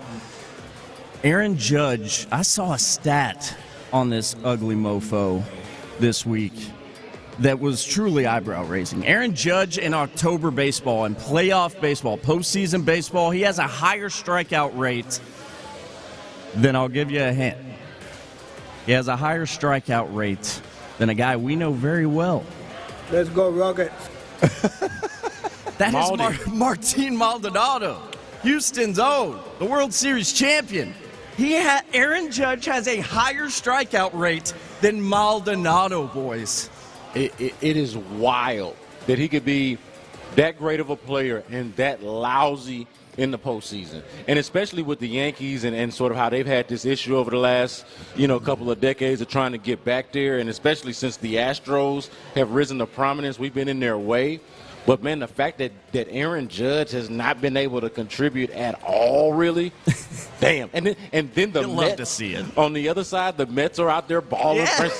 Is Francisco Lindor king of New York baseball right now? I didn't even think of that. Come on, Aaron Judge. We got to see more, dog. You're supposed to be that guy. How do you find that, Tyler? I mean, that is a great find, by the way. Anything Aaron Judge subpar, even though this is extremely subpar, Tyler's going to find it. Oh, yeah. Yeah, for that ogre, anything. I actually just remembered. I actually heard that stat again on Area 45. Sean Bijani actually brought that up on a show the other night. Yeah, Aaron Judge. They got baseball folks and a New Yorker on that show, man. You know that was going to come up, and the people in New York are concerned about this. Like, imagine if this was Yordan Alvarez. Oh wow! Or the way we've been talking about Kyle Tucker over the last couple of years. Like that's what you're dealing with Aaron Judge if you're in New York. It's pretty lousy. Yeah. So sorry once again to those bitches up in the Bronx. You landed on the podium once again here on Tyler's Turds of the Week. I got a message for those Yankee turds. But I will definitely keep calling it out for Aaron Judge in particular. Especially while the media just wants to love on this guy any damn chance they get. Stop striking out so much, you loser. Tyler just woke up the building. What up, H-Town? You dropping them words, everybody looking like, whoa. The good folks in New Caney were like, what? No one should give an F about Aaron Judge. I couldn't agree more, Ron. All right, that's your silver medal. Real quick, we got a gold trophy here. You're watching on YouTube or Twitch. Search Sports Radio 610. I got this badass golden trophy. It looks like a turd, a golden turd. Give it out every week. It is. That's got to be the best trophy in town. Oh, it's so good. I'm going to start putting like their faces on it each week too. I think that'd be a good idea. The golden turd of the week from the sports world. It's again a familiar face. This coach, a manager in the great city of Houston. I'm talking about current Detroit Tigers manager, the man who knocked our Astros out of October ball not too long ago. I'm talking about A.J. Hinch. Oh. A.J. Hinch is getting the golden turd on this Thirsty Thursday, and I'll tell you why. First of all, I'm going to preface this before some of you trolls and lunatics who are just angry at your life start texting me about how you're pissed off that he's on the list. Oh, I love A.J. I want A.J. back. A.J. Hinch is the greatest. He should have never been back. Just shut the hell up. Just listen. Still should have pitched Garrett Cole, but that's a story for another day. I think he's going to get there. A.J. Hinch, current manager of the Tigers. Like I said, Tigers took the Astros out in that wild card round not too long ago. I got problems with Hinch, man. I seriously got problems in my sports fanatic brain when it comes to this guy. Because you break my heart, A.J. I'm thankful. I'm thankful for what you did during your time here. Some of what you did during your time here.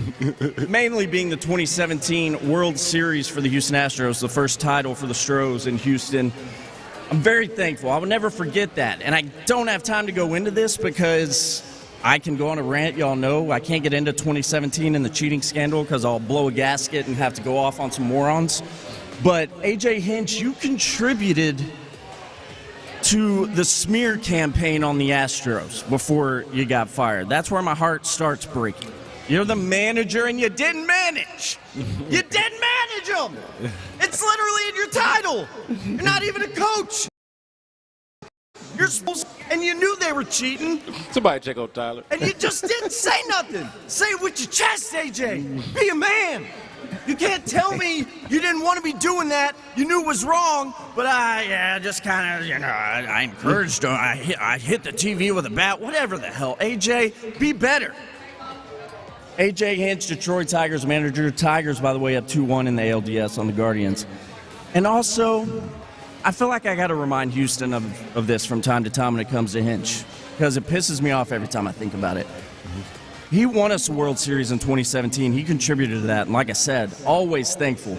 But A.J. Hinch is always going to be, in my mind, one of, if not the largest primary reason the Astros did not win another World Series in 2019. Because if you remember, A.J. Hinch decided at the worst possible moment to take one Zach Greinke out of the Game 7 of that year's World Series after Rendon hit a homer off Zach. Only to then watch very, very promptly Will Harris's goofy ass take the mound and lose the World Series for the Houston Astros. And that's on your shoulders, sir, A.J. Hinch. So, A.J., love what you did when you were here, but damn it, you break my heart. You freaking eliminated my Stros for the first time in 8 years from getting to another ALCS. And we should have more rings, but say it with your chest, A.J. That's the Turds of the Week, boys. There you have it, Tyler's Turds of the Week. Well done. Once again, always a beautiful segment. We'll put his heart into it, man. Ain't no doubt about it. One of the things, y'all, it busts pipes or it makes diamonds, man. The Texans have been great in two pressure areas. I got the stats to prove it. We'll discuss the significance next right here on Sports Radio 610. Before we do that, though, I can tell you about Coshada Casino Resort, man. The largest casino resort in Louisiana, the largest gaming floor in the Lake Charles area, the Rez Sportsbook.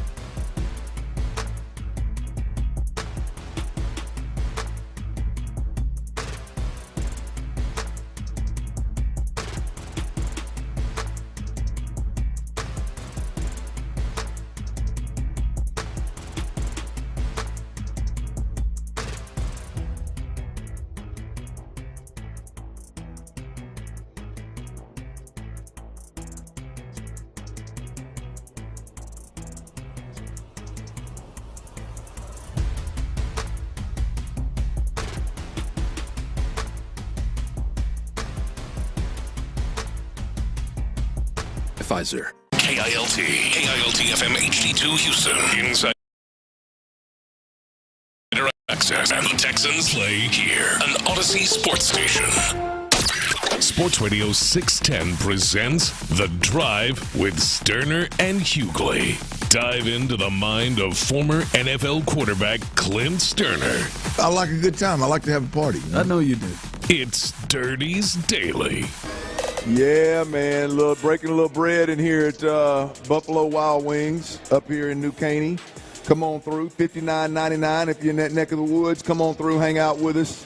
There's still a few sweet seats out there. There's drinks are cold, and the food is good. The company is better. You know what I mean? I was gonna say good people, man. Good people in here, man. Come on through. So here's what's up, man. Bud Light gave us a pair of tickets to give away for the Indy game, which is in 2 weeks, right? Yeah.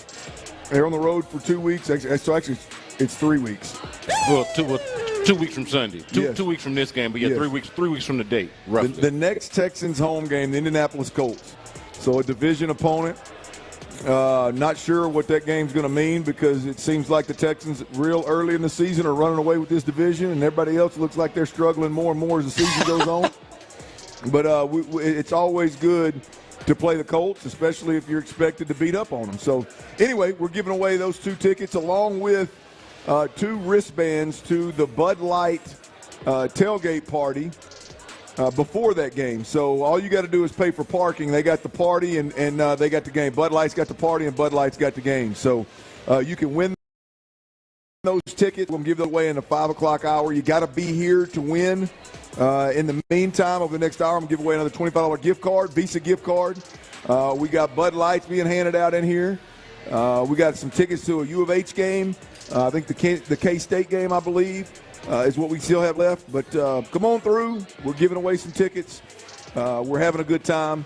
Big shout-out to Bud Light for making it happen. As the big voice guy said there, I love to have a party. Yeah. I love that. Now, my definition of party has changed over the years. And but I love no I'll still partake. I will still partake. I in a buttery nipple. My guy. You know, that's you ever had one? Oh, of course. Oh man, yeah, man, on a cruise, a buttery nipple on the ocean. What? Oh, you got to be on the ocean? I'm just saying, it's just the vibe of it. Oh, there's no doubt about that. I think my first one was on a cruise, on one of those Carnival cruises. The first time I ever heard of one, first time I ever had one. I'll be honest with you, and I've been drinking them ever since. I ain't never found a bad spot for a buttery nipple. Yeah, I was, man, that just happened to be when I was introduced. That may be the best. And ever since then, I'm like, man, a buttery nipple by some water? Yes. Give it to me. The Texans are 4-1, obviously. One spot where the Texans have been great on both sides of the ball, where they have been great, is in pressure situations, right? And I mean literal pressure situations. Like the Texans' defense has pressured their opponent on 35% of dropbacks this season. I believe that's 8th in the NFL. D'Amico Ryans, B. Scott, has had to change his stripes a little bit this year and be a little bit more pressure-oriented for one reason or another. I don't know yet exactly what that means. We'll find out as the season goes along. But he's definitely been a little more pressure-oriented, and I think he's got some dudes right now on that defense that can apply pressure in a major way. So the Texans' defense in applying pressure has been really, really good. Yeah, I think it's a personnel thing, Clint. Like, think about just the fact that Jalen Petrie is your nickel defender and the fact that your base defense and your nickel defense is essentially the same thing because Jalen Petrie is serving some type of hybrid role of third linebacker and nickel defender. And so just think about the personnel and what makes sense for them. It makes sense for them to be a higher pressure. Azeez Al-Shaair and him kind of being on the same page as D'Amico Ryans and really knowing what to expect from him. Like, I think it just makes sense personnel-wise, and it kind of maybe mask some of the issues they have on the back end, maybe possibly in coverage and not having super speed guys on the back end. Try to get pressure up front and see if you can wreak havoc that way. Yeah, and they've done a good job of the 11-man pressure, right? Whether we're talking about covering down on the defense or we're talking about causing pressure from inside the box, they've been really good as an 11-man unit. As a team, they have pressured the heck out of folks. Yeah. I would imagine that keeps on keeping on. You feel like it has to, Clint, against, again, a Patriots team that not only specifically in this area, the offensive line, young, somewhat of a turnstile. Yeah. Nick Caserio was on our airways earlier in the week speaking about this specifically in a nice and delicate way. Thanks, guys. But basically saying, hey, they're trying to figure things out along the offensive line. And then the big story in New England, we cannot shy away from this, is the rookie quarterback being thrown into a situation where, let's be clear, he didn't win this job. Yeah. The guy ahead of him lost the job. So it makes you wonder, okay, should he have had the job in the first place, or is this just kind of a situation where they just have nowhere else to turn? But either way, you've got to be able to bring pressure against an offensive line that is not very good and a quarterback that is seeing it for the very first time. Yeah, look, the reality of it is against Drake Maye, like DeMeco Ryans schematically versus a rookie quarterback, if any ilk, I don't care who it is.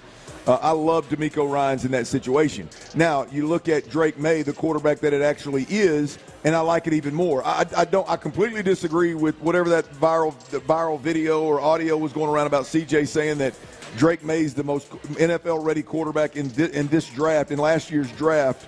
I completely disagree. I think he's the only guy literally in the whole draft that's a developmental quarterback. Right. I understood why he wasn't starting from the jump. And so I still think nothing's changed other than Jacoby Brissett hasn't played well. So I think I really like DeMeco Ryans versus New England and Drake Maye. I really like the pressure that they've been able to apply to quarterbacks. I really like the way that theoretically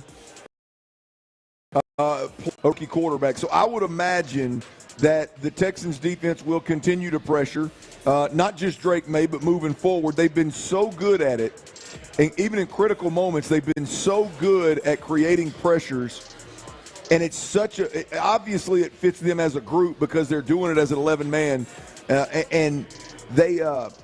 I would expect that they continue to be that style of defense. Now, it's part of the reason why Josh Allen had one of his worst games of his career was some of the pressure that they were able to put on him last game. Yeah, great point. Clearly, Josh Allen, as a veteran, one of the better quarterbacks in the league, he felt the pressure. Yes. Clearly, Drake Maye will. You mentioned one guy, Kamari Lassiter, did not practice again today. We'll have that full Thursday injury report coming up a little later in the show, but Kamari Lassiter did not practice again today. Apparently there's a shoulder issue. It's a little bit more significant than I expected or than we knew. But Kamari Lassiter not playing, how do you think that impacts their ability or desire, if you will, to dial up pressure? Yeah, and see, I was on with you and Ron yesterday talking about this very thing because if you're just kind of following the thread here, they bring Kadar Holman back. Obviously, Kamari Lassiter now in back-to-back days is not out there. Yeah. And this has been an issue with the team, at least for me, going all the way back to the end of training camp, like the end of the preseason, the end of training camp, coming into the season, looking at their depth at corner, seeing how the Jeff Okudah and C.J. Henderson signings did not work out the way I was hoping that they would, probably the way that they were hoping they would, and the depth of that position all look all that great to the point where you're having to go back and get Kadar Holman and Desmond King ends up on the practice squad after not being on the team, and like you're basically at some point like Chris Boyd is an option and a possibility. D'Angelo Ross, like these are guys who have played football, but not necessarily guys that you feel great about being in this position. So I would think that a recipe for success defensively is pressuring a rookie quarterback who, again, has not done it before. And you got the dudes to do it. We were saying that at the top of this segment. You have the dudes to bring the pressure, and they have the dudes that, or I would say don't have the dudes to withstand it. Yeah, you mentioned Jeff Okudah in this conversation, too. Being eligible to come off the IR and not being appearing to not be – you can't play that position after being out for 6 weeks. You can't just jump in and play. So, I'd be shocked off my – tail if he were able to play. So him not being available is a concern for me. Maybe I'm overselling Jeff Okudah, but I would have some pretty solid confidence if he were opposite Derek Stingley. No, I understand. And not having him, Kamari Lassiter being out and missed practice again, and no Jeff Okudah coming back off the IR that cornerback room is thin. The guys you mentioned are great special teams players. I don't know that I want them playing corner in a situation where we're pressuring more as a defense and kind of putting those guys on an island. Now, with all that said, D'Amico Ryans did an unbelievable job. I don't know who was more impressive last year in terms of overcoming injuries and doing more with less. Was it Bobby Sloak on the offensive side of the football with the O-line injuries and the wide receiver injuries, or having to play like 42 different defensive backs throughout the season? I mean, you ended up late in the season playing, 2 or 3 of your 5 or 6 defensive backs. I didn't know them. Yeah, and even the defensive line, even your ends were hurt at that point too. Yeah, because you had Will Anderson dealing with the ankle, and we know Jonathan Grenard would be in and out at times. Like, they that's a good point actually. Yeah. Which one did the most with, or dealt the best with the war of attrition on the offensive or defensive side of the ball? Yeah, okay, now let's speaking of offense and defense, that was the defense. Again, just talking pressure stats here, the Texans have excelled in a couple of different situations. That was the defensive side of the football where they pressured an opposing quarterback on 35% of dropbacks. You think about that, man, that's a big number. I mean, that's a big number to create and generate some level of pressure, whether you got a one-on-one win or you got a scheme that's getting them. All right, offensively, C.J. Stroud, to no surprise, we talked about this earlier. C.J. Stroud is the 3rd highest-rated quarterback under pressure this year. Pump sling at 7. Now, I don't want to confuse that with all of a sudden that, that C.J. Stroud is under pressure more than anybody else. Right. That wasn't a qualifier for this list here, but it's just highlighting how good he is under pressure through 3 weeks. His passer rating under pressure is 102.5, and that's 3rd on the list. Jaden Daniels, who somehow, some way, I thought I would never see this. He's having a better rookie season than C.J. Stroud did last year. He is rated higher under pressure at 110.8 rating. And then Joe Burrow, who his team overall is struggling, he's on record of saying he's playing his best football. Under pressure, his passer rating is 121.4. The good thing about C.J. Stroud being in that conversation, whether you think they should adjust how they're playing offensive football or not, pressures are going to happen. And when pressure happens to the Houston Texans, C.J. Stroud is just flat-ass special. Yeah, and that was my thing, and kind of how I was coming into this, feeling like, hey, when there is pressure, or when, like as you like to say, when the rubber meets the road, yes, sir, you can normally count on C.J. Stroud to perform, to make the precise decision and throw. That's why the interception that he threw was confusing, because normally CJ's making really, really good decisions. And again, I thought he did for the most part throughout that game. And the stat that you just read shows you that for the most part this season he has been excellent under pressure. Well, the more chaos your quarterback has to play under, the more he's going to make decisions and misreads and make some poor decisions. And it's just the environment you live in. You're going to be a more volatile person if it's constant chaos in general. Yeah. That applies to quarterback. If you're making quick decisions and if you got great protection and the play action is working and you got this nice comfy pocket, you're going to sit back there and do your thing. The more chaotic it gets around you, the more likely you are from time to time, even though CJ, from time to time, you're going to make poor decisions. You're going to force footballs. You're going to turn it over. You're going to fumble. You're going to do those things. That's just the nature of living life in that chaos. Dude, the Sunday game against Buffalo is the perfect example of what you're talking about, though, because the first half, he's 10 for 10 at one point, 11 for 12. They're dealing. They're up by 2 touchdowns, but there's no chaos. They don't have any penalties. The protection is holding up well for the most part. But then what happens? Going off. Nico goes off early. Okay, they're able to establish that lead. But then what happens in the second half? And we were celebrating it at halftime. Remember, everybody's talking about, they went the whole half without no penalties. This team that leads the league in penalties didn't have any penalties. Then what happens in that second half? Yeah. The penalties come back. Off, yeah. The wheels come back. The wheels come off. The penalties come back. You have Blake Fisher, who, God bless him, is out there trying, fighting, but is not ready yet in that moment. And so CJ's having to deal with the pressure on the right side of that offensive line. That's a great point, B. Scott. I'm going to go back. I want to go back and watch that game. It's a tale of two halves almost. It's definitely box score wise. A tale of two halves. I want to go back and watch. It's a great point you make. I want to go back and watch and see if there is a. Did they perform so well in the first half that all of a sudden in the second half they were like, we're going to get real confident and really light these guys up? and it got sideways, or was it really just Fisher getting beat and maybe they made some adjustments that forced him to hold the ball? Like, what exactly was the tale of two halves? Clearly the box score says that, but I want to go back and just see, like, how many times in the first half was he ball out, and in the second half, and he wasn't. I know it happened, but I don't know how many times it happened. You'll see in the third quarter, even when they start to stagnate a little bit, they're moving the ball, but then there's one or two things that happens here, a pressure here, or giving up a pressure, or a penalty there that stalls a drive and puts them behind the eight ball, and then all of a sudden, turnover. And of course, you got Buffalo that's figuring it out on offense at the same time. You get that play by the rookie, and of course, Josh Allen does his thing for a moment there. So, yeah, man, like the margins are really slim. It's a thin line between here and there. I'm telling you.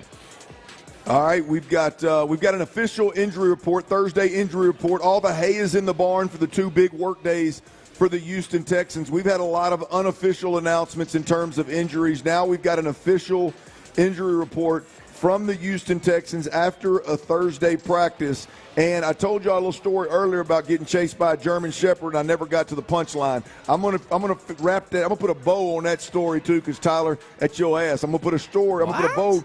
I'm gonna put a bow on that thing when we come back right here on Sports Radio 610. Before we do that, though, I got to tell you about QC Kinetics, man. If you're out there and you're living with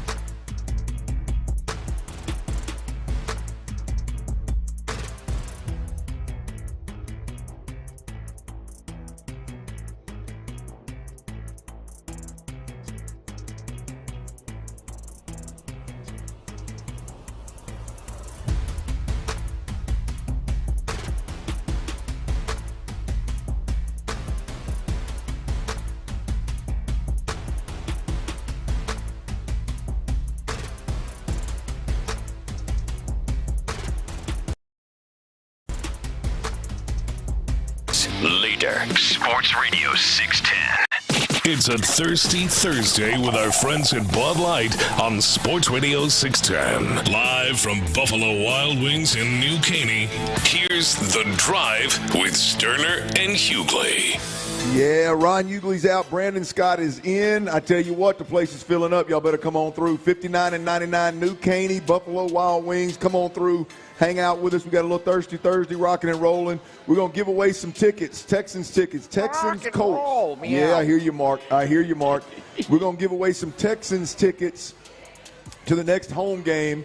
And one of our winners from last week just walked through, talked about how awesome the seats were. Obviously, it was a great game. So I'm just here to tell you, if you're living right, you might win some tickets here in this 5 o'clock hour. We got another $25 gift card to give away as well. Who does just heck with it, man? Let's just give away $25 like it ain't no big deal, huh? And the next home game, by the way, is against the Colts. Yeah. So that is a key AFC South matchup, rivalries, and obviously we on the better side of things these days. So you want to see the Texans with an opportunity. I don't take it for granted, but with an opportunity to beat up on the Colts right here at NRG Stadium. So don't miss that opportunity. All right, we've given you guys a ton of unofficial return to practice news, but now we've got the official Texans Thursday injury report. Again, why does it matter? Because Wednesday and Thursday are your two big, heavy work days for the Texans, and you need to know who's out. Thursday is a pretty good tell for who's actually at least trending and has a chance to play.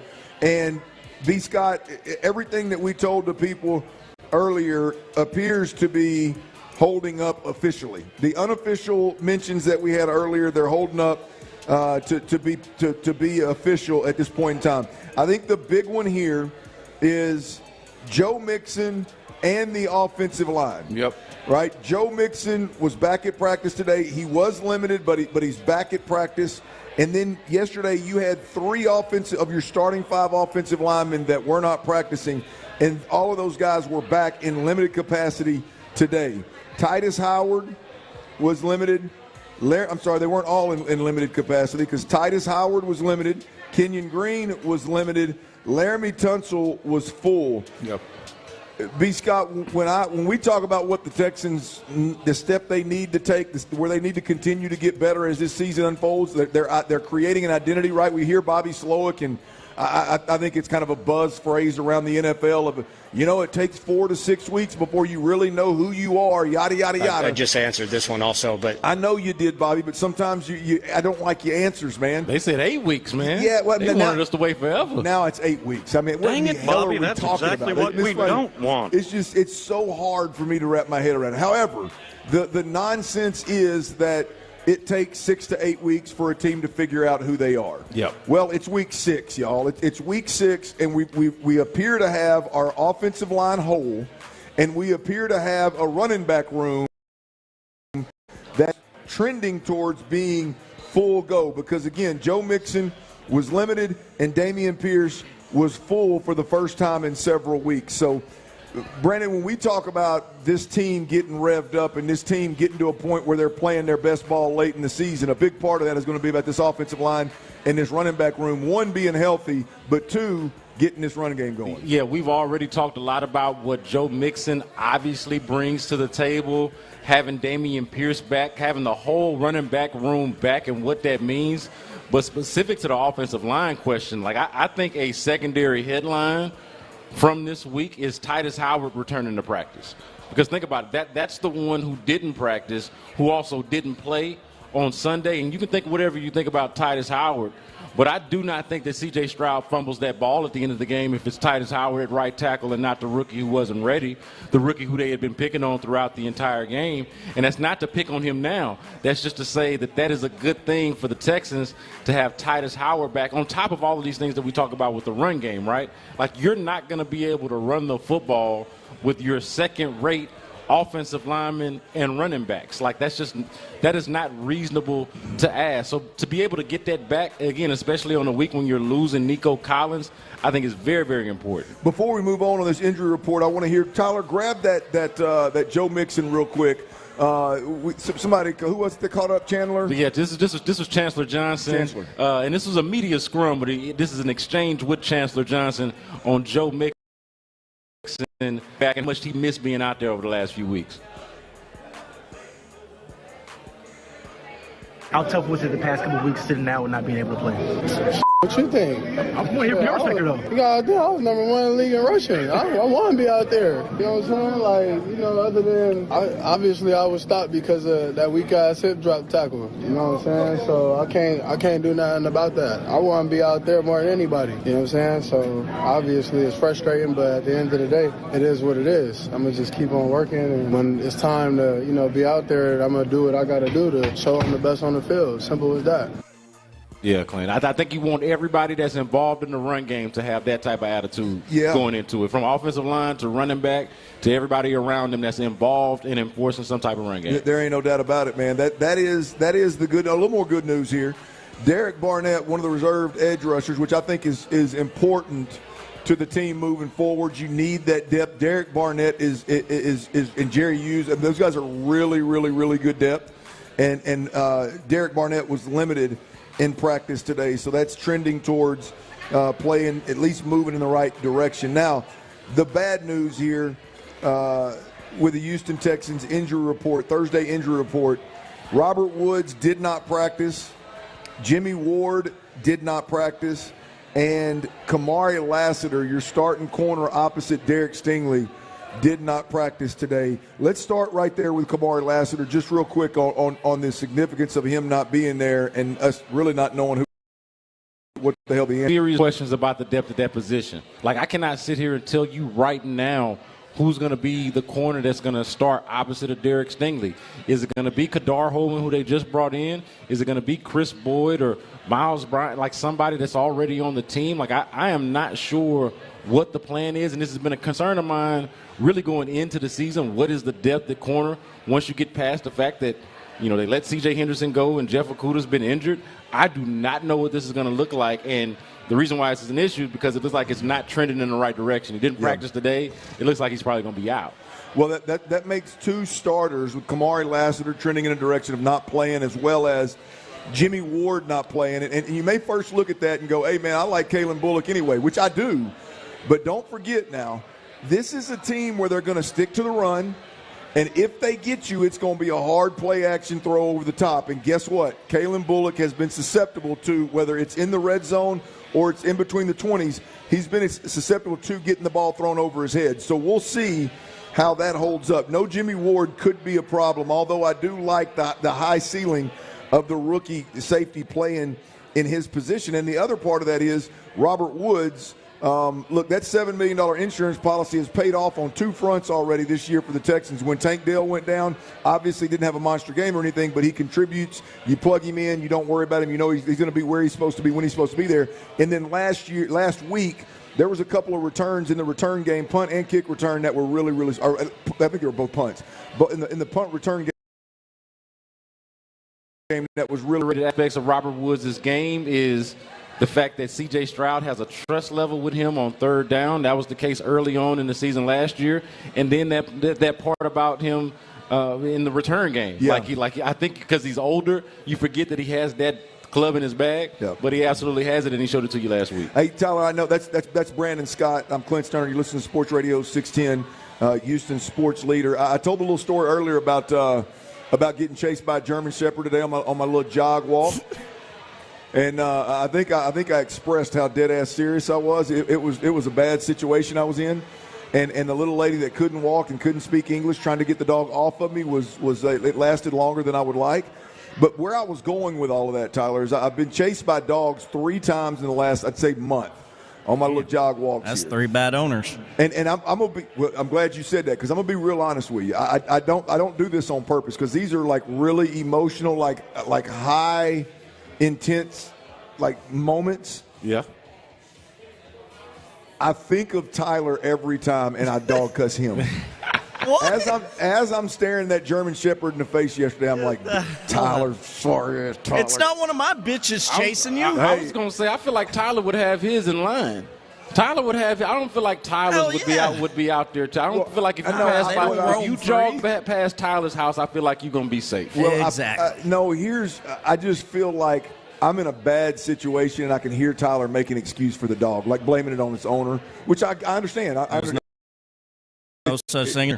See, when that thing was staring when that thing was staring me in the face, it looked like a bad dog. No, and I get that. I've been chased by some scary dogs over in Pinehurst and Baytown growing up. Like, that's a scary moment, so I understand, but I do truly believe there is no such thing as just an inherently bad dog. Hey, can I tell you, Clint? I got to tell you this. I thought about you this morning. I found a possum in my trash can outside, and I thought about you and having to get the raccoons from under your rental property. Yeah. I was like, man, what would Clint do right now? Now I just took the trash can and shook him out of there. I want a pet raccoon. But I got to tell you, man, I was not expecting that. I was not expecting to see that possum. Like, man, is being around Clint having like country rural things happen to me now? You should let him in that can and put him in the car and take him about 15 miles away, and he won't find his way back to your crib. That's what I was like, man, where did he come from? Hey, that's what I was told. Catch him raccoons and take him at least 15 miles away was the number that kept coming up. You got to take them 15 miles away or they'll come back.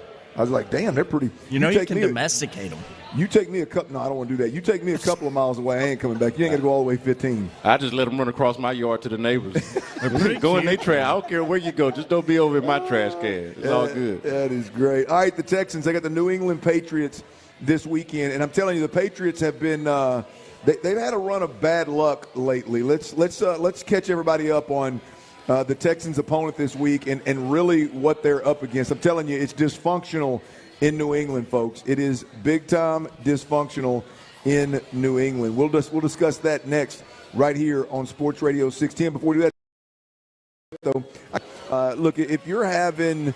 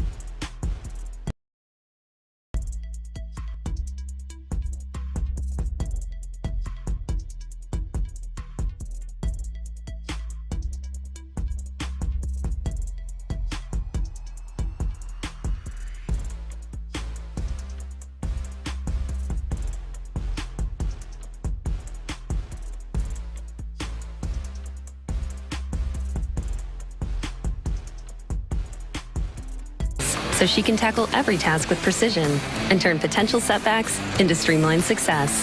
Call, click Grainger.com, or just stop by. Grainger, for the ones who get it done. It's a Thirsty Thursday with our friends at Bud Light on Sports Radio 610. Live from Buffalo Wild Wings in New Caney, here's The Drive with Stoerner and Hughley. Ron Hughley is out, and Brandon Scott is in. Bud Light is, once again on a Thirsty Thursday, has given us some big-time giveaways. We've got 2 $25 gift cards. We've got one more. I'll give that $25 gift card away in the next segment. And then in the 5 o'clock hour, we got a pair of tickets to the Texans Colts game, as well as a pair of bracelets that'll get you into the Bud Light tailgate for that particular game. So that's pretty cool. You'll actually have a couple of weeks to plan and make sure that it's on your schedule and make sure everything's coordinated to get down there. But Bud Light is making it happen for all our listeners out there. Hey, man, for all of the criticism here, but all of the criticism that you hear about the crowds at NRG Stadium, which I think is a little bit overplayed, but part of that is because the tailgate scene is right on time. So this is the other side of that discussion, the other side of that argument. And you want to talk about what the crowds look like early on in the game, go check out that tailgate scene at NRG Stadium, and the Bud Light area is chief among them. Yeah, well, look, we hear a lot about not getting in there early enough. I think there's probably a good reason. Yeah, that's what I'm saying. Hey, look. We here. like to have a good time. We like community. We can be inside the stadium. We can be outside the stadium. We could be right here at the Buffalo Wild Wings. That's man, right. we can have a good time wherever we sit. That's right. So if you're out there listening, come on through.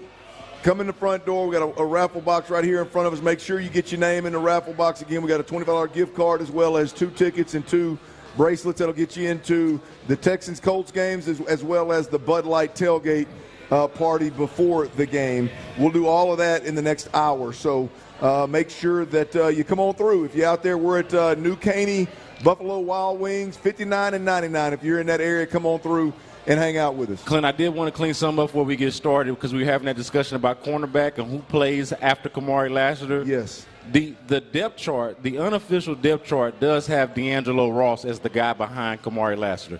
This is a question that we're all trying to figure out the answer to, and I don't know if any of us have a great answer to it, but unofficially, I should say, behind Kamari Lassiter is D'Angelo Ross and then Kadar Holman. So okay. That's what you're looking at if Kamari Lassiter is unable to play, and again, that's back-to-back MP or where he has not practiced or participated in practice, so you have to assume that one of those 2 guys is going to have to fill that void. Yeah, and you look at the secondary. I don't want to get too far off the beaten path here, but you look at the secondary, and now you're going to have a backup corner that was backing up a second-round pick rookie. Yeah. You're going to have a Kalen Bullock, a backup safety, a rotational safety to start the season that's going to be in for Jimmy Ward more than likely. And a rookie himself. A rookie himself. And then you got Eric Murray and Jalen Petrie and Derek Stingley. So you got a secondary that we've seen D'Amico a lot of times cover up for injuries, cover up for shortcomings. He's going to have his work cut out for him this week. Now, where we're going with this particular segment is the New England Patriots and their offense. And this is, obviously 1-4, and the film is not good. There's a reason why Ron Hughley thinks that the Texans should win by 15, and there's a reason why Brandon Scott thinks the Texans should win by 10 or more. Yep. Right? But let's just update folks on what's going on in New England, because on the offensive side of the football, because look, they're a mess. Now, I guess we should probably start with the obvious of Drake Maye, a rookie quarterback that wasn't ready to play a month ago, is now being forced into action because Jacoby Brissett, from what I've heard, I've not watched all of their films, so I don't want to overspeak here, but from what I've heard, Jacoby Brissett has no more rubber left on the team. They can't score points. Apparently, they can't score points. Yeah, apparently he can't get it done. He don't move well enough. He don't throw it well enough. They have been put in a position where Drake Maye, even though he's underdeveloped and not ready to play, gives them the best chance to win a football game at the quarterback position. So that is not good. The fact that Drake Maye is having to play, and we're going to get to Drake Maye in a minute, but also Jabril Peppers. Oh yeah, on the commissioner's list. On the commissioner's exempt list, which means he can't play. He got popped for some level of assault.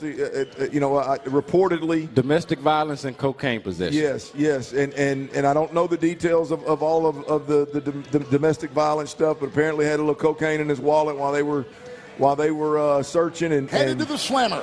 Is supposed to be a captain of that football team, so that obviously tells you a little bit about what's going on in New England. But let's get to this offense. Drake Maye, 2 seasons as a starter at North Carolina. Again, I believe he's was the most by far, because the other guys are playing and playing well, the most developmental quarterback in this year's draft. And that's who DeMeco Ryans and this defense is preparing for, B. Scott, is Drake Maye. They've also got a lack of talent at the wide receiver position and on the O-line from jump. That was considered a weakness for the New England Patriots coming into this season, given the guys that were healthy. And now they've had injuries at O-line throughout the 5. They've got 1 offensive lineman on the PUP list. They got 3 on IR. They've got 1 on reserved left the squad list, whatever the hell that means. They just had to sign an offensive lineman, Ben Brown, off the Raiders practice squad. So their offensive line and wide receiver room was not good from jump, and now their offensive line is just decimated with injuries. And so this offense there is no reason that DeMeco Ryans, in every sense of the phrase, shouldn't just absolutely destroy this offense. Yeah, I was going to say, Clint, if there's going to be a week where you're going to have to be without your number 2 corner, it's good to have it against a rookie quarterback who doesn't have a lot of weapons to begin with, and with an offensive line that's not very good. Like, if you're going to be without a critical piece like that, it's kind of soothing to go up against a team that is this beleaguered, if you will. But, yeah, man, I look at it this way. If I'm Will Anderson or Danielle Hunter, and if I'm hearing any of the conversation around me right now, is this defensive end unit, is this tandem overrated, or are they playing up to their potential? Now, I think that they are, close, and the pressure rate, we talked about the pressure rate, a lot of that is coming from inside. And I think the inside guys are outplaying what you thought you'd see, and the outside guys are maybe not playing as up to what you thought you'd see. But going up against this cast of characters like you just described it, Clint, the offensive line issues, the rookie quarterback who didn't so much win the job but had to be thrust into it because the guy that's in the job isn't getting it done, and no real weapons to speak of, you should be salivating if you're Will Anderson or Danielle Hunter with an opportunity to really take it to this offense. Like, I'm really looking for a big game for the defensive line, not just pressure rate or some type of analytic that you can give me, some type of number that you can give me that tells me, hey, they're disruptive, because I can see where there's some disruption, but I want to see more flat-out production from the defensive ends who will tell you themselves, even for them, it comes down to getting sacks, to getting home. That's how you complete a play. I want to see them do a lot more in this game, Clint.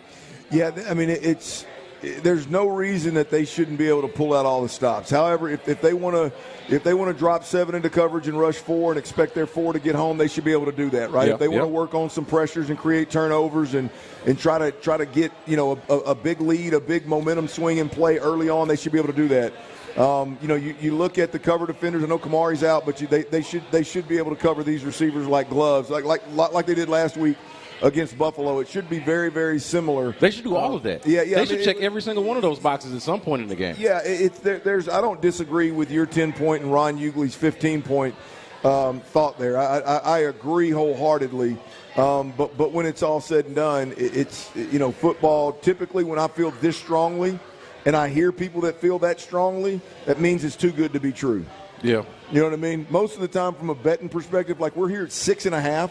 In my opinion, I'm looking at that with the Texans and the Patriots, and I'm taking into account, the Texans have not played well. They've not played their best football. Like they're 4-1, but they haven't still look at that and go, 6.5 seems really low. Yeah. To me, it seems extremely low. Like I don't see how this is not a double-digit game. I've factored in. Where to me the X factor is, though, Drake Maye, because we're all expecting, rookie quarterback going up against a defensive coach with a good defense, a high-performing defense right now. Like the advantage should very clearly be advantage Texans in that matchup. But there is an element of unknown, an element of surprise. And I want to be careful about the quarterback thing too, Clint, because we did it a few times last year. I bring it up every time this comes up. But I watched a very good Texans team, what turned out to be a very good Texans team last year. Nothing like this one in terms of how it's collected. But lose to Bryce Young, lose to Desmond Ridder, lose to Zach Wilson. And I understand that the Vikings are playing very well, but, lose to Sam Darnold. And Sam Darnold, I think, is better than those guys. But the point is, it's not so much as simple as that, I should say. It's not as simple as, hey, well, you got C.J. Stroud, they got Drake Maye, hey, you should win the game. Like, there's a lot of other things that have to go right that are supposed to go right, and I think that they should. Like, they've got pretty much every matchup advantage, probably except for their run defense against this rushing attack that the Patriots got. But everywhere else you look up around the field, it should be advantage Texans. I don't see how they lose by less than 10 games. All right, less than 10 points. 10 games would be tough to do. 10 games would be rough. In one Sunday. But 10 points, though. 10 points is doable. You can do that. You can do that, Texans. Yeah, 10 points. Yeah, it is. That's Brandon Scott. He's in. Tyler Miller. Good gosh, you got me. Tyler Miller contagious. Is on the ones and twos. All right, we got the 5 o'clock fire coming up next, y'all. We got an injury report. We've got a little Bobby Slowick audio. We got to hear from the OC, man. This is a big week for them, as well as Thursday night football. 49ers at the Seahawks. We'll catch it all next right here on Sports Radio 610. Before we do that, though, I got to tell you about.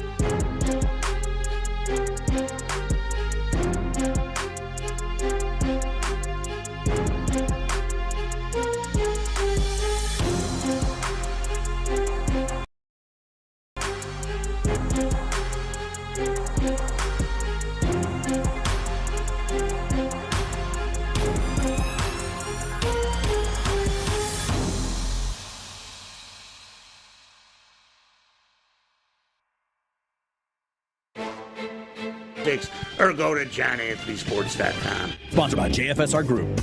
KILT FM HD2 Houston. Insider access, exclusive content. Sports Radio 610. The Texans play here. An Odyssey sports station.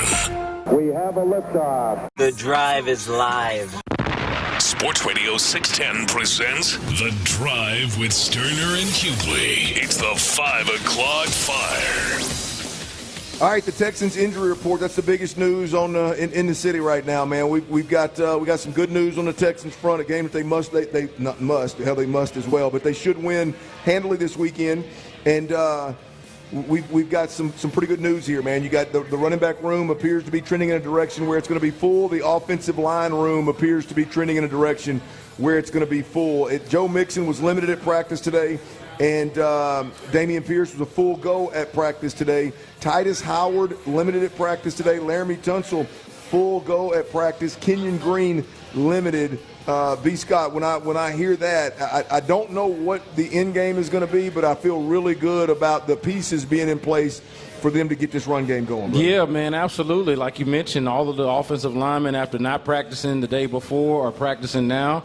Joe Mixon the day before, the big headliner being Dameon Pierce. Like I liked your line of thinking earlier of, hey, Dameon Pierce, that was a big enough story. If you were going to get him back and what the strengths are of the existing offensive line, what Dameon Pierce's strengths are, like those things should marry up and be an opportunity for not only the running game, but for Dameon Pierce specifically to kind of get right. You know, we understand that this is kind of that type of year for him to kind of get right after a down year last year and then being unhealthy for the most part of this year.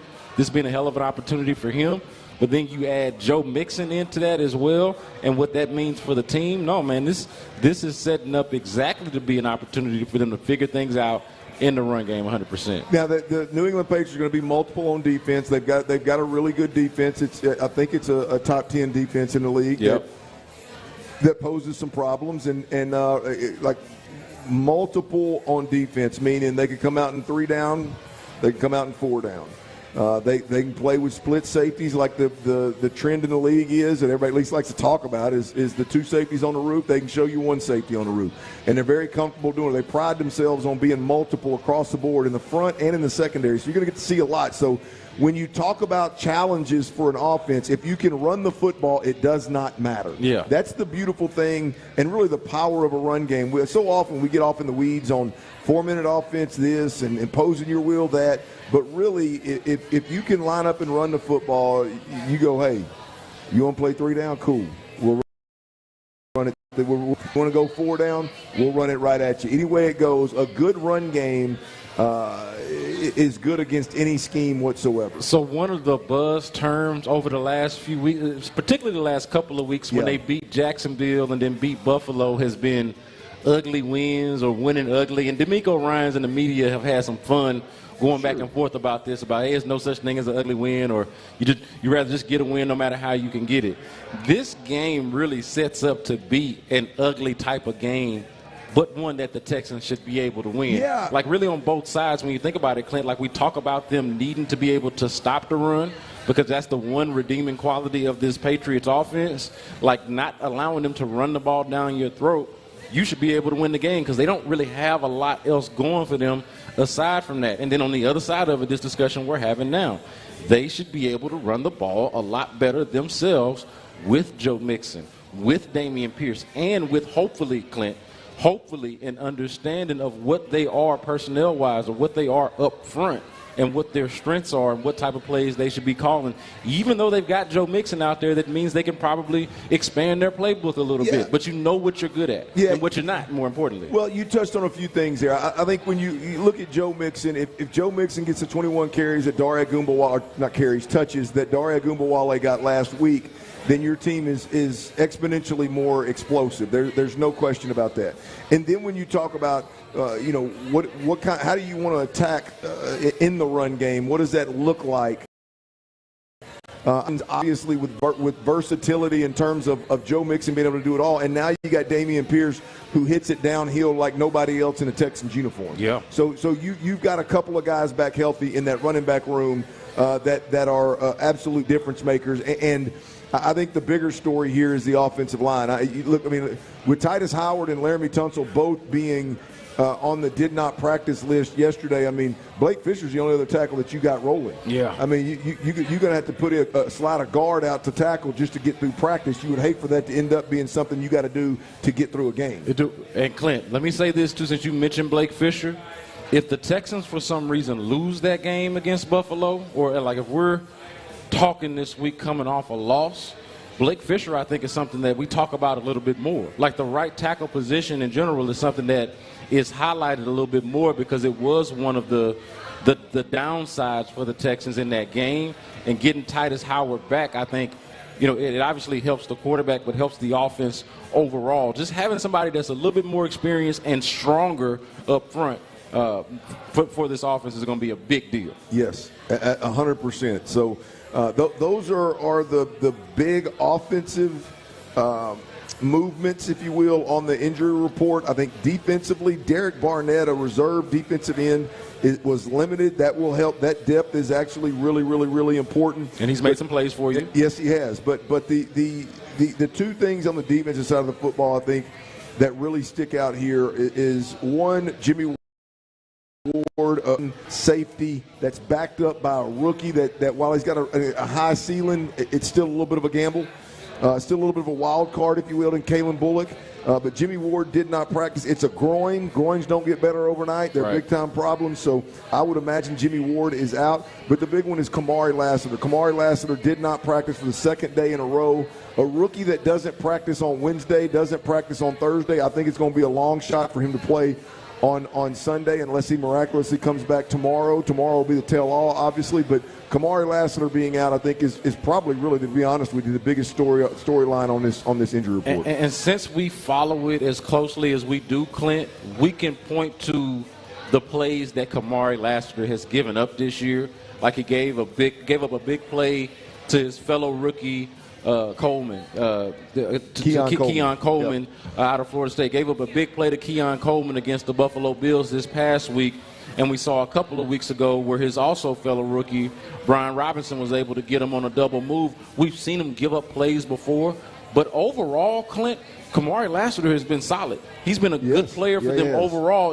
If we save for a few plays here and there that we're able to nitpick and also say, hey, you know what, that lack of speed showed up here or there, maybe more than you would like for it to. Yeah. Overall, the dude has played well. So you're losing not just a starter, but a starter that's played well for you in place of, guys who have experience, guys who have played, but also guys who were not able to outseat or outplay who had questions about, right? Like, if it was optimal to have some of these guys out there playing for you, D'Angelo Ross, Kadar Holman, whoever it might be, then that would have been the case a long time ago. Like, to me, this is not an ideal situation, but again, you'd rather it be against a team that's fixated the way that the Patriots are. All right, that's your Thursday Texans official injury report. It'll happen again tomorrow. We'll see what kind of movement we have on Fridays, but that's some pretty solid news, at least on the offensive side of the football today. 5 o'clock fire. All right, we talked yesterday a little bit about Aaron Rodgers and the Robert Saleh firing and the Aaron Rodgers audio from the Pat McAfee show and darkness. The Jets aren't out of the news. The Jets announced today that they're going to demote Nathaniel Hackett, the offensive play caller, and Todd Downing is going to call offensive plays. Is going to call offensive plays for Aaron Rodgers and the Jets. Stop being a dumpster fire. Jeff Ulbrich is the interim head coach, and he's already making a little bit of making a little waves here. With clearly he's not been happy with the play calling. I think Aaron Rodgers knew this was coming down the pike because he did all but announce that this was going to happen. It's that simple. And I think he was pretty forthcoming. He said, hell, I mean, doing the same thing over and over again and expecting a different result is insanity. Why, there's change is necessary. And then here's the change. I don't know what this means for the Jets. I don't know if they improve offensively or not. I would bet on Aaron Rodgers being significantly better than he was last week. I mean, unless you believe that he is just Father Time has jumped on his back and he just ain't got it no more. I would expect them to be better. I don't know that you can be much worse offensively. I don't know a lot about Todd Downing and whether he's a huge upgrade. I would hope so over Nathaniel Hackett. But we'll see what happens in New York. It's interesting to me because the Aaron Rodgers thing is, I think, is fascinating, is interesting overall. Just the way that people view Aaron Rodgers today is interesting. I think a lot of it's driven from off the field stuff. Yeah. I mean, I do wonder how much of it has to do with true football stuff. Because Aaron's always been hard to deal with. Yeah. I mean, Mike McCarthy couldn't deal with him. Hell, Matt LaFleur couldn't deal with him. He's always been egotistical and arrogant and a different dude. And so I do wonder, like, how much of the noise around it right now is truly about football and versus all the other criticism or fresh out of the bunch dislike of karma that's out there for Aaron Rodgers. See, I think the difference, though, Clint, is that in the past, you could make valid excuses for what was going on around Aaron Rodgers, like the fact that they weren't investing enough in the weapons around him, right? Even the Jordan Love pick, which has worked out for them in succeeding Aaron Rodgers, right? That turned out to be a good thing. But in the moment, Aaron Rodgers is looking around like, hey, you guys have failed to surround me with the kind of talent that would produce the results that you would expect somebody as talented as Aaron Rodgers. Like, you would expect him to have more than just one Super Bowl for as excellent as he was in his time in Green Bay. So back then, it was easier to make the excuses for Aaron Rodgers. Now it feels like it's harder to do so because it's the exact opposite now. Everything feels like it's been catered around Aaron Rodgers, and now it hasn't gone well. But I mean, look no further than the fact that Randall Cobb was on that team last year. Like, why would you do that? Why would you have Randall Cobb on the team, Nathaniel Hackett calling the plays? Like, all of this is to placate Aaron Rodgers and for it to not be working. And then now on the football field, that was another thing. He was able to cash in on the football field and actually give you MVP caliber play. Yeah. And so what can you say if you're annoyed by him? Yeah. But if he's going to go out there and stink up the joint and annoy the hell out of everybody, then everybody's going to just kind of wipe their hands of it. That's what I think is going on. It's like now the excuses are different because he's been built around in a way that he wasn't in Green Bay. And the play is not matching up what we have known it to be. Yeah. I mean, look, it's clear that what the Jets are trying to do is what Tampa did with Tom Brady. I mean, and what the Broncos did with Peyton Manning. Everybody thought he was done playing because of the neck. Everybody thought Tom was done because he was 40. What they're trying to do, we've seen this before. Yeah. It's just with a guy that is highly unlikable. But again, to me, it's. And we're talking about a 5-game sample size in New York. I don't know what's going to happen. I mean, obviously, with what we saw on the head coach being gone, odds are it's not going to pan out well. But, I mean, we've got guys calling him Coach Killer. We've got guys that are calling him a liar when he goes on a show and basically just lays it out there. Yeah, I'll go on a show. I'll answer all your questions, and I'll tell you how I feel about it. And it's not enough. It's to me, it's beyond just an egotistical, arrogant quarterback that was built around and hadn't played well. Well, there's pile on. There's pile on here for sure, Clint. And it's a story. And you, I mean, obviously having played, you understand how the media cycle works. We'll build you up and we'll tear you down, right? And if we already got something that's built in, some built-in ammo, for lack of a better term, that we already want to pelt at you, don't go out there and throw a couple of picks in the first quarter. Don't go out there and look like you got your coach fired because I already don't like you anyway. Right. And now you're giving me something you're adding fuel to the fire. You're fanning the flames. And so these are people that I agree with you, probably already want to say something bad about Aaron Rodgers, but as of late, he is validating such things. I wonder, where are you at with the Jets? Clearly right now it's a mess. Yeah. But just for – I do, and it's not because I picked them to win the Super Bowl. Clearly that ship has sailed. But I do look at it and go, I still think there's hope for them to have a decent season. So, and this Am I crazy? This is hard for me to say, Clint, because before Tom Brady won his – let's call it last 4 Super Bowls, okay? So before Tom Brady won his last 4 Super Bowls, I had Aaron Rodgers in that similar conversation. Now, the more Super Bowls time, and Aaron didn't get another one. Exactly, the sillier that look. But I'm saying that to say you're talking to an Aaron Rodgers football-wise, an Aaron Rodgers guy. So it pains me to say this, and I hate to say this, but I do feel like they're still a quarterback away. Like, they got all of these weapons. They're a quarterback and a competent offensive play caller away. Aaron Rodgers was supposed to be at least one of those things. Nathaniel Hackett, maybe with Aaron Rodgers, was supposed to be one of those things. So far, you've got neither of them, because one year Aaron Rodgers plays but 3 snaps. And then this year, 5 games into it, it doesn't look very good. Yeah, we damn sure hadn't looked very good. The sense of humor that the universe has. 5 o'clock fire. Thursday night football, man. 49ers, Seahawks. Who you got?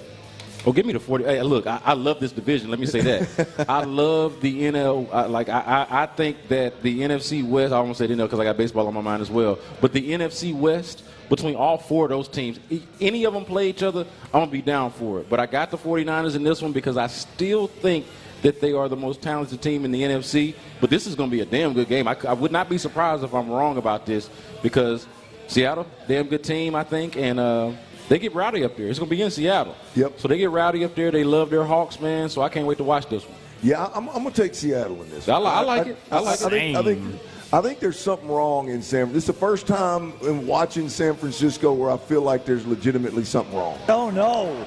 But and obviously there's injuries. I'm not talking about that. I'm just like, I don't see, right after I tell you I think the Jets have a chance to pull this something out of the that the 49ers don't. That's a hell of a, man, they're so talented though, man. Yeah, I just wondered, no McCaffrey,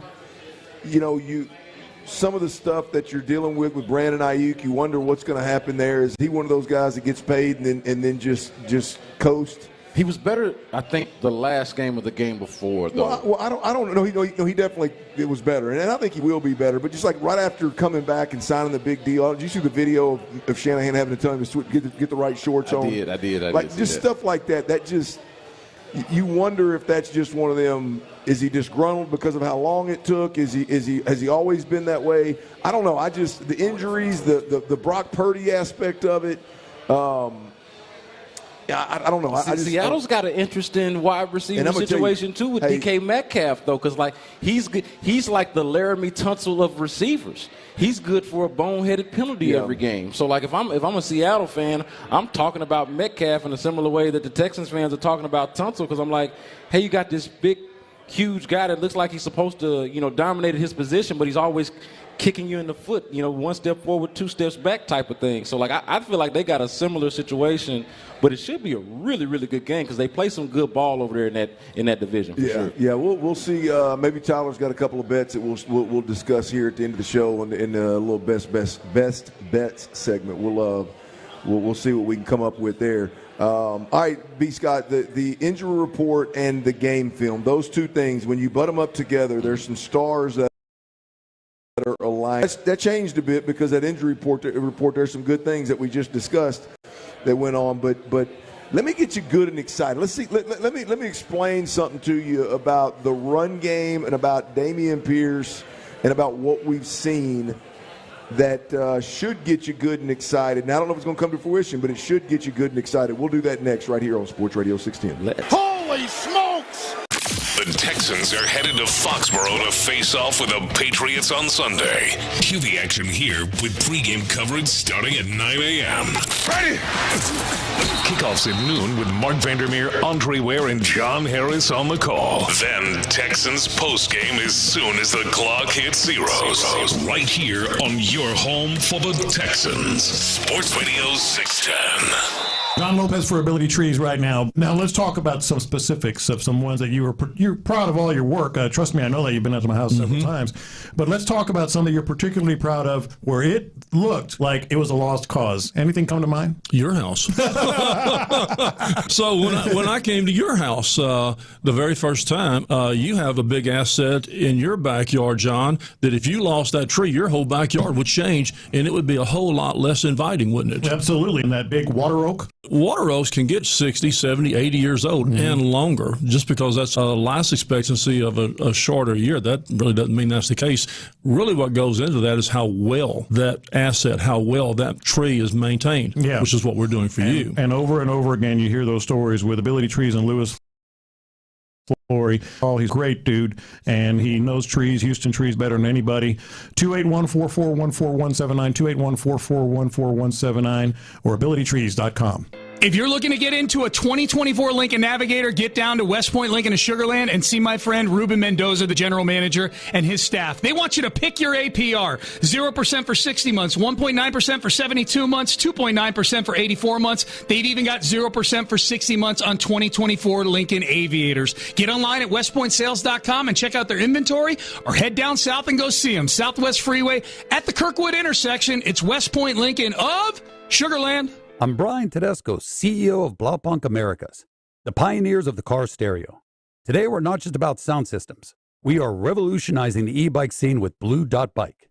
Thanks to AmericanEagle.com, our online presence now features a dynamic e-commerce website that showcases the quality and affordability of our foldable e-bikes. And our collegiate e-bikes, just perfect for the college fanatic. These e-bikes offer a new way to experience freedom on two wheels, no matter your age. When we needed a top-notch website to match our cutting-edge e-bikes, we turned to AmericanEagle.com. They made the impossible seem easy, tackling digital challenges like pros. Check out the Blue Dot Bike website to see AmericanEagle.com's amazing work in action.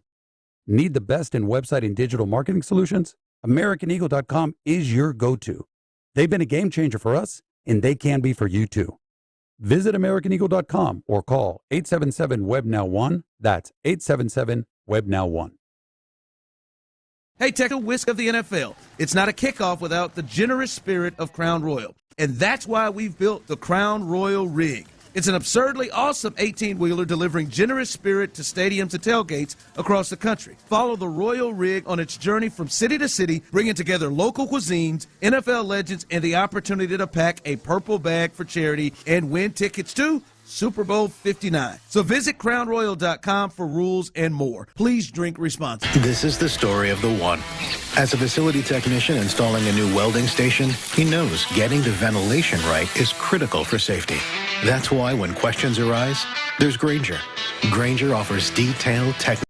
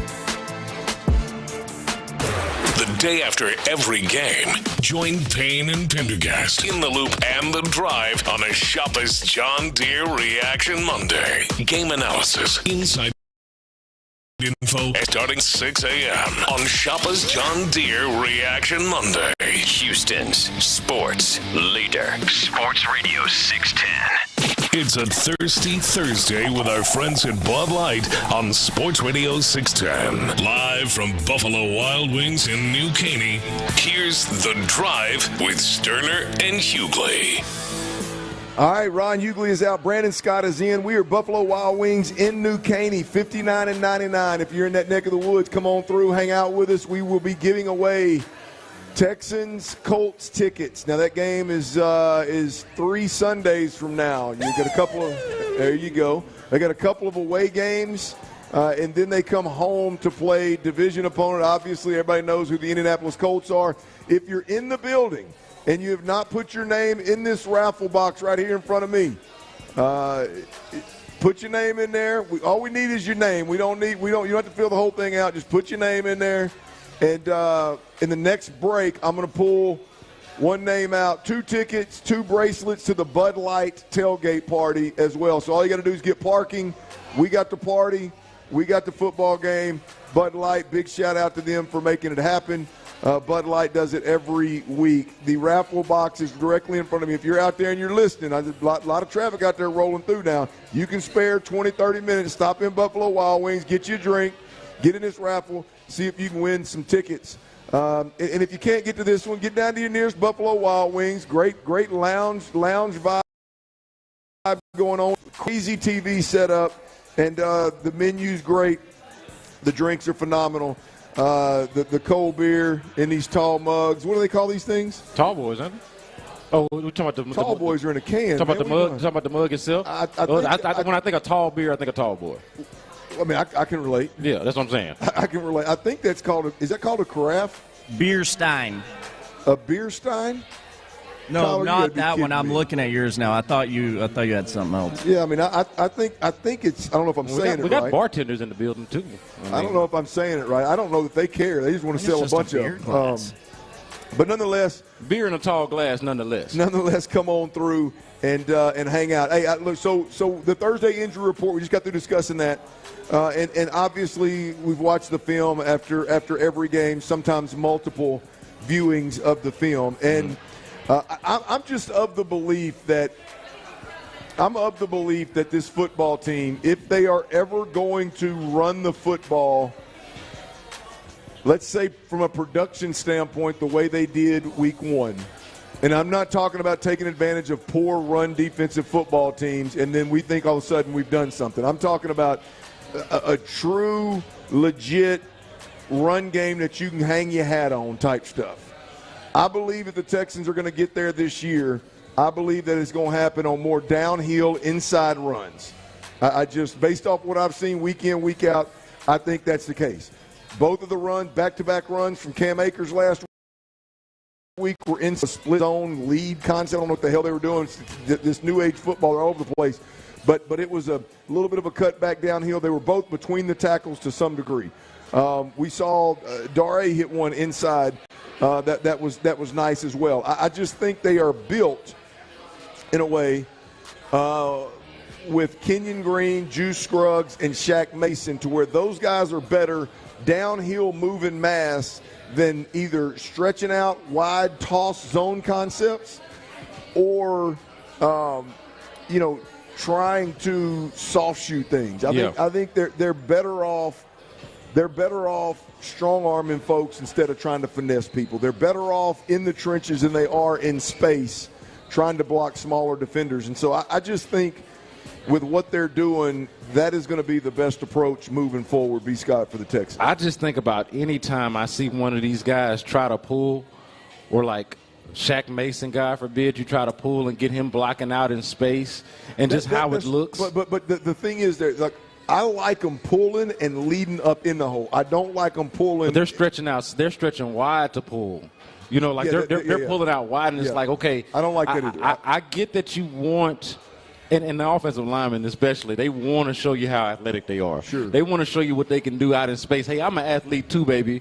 But you know what? No, you're not. Right. What you are is a road grader. Sure. What you are is, like you call it, a mover of men, a mover of mass. Yeah. And so be that. Stay true to that. And I'm curious from you, do you still want it out wide, but still just go for like how formation-wise do you want this to look? It's interesting. I want them to spread out the formation. I don't want Dalton Schultz in a three-point stance. I don't want Dalton Schultz anywhere where his ass got to be physical. Get out there and finesse whoever you want. Spread them out. They lost their fullback, though. Remember, that's why that happened. Well, they lost Bridges Brooks that game. You are an NFL football team with a really good roster. You lose your fullback, you do not replace him with Dalton Schultz. I like Cade Stover. I like the rookie. Put his ass back there. Yeah.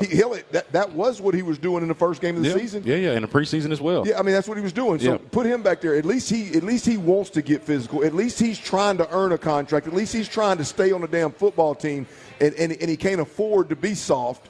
Spread them out. Leave your receivers, these explosive weapons you got with Dalton Schultz. Spread them out and let your big boys up front clearly see who they have and move mass. That's what I want them to do. That's what the film tells me the Texans are best at. Now, I'll be completely transparent.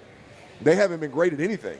Yeah. Like there's nothing you can watch from a run game and go, yes, this is exactly what they need to be doing more of. But if I'm a gambling man, if I'm Bobby Sloak and I'm looking at it, I'm leaning going, guys, this is where we can probably run the football and at least be more effectively and run it effectively and be more complimentary at the least, right? But let me get there. With that, and now that we have the injury report out, and Dameon Pierce was not a limited participant today. Dameon Pierce was a full participant today.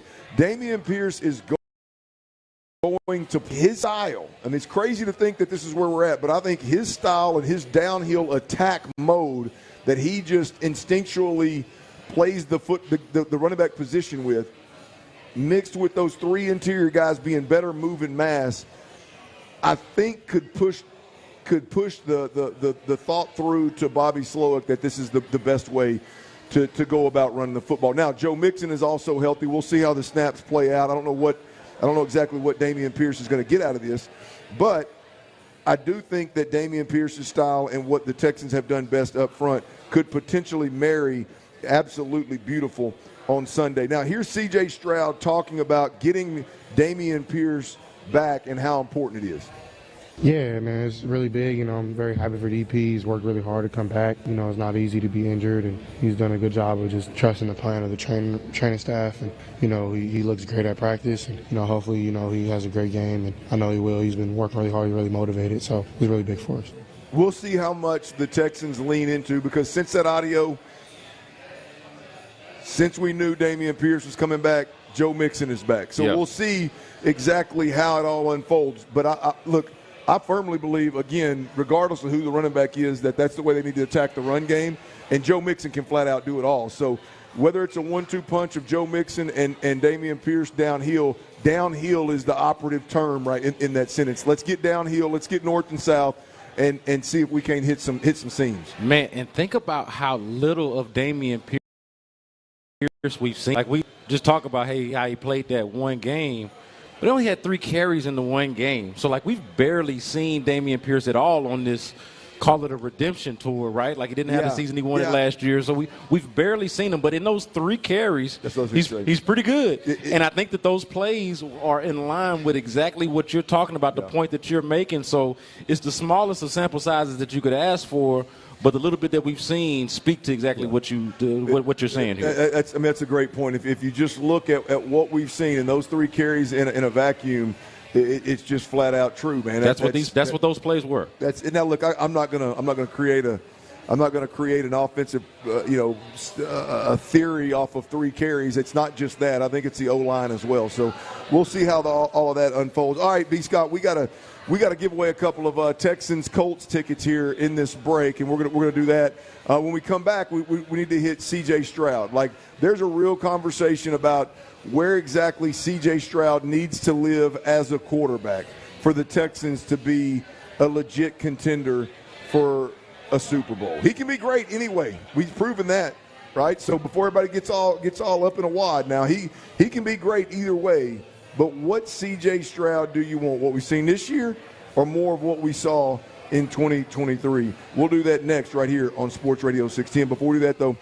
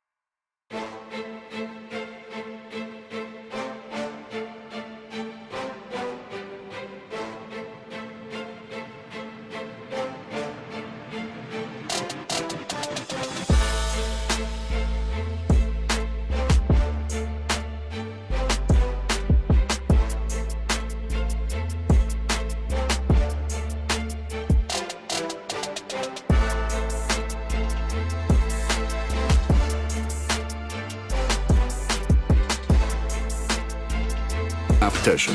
Whatever you do it for less at Harbor Freight. Valid until 10/13/24 while supplies last. So hurry in. Limitations apply. Stroud House. It's a Thirsty Thursday with our friends at Bud Light on Sports Radio 610. Live from Buffalo. Here's The Drive with Stoerner and Hughley. There it is. We've given away 2 $25 gift cards, and we just gave away a pair of Houston Texans, Indianapolis Colts tickets. That's coming up, the next home game coming up. So big shout out to everybody out there for coming through and hanging out with us. All that talk about cornhole versus bago earlier, I totally forgot we have that. We are going to give that away. That's actually in the truck, so we have to get that out of the truck and bring that in.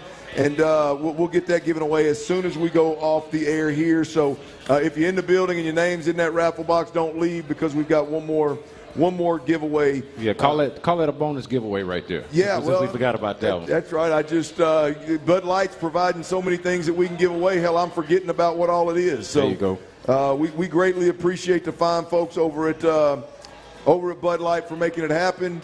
Greatly appreciate the folks here at Buffalo Wild Wings. Again, if you can't get to the one we're at, we're in New Caney, 5999 location. Get on up here, watch Thursday night football. There's football all weekend.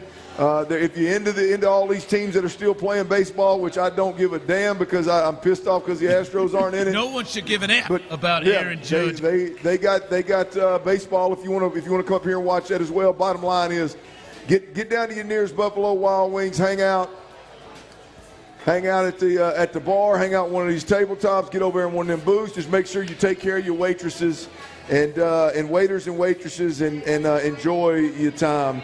B. Scott is in for WEEKDAY. B. Scott, appreciate you joining us, man. Always solid to have you. Yes, sir. C.J. Stroud, look, C.J.'s been tremendous regardless of what brand of football that the Texans are playing. But I do think there's a conversation to be had about C.J. Stroud and about what is the best version of C.J. Stroud as it pertains to this football team having a chance to win a Super Bowl, or the best chance to win a Super Bowl. Yeah. Right?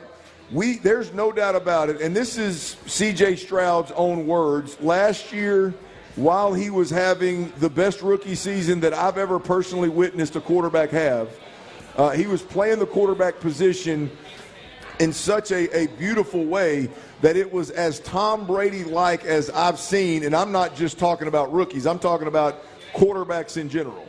And we said that all year last year, and what happened, he ended up throwing the fewest interceptions. The team won 10 games and exceeded expectations, went to the second round of the playoffs. He led the league in yards per game. It was an unbelievable season on every single front, playing that boring brand of football, right? CJ calls it that. We all call it that. But ultimately, we watched Tom Brady do it and win more championships than anybody has ever won, right? And so that is one brand. And then we watched the Texans this year, and we listened to the Texans this year in training camp. We talk about wanting to be more aggressive, wanting to drive the football down the field, and wanting to be able to take more shots and threaten defenses. That was the messaging throughout training camp. And then if you watch training camp and the practices, they're constantly starting every series, every drill they did, man, they were throwing that sucker down the field. Whether it was Nico Collins or it was Tank Dell in the seam, they were aggressive with the football. There was clear, very clear, that there was an emphasis put on being more aggressive down the field with this offense. And we've watched C.J. Stroud. I'm not talking about the last game. I'm talking about just in general. Yeah. We've watched C.J. Stroud be more aggressive this year, hold the football a little bit longer, not make the quick, right now, boring stuff a priority the same way that he made it last year. And I think, B. Scott, the question is and there's not a right or wrong answer here, it's just what you prefer. But the question is do you believe C.J. Stroud can take this team to a Super Bowl playing that more aggressive version of quarterback, or would you like for it to slide back to 2023 a little bit and play that more Tom Brady-ish type of football? See, it's hard to argue with Tom Brady-ish type of football and hard to argue with the results that you got from C.J. Stroud last year. So if you're asking me, hey, do I want him to be as close to what he was last year? The answer is 100% yes. The issue that I have here is the idea that he's deviated that much from it, because I think this, Clint, he's always wrestled with both styles of play, like kind of the Dr. Jekyll, Mr. Hyde type of, or the devil, the angel in your ear, like stretch it downfield, check it down. Like C.J. Stroud, I felt like dealt with that even last year and was able to have this incredible balance of, trying to make plays downfield, but also being smart and taking what the defense gives him. I feel like for the most part, he has done that this year. The difference has been, I think this year everything around CJ has failed him in a way that we were not anticipating it failing him the way we did maybe last year, right? Like I would argue the pass protection at times, at least early in the season, was better last year, that the run game was a little bit better, even though you had kind of a lesser cast of characters in your run game. Yeah. And you certainly were not being penalized at the rate in which you're being penalized this year. Think about it, Clint. And I mentioned this earlier. They had that first half on Sunday where they didn't get penalized at all, and everybody was ready to barbecue. We were ready to throw a party about it because they weren't penalized for a whole half. Yes! And then sure enough, second half comes around, and all of these old bad habits that have been plaguing them throughout the whole season start to ring true again. So, like every week, though. The thing that I would challenge about this whole theory is, hey, if the things around C.J. Stroud are better or more consistent, the efficiency on first and second down, on the early downs, the offensive line play, the protection issues that they've had, running the football, simply just being able to run the football. If they can do some combination of those three things better, I think you will get a closer version to the C.J. Stroud that you're talking about. But what is it like when you feel like you're having to press for offense, a leaky offensive line, a running game that you're struggling to get established? To me, C.J. Stroud being able to understand what to take what the defense gives him, but also be able to make incredible throws, like some of those plays we saw him make in the third quarter to Stephon Diggs, to Dalton Schultz down the stretch in that game, like that is the specialty of a C.J. Stroud. So I don't want to dim his light at all. I want him to be special, but I want the things around him to lift him up so he can play the kind of football that you're talking about. Yeah, look, I think it's, to be clear, it is a Bobby Slowick, the messaging that's in the quarterback's ear on a consistent basis. That is part of the issue, right? I mean, that is it's not, it just comes through and comes to fruition through C.J. Stroud as we watch him play. But this is a Bobby Slowick scheme, philosophy, approach, what you're preaching into the quarterback every day. Execution. Like, how do you attack offensive football? And I'll be honest with you, you are correct. I mean, he has to a certain degree has played similarly at times to the way he did last year. I just know this, when you watch C.J. Stroud this year, there are multiple moments throughout a game, and it don't take but 5 or 6 of those throughout a game where he's passing up for show for some O. You know what I mean? And those are the times when it may not be a sack, but the offensive line struggles mightily and 2 guys get through. So it's just, last year was an extreme, and it's an extreme that I actually appreciate and I like. Yeah. This year it's not so extreme as it was last year, and I'm just saying I believe that sliding more that direction could benefit the Texans. I think as a coaching point, though, because you are correct. I'm not going to dispute with you who played the position, and you're saying some things that just make sense to anybody who has sense. Like, hey, take what the defense gives you. Yeah. Don't force the issue, those sorts of things. So I'm not disputing that is the way to go, but I will say that's going to have to always be a coaching point with C.J. Stroud, somebody who has special ability, has seen himself perform in the moment and has done some special things, you're going to have to always pull him to the side and say, hey, CJ, you don't need that 15 yards. You just really need that 5 right there because it's 2nd and 8. We just need 5 or 6 right here. Like, let's play the down and distance game. You'll have to always do that with him to some degree. I mean, look, I think this. Look, there's 2 things that why this is important is one, like if you're trying to stay ahead of the chains, now you can't help the runs for a 2-yard loss or the runs for a 1-yard gain. You're going to be in 2nd and 3rd and long there. You can't help that. Yeah. But the biggest problem with the Texans are penalties and the 3rd down and longs ultimately. Being in 3rd down and long. I could not believe the stat that you may have even brought to the table last week of they were the worst in the league in 3rd and to go distance. It was 10+ yards at one time. Yes. I don't think it is now 10 yards. But their 1st and 2nd down, their early down efficiency is among the worst in football still to this day. Well, so if you want to address that, and we're just talking about from a quarterback play, there's a lot more goes into it, but from quarterback play, then get the ball out of your hand. We're not trying to take shots. We're not trying to wait for the deeper route. We're not seeing if it's there. No, we'll get the ball out of our hand right now, and we'll live in 2nd and 4, 2nd and 5. We'll live with no sacks. We'll live with limiting how much our offensive line has to work and could potentially get a holding. We'll limit all that.